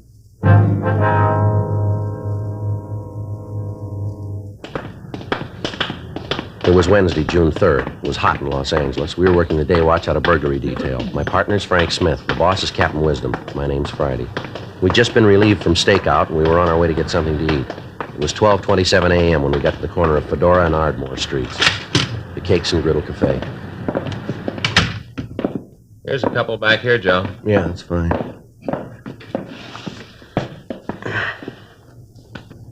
What'll it be, fellas? You got a menu? Up there on the board. Huh? Oh, yeah. How's the hash? Pretty good. We're out of it. I didn't think a restaurant was ever out of hash. We are. You want to give me a stack of wheat cakes, some bacon, and a cup of coffee, please?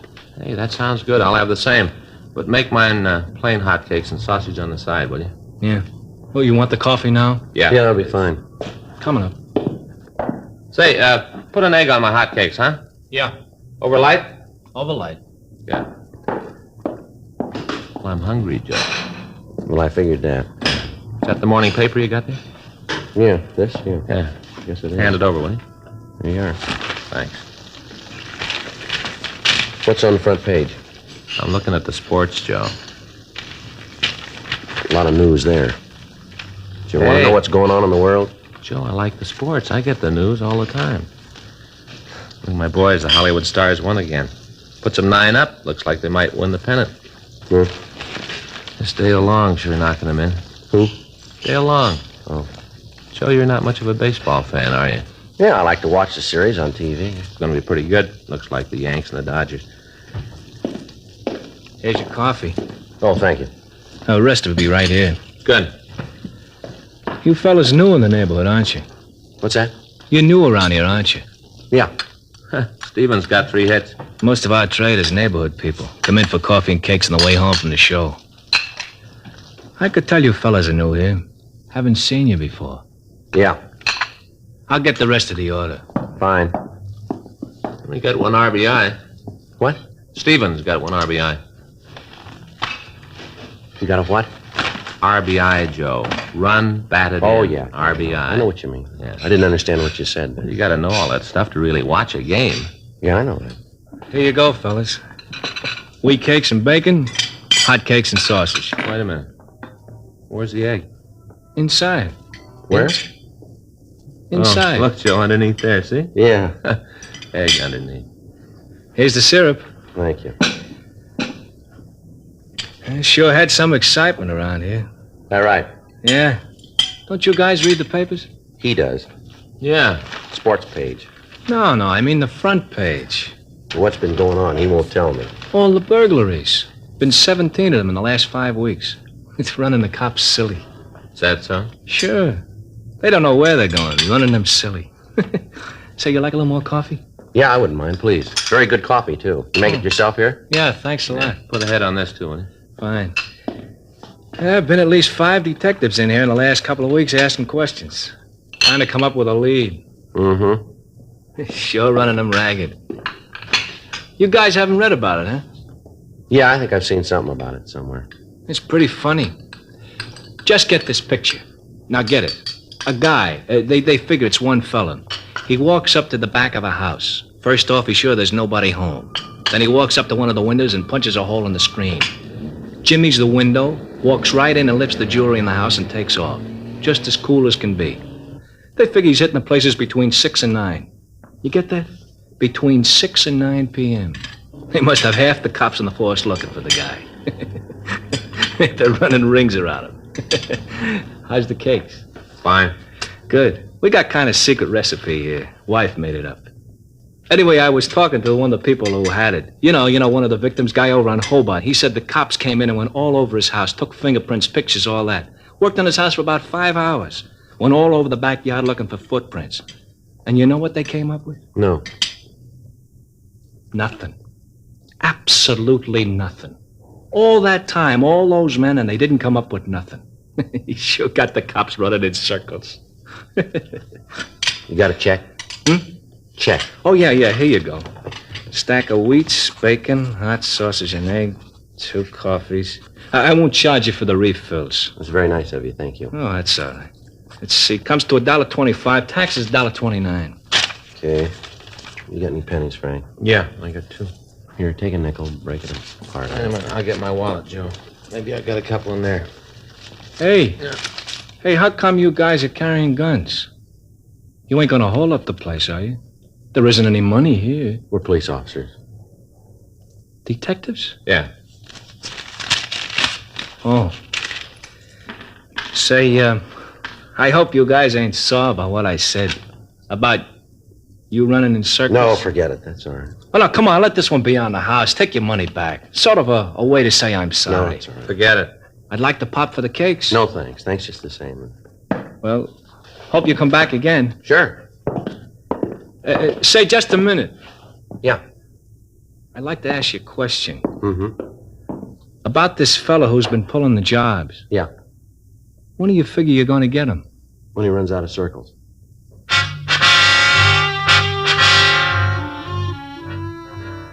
The papers had carried the story since the 5th burglary. As the thefts continued, the stories grew in importance. The thief had been operating in the same general area. On each report, the crime lab had been sent out, pictures were taken, fingerprints were lifted. When the sum total of evidence was weighed and sifted, we were able to establish the fact that we were looking for the same man or men. He was in possession of a 1/4-inch punch, which he used on the screens, and a 1/2-inch jimmy, which he used to pry open the windows. From traces of fabric that he left on the 4th job, we knew that he wore cotton gloves. We had no physical description of him to work with, nothing but the M.O. that he used. The stats office had made run after run looking for a lead. The possibles that they'd turned up were checked out, but they netted us nothing. Communications had been gotten off to the rest of the nation asking for information on known criminals who used the same M.O., but the replies were of no help. All recently released convicts from the state penitentiaries and work farms were checked. We found nothing. The pawn shops in the Southland were alerted to be on the lookout for the stolen goods. Again, nothing. Informants and other sources of information were questioned and re-questioned, and at the end of 5 weeks, we were right back where we started. The newspapers took up the stories in full force. They ran cartoons of the thief, picturing him as an invisible phantom who could almost announce the time of the next housebreaking to the police and then proceed according to plan without interference. Every known method of apprehending the burglar was tried. None of them worked. Captain Wisdom assigned 4 other teams of men to the case. Metro Division sent out another 2 cars to aid in the rolling stakeout. Apparently, we were stopped cold. 2 more days passed, and on Friday, June 5th, we got a report of another burglary. 9:36 a.m. Frank and I left the office to check it out. Yes, something you want? We'd like to see Miss Santos if we could. Who are you? Police officers, ma'am. Is Miss Santos in? Oh, well, I'm her. Come on in. Thank you. Come on, hurry up. I don't want to let the flies into the house. Yes, ma'am. Whew, never saw so many flies around as this summer. Sit down. Thank you. Can I get you anything? Cup of coffee? No, thank you, ma'am. You don't mind if I have some? No, you go right ahead. Just having another cup before I get started on the house, sort of the lull before the storm. Ma'am? Kids are downstairs playing. They'll be up in a minute. They get to running around. It's impossible to get anything done. Yes, ma'am. All I can do is get a second cup of coffee in the morning. Excuse me, Mint. I'll be right back. Sure. Just make yourself comfortable. Thank you. Thank you, ma'am. Now then, this is about the burglar last night, isn't it? Yes, ma'am. We'd like to go over the list of stolen articles with you. Uh-huh, that's it. Everything they took. I'd like to check it if we can. Wasn't anything else in the house for him to take? Well, let's see here. According to what we have on the report, you listed $47 in cash, is that right? Yeah, that's from the jar. Ma'am? We got a little candy jar upstairs. Keep loose change in it. Whenever I have anything left over from my household money, I put it in there. Anthony, he's my husband. Yes, ma'am. Well, whenever Anthony's got any loose change in his pocket, he drops it in there. Adds up in time. $47. Yes, ma'am. You're pretty sure about the amount now. Yeah, you see, we keep a little piece of paper in the jar. Got the amount written on it so as we can tell how much we've added to it. Mm-hmm. Whoever stole the money didn't take the paper, just the money. Had exactly $47. Yes, ma'am. Now, you list a ruby and diamond woman's wristwatch. Is that right? Gonna use it for a trip to Las Vegas. Big part? We were gonna use the money in the jar for a trip to Las Vegas. Only needed $150 more. Now we gotta start all over again. Yes, ma'am. Now, about the watch? Oh, yeah, well, they stole that, too. Had 2 rubies on one side, 3 diamonds on the other, little gold band. Took that, too. Anniversary present from Anthony. He's my husband. Uh-huh. Gave it to me on our 5th anniversary, February 2nd. You list a diamond ring. Wonder if you can give us a little better description of the ring. My engagement ring. Solitaire, not very big. Had it on my dressing table on one of those little ring gadgets. You know, the little block of wood on the little stick? Yes, ma'am. You put your rings on it when you're doing the dishes? Not very big. Yes, ma'am. Now, was there anything else of value taken? No. A couple of cheap little costume pieces, bracelet, couple of pins, nothing really worth anything. I'd like to have descriptions of the pieces if we could. I can give them to you. All right, fine. You really think you're going to be able to catch the fellow that took the things? Well, we don't know. We're sure going to try. Have there been any strangers that you've noticed in the neighborhood lately? No, none that I can think of right off. Any strange cars, ma'am? You married, officer? Yes, ma'am. Got any kids? Yes, ma'am, too. Mm-hmm. Will you just ask your wife how much time she's got to take notice of cars driving up and down the street, noticing whether people are loitering in front of the house or not? You just ask her. She'll tell you. You men all the time talking about the modern conveniences. Help out the housework. Just zip and the house is clean with the vacuum. Swish the dishes around. They're all clean with the new soaps. Yes, ma'am. Well, maybe it's better than our mothers had it, but they still haven't come up with nothing short of a straitjacket that'll keep you from having to run after the kids all day. Yes, you ma'am. ask your wife. She'll tell you. Yes, ma'am. You ask yours, too. You'll see. I'm not married, Miss Sandals. Well, then you wouldn't know. Well, you can talk to his wife. Those fellas last night, they gained clues? We haven't checked with them yet, ma'am. Seems like they should be able to tell something about who did it. All that powder they was putting around, the pictures they was taking, all the excitement. Took me 2 hours after they left before I could get the kids to sleep. All that trouble, they should have something that's going to get the things back.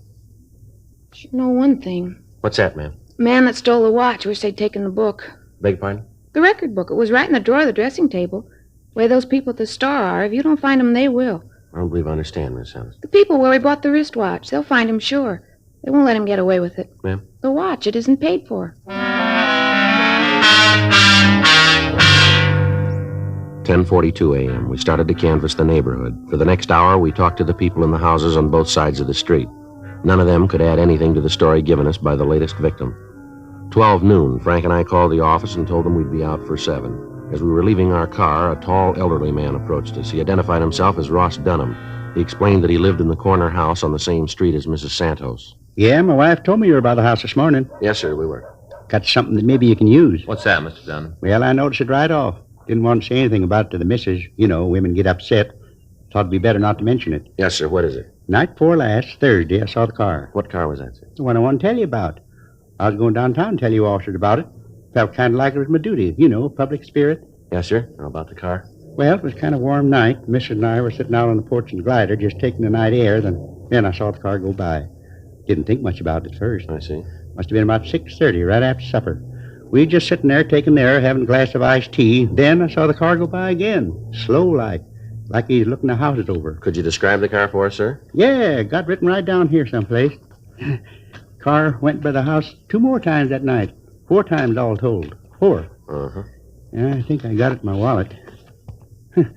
Might have left it in my other pants. I thought Oh, no, here it is. There it is. Even got the license number. Yes, sir. It gonna help? Well, we don't know, sir. We'll check it out. Can I have that paper, please? I'll call it in, Joe. Have him check DMV. Right. Sure hope it gives you guys some help. The way the burglars been running around here, terrible. Man isn't safe to leave his house. I've been thinking about having those little bell alarms put on the window. Did the officers talk to you last night, sir? You mean when they came out to see Mr. Santos? Yes, sir. No, they didn't. I saw the police car. Thought about going down to talk to them. But the missus would have wanted to know what was going on. Told her about the car, and it'd upset her. She's kind of nervous. Breaks out in a rash whenever anything happens like this. I see. Got just about every kind of ointment in the world. Doctor says it's in her mind. Sets all in her imagination. You believe that? Well, I wouldn't know, sir. I don't put much stock in it. I used to get rashes when I'd eat fresh peaches. Don't anymore, though. See you in a minute, Joe. Yeah, would you excuse me, Mr. Dunham? Yeah, sure. Mm-hmm. Did you get anything? Yeah. Didn't have any trouble making the car. Got a good suspect. Yeah, who? Guy named Oakes. Oakes? Yeah. Works on a burglary. It's a police car. We thanked Mr. Dunham for his cooperation in the attempt to help us. As a public-minded citizen, he'd done what he thought was right. During the time we'd been working on the case, we'd turned up dozens of well-meaning citizens who wanted to cooperate. Each of the tips, no matter how remote, we checked out. This meant using additional man-hours and pulling officers off other assignments to investigate the possible leads. But in every event, we appreciated the tips. 3 more days passed. The thief hit once more. In spite of the close surveillance we were keeping on the area, he somehow managed to get into the vicinity, commit the crime, and leave without being observed. The pressure from local citizens clubs and insurance companies got a little heavier. On Tuesday morning, June 10th, a meeting was held in Chief of Detectives Thad Brown's office. The detail and results of our investigation were gone over again. Additional bulletins were gotten out requesting information on the M.O. The area of the rolling stakeout was increased to 96 square blocks. That's 2 square miles. A new plan for surveillance was worked out. Under the new conditions, we were able to keep the entire neighborhood under almost constant watch. Additional teams of men were assigned from Metro Division. To date, the thief had stolen jewelry, money, and other personal property amounting to a little over $8,000. The check on the pawn shops was tightened, but none of the merchandise turned up in the normal outlets. Every night between the hours of 5:30 and midnight, the dragnet of the area was put into effect. During the next week, the theft stopped completely. Apparently, we'd stopped the burglar, but we still hadn't caught him. Wednesday, June 17th. I checked in for work. Joe? Yeah? I think we got something. What's that? I was just down the hall with Bates. Yeah. I checked out the FI cards that have been filed in the area we're working. Came up with one possible. Yeah, what do you got on it? Guy named Boyd Hall. He was stopped 4 times in the last week in different locations in the same general area. Told the officers he was on his way home. How do you spell that name? B-O-Y-D, Boyd Hall. Mm-hmm. You got his address? Yeah, better check it out. I ran the name through R&I and came up with 8. 3 of them back in the joint, 1 dead, other 4 have to be checked out. Descriptions don't fit too well. Let me see there. Yeah, here you are. We better get right out there. Huh? Now, let's go. Mm-hmm. Might be something, huh? I don't know. We're due for a break.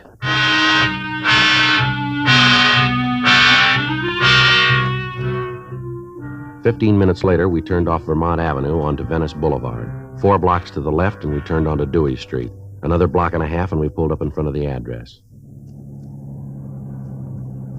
Well, this is 1800. Ought to be right here. Mm-hmm. Well, we're still batting 1,000. 1804 Dewey. Yeah. Vacant lot.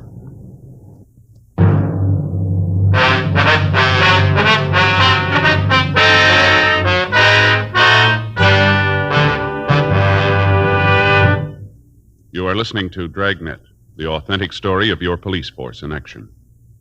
It's so satisfying to know that my Chesterfield is low in nicotine, highest in quality. Chesterfield, low in nicotine, highest in quality. A fact proved by chemical analyses of the country's 6 leading cigarette brands. And it's so satisfying to know that a doctor who has been making thorough examinations, especially of the nose, throat, and sinuses, reports no adverse effects from smoking Chesterfields. His report is a part of a program supervised by a responsible independent research laboratory and is based on thorough bi-monthly examinations of a group of Chesterfield smokers over a period of 1.5 years. That's 18 full months now. Don't you want to smoke a cigarette with a record like this? Regular or king size. Chesterfield is low in nicotine, highest in quality. Best for me, best for you.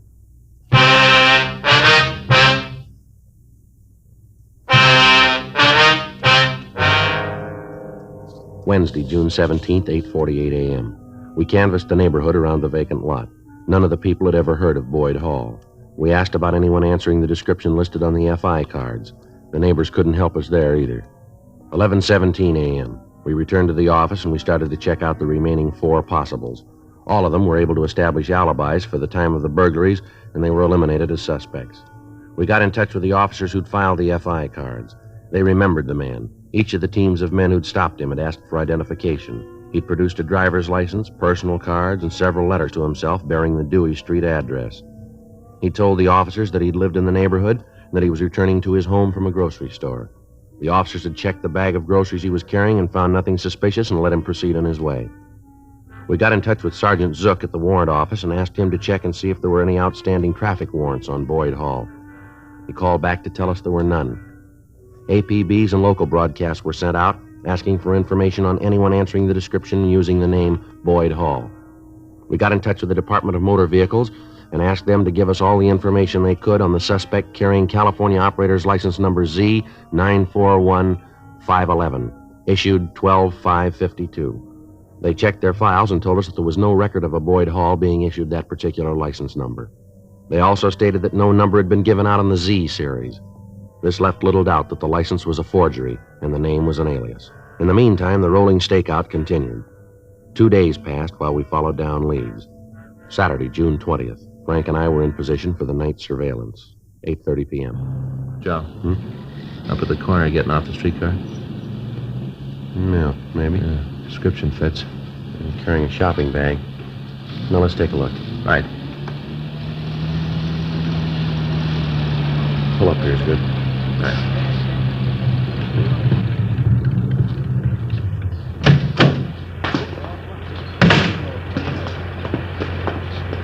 Excuse me, fella. We're going to have to go through this again. Beg your pardon? You're police officers, aren't you? Yes, sir, we are. And you want to see my identification? Yes, sir, that's right. All right. I'll be glad when you fellas find whatever it is you're looking for. You know, this is the 5th time I've been stopped. Is that right? Yeah. Here, will you hold this shopping bag for me? Sure. Hey, what you got in here? Loaf of bread, groceries. I got my driver's license in my wallet. Here. Would you take it out of your wallet, please? Yeah, sure. There. See? Mm-hmm. Boyd Hall. That's your true name? That's what it says. 1804 Dewey Street, and that's where you live? Yeah. Just came back from the store. Mm-hmm.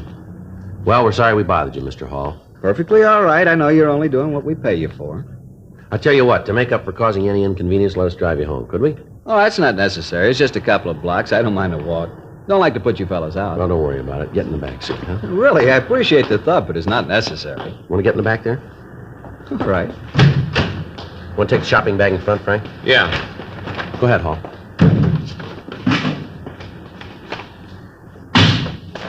The way you guys acted, you'd think there was something wrong. Nothing is there?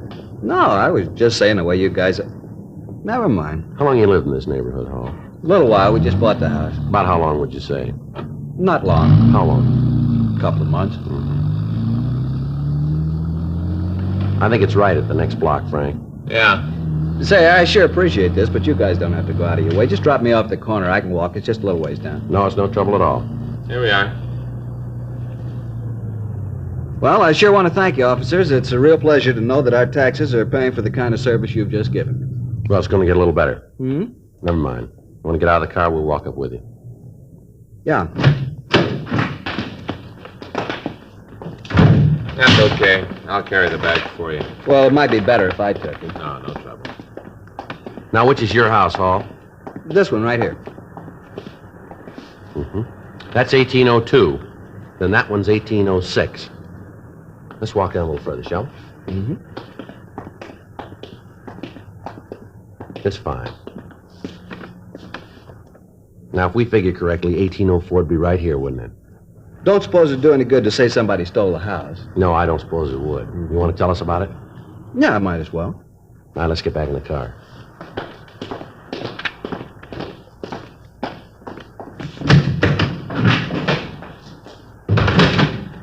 All right. Well, what do you got in this shopping bag? Sure is heavy. Let's see. A box of breakfast cereal. And a loaf of French bread. You ought to take this bread back, Hall. Look here, somebody cut it right in half. See here, Joe? Yeah. All hollowed out. Punching a jimmy inside. Burglary tools. You want to tell us where you got them? How about it, Hall? All right, let's go, Frank. Yeah.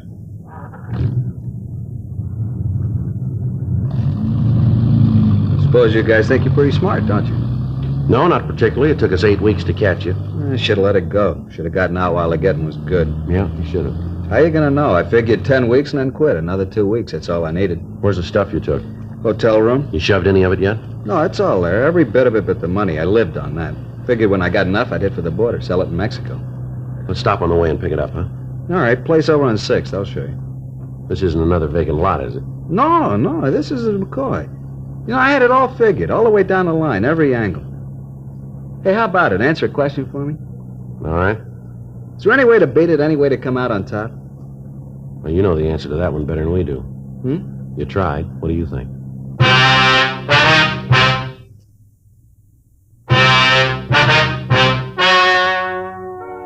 The story you have just heard is true. The names were changed to protect the innocent. On October 15th, trial was held in Department 96, Superior Court of the State of California, in and for the County of Los Angeles. In a moment, the results of that trial. Now, here is our star, Jack Webb. Thank you, George Fenneman. Friends, as you heard George tell you earlier, we've received the full year and one-half report. It comes from the doctor who's been examining Chesterfield smokers with special attention to the nose, throat, and sinuses. Now, the report shows again no adverse effects from smoking Chesterfields. I think that's very important to you as a smoker, and I hope you'll keep it in mind next time you buy cigarettes and get Chesterfields. Regular or king size, Chesterfields are low in nicotine, highest in quality. Best for you.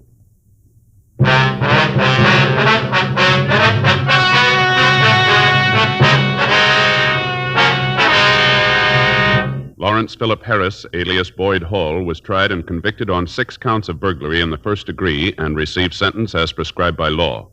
Burglary in the first degree is punishable by imprisonment in the state penitentiary for a period of not less than 5 years.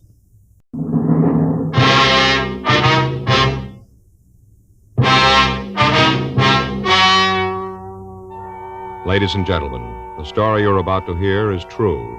The names have been changed to protect the innocent.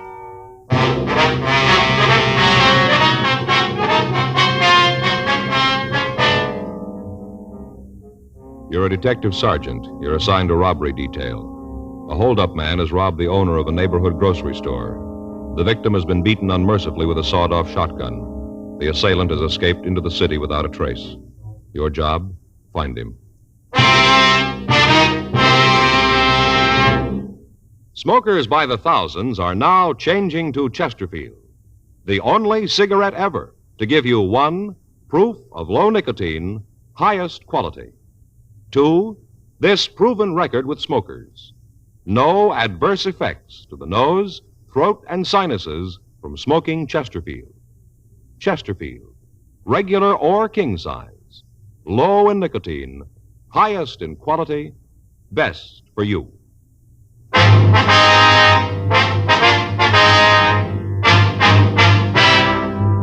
Dragnet, the documented drama of an actual crime.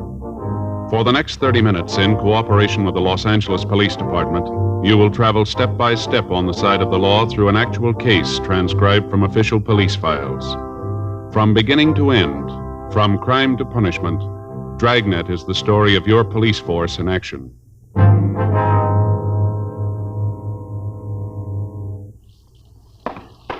It was Wednesday, February 18th. It was raining in Los Angeles. We were working the day watch out of robbery detail. My partner's Frank Smith. The boss is Chief of Detectives Thad Brown. My name's Friday. The office had called me at 3:46 a.m., and by the time I got dressed and out in front of my apartment, it was 3:59 a.m. Frank was there waiting to pick me up. What's the best way to get there? Down the freeway, I guess, and cut over on the Liso, huh? All right. Who called you, the hospital or the office? The office said that Bailey had regained consciousness. We might be able to talk to him now. The rain's gonna slow us down. Well, I better use the light and siren, Frank. We may not have much time. Huh? The way the skipper put it to me on the phone. Yeah? They still don't know if Bailey's gonna live.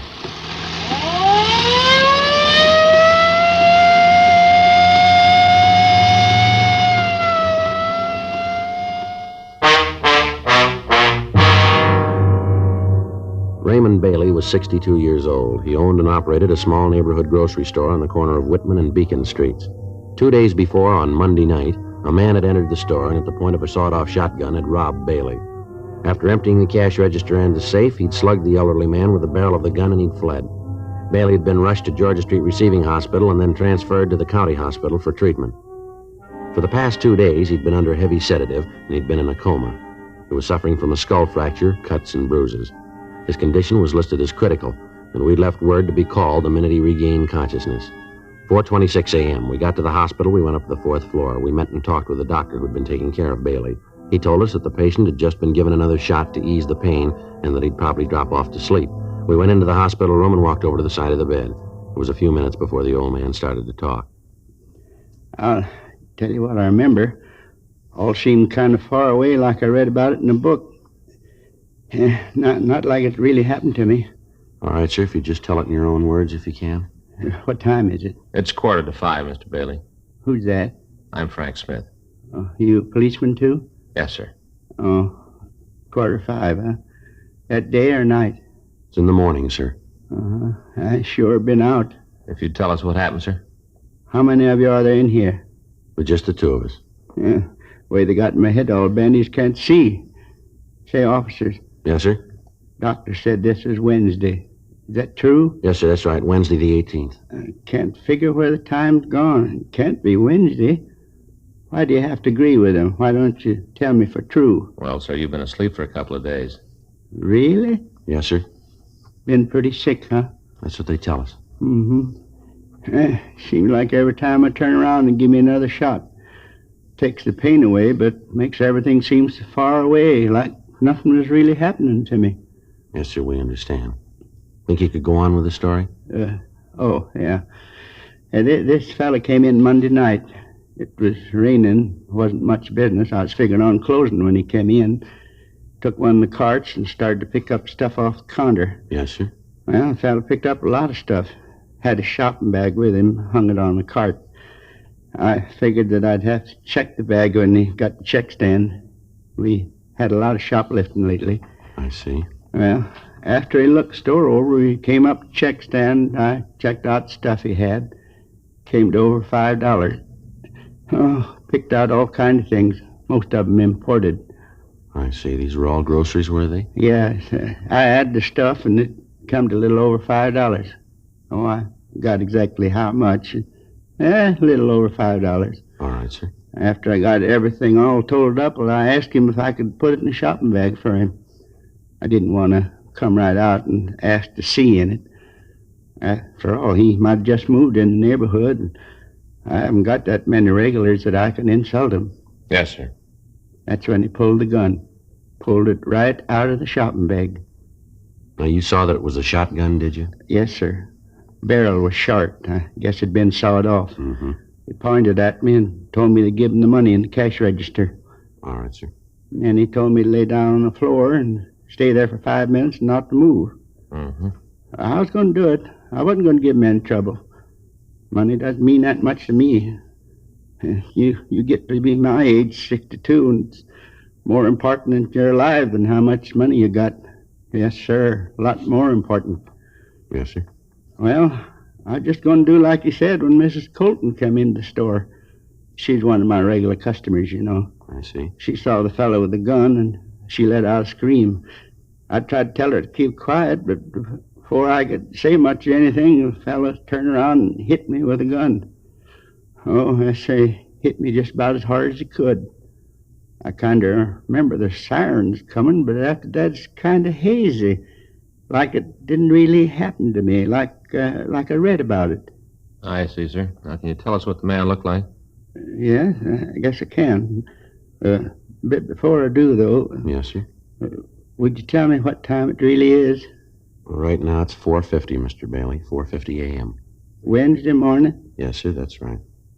I don't think it's very nice, you fellas, to play a joke like this on an old man.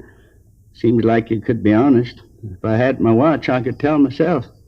Well, we're telling you the truth about the time, Mr. Bailey. It's 4:50. All right, then you have your little joke, but I don't think it's funny at all. Now, sir, can you tell us how old the man was? About 24, 26. I see. How tall was he? Tall as me. I can remember because I could look right over straight at him. That'd make him 5'8". Yeah, right about that. Was he heavy or slight? I couldn't tell too well. He had a big overcoat on. How about his coloring, his complexion? Oh, he's dark complected, had dark eyes. Do you remember what the color of his hair was? Well, I could just see at the temples. It was black. Yeah. He had this hat on, and the hat pulled down. Uh-huh. Was he clean shaven?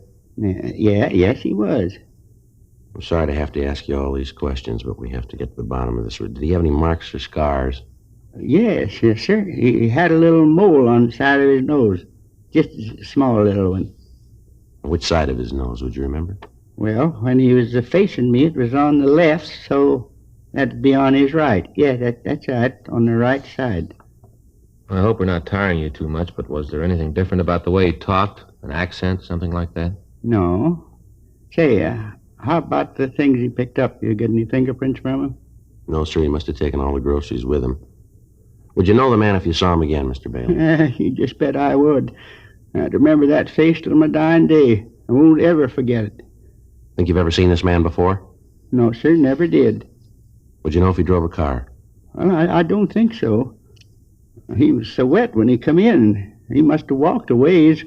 And like I said, his shoulders are just soaking wet. Yes, sir. We'd like to have you look at some pictures when you feel a little better, Mr. Bailey. You just bring 'em on. You got a picture of that young hoodlum, I'll know it. All right, sir. We're going to have to come back and see you. You ought to try to get some sleep now. We appreciate your cooperation here. Well, I suppose I should.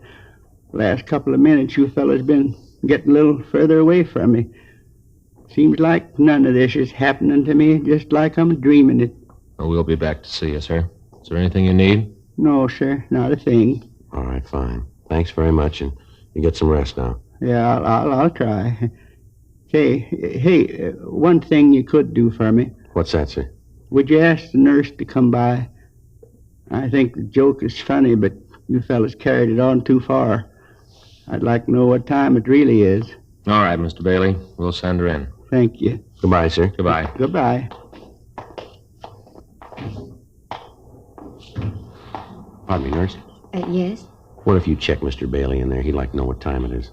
He's been asking the same question the last 2 days. He won't seem to believe any of us. Mm-hmm.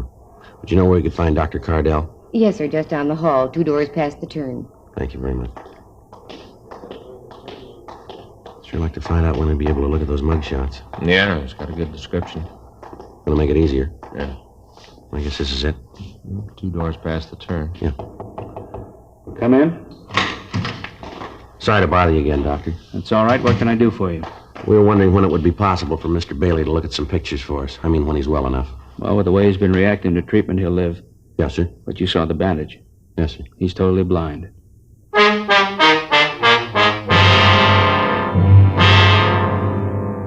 5:10 a.m. We got to the city hall. We got out a supplementary broadcast and an APB carrying the description of the suspect. We asked the stats office to make a run for us on the information the victim of the holdup had given us. They said they'd be able to give us a list of possibles by 10:30 that morning. We checked through the oddity file to see if there might be something in the records on the small mole on the suspect's nose. There were several cards turned over to us, but none of them matched the rest of the description that we had. 6:30 a.m. We went across the street, we had breakfast, and then we came back to the office and put in a call to the hospital to check on Bailey. The doctor told us that he was sleeping comfortably and he appeared to be past the critical point. For the next hour, Frank and I checked through the mug books to see if there were any recent parolees who matched the description that we had. We came up with nothing that would help us in getting an identification of the suspect. The woman customer of the store mentioned by Bailey in his report of the crime had been questioned thoroughly, but she was unable to give us any additional information on the holdup man. She was unable to give us a concrete description of the thief. She'd been shown the mug books, but after looking at them, she stated that she was more confused than she had been before seeing them. She also told us about the suspect's black overcoat. She said that while the shoulders looked quite wet from the rain, the rest of the garment appeared to be dry. 10:30 a.m., we got the results of the run from the stats office. There were 17 names on the list. All men matched the description of the suspect and had at one time or another used the same M.O. used in holding up Bailey. It took us 2 days to check them out, and at the end of 48 hours, we were no nearer apprehending the thief than we had been before. 7:58 a.m. Saturday morning. I checked in for work. Hi, Joe. Morning, Frank. It's one of the best investments I ever made. Huh?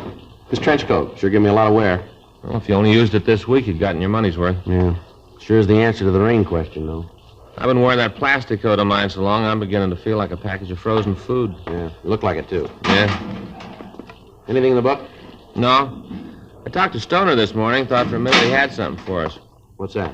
Well, they picked up a kid down on 7th yesterday. Tried to heist a liquor store. Manager pulled a gun and held him. Stoner answered the call. But at first, it might be the guy we're looking for. Didn't check out, though, huh? No. Kid just got in town yesterday morning, broke and hungry. You know, I got to thinking about that Bailey thing last night. Yeah? Well, what he said about the suspect's coat. What do you mean? Well, you remember that Bailey said the guy didn't look very wet, just the shoulders on the coat. Well, no, Joe. Bailey didn't say exactly that. He said the shoulders on the coat looked wet, but it was that woman customer we talked to, that Mrs. Colton. She's the one that told us the coat looked dry except the shoulders. Yeah, well, that's the point I'm trying to make. I don't remember who said it. But if just his shoulders were wet, the way the rain was coming down out there, he couldn't have walked far and come in out of it that dry, could he? No. There's no bus or streetcar lines within 6 blocks of Bailey's store. We know he doesn't live close to the store. He had to come in a car. Nobody saw one, though. Yeah. Yeah. Well, it's happened before. I guess it's the same thing you're thinking, huh? Well? Could have took a cab, huh? Maybe. Well, let's run it down. It's better than standing still. There are 22 taxicab companies listed in the phone directory, all serving the downtown Los Angeles area. Each of these companies may have from 6 to several hundred cabs in service at any given time. Each driver might make as many as 6 trips an hour. In wet weather, the cab traffic is almost double that of any normal day. As a result of the number of possibilities, Frank and I spent the next week going through driver's way bills, checking for a cab that dropped off a customer near the corner of Virgil Avenue and Bimini Place at approximately 9:30 p.m. on the date of the robbery. After checking the reports, we came up with one trip that looked good. A driver had picked up a passenger at the corner of Mariposa and Wilshire Boulevard and had dropped him 1 block from Bailey's store, waited for him, and then driven him downtown. We checked with the traffic manager of the cab company, and we found that the driver could be located at a cab stand out on Wilshire Boulevard. Frank and I drove out to see him. We gave him the description of the suspect and asked if he'd ever seen anybody who matched it. Yeah, I remember him. A little guy. I picked him up out on Wilshire. I remember because he wanted out on a corner.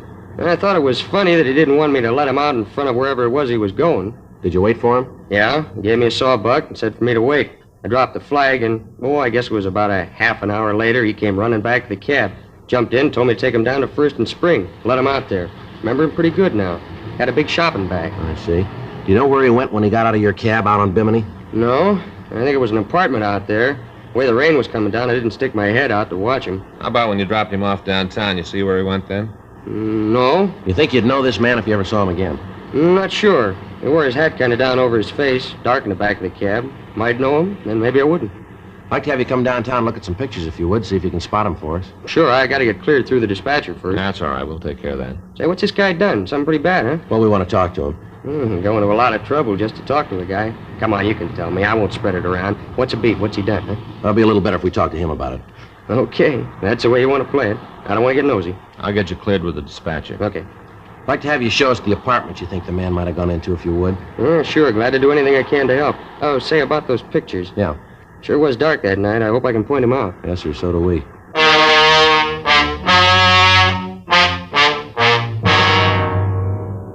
We took the cab driver downtown, and he went through the mug books, but he was unable to come up with an identification. The neighborhoods where he'd picked up the suspect and where he'd dropped him off were checked. None of the people in the vicinity could tell us anything. The usual channels of information were checked, but they yielded no new information. It had been 10 days since the holdup, and we were no nearer to finding the suspect than we'd been the day after the robbery. Another week passed without results. The thief had dropped from sight. We still had no idea where he was. On Tuesday, March 10th, we got the answer. Hot shot, I'll get it.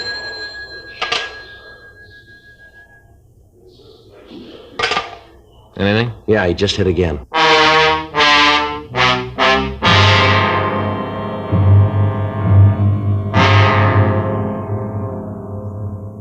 The description in the M.O. the thief had used was the same as he'd employed in holding up Bailey. During the following 3 days, he hit 3 more times. Each time he got away without a trace. From the information we were able to get, it became apparent that he was using taxicabs to get to and from the scene of the holdups.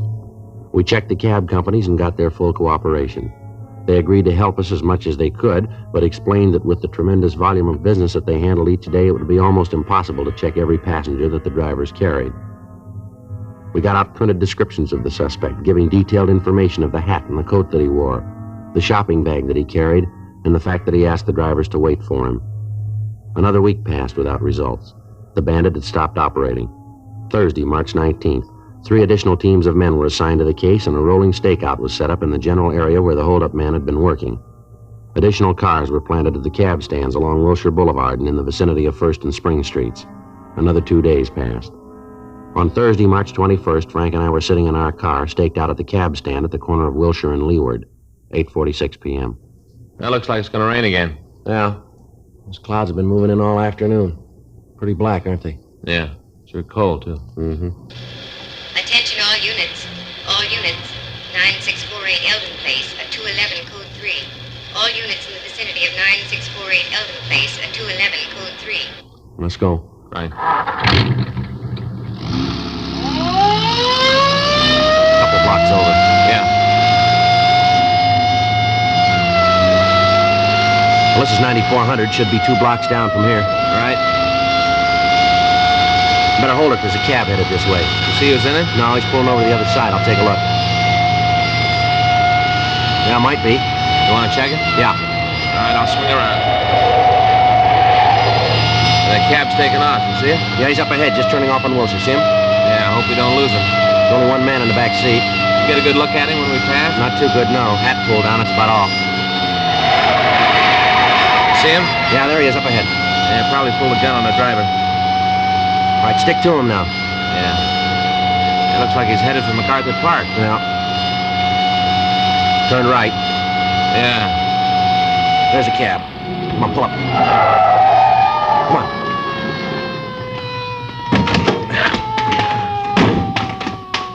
I couldn't stop. He said he'd kill me if I did. He had the gun pointed right at me. You see where he went? Yeah, he ran over there in the park. Good, I'll check it. I didn't know what it was all about. He said if I didn't keep driving, he'd kill me. That's all right. You stay here. I'll be right back. Yeah, sure. Joe? Yeah. You see him? No, he got away. Maybe we got something to go on. Yeah? He dropped his shotgun.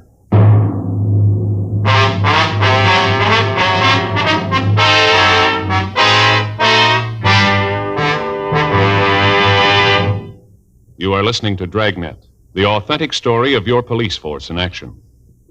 Smokers by the thousands are now changing to Chesterfield, the only cigarette ever to give you 1, proof of low nicotine, highest quality. Chemical analyses of the country's 6 leading brands confirm that.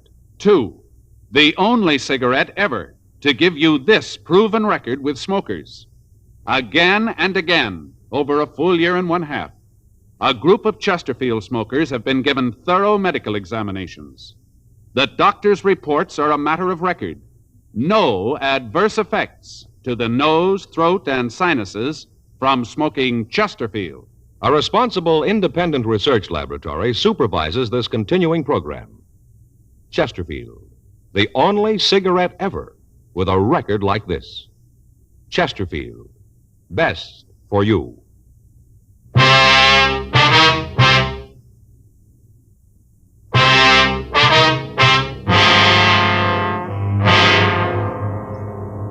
A blockade of MacArthur Park was ordered. The surrounding streets were checked, but apparently the suspect had made good his escape. The crime lab crew was called, and they came out and went over the cab for physical evidence.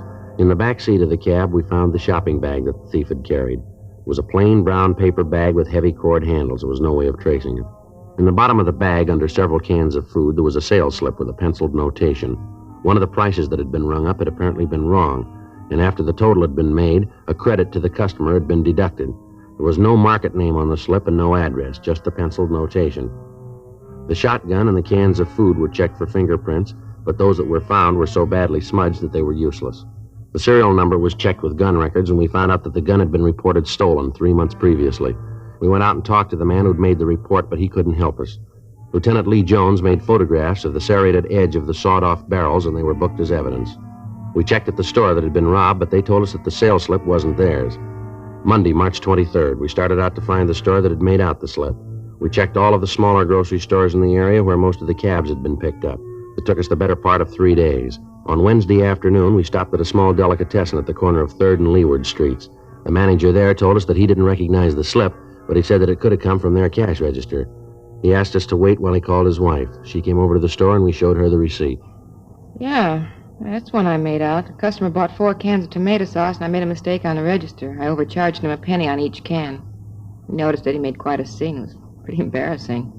I apologized, and I gave him a credit. Do you know the man? Yeah, he comes in quite often, once, twice a week. Does he live in the neighborhood, would you know? No, I can't tell you that. He just comes in, then he leaves. Do you know his name? No, I don't. He drive a car? I've never seen him in a car. Usually walks in, gets what he wants, and then walks out. You ever come in with anybody else? No, he's always alone. And you don't know if he lives around here, huh? Well, I told you no. What's he done? What's this all about? We want to talk to him, ma'am. When do you think he'll be back? Well, let's say this is Thursday. Might be in this evening, maybe tomorrow. What times do you usually come in? Mostly in the late afternoon or early evening. Is there something I can do? Do you have a message I could give him? No, ma'am. We'll give it to him.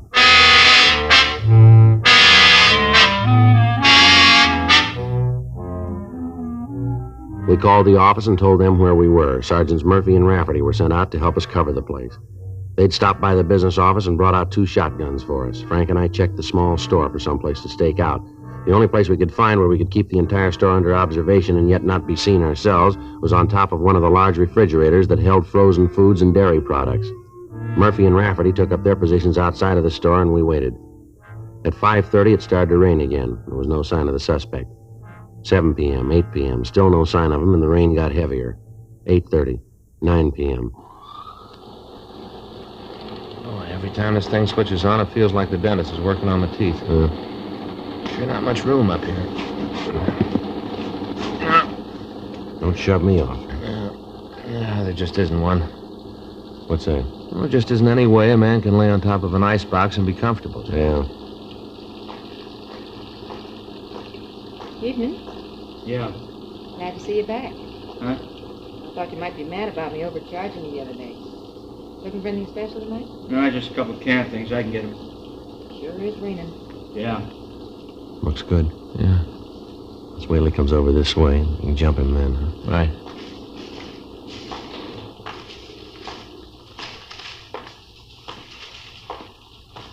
All right, now. Hey, what's going on? Watch it, Joe. Let's go. There he goes. All right, police officer, hold it up. He isn't going to stop, Joe. You see Murph and Rafferty? Yeah, they're across the street. Looks like he's going in that apartment. Come on. All right, take it easy. He should be in there. He is. All right, cover me. Right. All right, give it up, mister. Get away from me, cop! You come after me, I'll kill you! Come on downstairs. You're going to save yourself a lot of trouble. You okay, Joe? Yeah.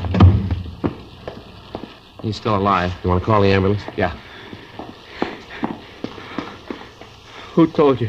Who tipped you off? You did. I never talked in my life. I wasn't even worried. You were once, fella. What about it? 4 cents.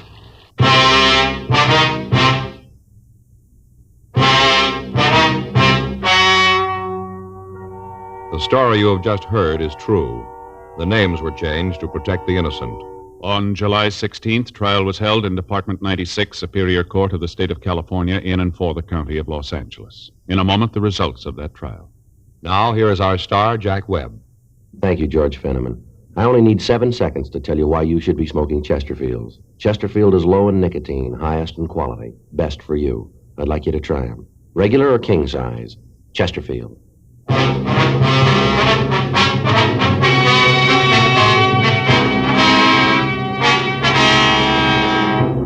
Earl Russell Craig was tried and convicted on 3 counts of robbery in the first degree and 1 count of assault with a deadly weapon. Robbery in the first degree is punishable by imprisonment in the state penitentiary for a period of not less than 5 years.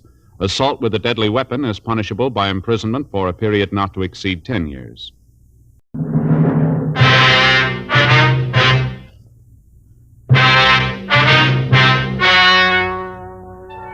Ladies and gentlemen, the story you're about to hear is true. The names have been changed to protect the innocent.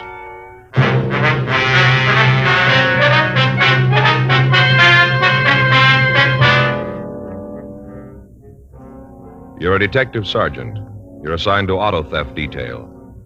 You get a call from the owner of a used car lot. He tells you he thinks he bought a stolen car. Your job, check it out. Smokers by the thousands are now changing to Chesterfield, the only cigarette ever to give you 1, proof of low nicotine, highest quality. 2, this proven record with smokers. No adverse effects to the nose, throat, and sinuses from smoking Chesterfield. Chesterfield, regular or king size, low in nicotine, highest in quality, best for you.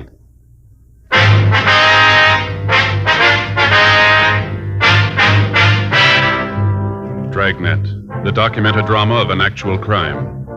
For the next 30 minutes, in cooperation with the Los Angeles Police Department, you will travel step by step on the side of the law through an actual case transcribed from official police files.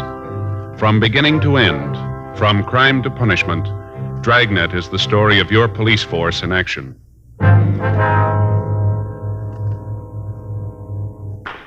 It was Monday, May 4th. It was warm in Los Angeles. We were working the day watch out of auto theft detail. My partner's Frank Smith. The boss is Captain Nelson.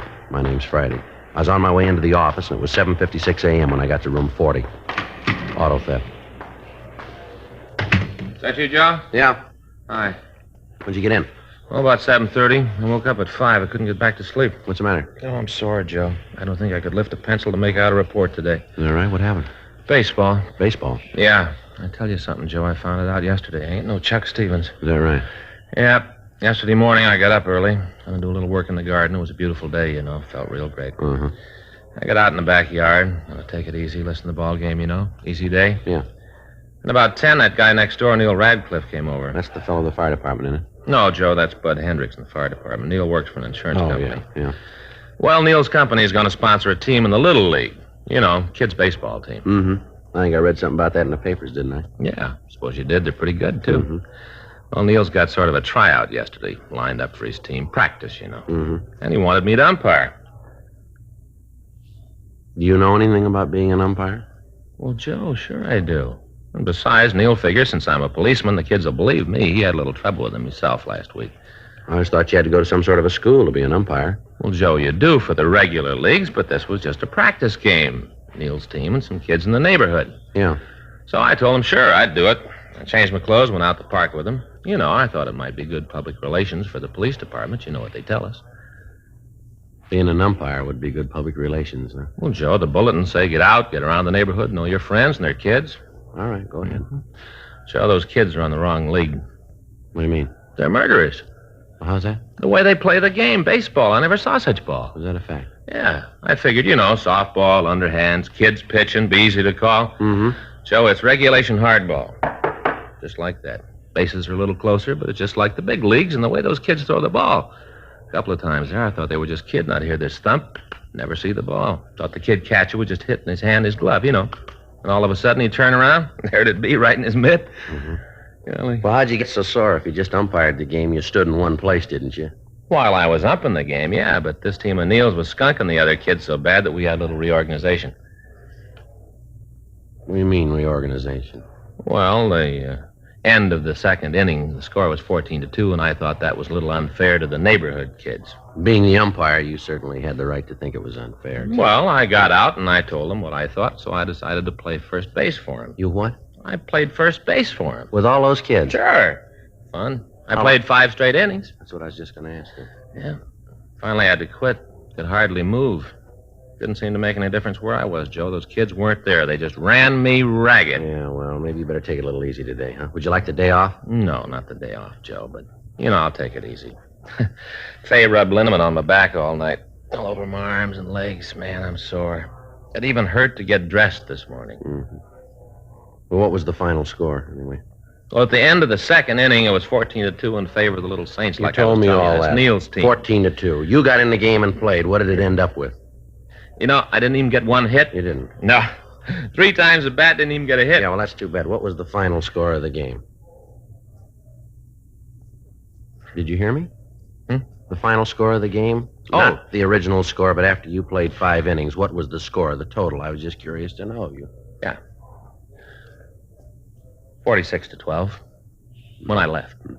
That was at the end of the 7th. The Little Saints were up when I left. That was the other team's favor. Mm-hmm. The team you weren't playing on. Joe, don't rub it in. The other team had run through their batting lineup twice. The way they were going, I think they were going to have to call the game on account of darkness. They'd been up for over an hour. Only 1 out. They sound pretty good. Well, they may sound pretty good to you, but they're murderers.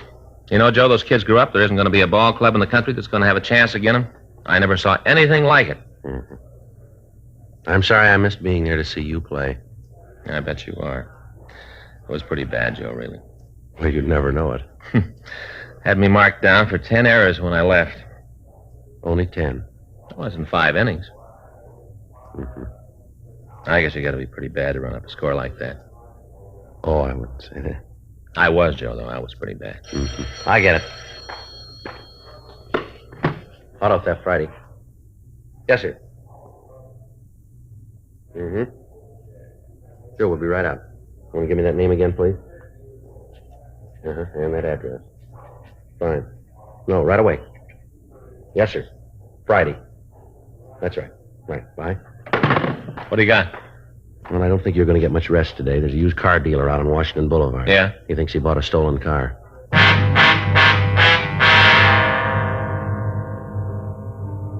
8:15 a.m. We left the office and we drove out to the McGowan Car Company. It was a large lot on Washington Boulevard. Along the front of the place, there was a line of late model cars, each advertised as today's special. We walked through the aisles of automobiles to the office in a trailer at the back of the lot. There was nobody around, so we knocked on the door and waited. Well, he said he'd be here, didn't he? Yeah, I told him we'd be right out. Maybe he's gone out to breakfast. Yeah? Mr. McGowan? That's right. Police officer, sir. You called our office. My name's Friday. Oh, yeah. Come on in. Thank you. Come on in the back. Just having a cup of coffee. Fix you guys up with one? No, sir, not for me. How about you? Yes, sir. Sure. I'll have a cup with you. Good. Go on back and sit down. I'll bring it right back. Thank you. Say, I didn't get you fellas' names. My name's Frank Smith. It's my partner, Sergeant Friday. Oh, glad to meet you. I talked to you on the phone, didn't I, Mr. Friday? Yes, sir, that's right. Thought so. Never forget a name. Never do. There's your coffee. Thank I'm Jesse McGowan. Guys on the row are all the time kidding me about my first name. Jesse. Get it? No, sir, I don't believe I do. Jesse. Jesse James. Oh, yeah, sure. Well, anyway, I wanted to tell you about what this guy came in Saturday night. Last Saturday? Yeah, you see, we stay open till 10 on Saturday night. This guy must have come in about 9. Jack went over to take care of him, but the fellow said he wanted to see the manager, so Jack brought him back here. I see. Said he had a car to sell, brand new Merc. Beautiful car. Say, I got a box of donuts here if you'd like one. No, thanks. I don't think I'll have one. Didn't get a chance to eat this morning. Got to worrying about this deal. Got some of these new kind with the cinnamon on top. Sure good. Well, I told this guy we'd like to buy the car, but we were kind of overstocked on Mercs. Yeah? He said he'd just come out from the east and bought the car when he got here. Said right after he paid for it, he lost his job and had to get some money out of it. Uh-huh. I asked him if he'd like to make a trade, transportation car and money to boot. Offered him a good deal on a Nash Rambler. Just got a couple of 51s in. Yes, sir. He said he wanted to sell the car outright. Said he was going to leave town. He wanted to get his money out of the car. I asked him how much he wanted for it. He told me he'd have to let it go for $2,200. It's about $800 under what he must have paid for it. Right away, I figured there was something wrong, so I had the mechanic look it over. Only had 3,200 miles on it. Hardly broke in. Beautiful. Radio, heater, white sidewalls, continental hookup. Real beaut. What'd your mechanic say about it? Said it was in perfect shape. So I asked the guy who the legal owner was. What'd he say? He said he was. He'd paid cash for it, had the pink slip made out to him all right. He had the identification to go with it. You bought the car then, did you? Yeah, sure looked like a good deal. I gave him a certified check made out to cash for the amount. He gave me the keys. That was the last I saw of him. Well, aside from the fact that it's an unusual deal, why do you think there's something wrong with it? Well, for the first thing, the price he wanted for the car was too low. I had the feeling that if I'd have given him any trouble on it, he'd have come down on it. Do you have the pink slip here? Oh, yeah, I brought it with me this morning. I got it here in my wallet. Any other reason you think the deal might be phony? Well, it's hard to put it into words, Sergeant. Nothing I can point out to you, just a feeling. You stay in this business very long, you kind of get to know people. Yeah. Oh, there it is. Thank you. Yeah, there's been a lot of gags about used car salesmen, about how we're always after somebody. Most of the time, though, it's the other way around. That right? Yeah, the bums were put out of the business right after the war. Public wouldn't stand for the way they did business. Got to rely on people coming back if you're going to come out in the long run. I guess it's like almost any other kind of business. Yeah, I suppose so. What kind of identification did the man have to prove he was this, was it Lewis Carter? Yeah. Well, to tell you the truth, Sergeant, I didn't ask for any. He had the pink slip. Price he was asking was right. We checked the block and body number. It was the one listed on the slip. No reason to believe he didn't own the car. How about it, Joe? Well, looks like it's one of the slips from DMV in San Diego. You mean there is something wrong? What if I use your phone, please? Sure, you bet. It's right there. Help yourself. Thank you.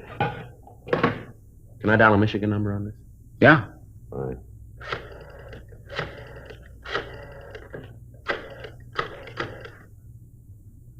$2507, please. Yeah, auto theft. Hi, this is Joe Friday. Yeah. Say, we got a pink slip out here. Looks like it's one of those that were stolen from DMV down south. No, down south. San Diego? You got the list there? Yeah, I'll wait. You mean somebody stole a pink slip from the department? Yes, sir. As near as we can figure it, about 2 dozen of them. Never heard of that. Well, this is the first one of them. Hello? Yeah. All right. Made out to a Lewis Franklin Carter. No. C. Charlie, yeah. A. R. D. Dog, yeah. E.R. Carter, yeah. Mm-hmm. Registration number is 660 two sixes. 660 two more sixes, 667. 660-667, that's right. Address, 4287 Ingram Street, Los Angeles. LA5. Engine number 585509. All right, I'm sorry. 58550925. That's it. Mm-hmm. Mercury, 8. Uh-huh. Yeah. Well, that's what we figured. You got anything on the car? Mm-hmm. No, it was sold Saturday night. That's right. Yeah, there should be something out on it. Okay. Right. Thank you. How about it? The car stolen? No report yet, sir.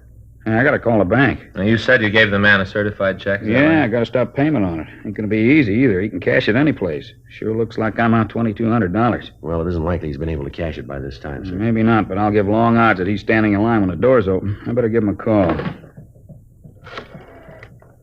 Hope somebody's there. Well, it's just 8:25. Yeah.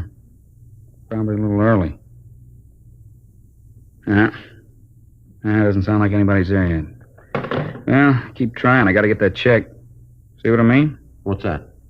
About the jokes.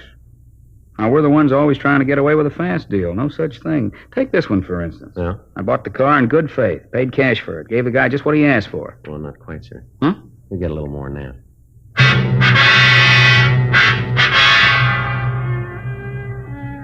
We got a complete description of the suspect, Lewis Carter. We put out a local and an APB on him, and then we asked Dean Bergman to come out and go over the car for fingerprints.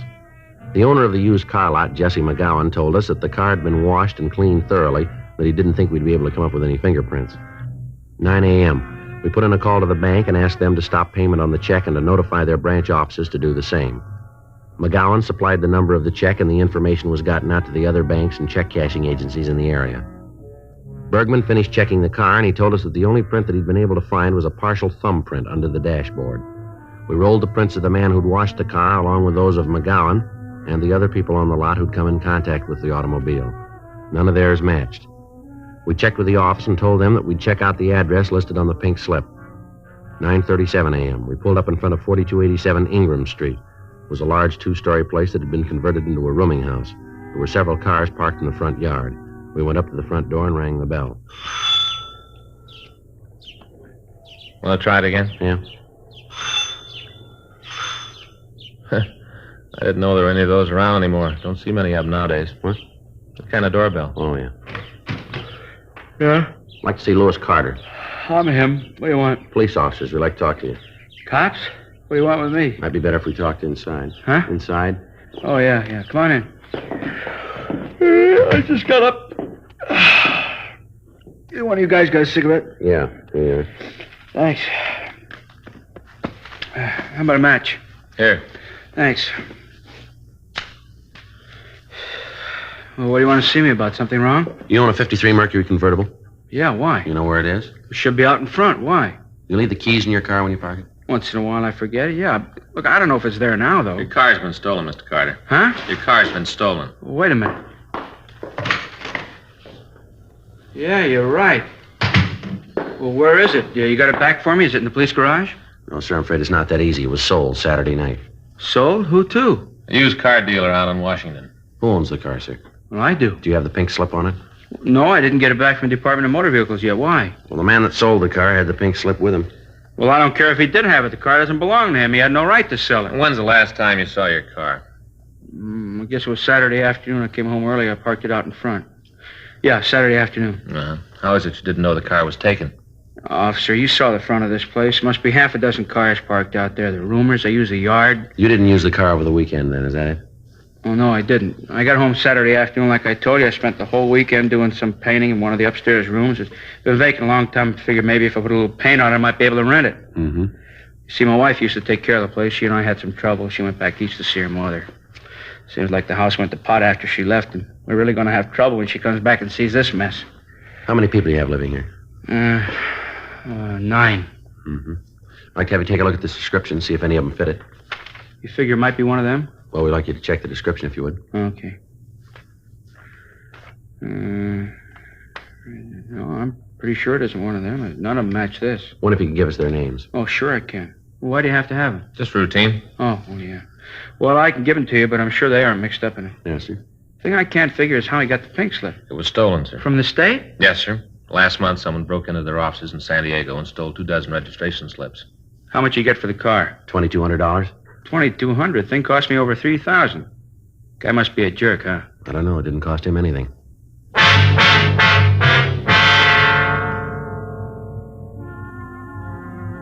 $10:15 a.m. We went by the used car lot and picked up the owner. We took him down to the city hall and had him check the mug books. After going through the pictures, he was unable to give us an identification of the man who'd sold him the stolen automobile. We checked the names of the people who lived at Lewis Carter's house. One of them had a record of arrest on charges of violation of Section 4127A of the Los Angeles Municipal Code. He'd served a short term in the city jail, and then he'd been released. His physical description, however, did not match that of the suspect we were looking for. 11:35 a.m.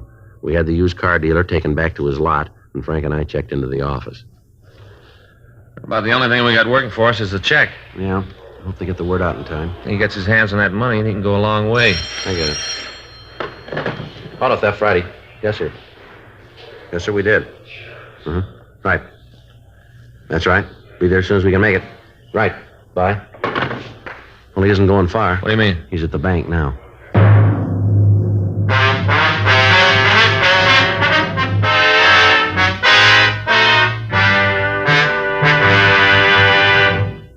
You are listening to Dragnet, the authentic story of your police force in action. At cigarette dealers, in vending machines, at supermarkets and stores coast to coast. Chesterfields, please. Smokers by the thousands. Yes, smokers by the thousands are now changing to Chesterfield, the only cigarette ever to give you 1. Proof of low nicotine, highest quality. Chemical analyses of the country's 6 leading brands confirm that. 2. The only cigarette ever to give you this proven record with smokers. Again and again, over a full year and 1/2, a group of Chesterfield smokers have been given thorough medical examinations. The doctor's reports are a matter of record. No adverse effects to the nose, throat, and sinuses from smoking Chesterfield. A responsible independent research laboratory supervises this continuing program. Chesterfield, the only cigarette ever with a record like this. Chesterfield, best for you.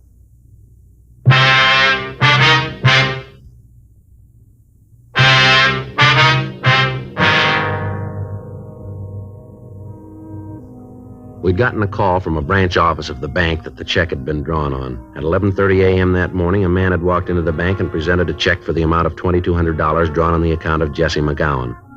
Because of the amount of the check, it had to be okayed by the head cashier. Fortunately, he'd gotten the information about the check and had stalled the suspect long enough to call us. He was able to keep him waiting until we got there. The man was taken into custody without any trouble. He denied having anything to do with the stolen car, and he said that we'd made a mistake. We took him downtown and started to question him. I tell you, I don't know what this is all about. I'd like to help you out, but there's nothing I can do. Frank? Yeah? You want to get in touch with McGowan and have him come over? Yeah, right away.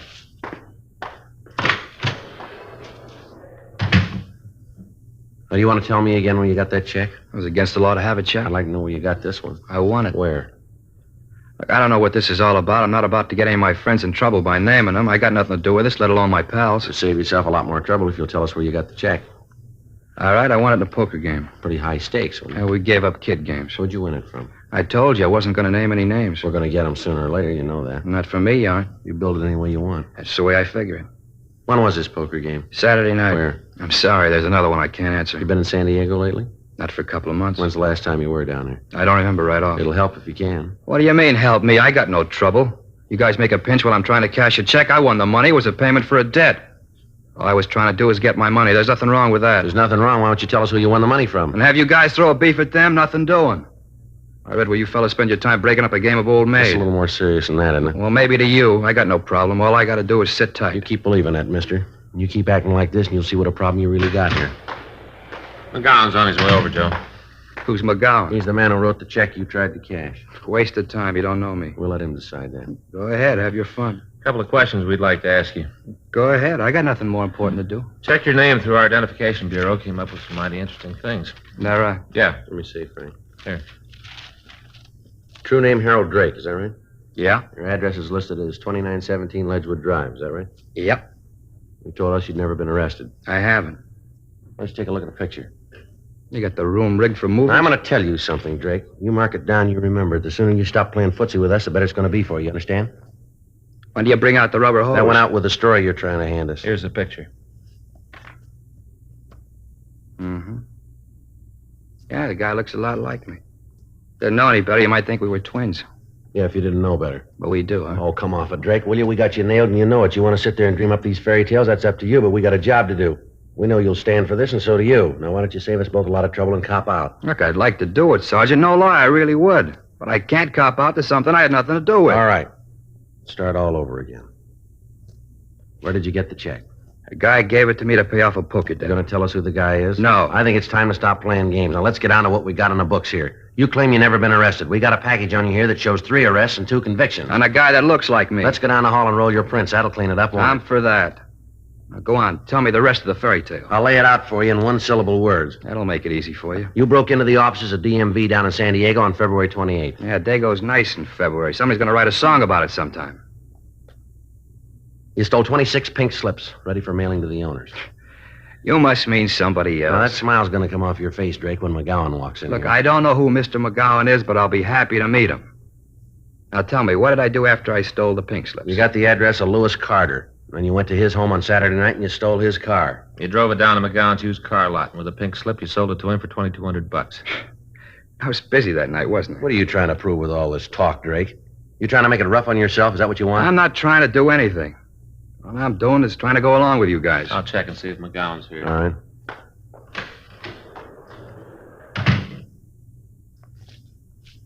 Can I have one of those? Yeah, help yourself. Thanks.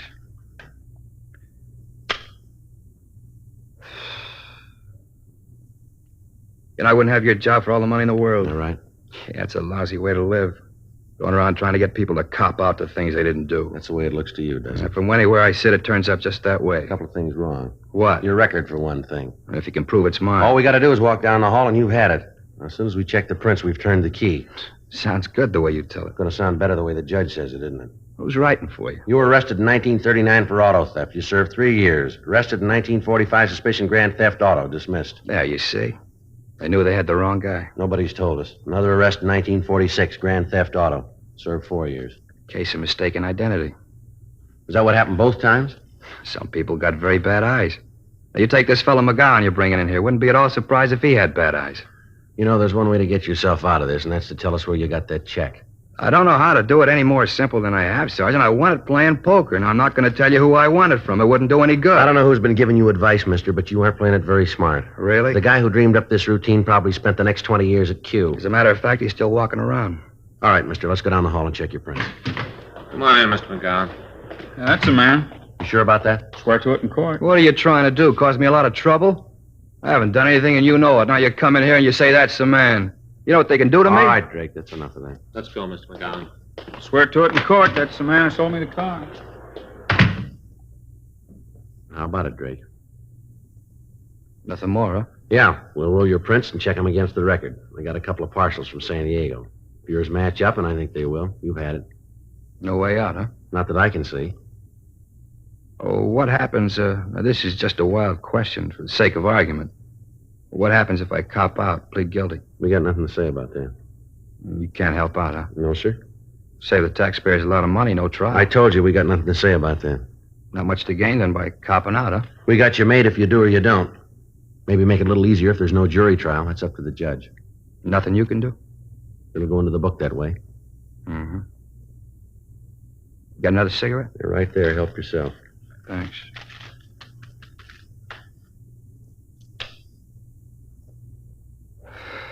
All right, let's go. Might as well get the prints and finish this thing up. Come on, Drake, get up. No hurry. Let me finish the cigarette. I said, come on, we got other things to do. Well, so have I. What? 1 to 10 years.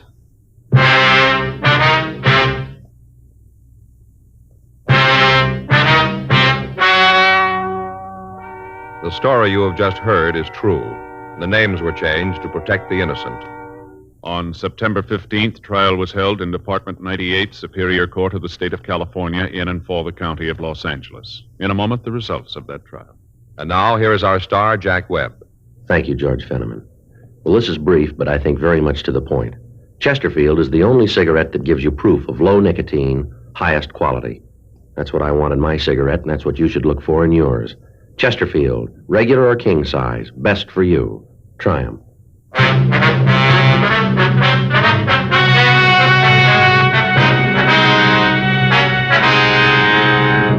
Harold Alex Drake was tried and convicted of grand theft auto, 3 counts, and was sentenced as prescribed by law.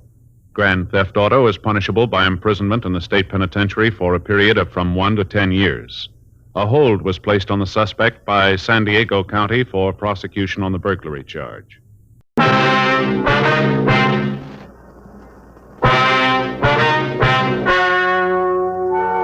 Ladies and gentlemen, the story you are about to hear is true. The names have been changed to protect the innocent.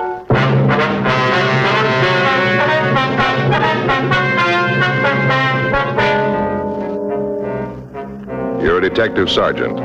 You're assigned to homicide detail. You get a call that a man has barricaded himself in his apartment. The report says he's going to kill himself. Your job, stop him.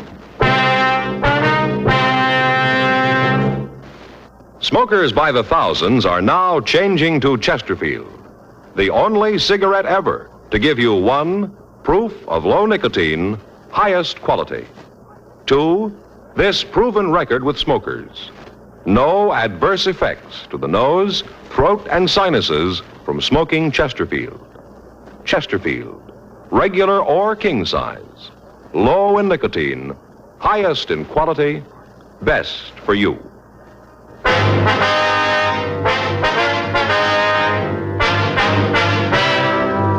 Dragnet, the documented drama of an actual crime. For the next 30 minutes, in cooperation with the Los Angeles Police Department, you will travel step by step on the side of the law through an actual case transcribed from official police files. From beginning to end, from crime to punishment, Dragnet is the story of your police force in action.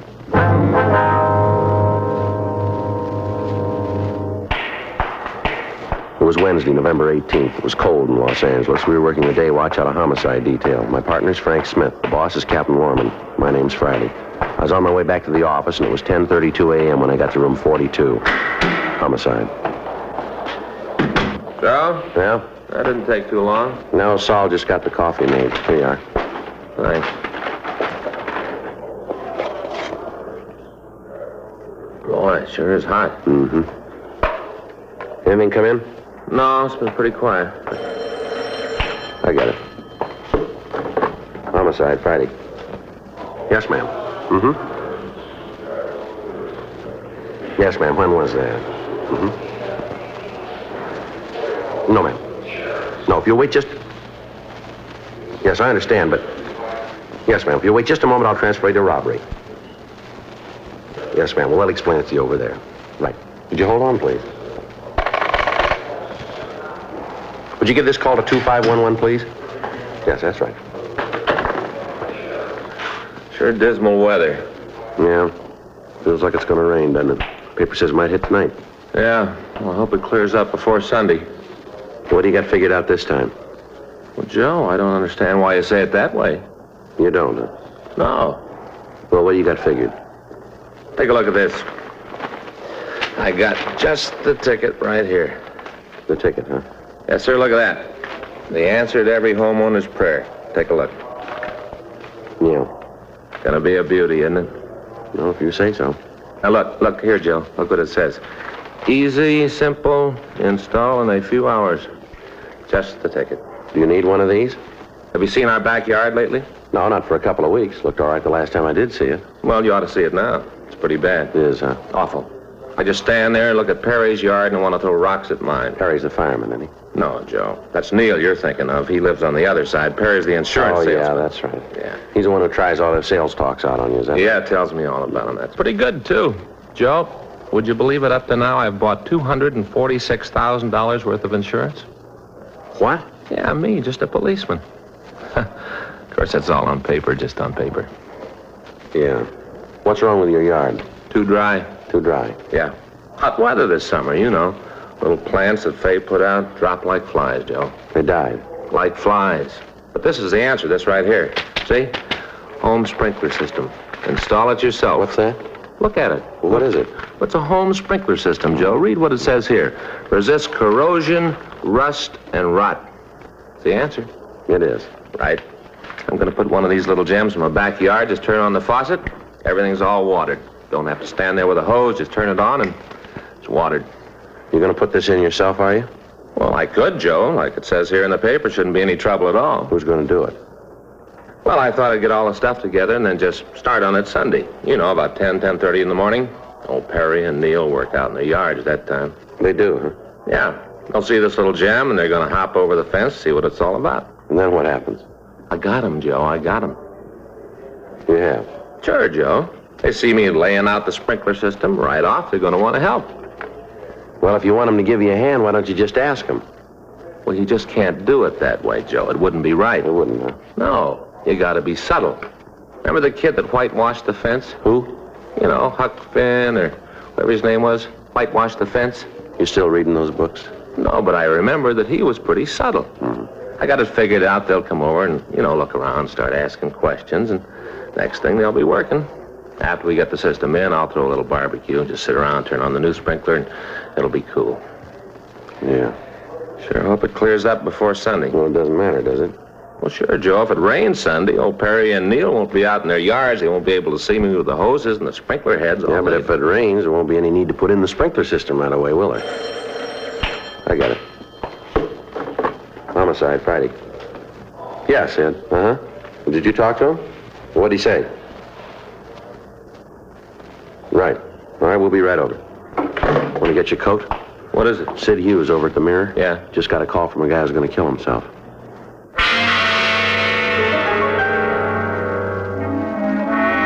"10:37 a.m. Frank and I notified the complaint board what had happened, and then we left the office. As we drove out of the City Hall garage, it started to rain.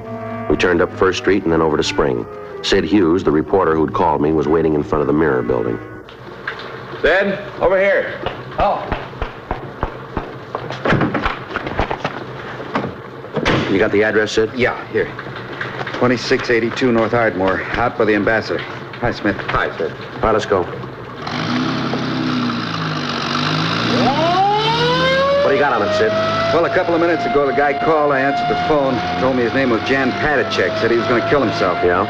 I talked to him for a couple of seconds. It was easy to see he wasn't just another crank. He meant what he said. How'd he happen to call you? I don't know. He said something about the paper treating him right. Said he wanted to thank us. You know what he's talking about? No, I got Casey Shawhan working on it now. He's our city editor. Yeah, I know. He's checking the morgue file, see if he can come up with anything. You ever heard of him, Frank? No, name does nothing to me. How come you figure he's on the level, Sid? Well, the way he talked, I can't put my finger on it. Just something in the way he sounded. You knew he meant what he said. What'd you tell him? Well, I tried to bluff it through, told him that there wasn't anything so important he ought to kill himself over. Yeah. I asked him to let me talk to him, asked him to wait until I could see him. What'd he say to that? Told me it wouldn't do any good. Nothing could make him change his mind. Said I'd be wasting my time. Yeah. Told him I had a lot of it. Wouldn't do any harm to let me see him. He went along with that, did he? Yeah. Said he'd wait 15 minutes. Told me to come alone, not to figure on trying anything. Yeah. Frank, you better kill the siren when we get near the place. Right. What time you got? 10:42. Can we go any faster? What's that? I told you I believe the guy. Yeah? He said to get there before 11:05.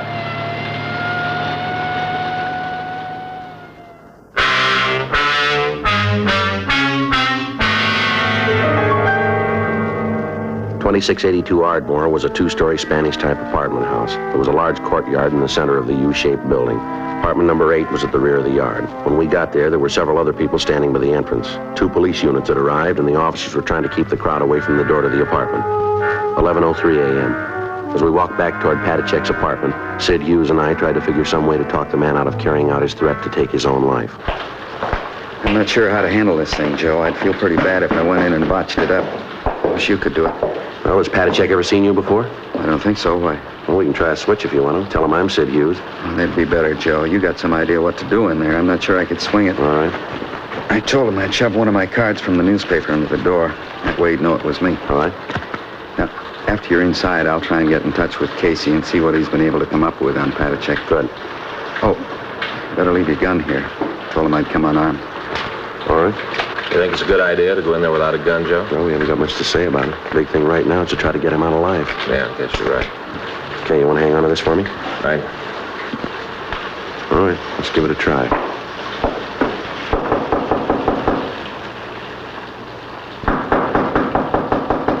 Who is it? It's Sid Hughes, Patachek. I told you I'd be out here. You want to let me in? What about the card? All right, here it is. Under the door. How about it? Patachek? Well, he took the card. Yeah. I don't know. I hope this thing works out. You're going to try to get in touch with your office, aren't you, Sid, and see what you can get on him? Might help. Come on, Patachek, let me in. The police are there. I'm not going to let them in. They aren't going to bother you. Tell them to go away. Tell them to get off the porch. All right, Frank, you better get the other officers to clear the place out. Right. All right, the police are gone now. You want to let me in? Will you bring my mail in for me? What's that? My mail, it's in the box, right on the side of the porch. In the box. All right, I'll get it.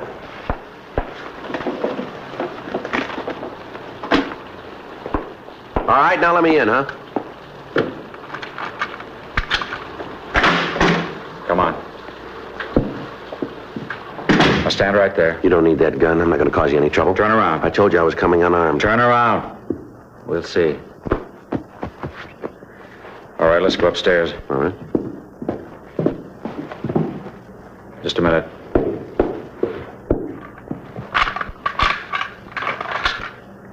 Okay, let's go. Why don't you put the gun down? You aren't going to need that. I feel better with it. Mind if I take off my raincoat? No, go ahead. Make yourself comfortable.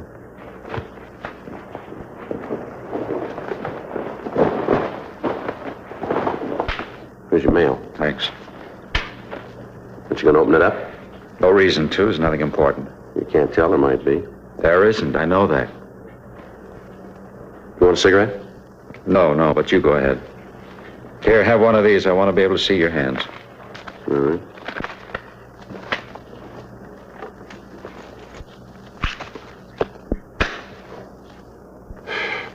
Well, what's this all about? There's no other way. What do you mean? All night I've been thinking about it since I got home. There's nothing for me anymore.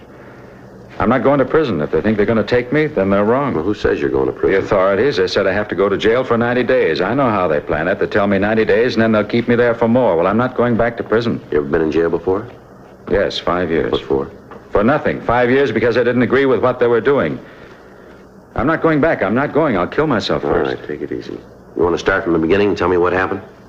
I said I forged a man's name to a check. Did you? Yes, but you've got to understand I didn't have any money. They're going to take my car away from me. I'm behind on my rent here. I owe money. All my creditors were hounding me. I thought if I could just get a little money to pay the bills, and I could pay it back when I got a job. I was going to pay it back, all of it. I really was. How much was the check? $250. Whose name did you sign to it? A man I know. I got a check and signed his name. He has the money. I was going to pay him back. I have a job coming up. As soon as I got paid, I was going to put the money back. I didn't mean any harm. I knew it was wrong, but it was the only thing I could think of. They were hounding me. Well, what about that car? Couldn't you sell it? I suppose so, but then if I did, I wouldn't be able to get to my job. I needed my car for that. I had to keep the machine. Well, you'll have a trial. If you tell them what happened, they'll probably understand. The court will make an allowance. I've had a trial. I told them I was guilty, that I did forge a check. They told me I had to go to jail. You said you'd been in prison before. Yes. 5 years, and I escaped. Where was that? In Czechoslovakia. They put me in prison because I wouldn't do what they told me. They killed my father and my mother, and then they put me in prison. I know what it's like. I'm not going back. Well, the prisons here aren't concentration camps. You know That's what you say. I know different. I've lived in them. You see here? You see these 4 teeth in front? Yes, I see them. Well, they're false. Is that right? I lost the teeth when I was kicked by a guard. You know why I was kicked? You know why he did it? No. Because my clothes were torn. That's the reason he kicked me. I tore my clothes, so he knocked my 4 front teeth out. Well, that's all over now, isn't it? Things like that don't happen here. Well, maybe not out in front of people, but they happen in the prisons. I'm not going to have it happen to me again. There were 800 of us, all arrested at the same time. 800, Mr. Hughes. Yeah. 800 men, people I knew. 800 human beings with homes and families. And I'm the only one alive now. All the rest were killed. All taken to Buchenwald and run through the showers. Now, don't tell me about prisons, Mr. Hughes. I know. I've lived in them. Tell me something. Yes. You remember the name of the judge who sentenced you here on the forgery charge? Yes. Well, let me call him. Let me get him over here and talk this thing over. We can work something out. There's no reason for you to do a thing like you're planning here. It's not that important. Maybe not to you. It isn't to anybody. But we can work something out here. Let me call the judge. No, sit down, Mr. Hughes. Look, I'm not a stupid man. I have degrees from 3 universities. I speak 4 languages. I spent 5 years jumping every time a guard looked at me. 5 years wishing they'd kill me. 5 years wishing I could live in hell because it'd be much better than the way things were. Now they think they're going to send me back. They're not. You understand that, don't you, Mr. Hughes? Don't you? Yeah, I think I understand it. Look, you said yourself that you thought about it all night. Now, isn't it possible that you're making this thing more important than it really is? No. I came in here to help you. I want you to help yourself. Get your hands off me, Mr. Hughes. Now get over there. Look, I don't know how to tell you, Patachek. I don't know how to make you believe me, but none of us want to hurt you. We want you to be happy here. That's one of the reasons you came to this country, isn't it? Yes, I read the books about freedom. That's why I came here. Now they're trying to take that freedom away from me. Before I even have it, they're trying to take it away from me. I forged a check. I admitted it. I told them I did it. But I told them I'd pay the money back. That didn't seem to make any difference. They still said I had to go to jail. Well, you said yourself that you were put in prison for not agreeing with the authorities. Isn't that what you said? Yes, that's what I said. Well, they don't do that in this country. You know that. Everybody's entitled to his own opinion, live his own life. We got laws that are written by the people to protect the people. You understand that, don't you? The people themselves write the law. Yes, I understand that. Well, you don't break a law just a little bit. Either you keep it or you don't. Do you understand that? Yes. Well, you broke the law, didn't you? Isn't that right? I told you I did. I broke the law. All right, now listen. After you've broken a law, you can't make it right by saying you'll pay the money back. But the fact that you do want to rectify your mistake will certainly be taken into consideration by anybody in authority. You understand that? I don't know. I try to think. I've thought about it over and over. I can't come to any answer. Where you going? Gotta take something for this headache. Got a bad headache.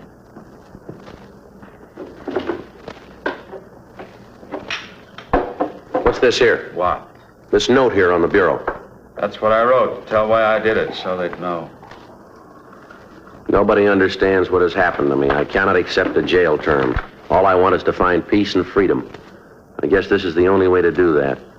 I'm sorry to cause anybody any trouble. Please take care of my dogs. Patachek? Yes? You know this is all wrong, don't you? I don't know. I wish I did, but I don't know. No, we're not going to need this. There's going to be no reason for it. What are you doing? Get away from me. Leave my things alone. Like all the rest, you don't understand either. You better get out of here. Get out. All right, if that's the way you want it. Why'd you crumple up this note? Now, why? I didn't think that you'd need it. I thought we had this thing straightened out. Well, we haven't. I told you, get out. All right, wait a minute. You said that you'd pled guilty. You admitted you forged that check. Isn't that right? That's what I said. Well, how come you're here? How come you happen to be home? They gave me 24 hours to arrange care for my dogs. I put up a bond. They gave me 24 hours. Where'd you get the money for the bond? One of the companies by the jail. They put it up for me. Well, how about the dogs? Did you take care of them? No, not yet. Where are they? They're up in the kitchen. Can I see them? You like dogs? Certainly I like dogs. All right, come on.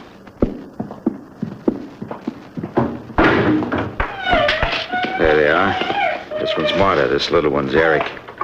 Yeah, they look like real good dogs. They are, thoroughbred shepherds. Only friends I have. That's not true. You got friends. Who? Tell me who. Well, me, for one. I'd like to be your friend if you'll just give me the chance. How about it? What do you say? What's that on your belt? What? The leather case on your belt. What is it? You don't have to answer. I'll tell you. It's a bullet clip. You're not Sid Hughes, are you? Are you? No, Jan. No, you're a policeman. You're here to take me to prison, but you made a mistake, a big mistake. Yeah? I'm going to kill you.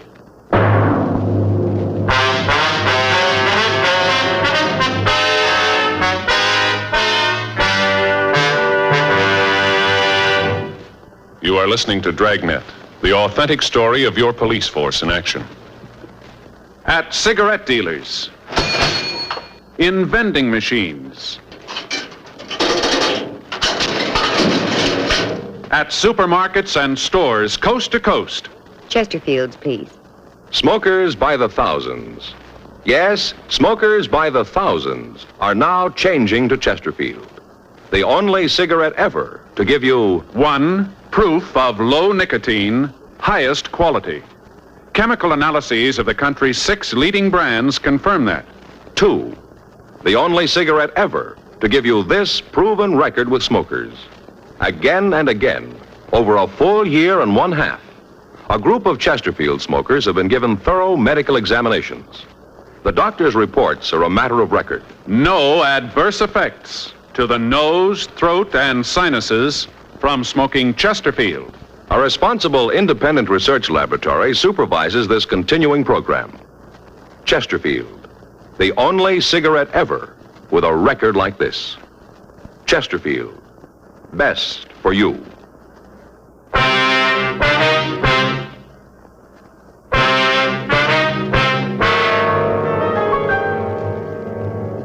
$11:18 a.m. I'd been in the apartment with Jan Patacek for 13 minutes. During that time, he'd held a chrome-plated Luger pointed at me. We'd gone into the kitchen to see the dogs, and Patacek had noticed the cartridge clip on my belt.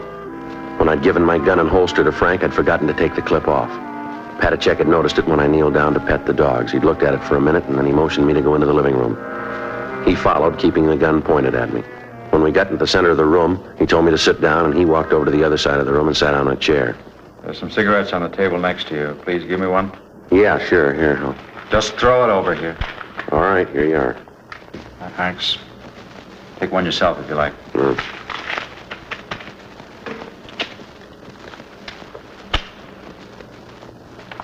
Who are you? My name's Friday. You're a policeman, aren't you? That's right. You know, killing isn't new to me. I've done it before. All right? Yeah. See this gun?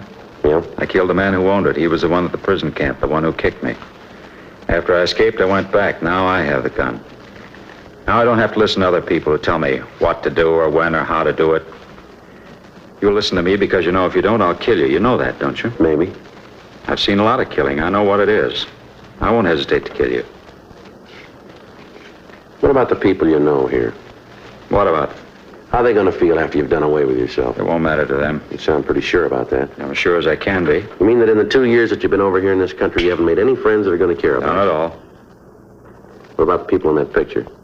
What? Right here. This photograph here. Christmas party, all the signatures. Won't they care? No. How about this one here? Says to Jan with deepest regards. Signed Mary Jane. Is this her? Yes, that's her. Looks like a nice girl to me. She is. Well, she'll care, won't she? I don't think so. Why? Because all of them, they felt sorry for me all the time. They tried to make it easier because they felt sorry for me. They thought I didn't know, but I did. All the time, I knew. Well, some of the things that they wrote on the pictures doesn't make it look like that. Some of them are pretty nice. They didn't mean them. You really believe that? I don't have any other choice. How long's it been since you did believe in anything? Long time. How long? I guess since my mother died. When was that? At the beginning of the war. Right after the conference. They came one night. They took her and my father. Took them both and never saw them again. I heard what happened. Guess that's the time I stopped believing in anything. How'd you happen to come over to this country? After I escaped, I went to England for 5 years. I worked with the Czech forces there. Then, when the war was over, I got permission to come here. I think you said before that you came over here because you wanted the freedom. Isn't that right? Yes. You found it, didn't you? I guess so. Anyone ever try to tell you where you could go? No. What church to go to? No. You can say what you think, can't you? Yes. Yeah. Well, why do you want to do this thing? I try to tell you, I know about prisons. I know what goes on behind the doors. I lived there. I lived and died in them. You ever been in one? Yes. As a prisoner? No, not as a prisoner. Well, that's just it. Maybe they got you fooled, too. I remember when the people from the relief organizations would come along. The guard would take us out in the court of the prison. They'd make us stand there and tell the people how good they were to us.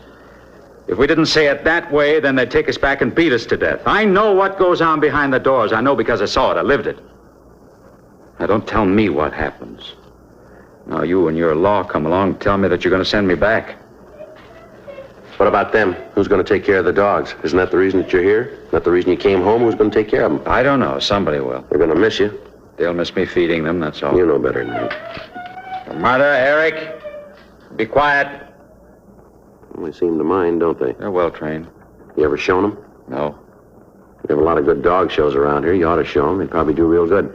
Do they have dog shows in prison? I don't know how to tell you. I don't know how to make you believe me. If you just let me get that judge over here, let him talk to you. Maybe he can make you believe that it's not going to be like it was in your country. You'll be well fed. You'll get decent clothes. Nobody's going to beat you. We don't do things like that here. I'm not going to prison. Just let me get that judge over here. Now, let me call him on the phone. He can be here in just a few minutes. He'll tell you. He can do something. There's no reason why we can't work this thing out. Now, let me try to help you, please. I want to believe you, Mr. Friday. I really do, but it's hard to believe in anything. I'll just ask you one thing. Trust me. I've never seen you before. I don't know you outside of this room, but I ask you to believe me. And I promise you, I give you my word that I won't let anything happen to you. I don't know. I don't know. Let me have that gun. Let me take it, and then we can work things out. Really think we can do it? I think we can. John? John, let me in. I want to see you. They're here now to take me. You won't let them do it, will you? Please don't let them take me. Don't worry. All right, you down there, get away from that door. All right, come on, Jan. I'll go crazy if they put me in prison again. I know I will. I don't want to go back. Jan, come on, give me the gun, will you? I won't go back. If I go this time, it'll be for good. Now, if they take me this time, they'll kill me for what I did. I know they will. No, they won't, Jan. Now, please, give me that gun. John, let me in. Get away from that door and stay away, will you? They're going to break in.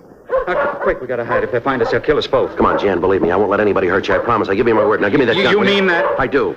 You won't let them take me? No, now, come on. Give me the gun. I want to believe you. I want to believe you. Then do it. Trust me, Jan. I won't let you down. Come on, give me the gun. Get away from that door. I'm doing the best I can.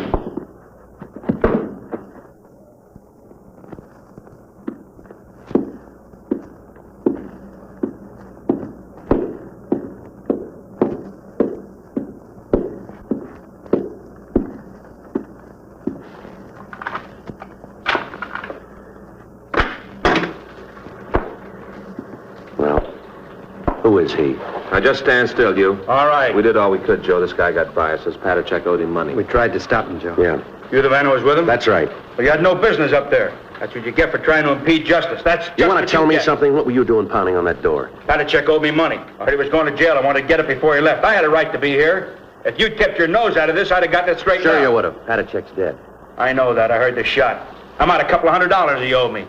Think I'll ever get it back? I hope you're happy. You just took $200 away from me, didn't you? Come on, Frank. Sit. Yeah. Let's go.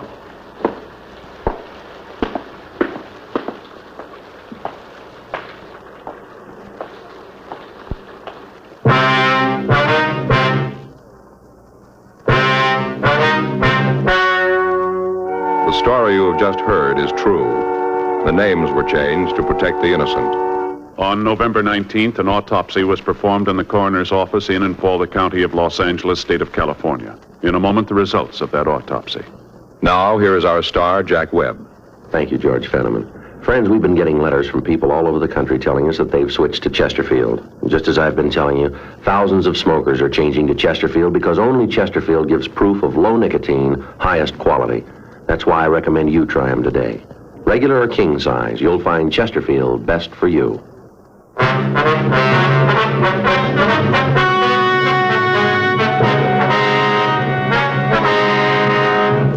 The coroner's autopsy disclosed that the death of Jan Patachek resulted from a self-inflicted gunshot wound.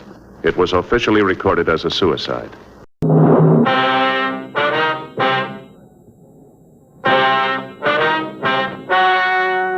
Ladies and gentlemen, the story you are about to hear is true. The names have been changed to protect the innocent.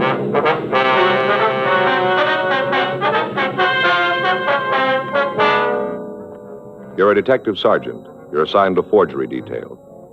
For the past 6 years, a forger has been working in your city. The victims describe the suspect as a woman. Her M.O. is simple, but it continues to work. Your job, stop her. Smokers by the thousands are now changing to Chesterfield. No wonder. More and more smokers are learning this fact for themselves. Chesterfield, low in nicotine, highest in quality. A published fact proved by chemical analyses of the country's 6 leading cigarette brands. Chesterfield, the only cigarette ever with a record like this. regular or king size, Chesterfield is best for you.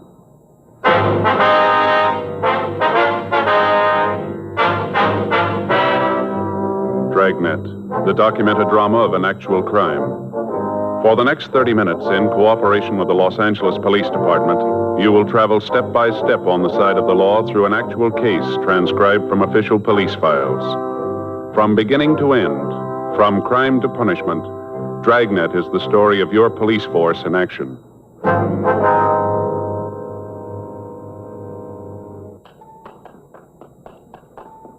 It was Friday, September 18th. It was warm in Los Angeles. We were working the day watch out of forgery detail. My partner's Frank Smith. The boss is Captain Welsh. My name's Friday.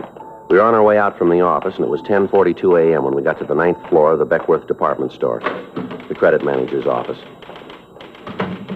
Yes? We'd like to see Mr. Donaldson, please. May I say who's calling? Sergeant Friday, Los Angeles Police Department. Oh, yes, he's expecting you. Just a moment. Thank you. Yes? The gentlemen from the police department are here, Mr. Donaldson. Send them in, please. Yes, sir. You want to go right in? That's the door. Thank you very much. Come on in, gentlemen. Thank you. Mr. Donaldson? Yes? I'm Sergeant Friday. This is my partner, Frank Smith. How do you do? How you do, sir? Sit down. Thank you very much, sir. Now, do you want to tell us what this is all about? Well, it's the little mother again. I've got the receipts here in the desk. Is Sergeant Ferguson still working on this case? Yes, sir. I talked to him the last time we were stuck. Usual type of things charged? Yes, children's shoes, dresses, sweaters, same as always. I see. Now, I wonder if I could have those slips, Mr. Donaldson. Sure. Here you are. Thank you. All made out the same day. Mm-hmm. August 22nd. Yes. Our experience is that she usually comes in on a Saturday. Seems that the store is more crowded then, and the girls don't take any more time to verify the accounts than they have to. Can I see those, Joe? Yeah, here you are. Thanks. Wonder if we could talk to the sales girl who waited on her. Sure. I'll have her sent up. Fine. Yes, sir? Miss Firestone, would you please have Mrs. Allen set up? Yes, sir. I notice here the only items you charge not for children is a woman's slip. Yes, we've had a couple of them in the past, pieces of women's clothing. I talked to Sergeant Ferguson about it when he was here. Mm-hmm. Did you get the bulletin we sent out this month? Beg pardon? The bulletin, giving the woman's description, samples of her handwriting. Did you get it? Yes, sir, we did. You've got to understand, Sergeant. This is one of the biggest stores in the city. We do a lot of business. It'll be almost impossible to alert all of the sales girls to watch for the woman. Yes, sir, we understand that, but was the description sent to the children's department? It was. It didn't do any good, though. If the woman charged large amounts, it might be easier, but look at the sales slips yourself. Mm-hmm. $4 shoes, $3 dresses. Nothing to make a charge like that stand out. We make sure that there's an account in the name and then let it go. Don't you use the charge plate system? Yes, we do. But if a customer wants to charge an item and hasn't got the plate, we usually just verify the account and let them sign the sales slip. Well, how about identification? Well, normally we do ask for it. But as I said, these sales are such small amounts, and the woman comes in when the store is crowded. The girls just call the credit department and let her sign the receipt. I see. Oh, excuse me. Yes, sir. Yes? Mrs. Allen's here. Oh, all right. Just a moment. Yes, sir. The woman who waited on her is out in the office. Do you want to talk to her in here? Well, we don't want to take up any more of your time, sir. We can see her out there. All right. If there's anything else you need, I'll be here. Yes, sir. Oh, officer. Yes, sir. You know, I feel a little funny about this thing. Why is that, sir? Well, the things she's charged. What's that? Things she's taken. They're almost all kids' clothes. Doesn't seem to be interested in anything else. Total amounts of the articles she's taken don't add up to much. It's the principle of the thing more than the value. It just seems that the only thing she's interested in is the children. And it feels a little funny to call the police about a person like that. Yes, sir, we understand. We've got a lot of this going on, but the others, they take things for themselves. Luxuries, you know, expensive items. But she doesn't, just for the kids. She doesn't seem to be at all interested in herself. Well, we are. Yes, well, I suppose so. Well, I'll be here if you need anything more. Thank you, Mr. Donaldson. Thanks very much. We'll be in touch with you. You'll bring the sales slips back, won't you? Yes, sir, as soon as we've had the chance to photograph them. Well, I hope you can do something about it. Yes, sir, so do we. Thank you very much. Anything you need, you let me know. Yes, sir, thank you. Just a moment. Mrs. Allen? Yes? These are the police officers. How you doing, ma'am? I'm Sergeant Friday. This is my partner, Frank Smith. Hello. How do you do, Miss Allen? You want to sit down over here, please? Yes, all right. I feel just terrible about this. Ma'am? All this forgery thing. Now, you waited on the woman, did you? Yes, at least in the little girl's department. Uh-huh. What if you could describe her for us? Well, she was a little woman. I'd say a 10. How's that again, ma'am? A size 10. Oh. 5'1", about 105 pounds. Cute as a button. Mm-hmm. Did she have the children with her? No, she didn't. I thought it was a little funny at the time, but as I say, we were so busy with the school rush that afternoon that none of us girls had a chance to really think about anything. Yes, ma'am. What color hair did she have? Kind of sandy color. Guess you'd call it a blonde. Wore it up in a bun. Back here, Yes, ma'am. The other girls noticed it. Long. Looked nice. Different than all the other short haircuts. Kind of old-fashioned and homey. Yes, ma'am. How was she dressed? Not very well. Had a little blue hat, dark coat, cloth coat. Collar came up like this, Slash pockets. Nice, but not expensive. I say, ma'am, now would you know her if you saw her again? Oh, my, yes, sure would. Well, we'd like you to come over to our office and look at some pictures, if you would. All right.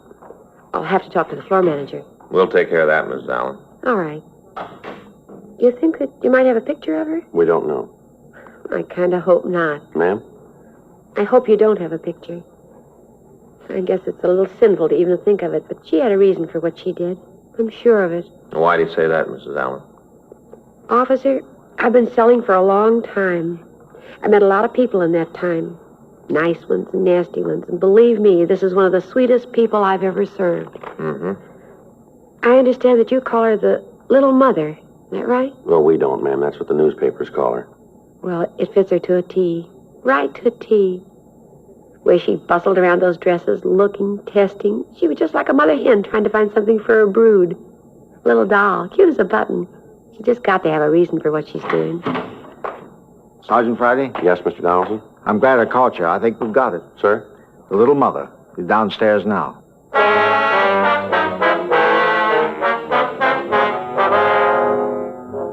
For the last 6 years, the same woman had been operating in the downtown department stores. During that period, she'd forged a total of $1,300 worth of merchandise that we knew of.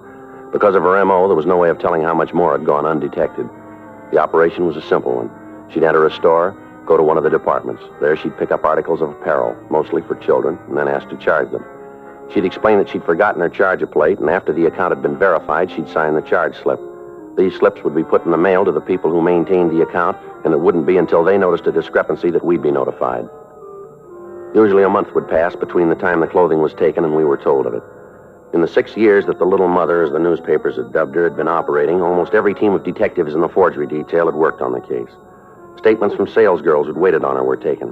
Photostats of the sales slips were made. Witnesses were interrogated, and then when the sum total of actual physical evidence was weighed and sifted, there was no lead to the identity of the forger.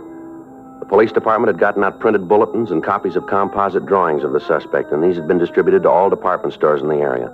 But because of the suspect's appearance and the way she operated, none of the victims became suspicious in time to notify us. The Department Stores Protective League was working with us, but they met with the same dead ends that we'd found. Meanwhile, the evidence continued to pile up. The operation continued to work. When the manager of Beckworth's department store told us that the suspect was in the store, Frank and I were able to come up with the first concrete lead we'd had since we'd been working on the case. In the company of the manager and the saleswoman, Mrs. Myra Allen, Frank and I went down to the boys' department where the suspect was reported to be. Down this way. Yes, sir. The girl said she was over by boys' suits. I hope they were able to hold her. Mm-hmm. Just a minute. Yes, sir. I know I don't have to tell you, gentlemen, about the store's liability in a situation like this. No, sir. Now, I'm sure it's her, but it could be very embarrassing and expensive to the store if we made a mistake. All right, sir, we understand. Good. Over here. All right. Mr. Donaldson? Mr. Donaldson? Yes, Miss Franklin. Where is she? It's not my fault. You've got to believe that. What's the matter, miss? Don't tell me you stopped the wrong person. You caused trouble with an innocent party and she could sue the store. I'm sorry, Mr. Donaldson. Where's the woman, miss? That's what I'm trying to tell you. Yes, ma'am? She wouldn't wait.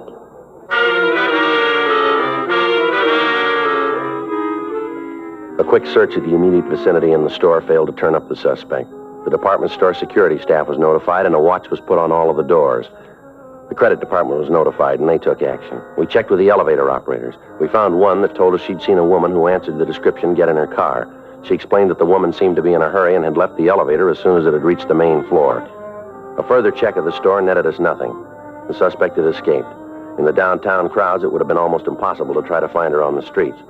However, an additional broadcast carrying a complete description of the clothing she was wearing was gotten out to all cars in the area.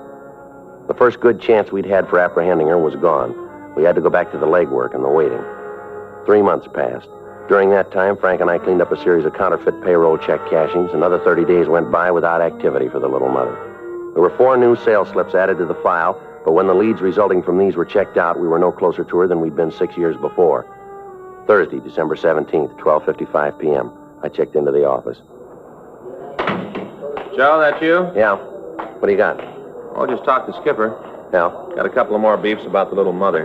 When did they come in? This morning. Where are they? Don Myers got him. He's checking the handwriting.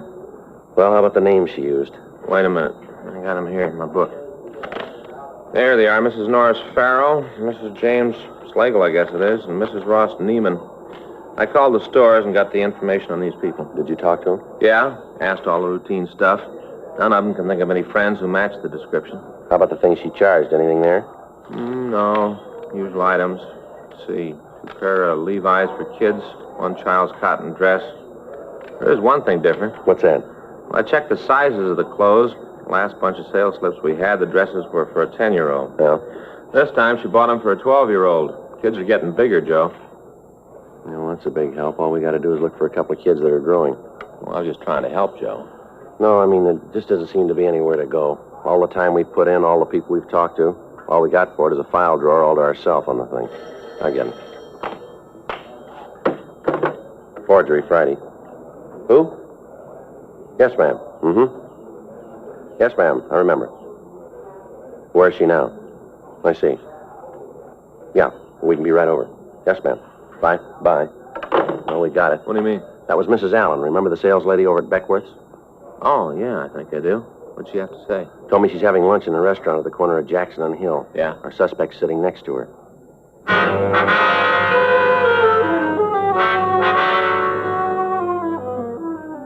"1:02 p.m. We checked out of the office and drove over to the restaurant. It was located at the rear of a large drugstore. When we came into the place, Mrs. Allen met us at the entrance. She took us back down the counter and pointed out a small woman sitting on the last stool. That's her. You sure, ma'am? I'm positive that's her. All right, let's go. Yes. You want to wait here, Miss Allen? Certainly. Something you gentlemen want? We're police officers, ma'am. We'd like to talk to you. Police? Yes, ma'am. You want to step over there to talk? Might be better. Well, if you want to say anything to me, you can say it right here. I haven't done anything wrong. What if we could see your identification? Why? Your identification, ma'am. Could we see it? All right, just a minute. I've got my purse. Getting terrible. I don't know what you officers are trying to find out, but I'm going to tell you right now, if you can't prove you've got a reason for making me do this, you're in trouble. We're not making you do anything, ma'am. We don't want to cause you any embarrassment. A funny way of showing it. I want to tell you that my husband knows people in this town. When he hears about this...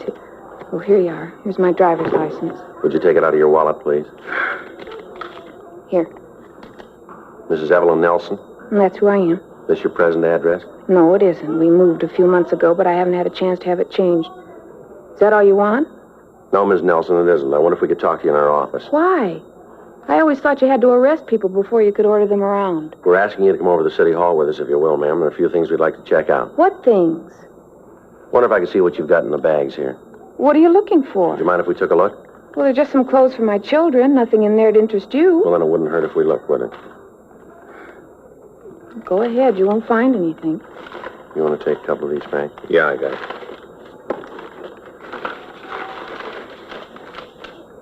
Well, what about it? Did you find anything wrong? Maybe a gun? No, ma'am, but I wonder if you could explain this. What's that? This charge slip here, signed by Mrs. Ross Neiman. Well, certainly that was probably in the bag when I bought the things. I don't know anything about it. All right, Miss Nelson. Afraid we're going to have to ask you to come with us. On what charge? Suspicion of forgery.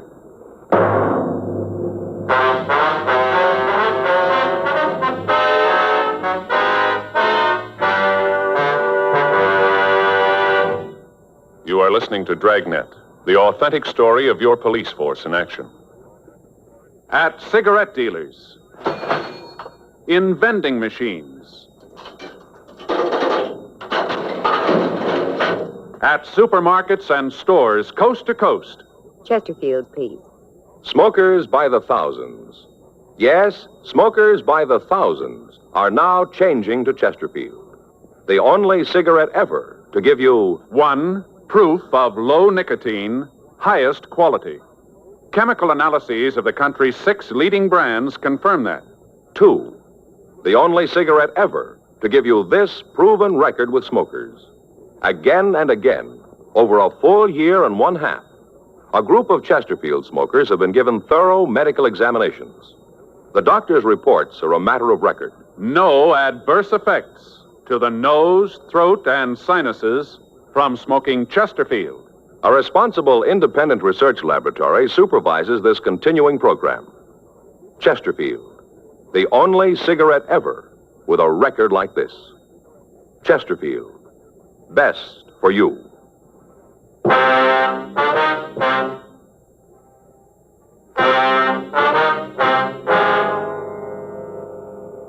We returned the suspect to the city hall for questioning. While Frank checked her name through the files, I tried to get her to talk. For 20 minutes, her attitude was one of surprise, and she answered the questions I put to her with indignance. Finally, she lapsed into silence and wouldn't reply at all to further interrogation. Frank came back from R&I with the information that there was no arrest record for Mrs. Nelson. We put out calls to the salesgirls who had waited on the little mother in the past and asked them to come down to the office to see if they could identify the suspect. Yes, ma'am. Room 29. Yeah, come right in the First Street entrance, turn left into the police department. That's right, ma'am. There's an arch there. Go right through it. Straight down the hall and to the right. Well, it's the only way you can go. It's on the left as you go down the hall. That's right, 29. If you'll ask for Sergeant Friday or Officer Smith. No, ma'am, Smith. That's all right, ma'am. We'll expect you. Goodbye. I'll call the next one. Yeah. You know, you'd save yourself and us a lot of trouble if you'd tell us the truth, Mrs. Nelson. Mrs. Nelson? Hello, may I speak with Miss Brundage, please? In children's wear? Yes, ma'am, I will. Hang up the phone. Beg your pardon? You don't have to go through this anymore. All right, ma'am. You want to tell us about it? Mrs. Nelson? I only did it for them, the kids. I didn't want to. How do you think I felt when I knew I was stealing? How do you think I felt? You want to go ahead? My husband, Paul's a good man. What he's done, he thinks is right. I can't quarrel with him. But he doesn't know, he doesn't understand. It isn't that he doesn't love the kids. He does. He really does. It's just that he doesn't understand. You can see that, can't you? He doesn't understand about them. Do either of you have a handkerchief? I came away this morning without one. Yes, ma'am. Here you are. Thanks. You want to go ahead, please? All his life he's worked. Put in long hours without a thought of what he was doing to himself. Every nickel he made was put away so he'd be able to feel secure, so he wouldn't have to worry about anything. It was all right when we first got married. I could understand it then. I went along with what he thought. But the last few years, it's gotten to be an obsession with him. The almighty dollar, that's all that seems important to him. Now, what kind of work does your husband do, Mrs. Nelson? He owns a grocery store. Small place, but it does good, makes a good living. Only we aren't living, we're existing. He gives me $10 a week to run the house and buy clothes for the kids. I've tried, Lord knows I've tried, budget meals, cheap cuts of meat, day-old bread. Any way you spend it, no matter how you figure, $10 just doesn't go very far. Now, Mrs. Nelson, didn't you talk to your husband about it? Didn't you ask him for additional money for the expenses? Yes, I'd ask him, and he'd tell me that I had to make do all the time, make do just a little longer until he had the money in the bank. Then we'd be all right. Only the more it went on, the worse it got. It didn't seem to make any difference how much money we had. How the total in the passbook went up, he wasn't satisfied. Had to be a little more, a little more. I guess I'm feeling sorry for myself, but you see, he could afford to buy the kids decent clothes, at least that. You agree with me, don't you? Well, that's hard to say, ma'am. Not for me. I'll never forget the day when my boy came home crying. Been fighting. One of the other boys at school had said something about the patches on his clothes. Just a little kid, that's all he was, ridiculed by his friends. That's when I made up my mind to do something about it. Does your husband know anything about your activities? No, nothing. How'd you explain the new clothes for the youngster to him? I didn't have to. Last year, he's been working so hard at the store, I hardly ever see him.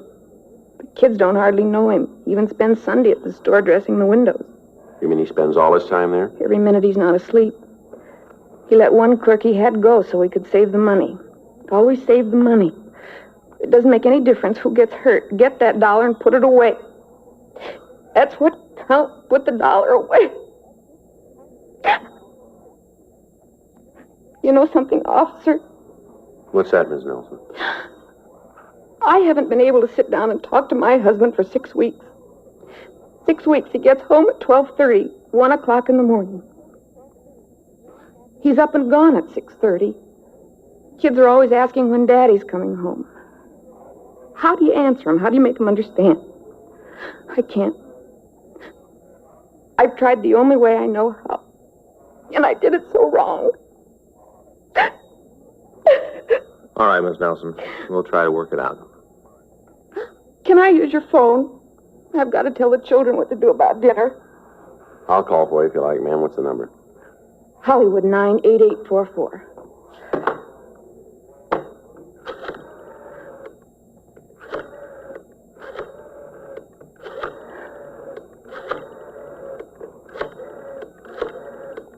Where's your husband now, Miss Nelson?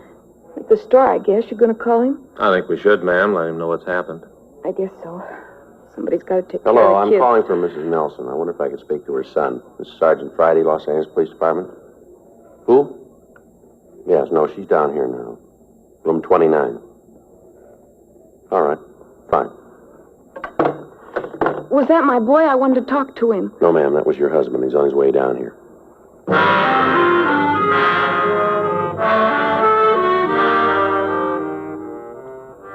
2:14 p.m. Paul Nelson walked into the office. Frank and I took him and his wife to the interrogation room. She'd asked us while we waited for him if we'd let her talk to him for a few minutes alone. We stayed out in the hall, and after a brief wait, Paul Nelson opened the door and asked us to come into the room. His wife had evidently told him the full story because he was visibly shaken. He walked over to his wife and sat down beside her. Well, I guess I've really done it, haven't I? What do you mean, sir? I've really ruined everything. My home, my kids, everything. All the time it was happening, I never knew it, never had an idea. Don't blame yourself too much, Paul. But I should have known. I should have seen it myself. Even when you tried to tell me, I was too busy to see it, too wrapped up with the business. It wasn't for me, Paul. It was for the children. It doesn't make any difference who it was for. I'm the one who caused it. I'm the one. It's my fault. I'm sorry, Evelyn. How can I ever make it up to you? Don't think about that now, Paul. It won't do any good. What's been done can't be changed. How about it, officer? Sir? What happens now? Well, your wife is going to be given a preliminary hearing. She'll have the chance to plead guilty. If she does, the court will decide what to do. What's the punishment for what she's done? Well, according to Section 473 of the Penal Code, it's imprisonment in the state penitentiary for 1 to 14 years or for not more than a year in the county jail. Is there any way out of it? What do you mean? Any way of getting Evelyn out of it? If I went to the judge and told him why she did it, if I told him it was my fault, would that make a difference? I don't know. That'd be up to the court. But I could try. Yes, sir. If I paid the money back for all the things she's taken, I can afford it. I could go to the stores and pay him. Maybe they'd feel different then, huh? I could make it up to him. Everything would be all right. Well, it's been going on for 6 years, you know. But if I did pay the stores back, it'd make it up to him, wouldn't it? Maybe, but how about your wife? What? How are you going to make it up to her?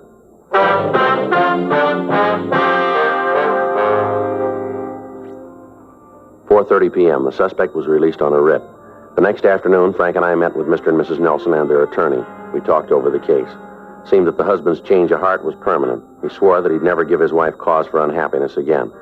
2 weeks later, in Department 89 of the Superior Court, Mrs. Nelson entered a plea of guilty to 14 counts of forgery.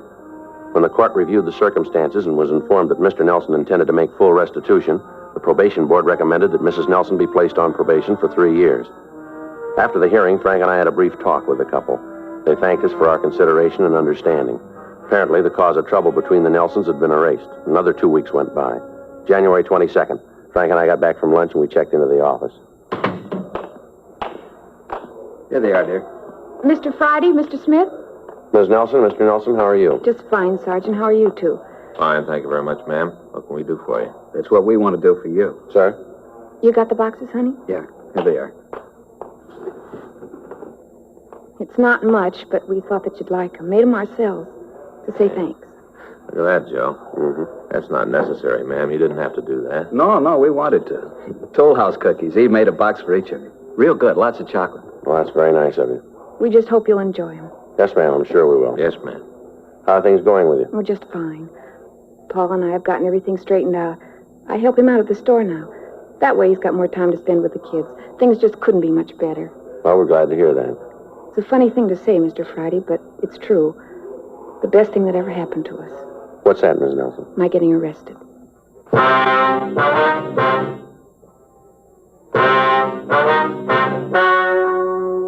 story you have just heard is true. The names were changed to protect the innocent. On January 8th, a meeting was held in the county probationer's office in and for the county of Los Angeles, state of California. In a moment, the results of that meeting. Now, here is our star, Jack Webb. Thank you, George Fenneman. Friends, we've been getting letters from people all over the country telling us that they've switched to Chesterfield. And just as I've been telling you, thousands of smokers are changing to Chesterfield because only Chesterfield gives proof of low nicotine, highest quality. That's why I recommend you try them today. Regular or king size, you'll find Chesterfield best for you.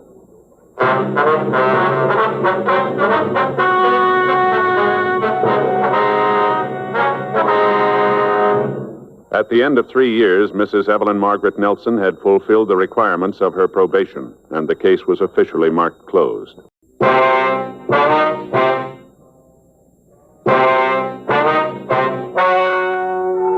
Ladies and gentlemen, the story you are about to hear is true.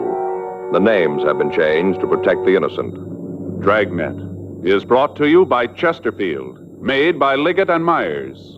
First major tobacco company to give you a complete line of quality cigarettes.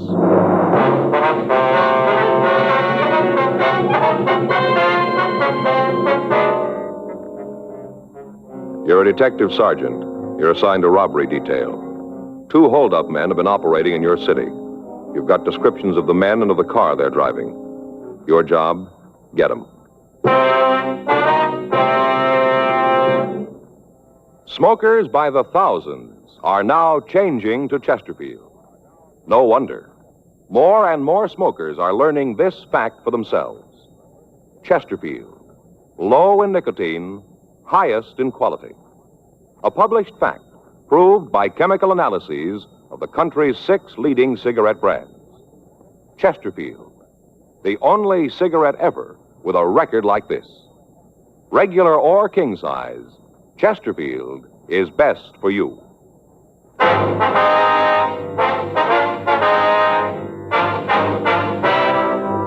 Dragnet, the documented drama of an actual crime. For the next 30 minutes, in cooperation with the Los Angeles Police Department, you will travel step by step on the side of the law through an actual case transcribed from official police files. From beginning to end, from crime to punishment, Dragnet is the story of your police force in action.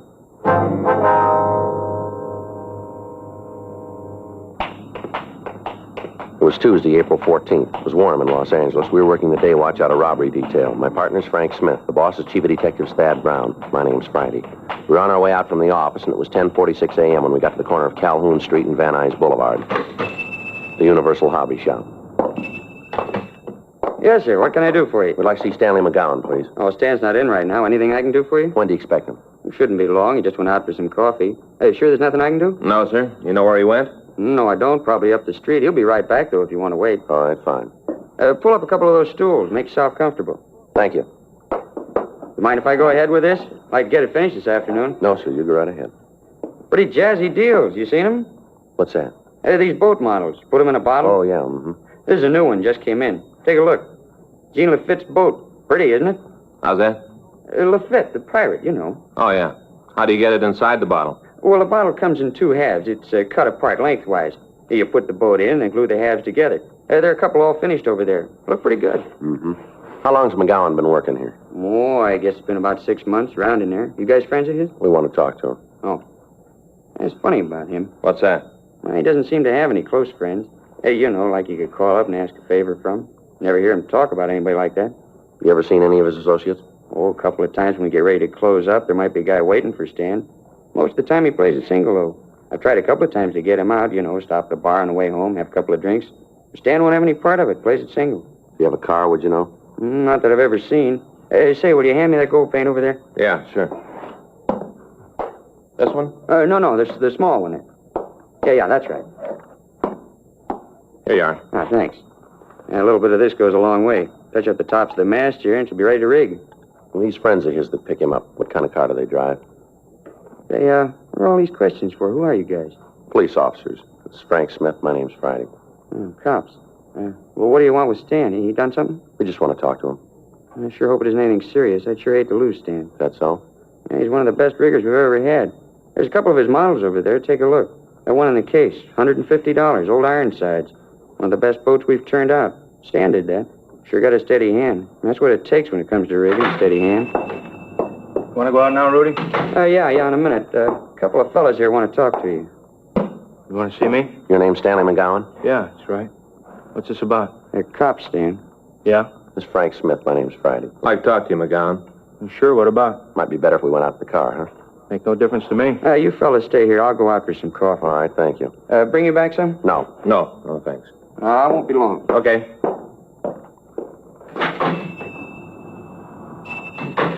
What are you going to talk to me about? You seen Jim Boland lately? No, I haven't. When'd you see him last? A couple months ago. Why? Where'd you see him? He come in here, wanted to know if I could help him out, give him a job, place to sleep. Did you? No, I told him he could bunk at my place for a couple of days till he got squared away. Nothing I could do about a job. Why'd he come to you? I don't know. I met him at Q. Didn't have much to do with him. Hey, why'd you guys come to me? What makes you think I might be running with him? We didn't say you were. Same thing. You figure I know where he is? Well, the record says you knew him. We're just checking it out. I got nothing to do with him. I'm reporting every month. You check with my parole officer. He'll tell you.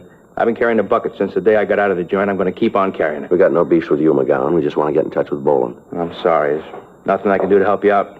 Anything comes up, I'll give you a call. You mention any of his friends in town when you saw him? Some guy named Phil, that's all. You know who he is? No, I never met him. Jim said they were cooking up some kind of deal. You know what it was? No. Look, I'd like to feed you guys, but there's nothing I can tell you. As far as I'm concerned, I want to stay away from Jim and the crowd he runs with. I want no part of him. I did my time. Couple more months, I'll finish up with the parole. I don't want to fall again. Nothing you can tell us about this guy, Phil, huh? Not a thing. You know where he met Boland? Seems like Jim mentioned it. I think it was some bar down on West 7th. Just a guess, though. I couldn't back it. You know if Phil drove a car? Yeah. You know what kind? It seems like it was a Lincoln, a late model sedan. How about the color? It was dark. I saw it once when he came by to pick up Jim. It was nighttime. I couldn't tell too good. It was just a dark color. Where was this? My place. I told you Jim bunked with me a couple of days right after he got in town. He just said you offered to let him stay with you. Is that right? Well, same thing. Anyway, he was only there a couple of days. Say where he was going? No, I didn't see him. Him and me had a beef about how he wasn't looking for a job. He used to sit around all day reading magazines. We finally had a fight about it. I told him to get out. Wanted no part of him.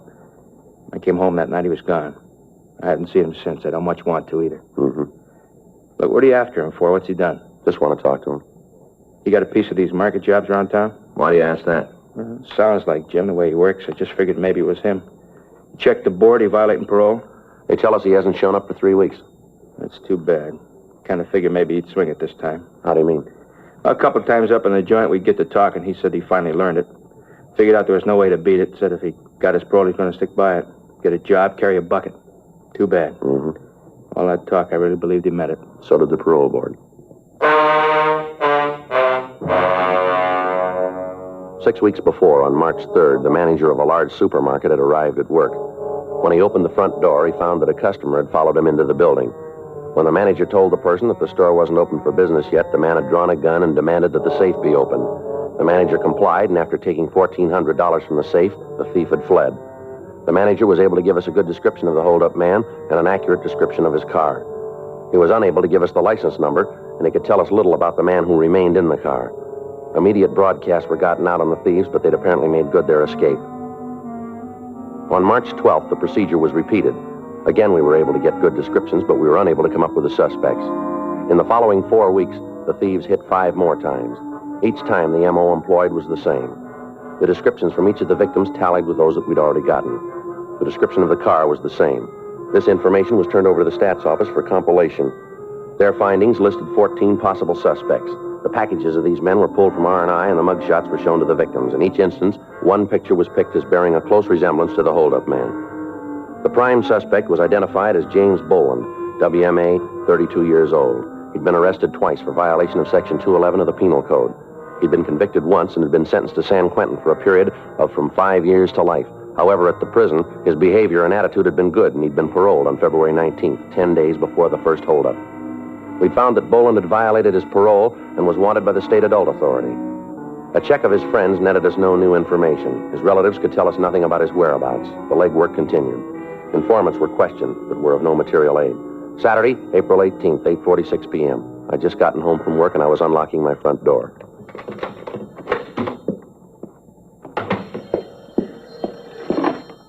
Hello? Oh, yeah, Dave. Mm-hmm. Yeah, well, I just got it. When was that? Yeah, I guess so. Yeah. I'll have to call my partner. Right. Yeah, where? Yeah, I know where that is. Well, let's see. It's 8:47 now. It'll take us about, 15, 20 minutes. Right. Okay, we'll see you there. Yeah, sure. Bye.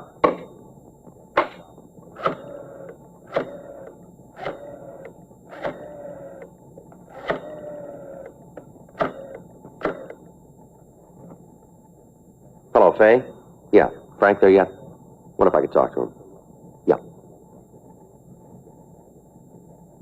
Oh, Frank?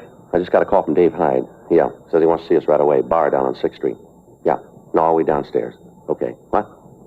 Yeah. No, he says he knows where we can find Jim Boland. 10 minutes later, Frank picked me up and we drove down to the cocktail lounge that our informant, David Hyde, had picked as a meeting place. When we walked in, we couldn't see Hyde, but the bartender told us that he was in one of the rear booths. We walked back. Hi, fellas. Come on. Hi, Dave. Hi, Dave. What do you got for us? Lousy bum. All the things I did for him. All the things, and now he's got a chance to settle up, and he says he's having no part of me. You talking about Boland? Boland. What a bum. All I done for him, this is the way he pays me back. Boy, you just wait till I spread the word around. There won't be anybody in town who'll have anything to do with him. He's through in this town. THREW. All right, Dave. Settle down. Give us the word. Where'd you see him? Bar over on 7th. Big man now. Got a roll. Looks like a branch of Fort Knox. A lot of money. But he's too good for his old friends. Too good. Say, how about you fellas popping for a drink for a pal, huh? How about it? You've had enough. Come on. When'd you see Boland? Just this morning. Big man. Got good clothes. Driving a big car. Asked him for a loan. Just to get squared away. Pick up a couple of tabs I got around town. Just see me over the hump. You know what kind of car he's driving? Yeah, big Lincoln. Brand new.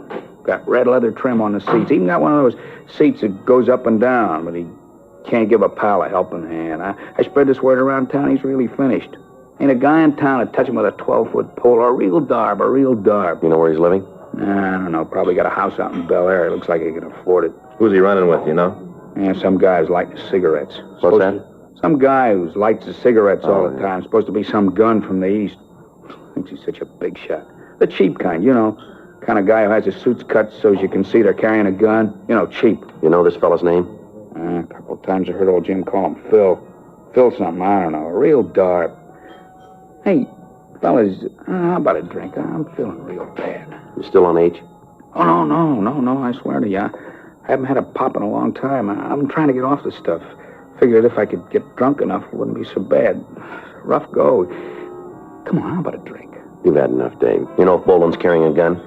I don't know for sure. I didn't see one. This darb Phil's got one. Got his coat cut so as you can see it. Real cheap, small time. You want to show us where you saw Boland? I'll take you there if I have to carry you on my back.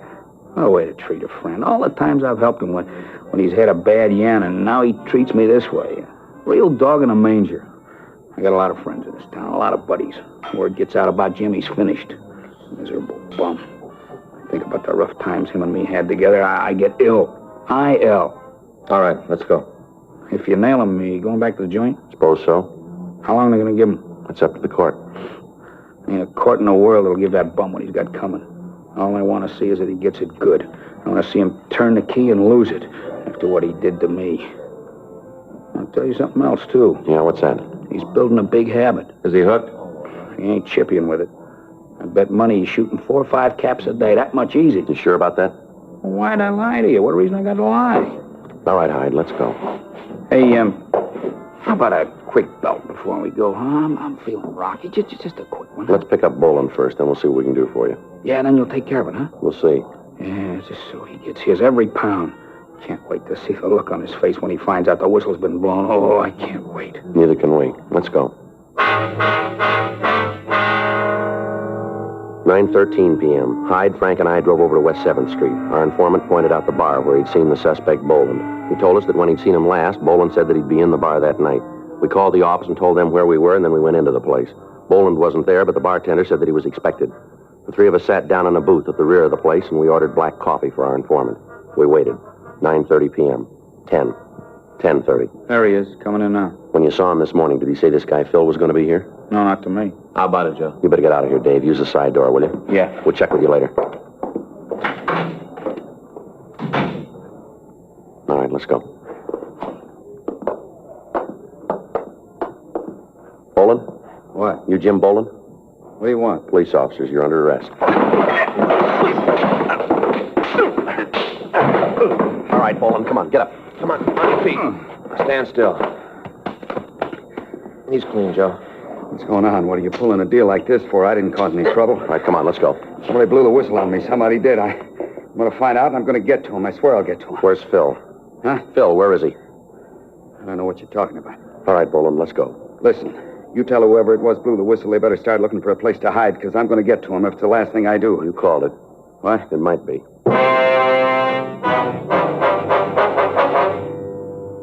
10:14 p.m. We returned the suspect to the city hall and questioned him. He refused to admit any complicity in the holdups. He refused to tell us who Phil was. We talked to him for 5.5 hours, and we got nothing. At 3:30 a.m., he was taken over to the main jail and booked in on suspicion of robbery. We checked out the room that he told us he was living in, but we were unable to come up with anything that would tie him in with the holdups. 3 days passed. On Tuesday, April 21st at 8:30 p.m., a special show-up was arranged. Out of the 7 victims who were present, 5 said that the suspect looked very much like the man who had held them up, but none of them would give us a positive identification. Jim Boland was returned to the felony cell block, and we talked to the victims. All of them commented on the fact that the suspect we had in custody was the same height, the same weight, and had the same general coloring and appearance as the person who'd robbed them. However, none of them would swear positively that he was the person. At 10:15 p.m., Frank and I went up to the felony section and had Boland brought from his cell to the interview room. His previous sullen attitude had changed considerably. How'd I make out? You get any identification? 5 of them say you look like the man. Well, they're wrong. They gotta be. I didn't have nothing to do with those holdups. If they say I'm the guy, then they're making a bad mistake. They seem pretty sure about what they say. They can't be. Look, they saw me behind the screen. You bring them up here. Let me talk to them face to face. I'll talk to them. I got nothing to hide. Just let me talk to them. You know we can't do that. I always thought it was up to you to prove a guy was innocent as well as trying to make him for a job. That's right, it is. Then why don't you give me a break? I got no part in these heists. You look good for him. Probably a lot of other guys who do, too, but that don't mean they are. Come on, what do I have to do to make you believe? Why don't you come off of this, Boland? We got you going in. Why not play it smart and cop out? How can I cop out when I got no part in it? I'll lay it out for you. The M.O. used in the jobs matches yours. Big deal. A lot of guys work the way I used to. Physical description we got matches you. So I haven't got 2 heads. A lot of guys look like me. The beef in the bar. If you didn't have anything to worry about, why'd you start the fight? How'd I know who you guys were? Maybe you was out to pull a heist. Oh, that's a nice try, Boland, but it won't work. You knew we were officers. Now, why don't you save us a lot of time and tell us the truth here? You guys wouldn't know it if it bit you. There's one way to find out. Yeah? Try it. You got a cigarette? Here. You want one? Yeah. Okay. I'll level with you. I figured you was after me for PV. I didn't have any idea about the 211 rap. That why you started the fight? I swear it is. How about the money you got? Where'd it come from? I got real lucky with a pair of dice. You expect us to believe that? That's the way things are. Where'd you hit the luck? I can't tell you that. It wouldn't help any. Give you an alibi. Either you believe it or you don't. That's the way it was. I'm trying to level with you. We got a rumble that you're back on H. Now, how about that? Where'd you hear that? We heard it. Yeah. Well, you tell them I haven't had a pop in over 4 years. Not since I went up the joint. How about this Lincoln you're driving? Don't belong to me. Who owns it? Phil. Now we're back to that. You going to tell us who Phil is? Listen, the guy's a friend of mine. I don't want to bring nothing down on him. He's leaving you way out in the cold. I suppose so. Well, if I tell you, you won't know, will he? Not from us. Okay. Name's Phil Spence. How well do you know him? Say hello to, buy him a drink, that's all. It's not the way we get it. I don't care how you get it. That's the way it is. This Spence, you ever fallen? I hear yes. What for? 211, ADW. Where? Here, California. He on parole? No, he got out clean. At least that's the way I hear it. You know where we can pick him up? I told you I buy him a beer once in a while. I don't pay his rent. You're the one who said you wanted to go down the middle. All right, but I'm giving it to you that way. I don't know where his pad is. Does he work for a living? I don't know. I never heard him talk about a job. You know who he runs with? Some guy named Ed. You ever see him? No. Know where he can be reached? Sometimes I hang around the bar where you picked me up. How about it, fellas? You gonna buy this story? Yeah, we'll check it out. I swear it, I got no part in it. Sure, you got me cold for PV. I know I gotta go back for that, but I want nothing to do with the rest. We'll check it out. You do that. You'll find out what I said's the truth. You willing to identify these two other guys for us? How do you mean? Check over some mugs? Sure. Just as long as you believe me. We'll see. You won't regret it. A lot of things I can tell you if you get me out of this. A lot of information I can give you. Let's go. You're gonna give me a break, huh? We'll check it. Say, either one of you guys got some extra butts? I'm out. Yeah. Here, take these. Thanks. Anything else you need? Not unless you can fix it for me to shave. We'll talk to the jailer about it. Beard's starting to itch. I'd like to get it off. We'll see what we can do. You gonna start checking my story now? That's right. You go to work on it. You'll find out. Yeah, sure. I'll pay you back. Just believe me, I'll pay you back.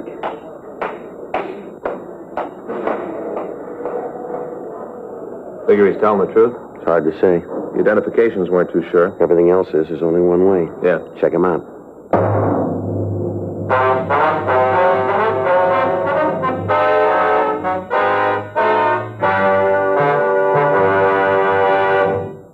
You are listening to Dragnet, the authentic story of your police force in action.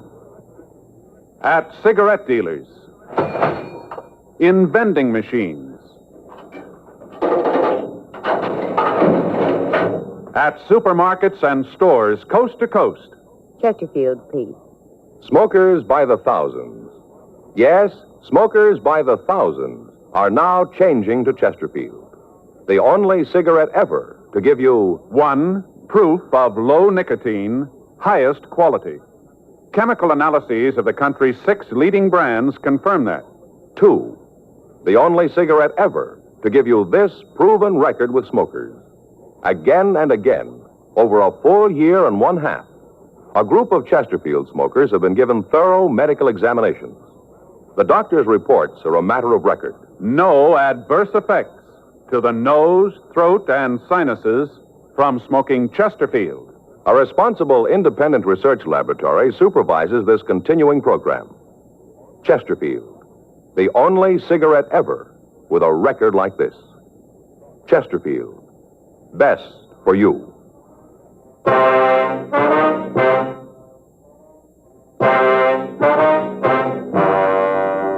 Tuesday, April 21st. After we left the suspect, Jim Boland, at the main jail, Frank and I went back to the city hall and checked the name Phil Spence through R&I. There were 9 packages carrying records for men with that name.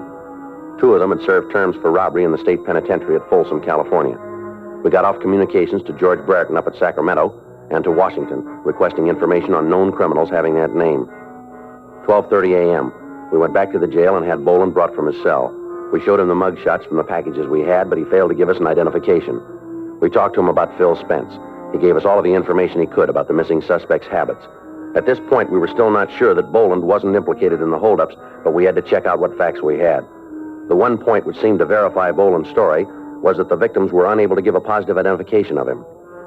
1:30 a.m., we went back to the office and checked out for the night. The following morning, Wednesday, April 22nd, we started to recheck Boland's story of his movements during the times of the holdups.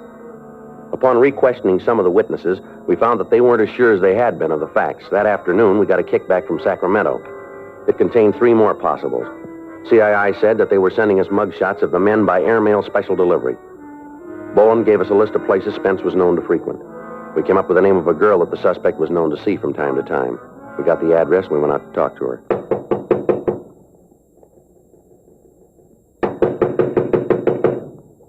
Doesn't look like she's home. We better check with the manager, huh? Yeah. Yeah? You Jane Schofield? Why? We'd like to see her. Who are you? Police officers.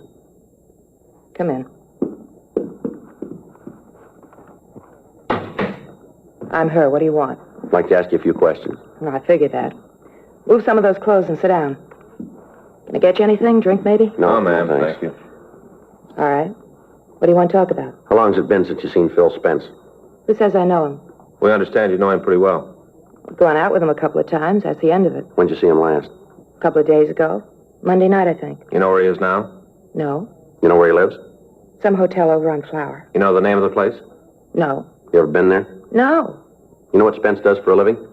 I don't know. Got some kind of a job, I guess. He ever talk to you about what he does? I told you I'd just been out with him a couple of times. I didn't ask for his birth certificate. I just said I'd go out with him. What are all these questions about anyway? What do you want to talk to Phil about? Personal matter. What kind of trouble is he in now? You been in trouble before? I don't know. Just with you cops around, must be something he's done. Spence got any close friends that you know of? Couple. You know who they are? One of them is a guy named Jim something. How about the rest? Fellow he calls Ed. What do you know about Ed? Not much. Is he in it too? Ma'am? He mixed up in this personal thing you want to talk to Phil about? Maybe. Never did like him. I always figured he'd end up getting Phil in trouble. Phil see quite a bit of him? Yeah. I think he's maybe in some kind of business deal with Ed. He ever say what the deal was? Not to me. One night a couple of weeks ago, he got real looped, and him and Phil were talking about it. What'd they say? I don't know. Phil told me to go powder my nose. I don't know what they said. And how do you know what they talked about? Because when I came back, I heard Phil say something about how the deal was going to work out all right. Then he saw me, and they shut up. Phil owns a car, doesn't he? Yeah, a new Lincoln. You ever let anybody else drive it? Once in a while, he lets Jim take it. Not often. Phil's kind of touchy about the car. Say, how'd you fellas know about me? Routine. Checking Phil out. Your name came up. Oh. That's all, huh? Ma'am? I'm not mixed up in it. You can answer that better than we can. Yeah. Well, I want you to know that I'm not. I got nothing to do with Phil. Mm-hmm. I mean it. I just met the guy. I had a couple of dates with him. He's hung up in something. I got nothing to do with it. You got to believe that. When are you going to see Spence again? You believe what I tell you, don't you? If he's in trouble, I got no part of it. When are you going to see him again, lady? You mean when have I got a date? Yes, ma'am. Tomorrow night. He's going to pick me up when I get through work. Where's that? Bar down in Olympic. I'm a hostess there. Is that where you met him? Yeah, he came in one night. We got to talk. He asked me for a date. I don't want you to get the wrong idea about it, though. Ma'am? Well, about how I met him. I don't usually go out with the customers. Boss doesn't like it. It's just that Phil seemed kind of different. That's the reason I went out with him. I want you to get that straight. Mm-hmm. Just a minute. Expecting anybody? No, I don't know who it is. Want me to open it? Yeah, go ahead. What took you so long, honey? I got company, Phil. I know. I don't think so. Hi. You Phil Spence? Yeah, who are you? Police officers would like to talk to you. What about? Might be better if we went downtown. For who? What? I don't want to go downtown. You don't have much to say about it, mister. It's a pinch. If it makes you happy, mark it down that way. You want to shake him, Frank? Yeah. Get away from me, cop. What are you doing, breaking up my place? Get out of here! Get out of here and take that cheap bomb with you! All right, come on, get out. Come on, get out. You get out of here! Lousy deal. Get out of here, my deal, coming in and breaking up a girl's apartment. Who's going to pay for all this? Who's going to make it right? Just look at the place. Oh, shut up. Why don't you tell me they were here? Why didn't you say something? All right, Spence, let's go. I'm coming. All I want to know is who told you. Who yapped? That lousy Eddie, I'll bet. He's the one. Never should have picked him up. He with you on the jobs? He told you, didn't he? How about Jim Boland? He in with you, too? Oh, that guy hasn't got enough sense to come in out of the rain. He's worse than Ed. Should have known not to get mixed up with that dumb Eddie. I should know. Always happens. Yeah? You're on with a jerk, you're going to get tripped up. Lousy Eddie shooting off his mouth. Hadn't been for him, you'd never got us. I'm going to tell him off. What's the difference? You told them everything they wanted to know. You're all going to jail. Why don't you shut up? You're always wrong, sister. Not this time. Let's go.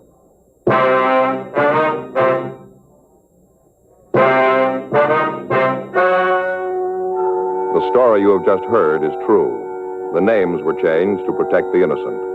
On August 13th, trial was held in Department 92 of Superior Court of the State of California in and for the County of Los Angeles. In a moment, the results of that trial. Now, here is our star, Jack Webb. Thank you, George Fenneman. Well, this is brief, but I think very much to the point. Chesterfield is the only cigarette that gives you proof of low nicotine, highest quality. That's what I want in my cigarette, and that's what you should look for in yours. Chesterfield, regular or king size, best for you. Try 'em.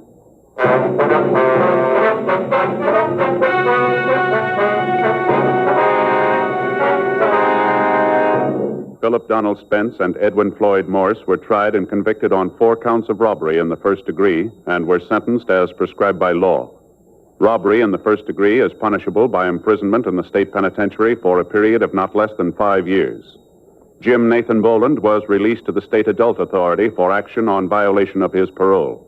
He was returned to San Quentin for the balance of his original term.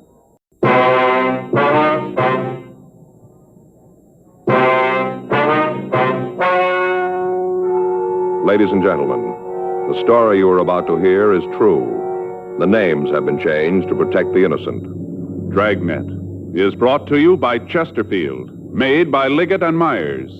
first major tobacco company to give you a complete line of quality cigarettes.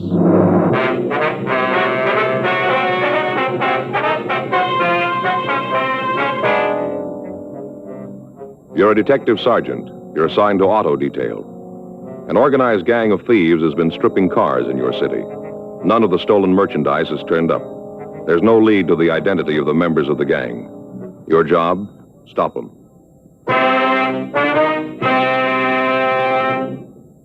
Smokers by the thousands are now changing to Chesterfield. No wonder.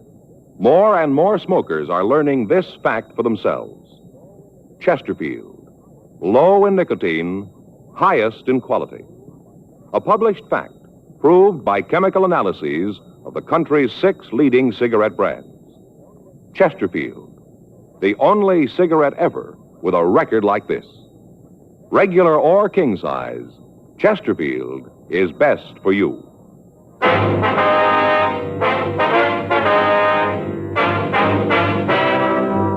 Dragnet, the documented drama of an actual crime. For the next 30 minutes, in cooperation with the Los Angeles Police Department, you will travel step by step on the side of the law through an actual case transcribed from official police files. From beginning to end, from crime to punishment, Dragnet is the story of your police force in action.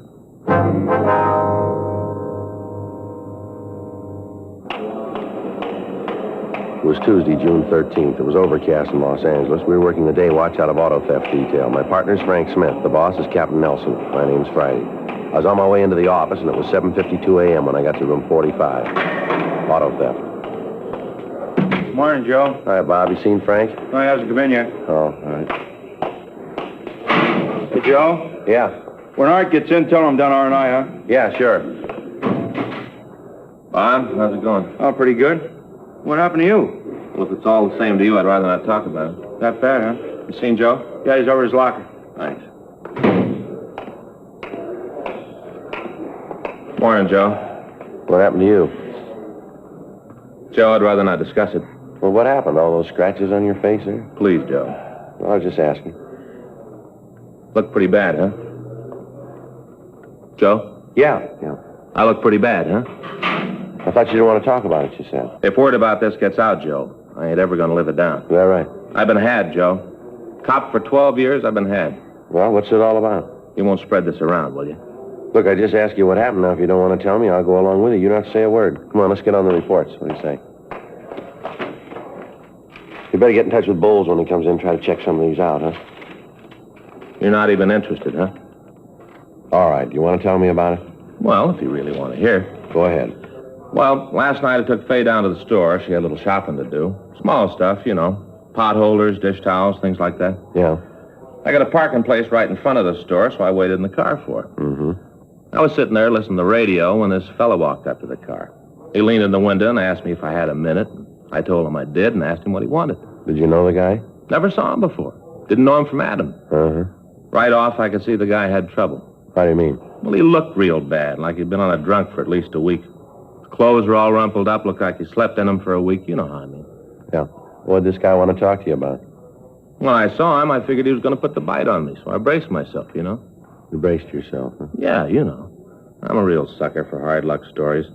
Faye's always telling me I should learn to stay away from those guys. She was just saying the other night that What did this guy want? Huh? Well, what do you want, this fellow that talked to you? Oh, well, he gave me this story about how he'd been on a bat and how he was broke and he needed some money to clean up before he went home. Mm-hmm. But he makes it real plain that he does not want a handout. Nothing for nothing. What do you suppose he meant by that? That's when he showed me the package. The package, huh?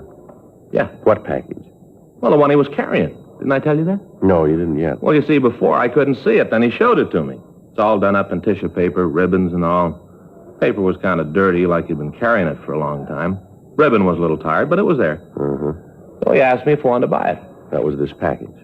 Well, what was in it? He asked me if I wanted to buy that. Well, what was in it? He took off the paper and he opened the thing up. And, Joe, inside is a brand new razor. Brand new. Worth $26 in town. What kind of a razor? Well, he said he'd let me have it for $20. No, what kind of a razor? Just a razor, the kind you shave with? Yeah, an electric razor. Oh, well, you didn't tell me it was electric. Didn't I say that, Joe? No, you said he let you have it for $20 just because he needed the money. Yeah. Well, happened that I didn't have $20. You know me, so I told him I couldn't make a deal. Then he left, huh? No, Joe. Now, look, you wanted to hear it. Will you let me finish? Well, it takes you a little time. I have to keep drawing you out here. I'm sorry, Joe. I want you to get all the facts. We're officers together. We talked back and forth for a little bit. Guy finally said that I looked like I had an honest face. That's a new approach, isn't it?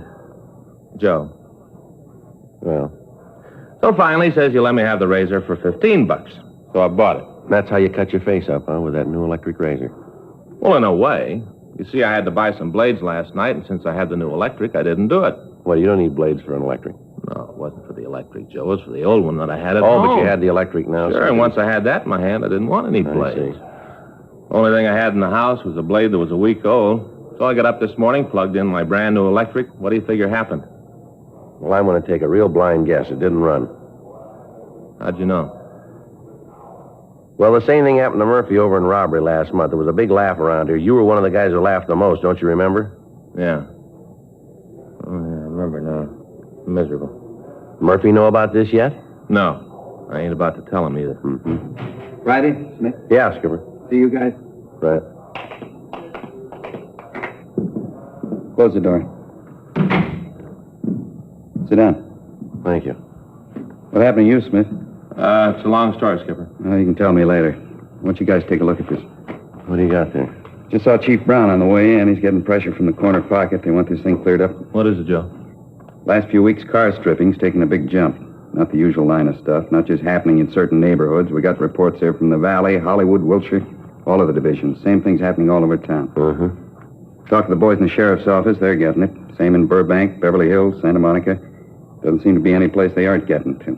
How about the stolen stuff, Skipper? Any of it show up yet? Not that we can find. All the usual outlets have been checked. None of the loot can be bought. Any special kind of things being taken? Let him see those reports, Chum. Yeah, here. Thanks. Take a look. We're not messing with kids in this thing. The way the victims tell it, this gang can break into a locked car and lift the radio in under 10 minutes. They can pull all four wheels off a car in under 6 minutes. Insurance companies are screaming. They already got into the police commission. Chief Brown told me this morning he didn't care how we did it, but he wanted it stopped. Well, where do we start? Well, up to now, the investigation's been handled pretty much by the divisions. From here in, it's in your laps. Use as many men as you need. Just bring the thieves in. You're not working on anything now, are you? No, we're not. We're just winding up that Gibson thing. Couple of reports to finish. We should be through by noon. We'll turn the reports over to somebody else. I want you to start on this thing right away. Okay. Right, Skipper. Anything you need, let me know. Right, we'll check you later. Right. Smith? Yes, sir? How'd you get all those cuts on your face there? Shaving? Well, in a way, yeah. Yeah, same thing used to happen to me. Why don't you get yourself an electric razor?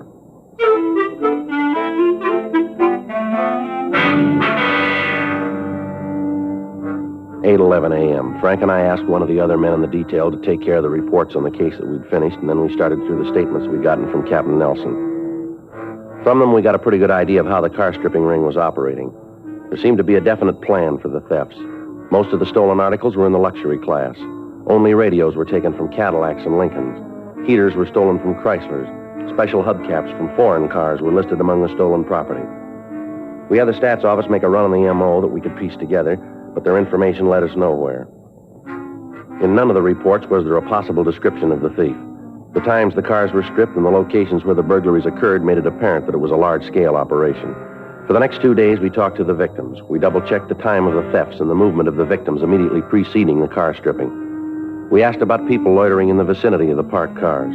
None of the drivers who'd been victimized could supply us with any more evidence than they'd given us in their statements. Friday, June 16th. We checked the list of recent parolees from state penitentiaries and work farms looking for ex-convicts who'd been involved in cases of car stripping. The list of names we came up with were checked out, but they led us nowhere. In the meantime, the pressure from the citizens groups in the city had gotten worse. At the end of the first week we'd been working on the case, the value of stolen articles reached about $500 a day. Additional officers were assigned to patrol the streets. Radio cars doubled the number of field interrogations they normally made, and although several arrests were made, the possibles picked up apparently had no part in the activities of the organized ring. On Saturday, June 24th, we got a call from an ex-convict. He asked us to come out to his garage and talk to him. Come on back here, fellas. We can talk while I finish up. All right. Hey, quite a place you got here, Al. Yeah, I've been pretty lucky.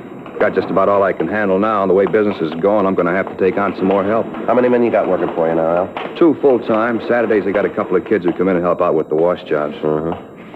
We can talk right here. Pull up a couple of those chairs. All right. There's a rag there on that bench if you want to wipe them off. They get a little dirty standing around. That's okay, Al. What do you want to see us about?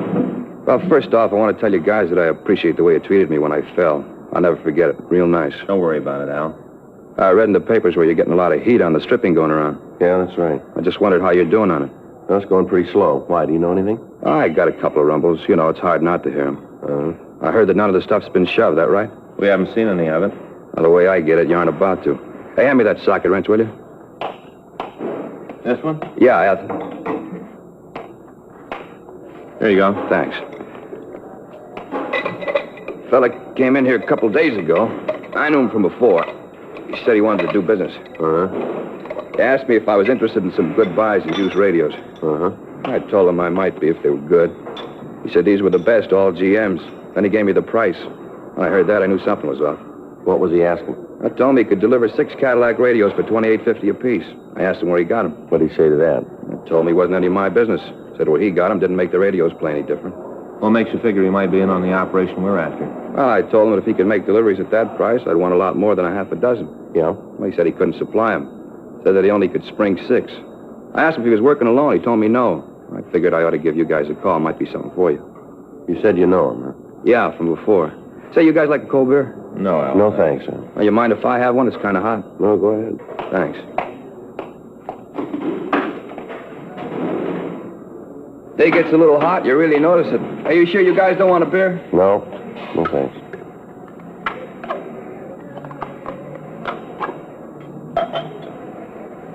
Never could drink it out of a can. Seems to taste better in a glass.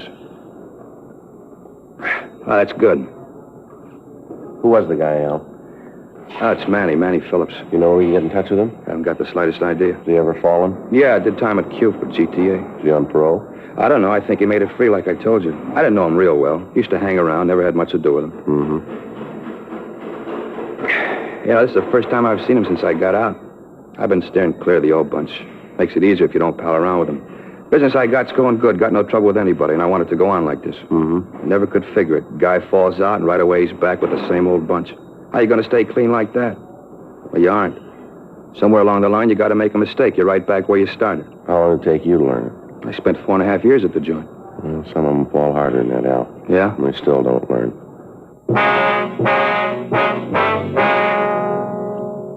11:20 a.m. We called the office, and Sergeants Bob Beck and Officer Art Molnar came out to the garage to stake out in case the suspect came back. Frank and I took Al Woodson down to the city hall and checked the name Manny Phillips through R&I. From the packages that were pulled, we were able to get an identification of the man who'd offered the radios for sale. We checked the information contained in the package. Phillips, whose real name was Manuel Richard Phillips, had an arrest record dating back 12 years. He'd spent 1 year at Fred C. Nellis School for Boys for car stripping when he was 14. From the time of his release, he'd been arrested on the average of once every 2 weeks. His age at the time of his latest release from San Quentin was given as 26. Out of that time, he'd spent a total of 8 years in state penal institutions. From his package, we obtained his last recorded address. We checked it out and found that he'd moved 3 months before. We checked his forwarding address. He'd moved. Finally, after talking to the managers of 9 more rooming houses and apartments, we came up with his present residence. The landlady told us that Phillips apparently didn't work for a living, but that he always had the money for his rent. She described him as quiet and said that he usually spent a good part of the daylight hours in his room. She was unable to tell us anything about his friends or any business associates that he might have. A stakeout was set up on the place immediately. Because of the apparent size of the operation, it was decided not to attempt to take the suspect into custody at this time. Instead, Captain Nelson agreed that we should keep Phillips under surveillance and try to learn more about the car stripping gang. For the next week, we followed Phillips. 24 hours a day, there were at least 2 officers tracing his movements. On 3 nights, he was watched while he stripped cars of expensive accessories. The area was put under a Code 5, so there would be no possibility of the suspect learning he was under observation. 11 days after the surveillance began, Phillips was observed to visit a large marine supply yard down in San Pedro. The next night, July 6th, he drove up to the place at 11:37 p.m. He parked his car in front of the gate and dropped the large bundle over the fence. Immediately afterwards, he returned to his room. The following morning at 8:06 a.m., we met with Sergeant Beck in Captain Nelson's office. What'd you find out about the ownership of the supply yard? The license was issued to a Harry Swenson. Well, how about him? We checked the name through the I Bureau. Nothing on him there. Beck, you and Molnar come up with anything? Not that you haven't got. We staked out on the yard every night since we found it. Hasn't been a night that passed that some car hasn't made a delivery of some kind. Got the license numbers of all the cars. They've all been checked out. We know who they are and where to find them. We've had a tail on Swenson every minute. Must have eyes in the back of his head. As soon as one of our men falls in step, he knows that the way he's acted, there isn't a thing we can prove. What's the DA's office say about it? We had lunch with Alexander yesterday, Skipper. Laid out the evidence we had. Yeah? Told us if we tried to take Swenson to court with what we've got, they'd laugh us out of town. Well, where does that put you? Well, really not much further than we were. We know who's behind the ring. We know where they're operating from. The big thing now is to find the plant. Unless we can produce the stolen merchandise in Swenson's possession, we haven't got a case that'll stand up. There are no leaks about the plant? No, not that we can find. Everybody that's been near Swenson's place has been tailed. Twice a week there's a truck that leaves the yard. There's no way of telling what's in it, and the times we followed it, we've lost it. Well, how about a bug? Can you get one into Swenson's office? Well, I don't know how. There's no way of getting him out of there long enough to install one. The night watchman's always on the premises. We're not even sure he's not in on it, too. So where do you stand on it?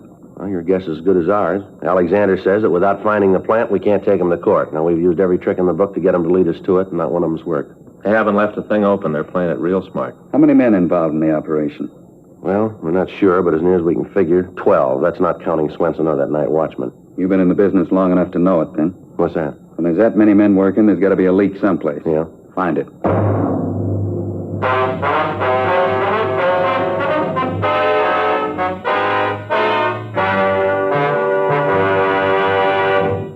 You are listening to Dragnet, the authentic story of your police force in action. At cigarette dealers, in vending machines, at supermarkets and stores coast to coast. Chesterfields, please. Smokers by the thousands. Yes, smokers by the thousands are now changing to Chesterfield, the only cigarette ever to give you one, proof of low nicotine, highest quality, a matter of record. 2, the only cigarette ever to give you this proven record with smokers. Again and again, over a full year and one half, a group of Chesterfield smokers have been given thorough medical examinations. The doctor's reports are again a matter of record. No adverse effects to the nose, throat, and sinuses from smoking Chesterfield. A responsible independent research laboratory supervises this continuing program. Chesterfield. Best for me, best for you.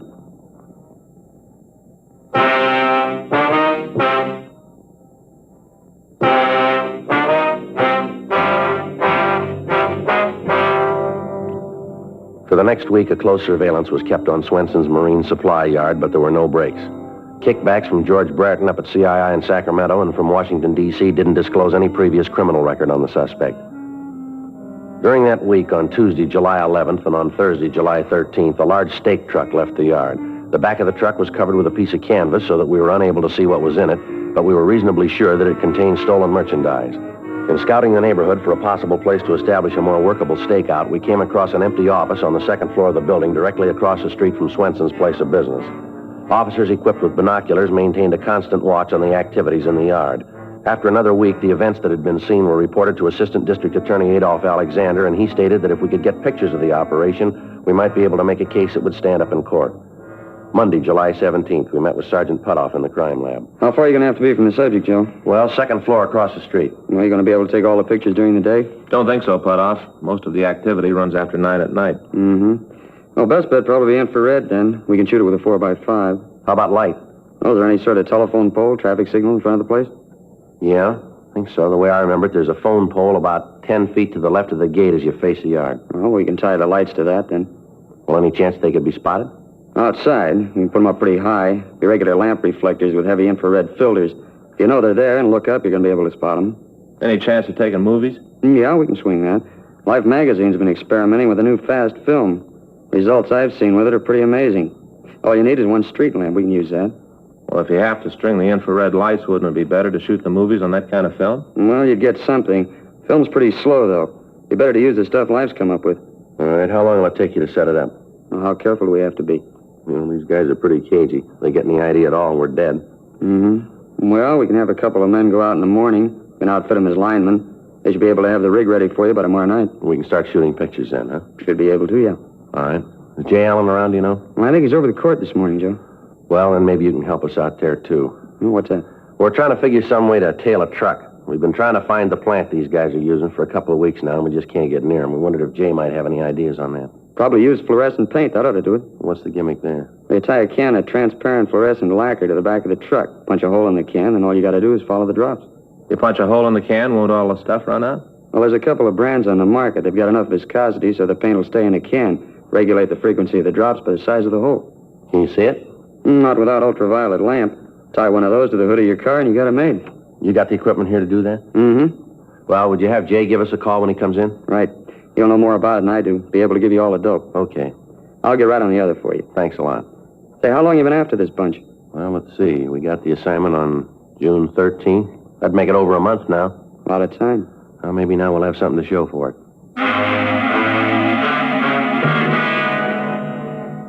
The following morning, Tuesday, July 18th, 2 men from the crime lab installed 3 1,000-watt lamps in front of the marine supply yard.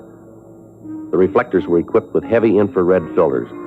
Test exposures from our position across the street indicated that whatever pictures we got would be recognizable enough as to be admitted in a court of law. The new fast film was obtained, and 16-millimeter cameras were installed in the window of the office across the street from Swenson's. We talked with Sergeant J. Allen in the crime lab, and he went to work on the use of the fluorescent paint. After experimenting, he was able to come up with the correct size hole in the bottom of the can so that a single drop of the lacquer would fall from the can every 10 seconds.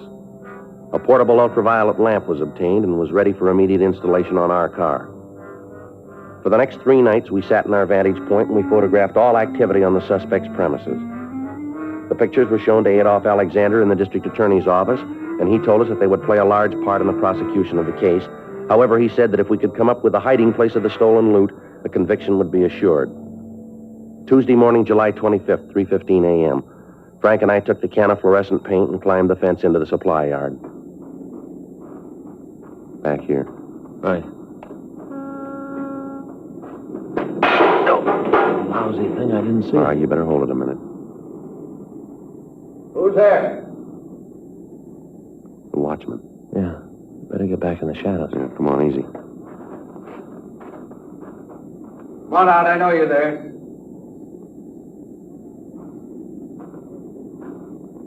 Come on now. Who is it?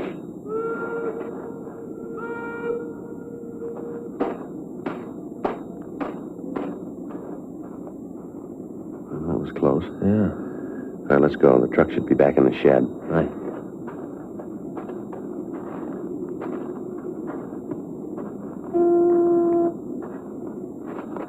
All right, here we are. There's a can. You want to hang it? I'll keep an eye out. All right.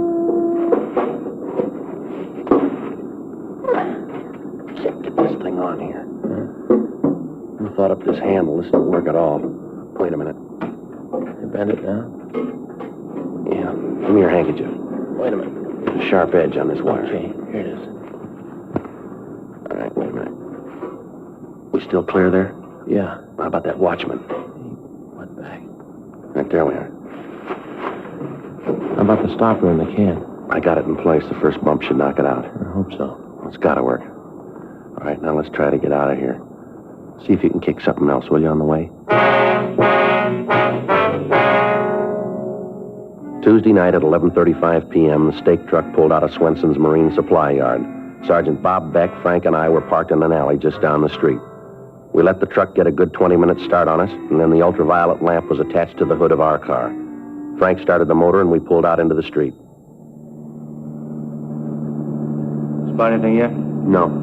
Maybe the lacquer dried up around the cork, held it in place. Well, that's a happy thought. Well, here's the corner. Which way? Well, wait a minute. Let's take a chance straight ahead, huh? All right. Well, there's nothing up this way. You better double back. Okay. Let's try it to the left this time.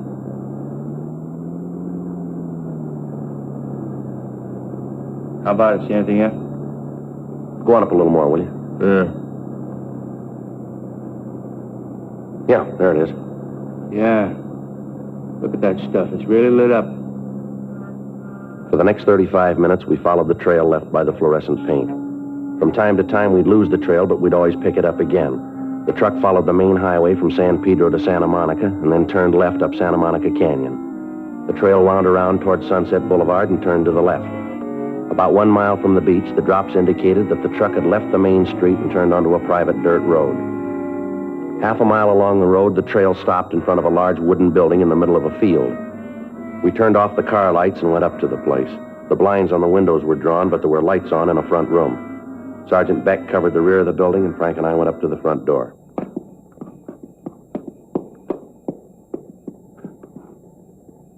All right. Yeah. What are you doing in here? Police officers, you're under arrest. For what? Is there anybody else here in the building? What are you arresting me for? You want to check with Beck, Frank? Right. What are you doing coming in here like this? You got no right coming around kicking doors All right, in. save it, Swenson. How do you know my name? We've been watching you for a month now. Is there anybody else in this house? No. Do you own this place? I'm not answering anything till I see a lawyer. All right, you call it any way you want. We can find out. Got no right in here. I'm going to see my lawyer. You do that, Swenson. What's the charge? Burglary. You think you can make it stick? We're going to try, mister. Where's your evidence? You got to have evidence. We got it. There's nobody else here, Joe. Back room's full of stuff. Radios, heaters, tires, all here. So what? You can't put me away for that. All right, let's go, Swenson. Now, just a minute. Will you listen to me a minute? All right. Well, you got this all wrong. You're making a big mistake here. I intend to pay for every bit of that stuff back there. I'm going to pay for it. Yeah, that's right. You will.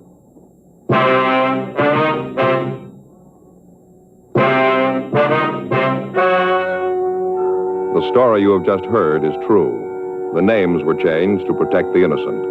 On December 12th, trial was held in Department 97, Superior Court of the State of California, in and for the County of Los Angeles. In a moment, the results of that trial. Now, here is our star, Jack Webb. Thank you, George Fenneman. Friends, we'd like to express our appreciation to all of you who've made our Dragnet theme song so popular. Whenever or wherever you hear it, we hope it'll remind you to try our Chesterfields, to join the thousands who are changing to Chesterfields and getting the one cigarette that's low in nicotine, highest in quality. Chesterfield, best for me, best for you.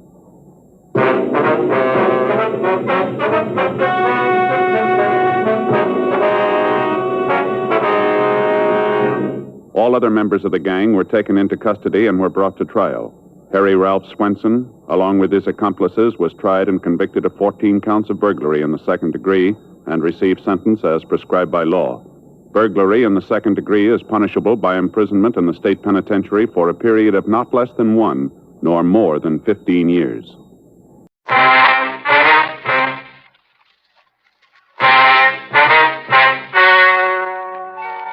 Ladies and gentlemen, the story you are about to hear is true. The names have been changed to protect the innocent. Dragnet is brought to you by Chesterfield, made by Liggett & Myers. First major tobacco company to give you a complete line of quality cigarettes.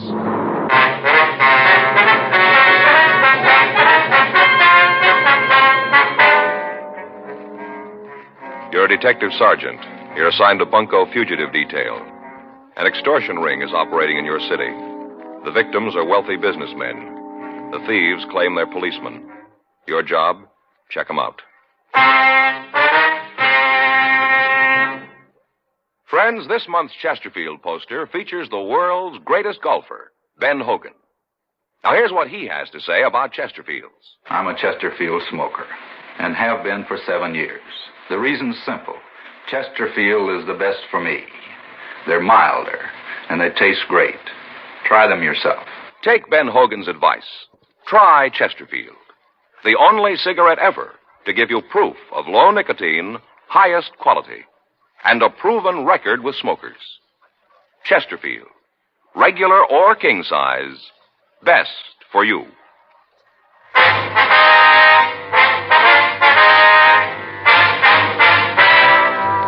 Dragnet, the documented drama of an actual crime. For the next 30 minutes, in cooperation with the Los Angeles Police Department, you will travel step by step on the side of the law through an actual case transcribed from official police files. From beginning to end, from crime to punishment, Dragnet is the story of your police force in action.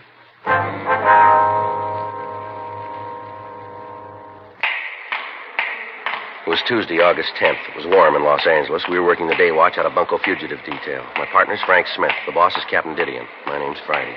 I'd spent the morning in court, and it was 11:45 a.m. when I got back to room 38, Bunko Division. Well, I'm telling you, you better do something about it. Getting terrible when a citizen has a thing like this happen to him. All right, Mr. Mather. If you'll take it easy, tell me what happened. I got a lot of friends in this town. I happen to know one of the councilmen real well. If you don't clean this thing up, you're going to be walking a beat out in the plum thicket. Just a minute, Mr. Mather. Here's my partner. Now, if you'll tell us what happened, maybe we can help you out. Now, you don't need no partner. Just go out and arrest them fellas. Go get them. What's the matter here? This is Mr. Keith Mather, Joe. It's my partner, Sergeant Friday. How are you, sir? Now, don't you come around here trying to smooth things over.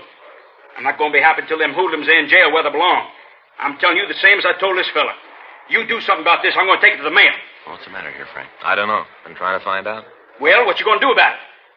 How about a cigarette, huh? Thank you. Here, I have a match. There you are.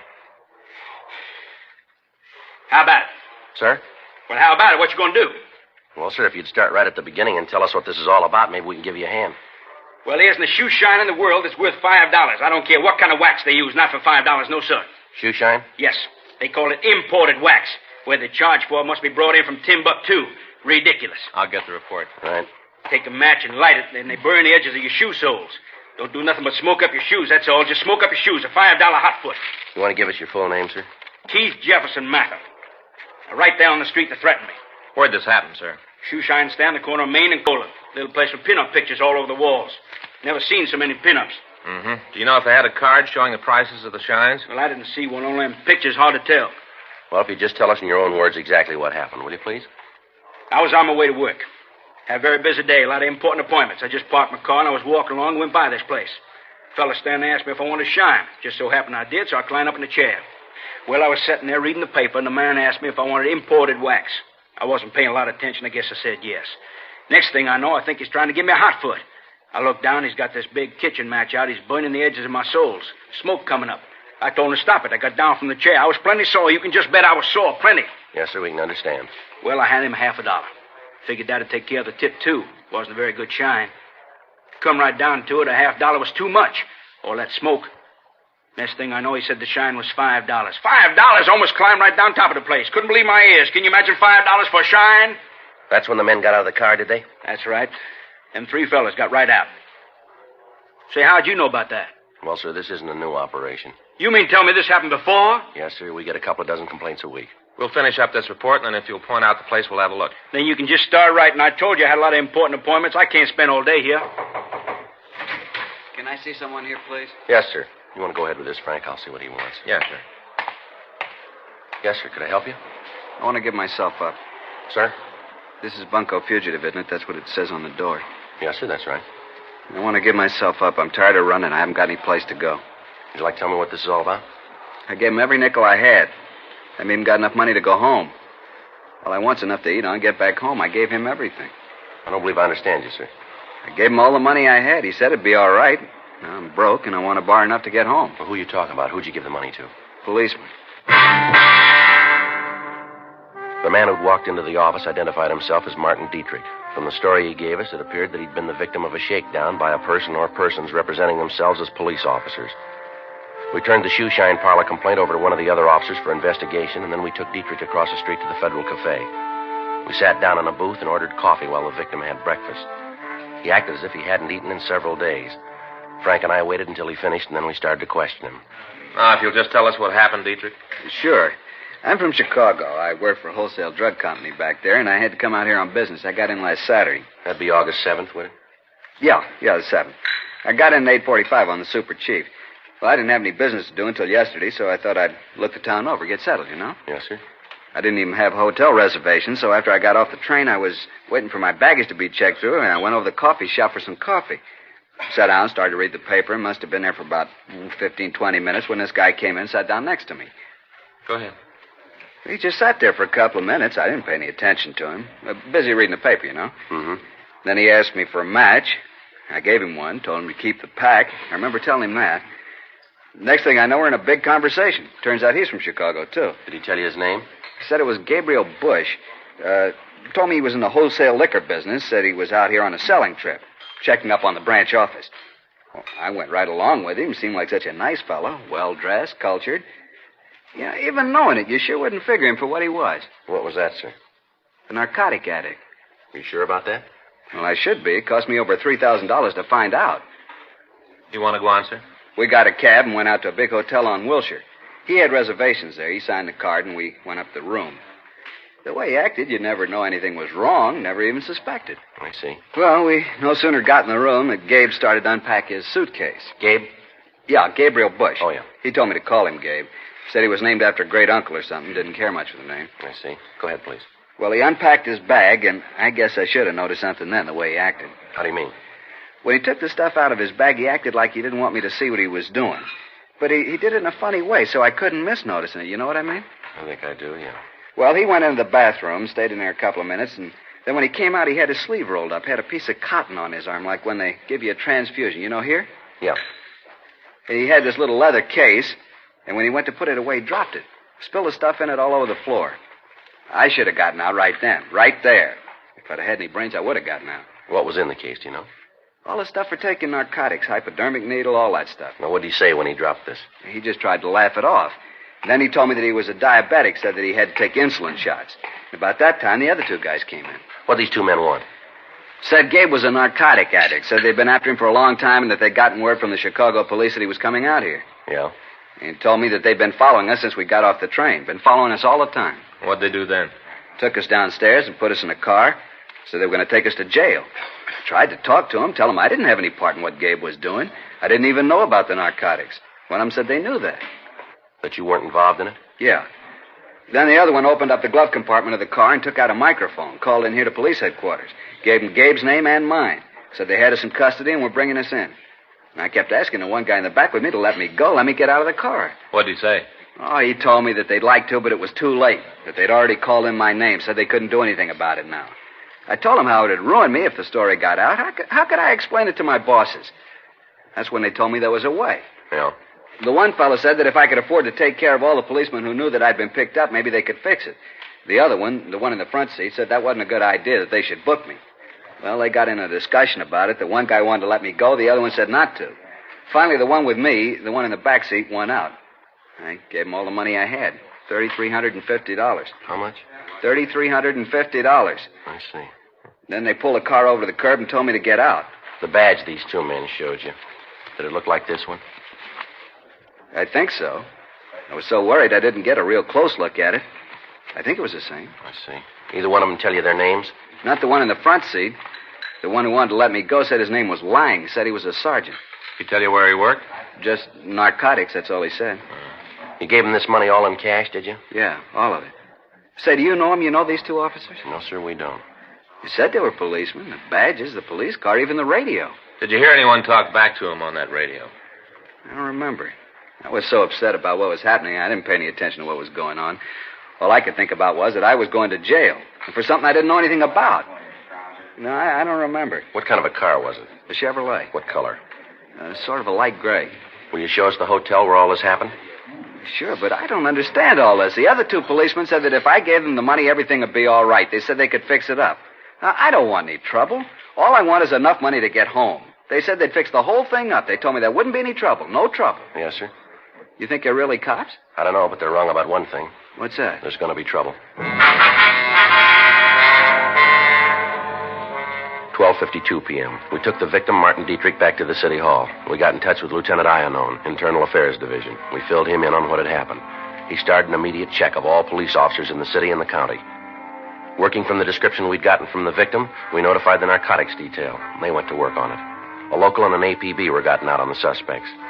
We checked the name Gabriel Bush through R&I, but when the mug shots from the packages that we came up with were shown to Dietrich, he was unable to give us an identification. 3:15 p.m. We drove the victim out to the hotel where he told us the shakedown had occurred. In the company of the manager, we went upstairs. Come right in. This is the room.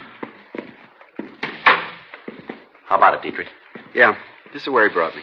Mr. Alden, do you know anything about the man who took this room? You mean Mr. Bush? Yes, sir. No, I don't. I do remember when he came in, registered with this gentleman here. Had a reservation. I had the boy bring him up to the room. Yes, sir. Well, all the time Mr. Bush was signing the card, he was telling Mr. Dietrich here that there was a convention in town, how all the hotels were full up. Well, that's not right. We haven't had a really big convention in a couple of months. Why, right here in this place, we've got several rooms we could have let Mr. Dietrich have. Not that we're not doing a good business, you understand, not at all. Yes, sir. But we do have a few very nice rooms. Have you ever seen this Mr. Bush before? No, I don't think I ever have. All right, sir. If we could take a look at the registration card, and then we'd like to talk to the cashier. Sure. Do you know if their bill was paid when they checked out? I imagine so. I don't collect the money. Cashier does that. We can ask her. All right, sir. You think you might get a clue from her? Well, we'd like to talk to her if we could. She won't be able to tell you anything that I haven't filled you in on already. Sir? Well, it follows. I'm the manager here. Anything goes on, I'm going to know about it. Not only that, but I've worked a lot with our security officer. How's that, sir? House detective? Oh, yeah. Oh, yes, I help him out all the time. People are always trying to get away with hotel property, but we stop them. Come right down to it, I could almost be a policeman myself. All I need is a badge and a gun. Afraid you're a little wrong there, mister. Just a badge and a gun. They don't make you a cop.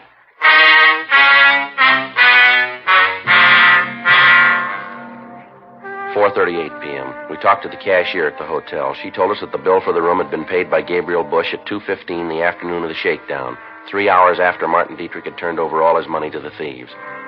She told us that the bill had been paid with cash and that she could give us no further information on the man. We obtained the registration card the suspect had signed when he checked into the hotel. In the usual processing of the card by hotel employees, it had been handled so much that lifting fingerprints from it was impossible. The card was turned over to Don Myers in handwriting to be checked. 5:20 p.m. The victim started to look through the photographs of police officers. Lieutenant Iannone's preliminary investigation had failed to turn up any police officers who matched the description of the shakedown men. A check with the officers from narcotics detail netted us nothing. They were still checking their sources of information to help us in coming up with a lead. 11:16 p.m. We took the victim out for dinner, and then we came back to the city hall and continued to go through the pictures. At 1:26 a.m., he finished the last book without finding the men who'd claimed that they were police officers. We checked out of the office, and Dietrich spent the night at Frank's house. The following morning, Wednesday, August 11th, 8:04 a.m., Frank and I met with Captain Didion in his office. Well, where are you on it? Not too far, Skipper. What have you got? Well, we checked the files. We're pretty sure that they aren't policemen. How about narcotics? They come up with anything? Not yet. They're still working on it. You need any extra men? No, not right now. We might later. I got Johnny DeBetta standing by. You can use anybody else you need, but clean this thing up. Where do you go from here? Well, we're getting descriptions out to all the hotels, warning them about the racket, asking them to call us if this Bush guy registers again. Doesn't seem like he'll use the same name again. No reason not to, Skipper. He doesn't know we're onto him. I suppose so. I got an idea last night. Might work. At least it'd be something to start on. All right. Well, it figures that the only men who'll go for this dodge have got responsible positions in their hometowns. If they didn't have, they wouldn't care about being brought down here along with Bush. Is that right? Yeah, that follows. They got to be from out of town so the con men can get rid of them fast. Yeah. Now, this Dietrich, he was picked up in the Union Station, right? Yeah, that's right. And if you're going to pick your men up, that's the place to do it. Try to nail them while they're setting the mark. Yeah, it might work. Be better if one of us was the mark, though. That's what I had in mind. You got any good luggage, Joe? Expensive looking? Well, I got a set my mother gave me last Christmas. Looks pretty good to me. Well, we'll try it then. Smith, you'll work with DeBetta. Keep a tail on Friday from the time he gets into Union Depot. Joe. Yeah. Here's a timetable. What? Tomorrow morning you start riding the train.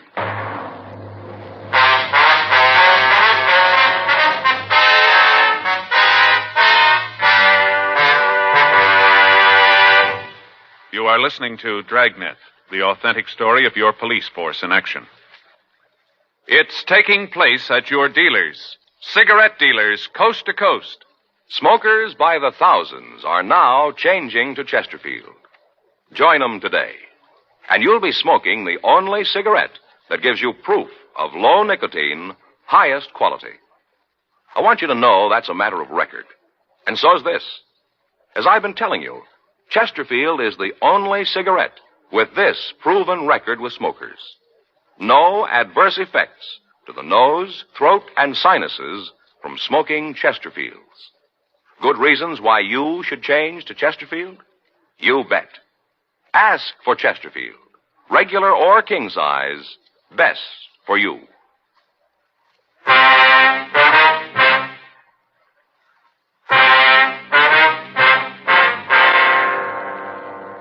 The following morning, Thursday, August 12th, I drove out to Pasadena. At 8:12 a.m., I caught the train on its last stop before it reached the Union Depot in Los Angeles. At 8:45 a.m., the train pulled into the station. I got off, walked up the ramp into the terminal. From there, I walked over to the coffee shop and waited for over an hour. From where I sat, I could see Frank and Sergeant John DeBetta further down the counter. At the end of the hour, no attempt had been made to approach me, and we called off the operation for the day. While I was in the coffee shop, I watched for anybody matching the description of the suspect, Bush, but if he was there, we didn't see him. The operation was staged again for the next 2 days without results. On Sunday, August 15th, I went through the same procedure. After the waitress brought my coffee, I waited. 9:02 a.m. Mind if I sit down here? No, go right ahead. Here, I'll move my coat. I'll get it for you. You're not going to need an overcoat out here. Sure is hot. Yeah, I guess so. This is my first trip. Thought I'd bring one with me anyway. California weather, you know. Yeah, you never know. Where are you from? Chicago? Oh, you take the chief in? Yeah. Just thought I'd have a cup of coffee before I start out to find a hotel. Yeah. Guess I had to introduce myself. I'm Gabriel Bush. Friends call me Gabe. Well, my name's Friday. Did you just get in, too? Yeah. I work for a wholesale liquor company in Chicago. It's a small world. Where are your offices? On State Street. Got a little trouble with our West Coast office, so the boss sent me out to see if I can straighten it out. What are you doing here? Oh, just kind of business and pleasure. Mm-hmm. What line you in? Machine tools. Well, how long are you going to be in town? Well, as a matter of fact, I'm leaving Tuesday. That doesn't give you a lot of time here. You know anybody in town? No, sir, I don't. Not a soul. Where'd you say you're staying? Well, I'm not staying any place. I haven't got a place yet. Thought I'd go over to the Statler. Oh, you're not going to get in there. Matter of fact, you're going to have a rough time getting in any place. Oh, is that so? Yeah, there's a big convention in town. No rooms to be had. I made my reservation a couple of weeks ago, and the office out here took care of it. Oh, I didn't know it'd be that crowded. Should I tell you what? Yeah? Come on over to my hotel. You can park your luggage there, and I'll get in touch with a couple of friends here and see what they can do. Well, it's sure nice of you, but I don't want you to go to a lot of trouble. I'll find a place somewhere. It's no trouble at all. Can't let a fellow Chicagoan stand out in the cold. I'm sure the boys can find you a place. Now, you know, I sure appreciate all this. I don't think anything about it. Who knows? Maybe you'll be able to do something for me someday. Yeah, maybe I can. We walked out of the terminal and we got into a cab. I could see Frank and DeBetta following us. The address Bush gave the cab driver was out on Wilshire. We pulled up in front of the place. We went in. The suspect signed the registration card and we went upstairs. All the time he kept up a running conversation about how difficult it was to get a hotel room. The bellboy left our bags in the room and asked us if we wanted them opened. Bush made it apparent to both the boy and to me that he was the only one who was going to open his own suitcase. After the bellboy left the room, Bush laid his bag on the bed and snapped it open. He took out a small leather case, trying to keep me from seeing it, and at the same time making sure that I did. He went into the bathroom, and after about 2 minutes, he came out. He'd taken off his coat, and his left shirt sleeve was rolled back. He had a small piece of cotton on his arm. I feel a lot better now. What's the matter? Something wrong? Oh, no, nothing at all. You see, I'm a diabetic. I have to take insulin shots every so often. Oh, that's too bad. I'll get this back in my suitcase, and we can start looking for a room for you. Well, that's nice of you. Huh? Oh, here, let me give you a hand. I'll help you pick it up. Oh, no, it's all right. Don't worry about it. I can get it. Here, just a minute. I guess this spoon's part of it, isn't it? Oh, yeah. I didn't know you used a spoon for insulin. I'll get it. Wait a minute. Let me put this stuff away. Well, I'll open the door, see who it is anyway, huh? Yeah, what do you want? Police officers, you're under arrest.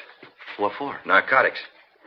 What are you doing breaking in here like this? You got no right coming in a room like this. Knock it off, Bush. We've been after you for a long time. We finally nailed you, and I don't bawl about it. This other fella a cop, too? Yeah, this is my partner, Roger Silby. Now, listen, I had no part in this. I just met this guy. If you want him, okay, but don't tie me in with him, please. Too bad, mister. Get your coat. And where are we going? Downtown. We got to book you. But I had no part in this. I tell you, I just met the guy just this morning down at the depot. I just met him. I'm not mixed up in anything. If my company finds out about this, it's going to cost me my job. Now, you guys got to give me a break, please. Should have thought of that before, mister. A little late now. Yeah, but if my boss hears about this, he's going to kill me. Come on, why don't you give the guy a break? He's telling the truth. I just met him. He's got no piece of the action. That's rough. Maybe next time he'd be more careful who he bums around with. Let's go. Oh, please, give him a break. You guys are all alike. You cry when you get tagged. Yeah, but this isn't right. Let's go. We're taking you in. Well, what's the charge? We'll tell you in jail. The two men had shown us badges when they came in, but they'd flashed them by so fast there was no way of taking a good look at them. They made Bush and I get our things together, and then they took us downstairs. As we walked through the lobby, I nodded to Frank and Johnny DeBetta. They followed us at a distance. The plan was that I'd get in the car with the suspects and then give them the money. After that, they'd be taken into custody. Until they'd actually taken the money, all we could prosecute them on was a charge of impersonating an officer. Once the currency was in their possession, we could prove extortion, a felony. After we left the hotel, we walked up Wilshire Boulevard, and we stopped by a gray Chevrolet. All right, get in. Is this a police car? That's right. I'll take this one in front with me. Okay. All right, get in. You're making a mistake. We'll let the judge worry about that. I'll call in and tell him we're coming in. Right. This is car 12-7, car 12-7. We have 2 prisoners in custody. We're taking them downtown for booking. Repeat, we have 2 prisoners in custody. We're taking them downtown for booking. All right, just sit back, mister. You got a long ride. What are they going to do to me? We just book you. After that, it's up to the court. Yeah, but they're going to let me go, aren't they? I don't know. They got a big drive on now about narcotics. Court's getting pretty rough. Had a guy up just last week. They caught him in a car with another fellow who was smoking marijuana. This one guy didn't even know it was tea. They really nailed him. Hey, how long did they give Jensen? You mean on that tea rap last week? Yeah. 5 years. Now, you see, they're really getting rough. Yeah, but you know I didn't have anything to do with this. You said that yourself. You know that. Listen, isn't there some way? There's got to be a way. I don't know. We don't like to see guys like you nailed, but the pressure's on us, too. We'd like to just let you out of the car, forget we ever saw you. We can't do it. Why not? Why can't you? Too many people know we picked you up. Well, who? Who knows it? Well, our office, for one. As soon as we spotted you and Bush at the hotel, we called them.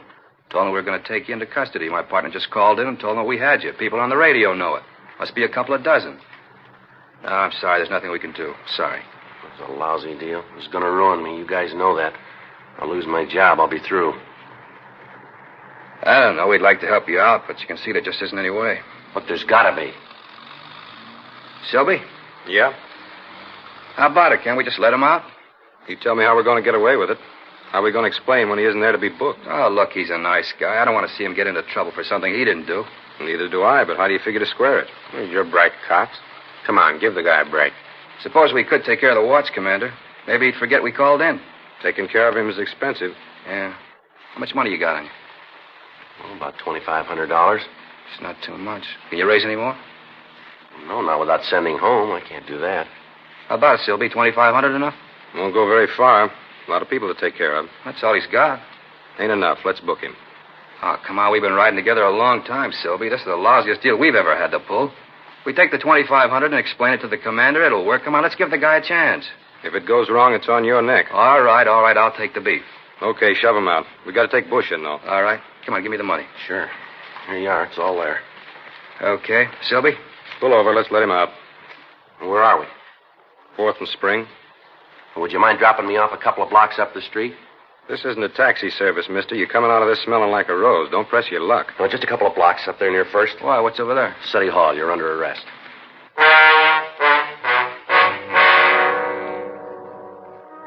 The 3 men were taken into custody, and then the marked money was booked as evidence. We got in touch with the victim, Martin Dietrich, and asked him to come down to the City Hall and give us an identification. He looked at the suspects and then stated positively that they were the men who'd shaken him down. That's them. You'll sign a complaint? You bet I will. I want to see him get theirs. Oh, it's all a beef, little con game, that's all. So we took the mark. Shut up, Lang. They still got to prove it. That ain't going to be hard with the help your friend Gabe handed out to them. Imagine being so dumb you pick a cop as a mark. You know, both of you went along with it. Oh, you're dumb, Gabe. Face it. All right, let's go. Come on, mister. Don't give me no orders, cop. You got me in custody, that's enough. Now don't order me around. I'll go when I'm ready. Come on, Lang. Hey, you know something, cop? I think I play the part better than you do. I'm going to tell you something, mister. I want you to remember it. As a con man, you're a flop. You wouldn't know a mark if he came up and hit you right in the mouth. Besides being bad at that, you're a liar. The worst kind of liar. You go around telling people that you're a cop. You flash a tin badge and right off you're the law. You don't care what you do or who you hurt. I've been in this business a long time. I've seen a lot of 5'10s come across the desk here. Guys who take old women, cheap crumbs with a handkerchief switch in the smack game, but at least they don't try to hide behind a phony badge. We don't know how many people you pulled this cheap deal on, but we're going to find out. We'll get every name there is, and then we'll make you on all of them. I live in this town. I work here, and I like it. There are 4,500 men in the city who feel the same way, all cops. Men are trying to prove that the law's here to protect people, not to cut them down. They spend every day of the year making up a good score, and you come along and tilt it. Every one of those people you hit thinks he's been taken by a cop now. A cop whose hand was reaching for money that wasn't his. You keep wearing that grin, Lang. See if you can still make it when we turn the key on you. Now, let's go. You want to take him outside, Frank? I'll be right with you. Yeah, come on.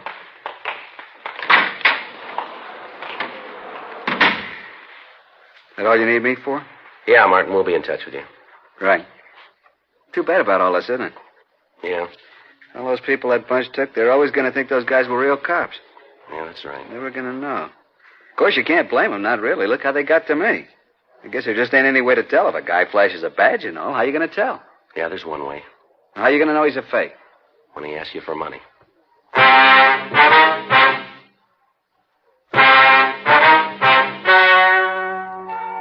The story you have just heard is true. The names were changed to protect the innocent. On December 17th, trial was held in Department 92, Superior Court of the State of California, in and for the County of Los Angeles. In a moment, the results of that trial. Now, here is our star, Jack Webb. Thank you, George Fenneman. Friends, we'd like to express our appreciation to all of you who've made our Dragnet theme song so popular. Whenever or wherever you hear it, we hope it'll remind you to try our Chesterfields, to join the thousands who are changing to Chesterfields and getting the one cigarette that's low in nicotine, highest in quality. Chesterfield. Best for me, best for you.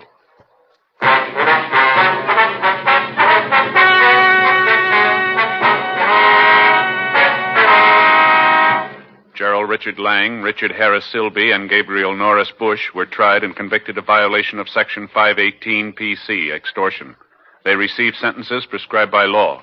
Violation of Section 518 PC is punishable by imprisonment in the state penitentiary for a period of not less than 1 nor more than 10 years.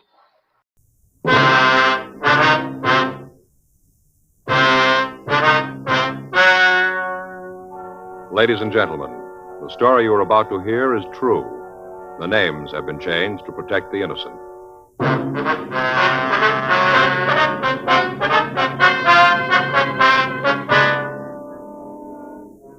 You're a detective sergeant. You're assigned to robbery detail. A holdup man has been hitting large supermarkets in your city. He's fast and is experienced. Your job? Get him.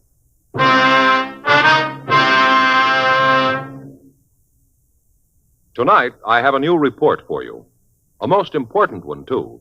Because when you're asked to try a cigarette, you want to know, and you ought to know, what that cigarette has meant to people who smoke it all the time. After a full year of observation, a medical specialist who has given a group of Chesterfield smokers thorough examinations every 2 months for the full year reports no adverse effects to their nose, throat, or sinuses from smoking Chesterfields. More and more men and women all over the country are finding out every day that Chesterfield is best for them. Enjoy your smoking. Try Chesterfields today. They're best for you. Much milder, with an extraordinarily good taste.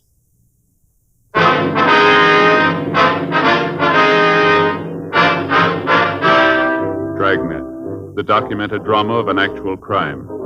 For the next 30 minutes, in cooperation with the Los Angeles Police Department, you will travel step by step on the side of the law through an actual case transcribed from official police files. From beginning to end, from crime to punishment, Dragnet is the story of your police force in action. It was Monday, July 7th. It was warm in Los Angeles. We were working the day watch out of robbery detail. My partner's Frank Smith. The boss is Captain Didion. My name's Friday. We were on the way out from the office, and it was 10:22 a.m. when we got to the corner of 67th Street and Jefferson Boulevard, Lamont Brothers Market. Oh, I guess I should have been scared the way they came in with those guns, but I wasn't. That one came back into the office and said he wanted the money. I gave it to him. I wasn't going to mess with him. Mr. Haskins? Yes, I'm Haskins. Who are you? Police officer, sir. My name's Friday. This is my partner, Frank Smith. Friday and Smith. Oh, yeah. You're the fellows that was talking about, huh? Sir? Well, the other ones, the cops in the car. They said there'd be a couple of detectives here. Have you seen the other cops yet? Yes, sir. We talked to them. They've already put out a call. What if we get some information from you? Sure. You want to come back here to the office? Yes, sir. Back this way. We can talk there.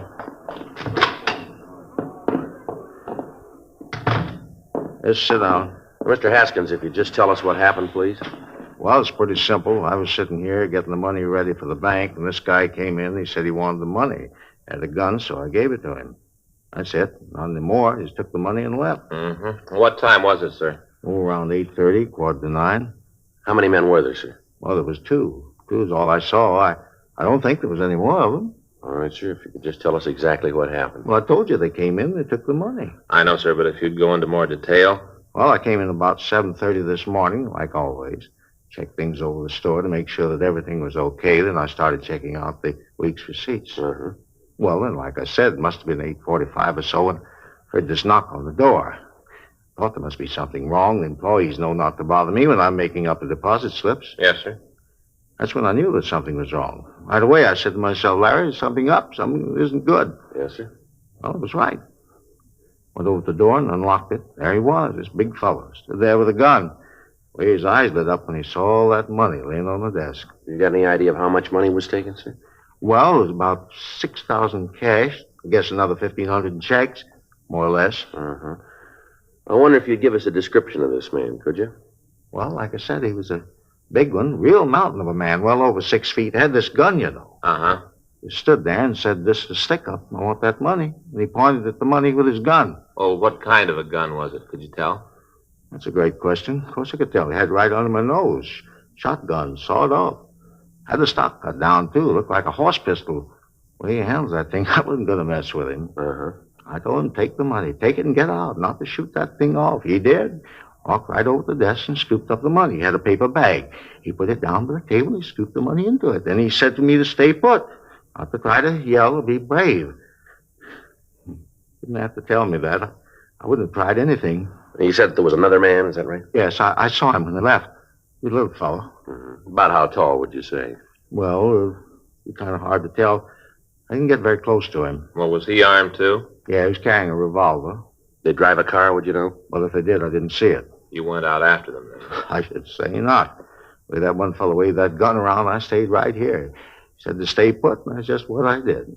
What'd this big man look like? Oh, a real mountain. He was 6'2" anyway. He must have weighed in at about 215. Mm-hmm. How about his coloring? It was dark. He had black hair. His eyes were dark. Not a brown. It was almost black. Real dark. Mm-hmm. And when he spoke, did he have an accent, anything like that you might have noticed? No, I don't think so. At least there was one. I didn't notice it. Mm-mm. Did he have any scars or marks? What? Any scars or marks? Anything that might make it easier for us to identify him? Yes, there was a little scar right here. Right over the bridge of his nose. Across here. How about his clothes? What was he wearing? Had a brown hat on, a brown jacket. Short kind of what you'd call that the real slick material, you know. Satin, like bowling teams wear. Yes, sir. Had on a pair of brown pants, brown shoes. How was the other one dressed? I couldn't tell you for sure. Like I said, I only saw him for a minute when I opened the door. He was out there telling the people to just mind their own business, do that, and they wouldn't get hurt. I didn't get a good look at him, but that big one, he was a real mountain. Do you usually have this much money around in the store? No, not usually. See, this was a long weekend. You know, the 4th was Friday, and whenever we have a long weekend, we usually have $10,000 or $12,000 in cash here. That's where the guys really goofed. Sir? Really missed the boat. You know, if they'd known what they were doing, they'd have gotten a lot more. Well, how's that, sir? The safe out in front. Another $7,000 out there. Guys missed it completely. Yes, sir. Yeah, sure hope they don't come back for it.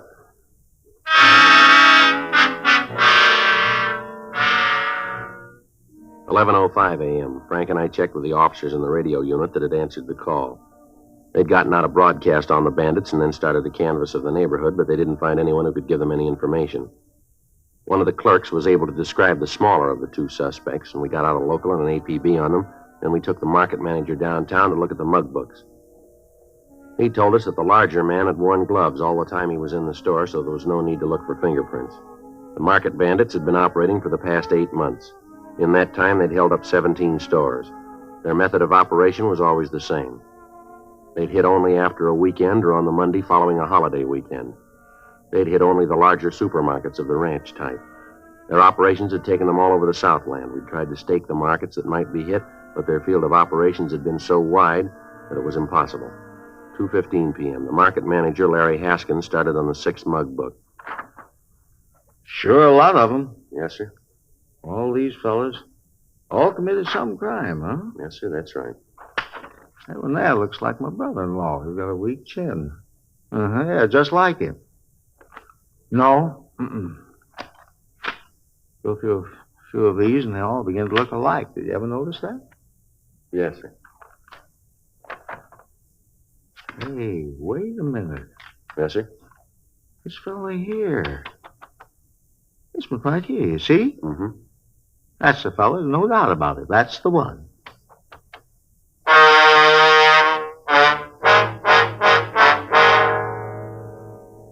The market manager had identified Bernard R. Hansen as one of the holdup men. The other employees of the store were called in, and they identified the same picture as being the man who'd held them up. We checked on his record and found that he'd been convicted for armed robbery and had been sentenced to the state penitentiary. He'd also served 6.5 years and had been released. We got the last known address of the suspect. Frank and I checked it out and found that Hansen had moved some months before, but had left a phone number where he might be contacted. 6:30 p.m. Frank put in the call.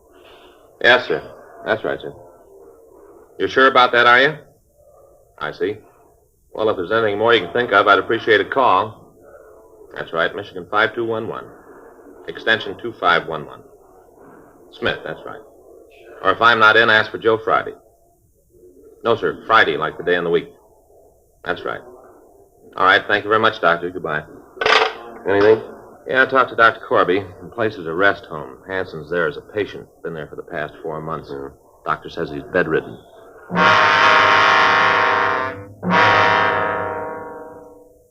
We checked on the rest home. It was a private sanitarium in the valley. We got in touch with the medical authorities and found that the head of the hospital was listed as Dr. James Corby. Frank and I drove out and talked to Dr. Corby and the rest of the staff. From them, we got the story that Hanson had been a resident of the home for the past 4 months. We found that he had a lung ailment and was confined to his bed 24 hours a day. The doctor showed us his records and charts, and from what we could tell, it would have been impossible for Hanson to have been the bandit. 3 weeks passed. On August 4th, the market thieves hit again, this time out in East Los Angeles. They got away with a little over $9,000. The manager of the market came downtown and checked the mug books. They again identified Hanson as the thief. We had the stats office make another run on the MO used. The result came back, and out of the thousands of cards checked, only one fitted the way the robbery had been carried out. Hanson's. We called the rest home and found that on the day of the holdup, the suspect hadn't left his bed. Another month passed. During that time, we ran down all leads. Informants were questioned, but they could tell us nothing. Apparently, the holdup men were hitting and then dropping completely out of sight until they hit again. Monday, October 27th, 8:05 a.m. I checked in for work. Joe? Yeah, did you just get in? Yeah, a couple of minutes ago. Sure is a beautiful day, isn't it? Yeah, did you see Didion yet? No. The way he talked yesterday, I don't want to. Well, he's pretty hacked. I can't blame him too much. The guy sure seemed to have us stopped. The thing I can't understand is that everybody's positive it's Hanson. Doesn't seem to be any doubt in their minds. That doesn't make any sense. Did you get the kickback on the doctor? Yeah, I came in late yesterday. How about it? I can't find anything on him. Family man, lives out in the valley, a couple of blocks from the hospital. Checked his bank account. He does pretty well, not great. No big deposits lately. Mm-hmm. Did you check the AMA on him? Yeah, he's not a member. I haven't got anything on him. How about the rest of the staff out there? Well, seems to be okay. 2 of the nurses have been there for over 2 years, and the male nurse was hired about 5 months ago. That'd be just before Hanson got there. Yeah. And what's his record? There isn't any. Not a thing on him in the files, nothing from Washington. Well, I don't know. He seemed to come up out of the ground, pull the jobs, and then drop back in. Nothing on the partner? No, thought I had something. Talked to an informant this morning while I had coffee. He thought at first that he knew who the little guy was, but then he remembered that the fellow he was thinking about died 2 years ago. A hot shot, I'll get it. Well, let's go. I hit again.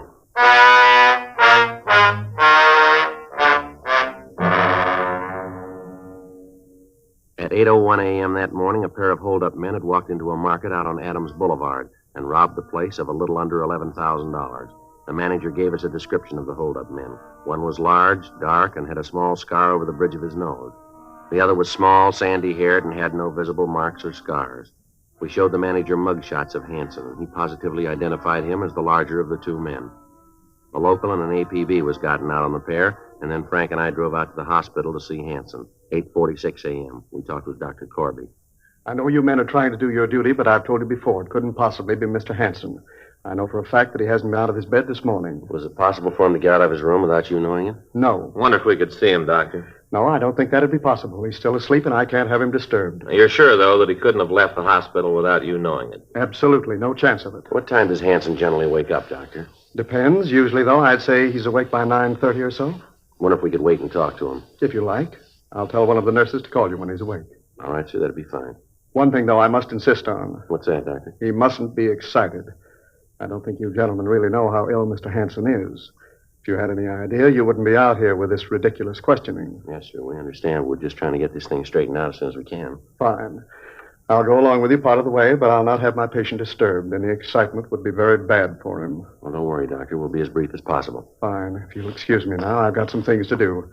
I'll tell the nurse to call you when he wakes up. And remember, no excitement. What do you figure, Joe? Well, it's got me. The way he talks, every one of those witnesses are wrong. Yeah, it's happened before. Get a positive identification and end up with the wrong guy. Yeah, but all of them are so positive, it just doesn't make any sense. Yeah. You're the police officer? Yeah, that's right. Why? I'm Bob Jameson. I work here. Oh, yeah, you're the male nurse, that right? Yeah. You're out here about Barney Hanson, aren't you? We want to see him, yeah. What can we do for you? It's about Barney. What about him? I don't think things are the way they look. What do you mean by that? Well, I wouldn't want the doctor to know I've been talking to you. He'd raise the roof, probably fire me. Well, what's it about, Jameson? Like I said, it's about Barney. Yeah? Well, when I came here, they told me that Barney was pretty sick. Said they didn't expect him to live. Yeah. One day the buzzer rang in his room. You know he wanted something? Uh-huh. Well, the doctor was on the phone. The other nurses were busy, so I started down the hall to see what Barney wanted. Got to the door of the room, and the doctor stopped me. Uh-huh. Really read me off. Said that I wasn't to go into the room at all. That he was taking care of Barney personally, that he'd see what he wanted. Yeah? No, that was just the first time. Same things happened a couple more times. And he told us about you. Told us what to say if you asked any questions. Well, what did he tell you? Said that we wasn't to tell you anything. That we didn't know anything. Well, why didn't you tell us all this before? Well, you see, this isn't a regular hospital. I don't think that he's even a regular doctor. I've worked around hospitals for a long time, and I never saw no doctor act like he does. He doesn't even know how to write out a diet, feed some of the people here all the wrong things. That right? Yeah, and I'll tell you something else, too. What's that? I don't think there's anything wrong with Barney. I think the whole reason for him being here is phony. Bob? Oh, yes, Doctor. What are you doing here? Came to see if these gentlemen needed anything. Oh. Mm-hmm. Well, I'll take care of it now. Will you check on Mr. Hardy, please? See if he's awake yet. Yeah, sure. Just a minute. What? I'd like you to stay here for a minute. I'm afraid we're going to have to see Mr. Hanson right now, Doctor. I'm afraid that's impossible. I told you before, I'm not going to have him disturbed. I'm afraid we're going to have to disturb him. Won't take very long. Jameson, where's his room? I'll show you. It's down this way. I'm going to speak to your superiors about this, coming into a hospital and disturbing patients. I'm sure the fact that you're officers doesn't give you the right to do this. This is his room. You want to open the door?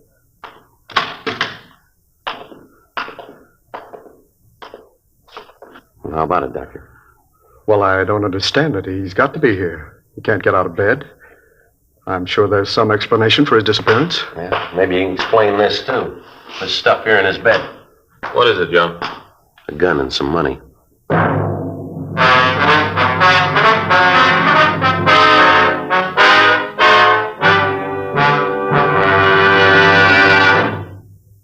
You are listening to Dragnet, the authentic story of your police force in action. Chesterfield Regular, Chesterfield King Size. The first cigarette to give you premium quality either way you like 'em. This means that King Size Chesterfield contains tobaccos of better quality and higher price than any other King Size cigarette. Chesterfield is first to name all its ingredients, ingredients that make the best possible smoke. And Chesterfield gives you this full year's scientific report. No adverse effects to the nose and throat of a group smoking only Chesterfields. So enjoy your smoking. Change to Chesterfield today. Much milder, with an extraordinarily good taste.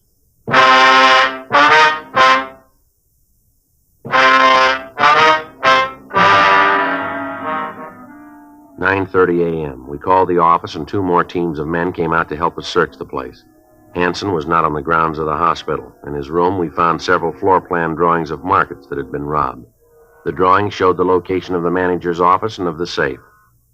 Along with the drawings, we found several maps with roads marked on them leading back to the hospital. A stakeout was placed on the rest home in the event that the suspect returned, and Frank and I drove the doctor back downtown. We talked to him for an hour before he finally told us the story. He said that Hanson had come to him and offered him money to say that he was ill and to give him a room.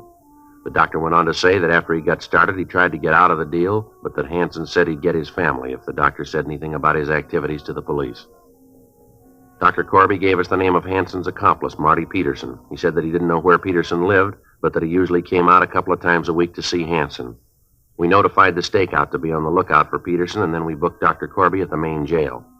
We ran the name Marty Peterson through R&I, but we got no make. We sent the name to George Brereton up at CII in Sacramento, and also to Washington. The kickback gave Peterson a record of 2 arrests of robbery and 1 for ADW in the East. It also gave the name of a sister who lived in Los Angeles. We checked with her, and she was able to tell us where Peterson lived. Thursday, October 30th. Frank and I drove out to his apartment.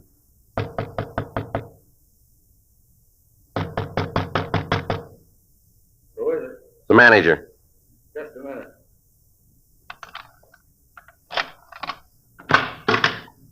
Yeah, what is it? You Marty Peterson?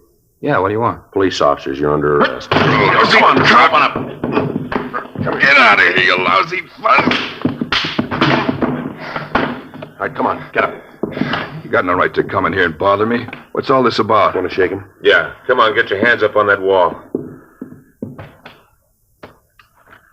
He's carrying a gun, Joe. Here. I got it. What are you guys trying to prove? I didn't do nothing. You guys lean on everybody like this. Fella's got a record, and right away he's fair game for every crummy cop in the country. Yeah, you bet. Come on, let's go. Well, you still haven't told me what this is all about. What are you putting the pinch on me for? Robbery. Robbery? You're off your rocker. I'm out here on a vacation. I haven't done anything. You're an ex-con with a gun. That's a felony. And where's Barney Hansen? Who? Barney Hansen. Where is he? I don't know no Barney Hansen. Don't know what you're talking about. All right, let's come off it, Peterson. Now, where is he? Barney Hansen? Well, I might know who you're talking about. I know a fella by that name, but he's out in the hospital in the valley. Haven't seen him for a long time in a hospital out in the valley. Nice try, Peterson. Hansen checked out of the hospital. We got the doctor. He told us all about it. Now, where's Hansen? I don't know. Last I heard of him, he's out at that hospital. If he ain't there now, I don't know where he is. All right, let's go downtown. That doctor copped out, huh? Yeah. Filled us in on the whole setup. How about the money? You find the money? No, we didn't find anything. You didn't find any dough at all? Not a bit. The crumb, the lousy crumb. He told me to be safe out there. They'd never shake a hospital. Not a dime, huh? No. Looks like he left you to stand for this. He probably took off with all the money. Probably never see him again. Yeah, we ain't gonna get away with it. No, sir, he ain't. Looks like he will. Oh, yeah, I'll tell you where he is.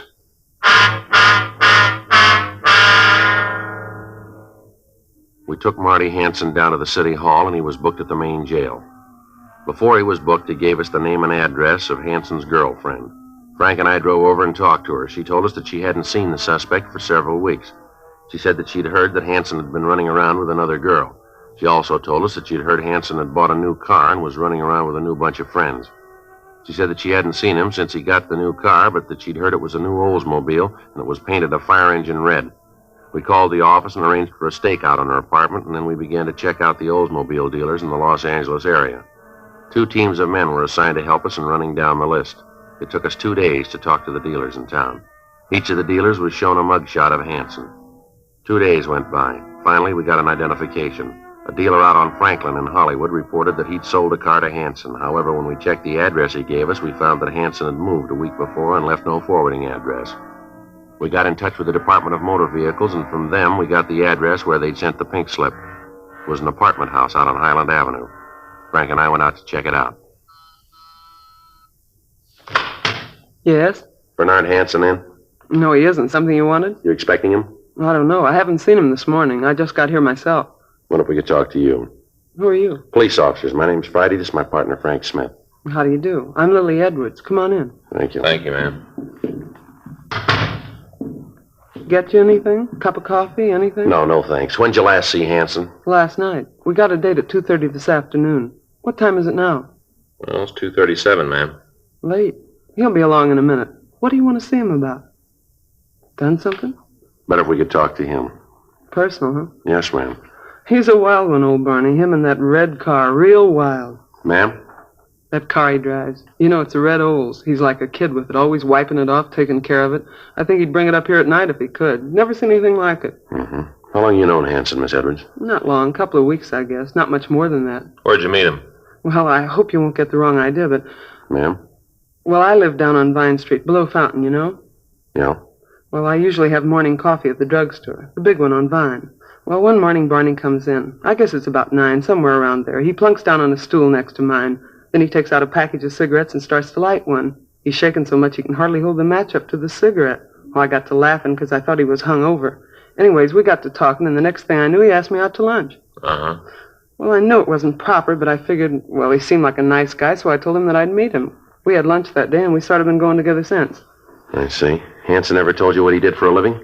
No. I asked him a couple of times, but he wouldn't say anything right to the point. He'd, kind of hedge around the bush. So I figured that he didn't want to tell me, and I stopped asking. He was always nice to me.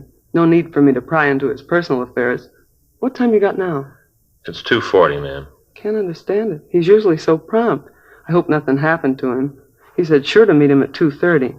Or was it 3:30? I don't remember too well. Never sure about times or dates, things like that, you know. Yes, ma'am. You ever met a man named Peterson, Marty Peterson? Marty Peterson? Yeah, I've met him. Little guy. Yes, ma'am. Yeah, he's a friend of Barney's. They're in some sort of business together. I don't know just what it is, but I know that they're associated in some way. Hansen's never said anything about this business to you, has he? No. Like I said, he's very close-mouthed about what he does. You ever mention a Dr. Corby to you? Corby? No, I don't think I've ever heard that name before. Would you know how long Hansen's lived here? No, I think he moved in just before I met him. I don't think he's been here very long.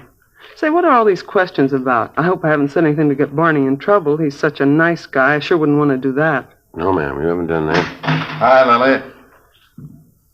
Who are you? What are you doing here? Police officers, you're under arrest, Hanson. For what? Suspicion of robbery. I'll shake him, Joe. Now, wait a minute. What is this, a shakedown? What are you guys trying to prove? You got nothing on me. I fell once. I did my time. I owe you nothing. He's clean, Joe. Why'd you do that? I'm not giving you any trouble. I got no reason. You got nothing on me. I got nothing to worry about. I'll go with you. There's no reason not to. You mean what these guys say is true? You've been mixed up in some robberies? Oh, knock it off. What do you mean, knock it off? Don't you talk to me like that. I'm not going to take talk like that from you. Like I said, knock it off. All right, come on, let's go. You really figure you got me for a 211, huh? Yeah, we got the rest of them, too. Peterson and the doc? That's right. I suppose they talked, huh? Yep, they told us all about it. Sweet racket. Should have known it could only last so long. Should have figured that the longer I played against the house, the shorter my chances were. It is true, and you never told me. All this time, and you never told me you were a crook. Of all the rotten deals... Oh, shut up, will you? Always shooting off your big mouth. Listen, Barney Hanson, I told you before, don't you talk to me like that. I won't take it. You haven't got much choice now, have you, Lily? You know something, cop? What's that? Might be kind of pleasure to get into a nice, quiet jail. Get away from this dumb broad. She's the dumbest broad in the entire United States and Canada. Real pretty, but boy, she's stupid. Now, I told you, Barney Hanson, I'm not going to have you talk to me like that. Kid's a real shrew. Young, and she's a real shrew. Let's go. Glad to get away from her. All right, Barney Hanson, that does it. I'm through with you. I've had it. It's going to be a long time before I even talk to you. A long time. Yeah, well, you're right about that. Let's go.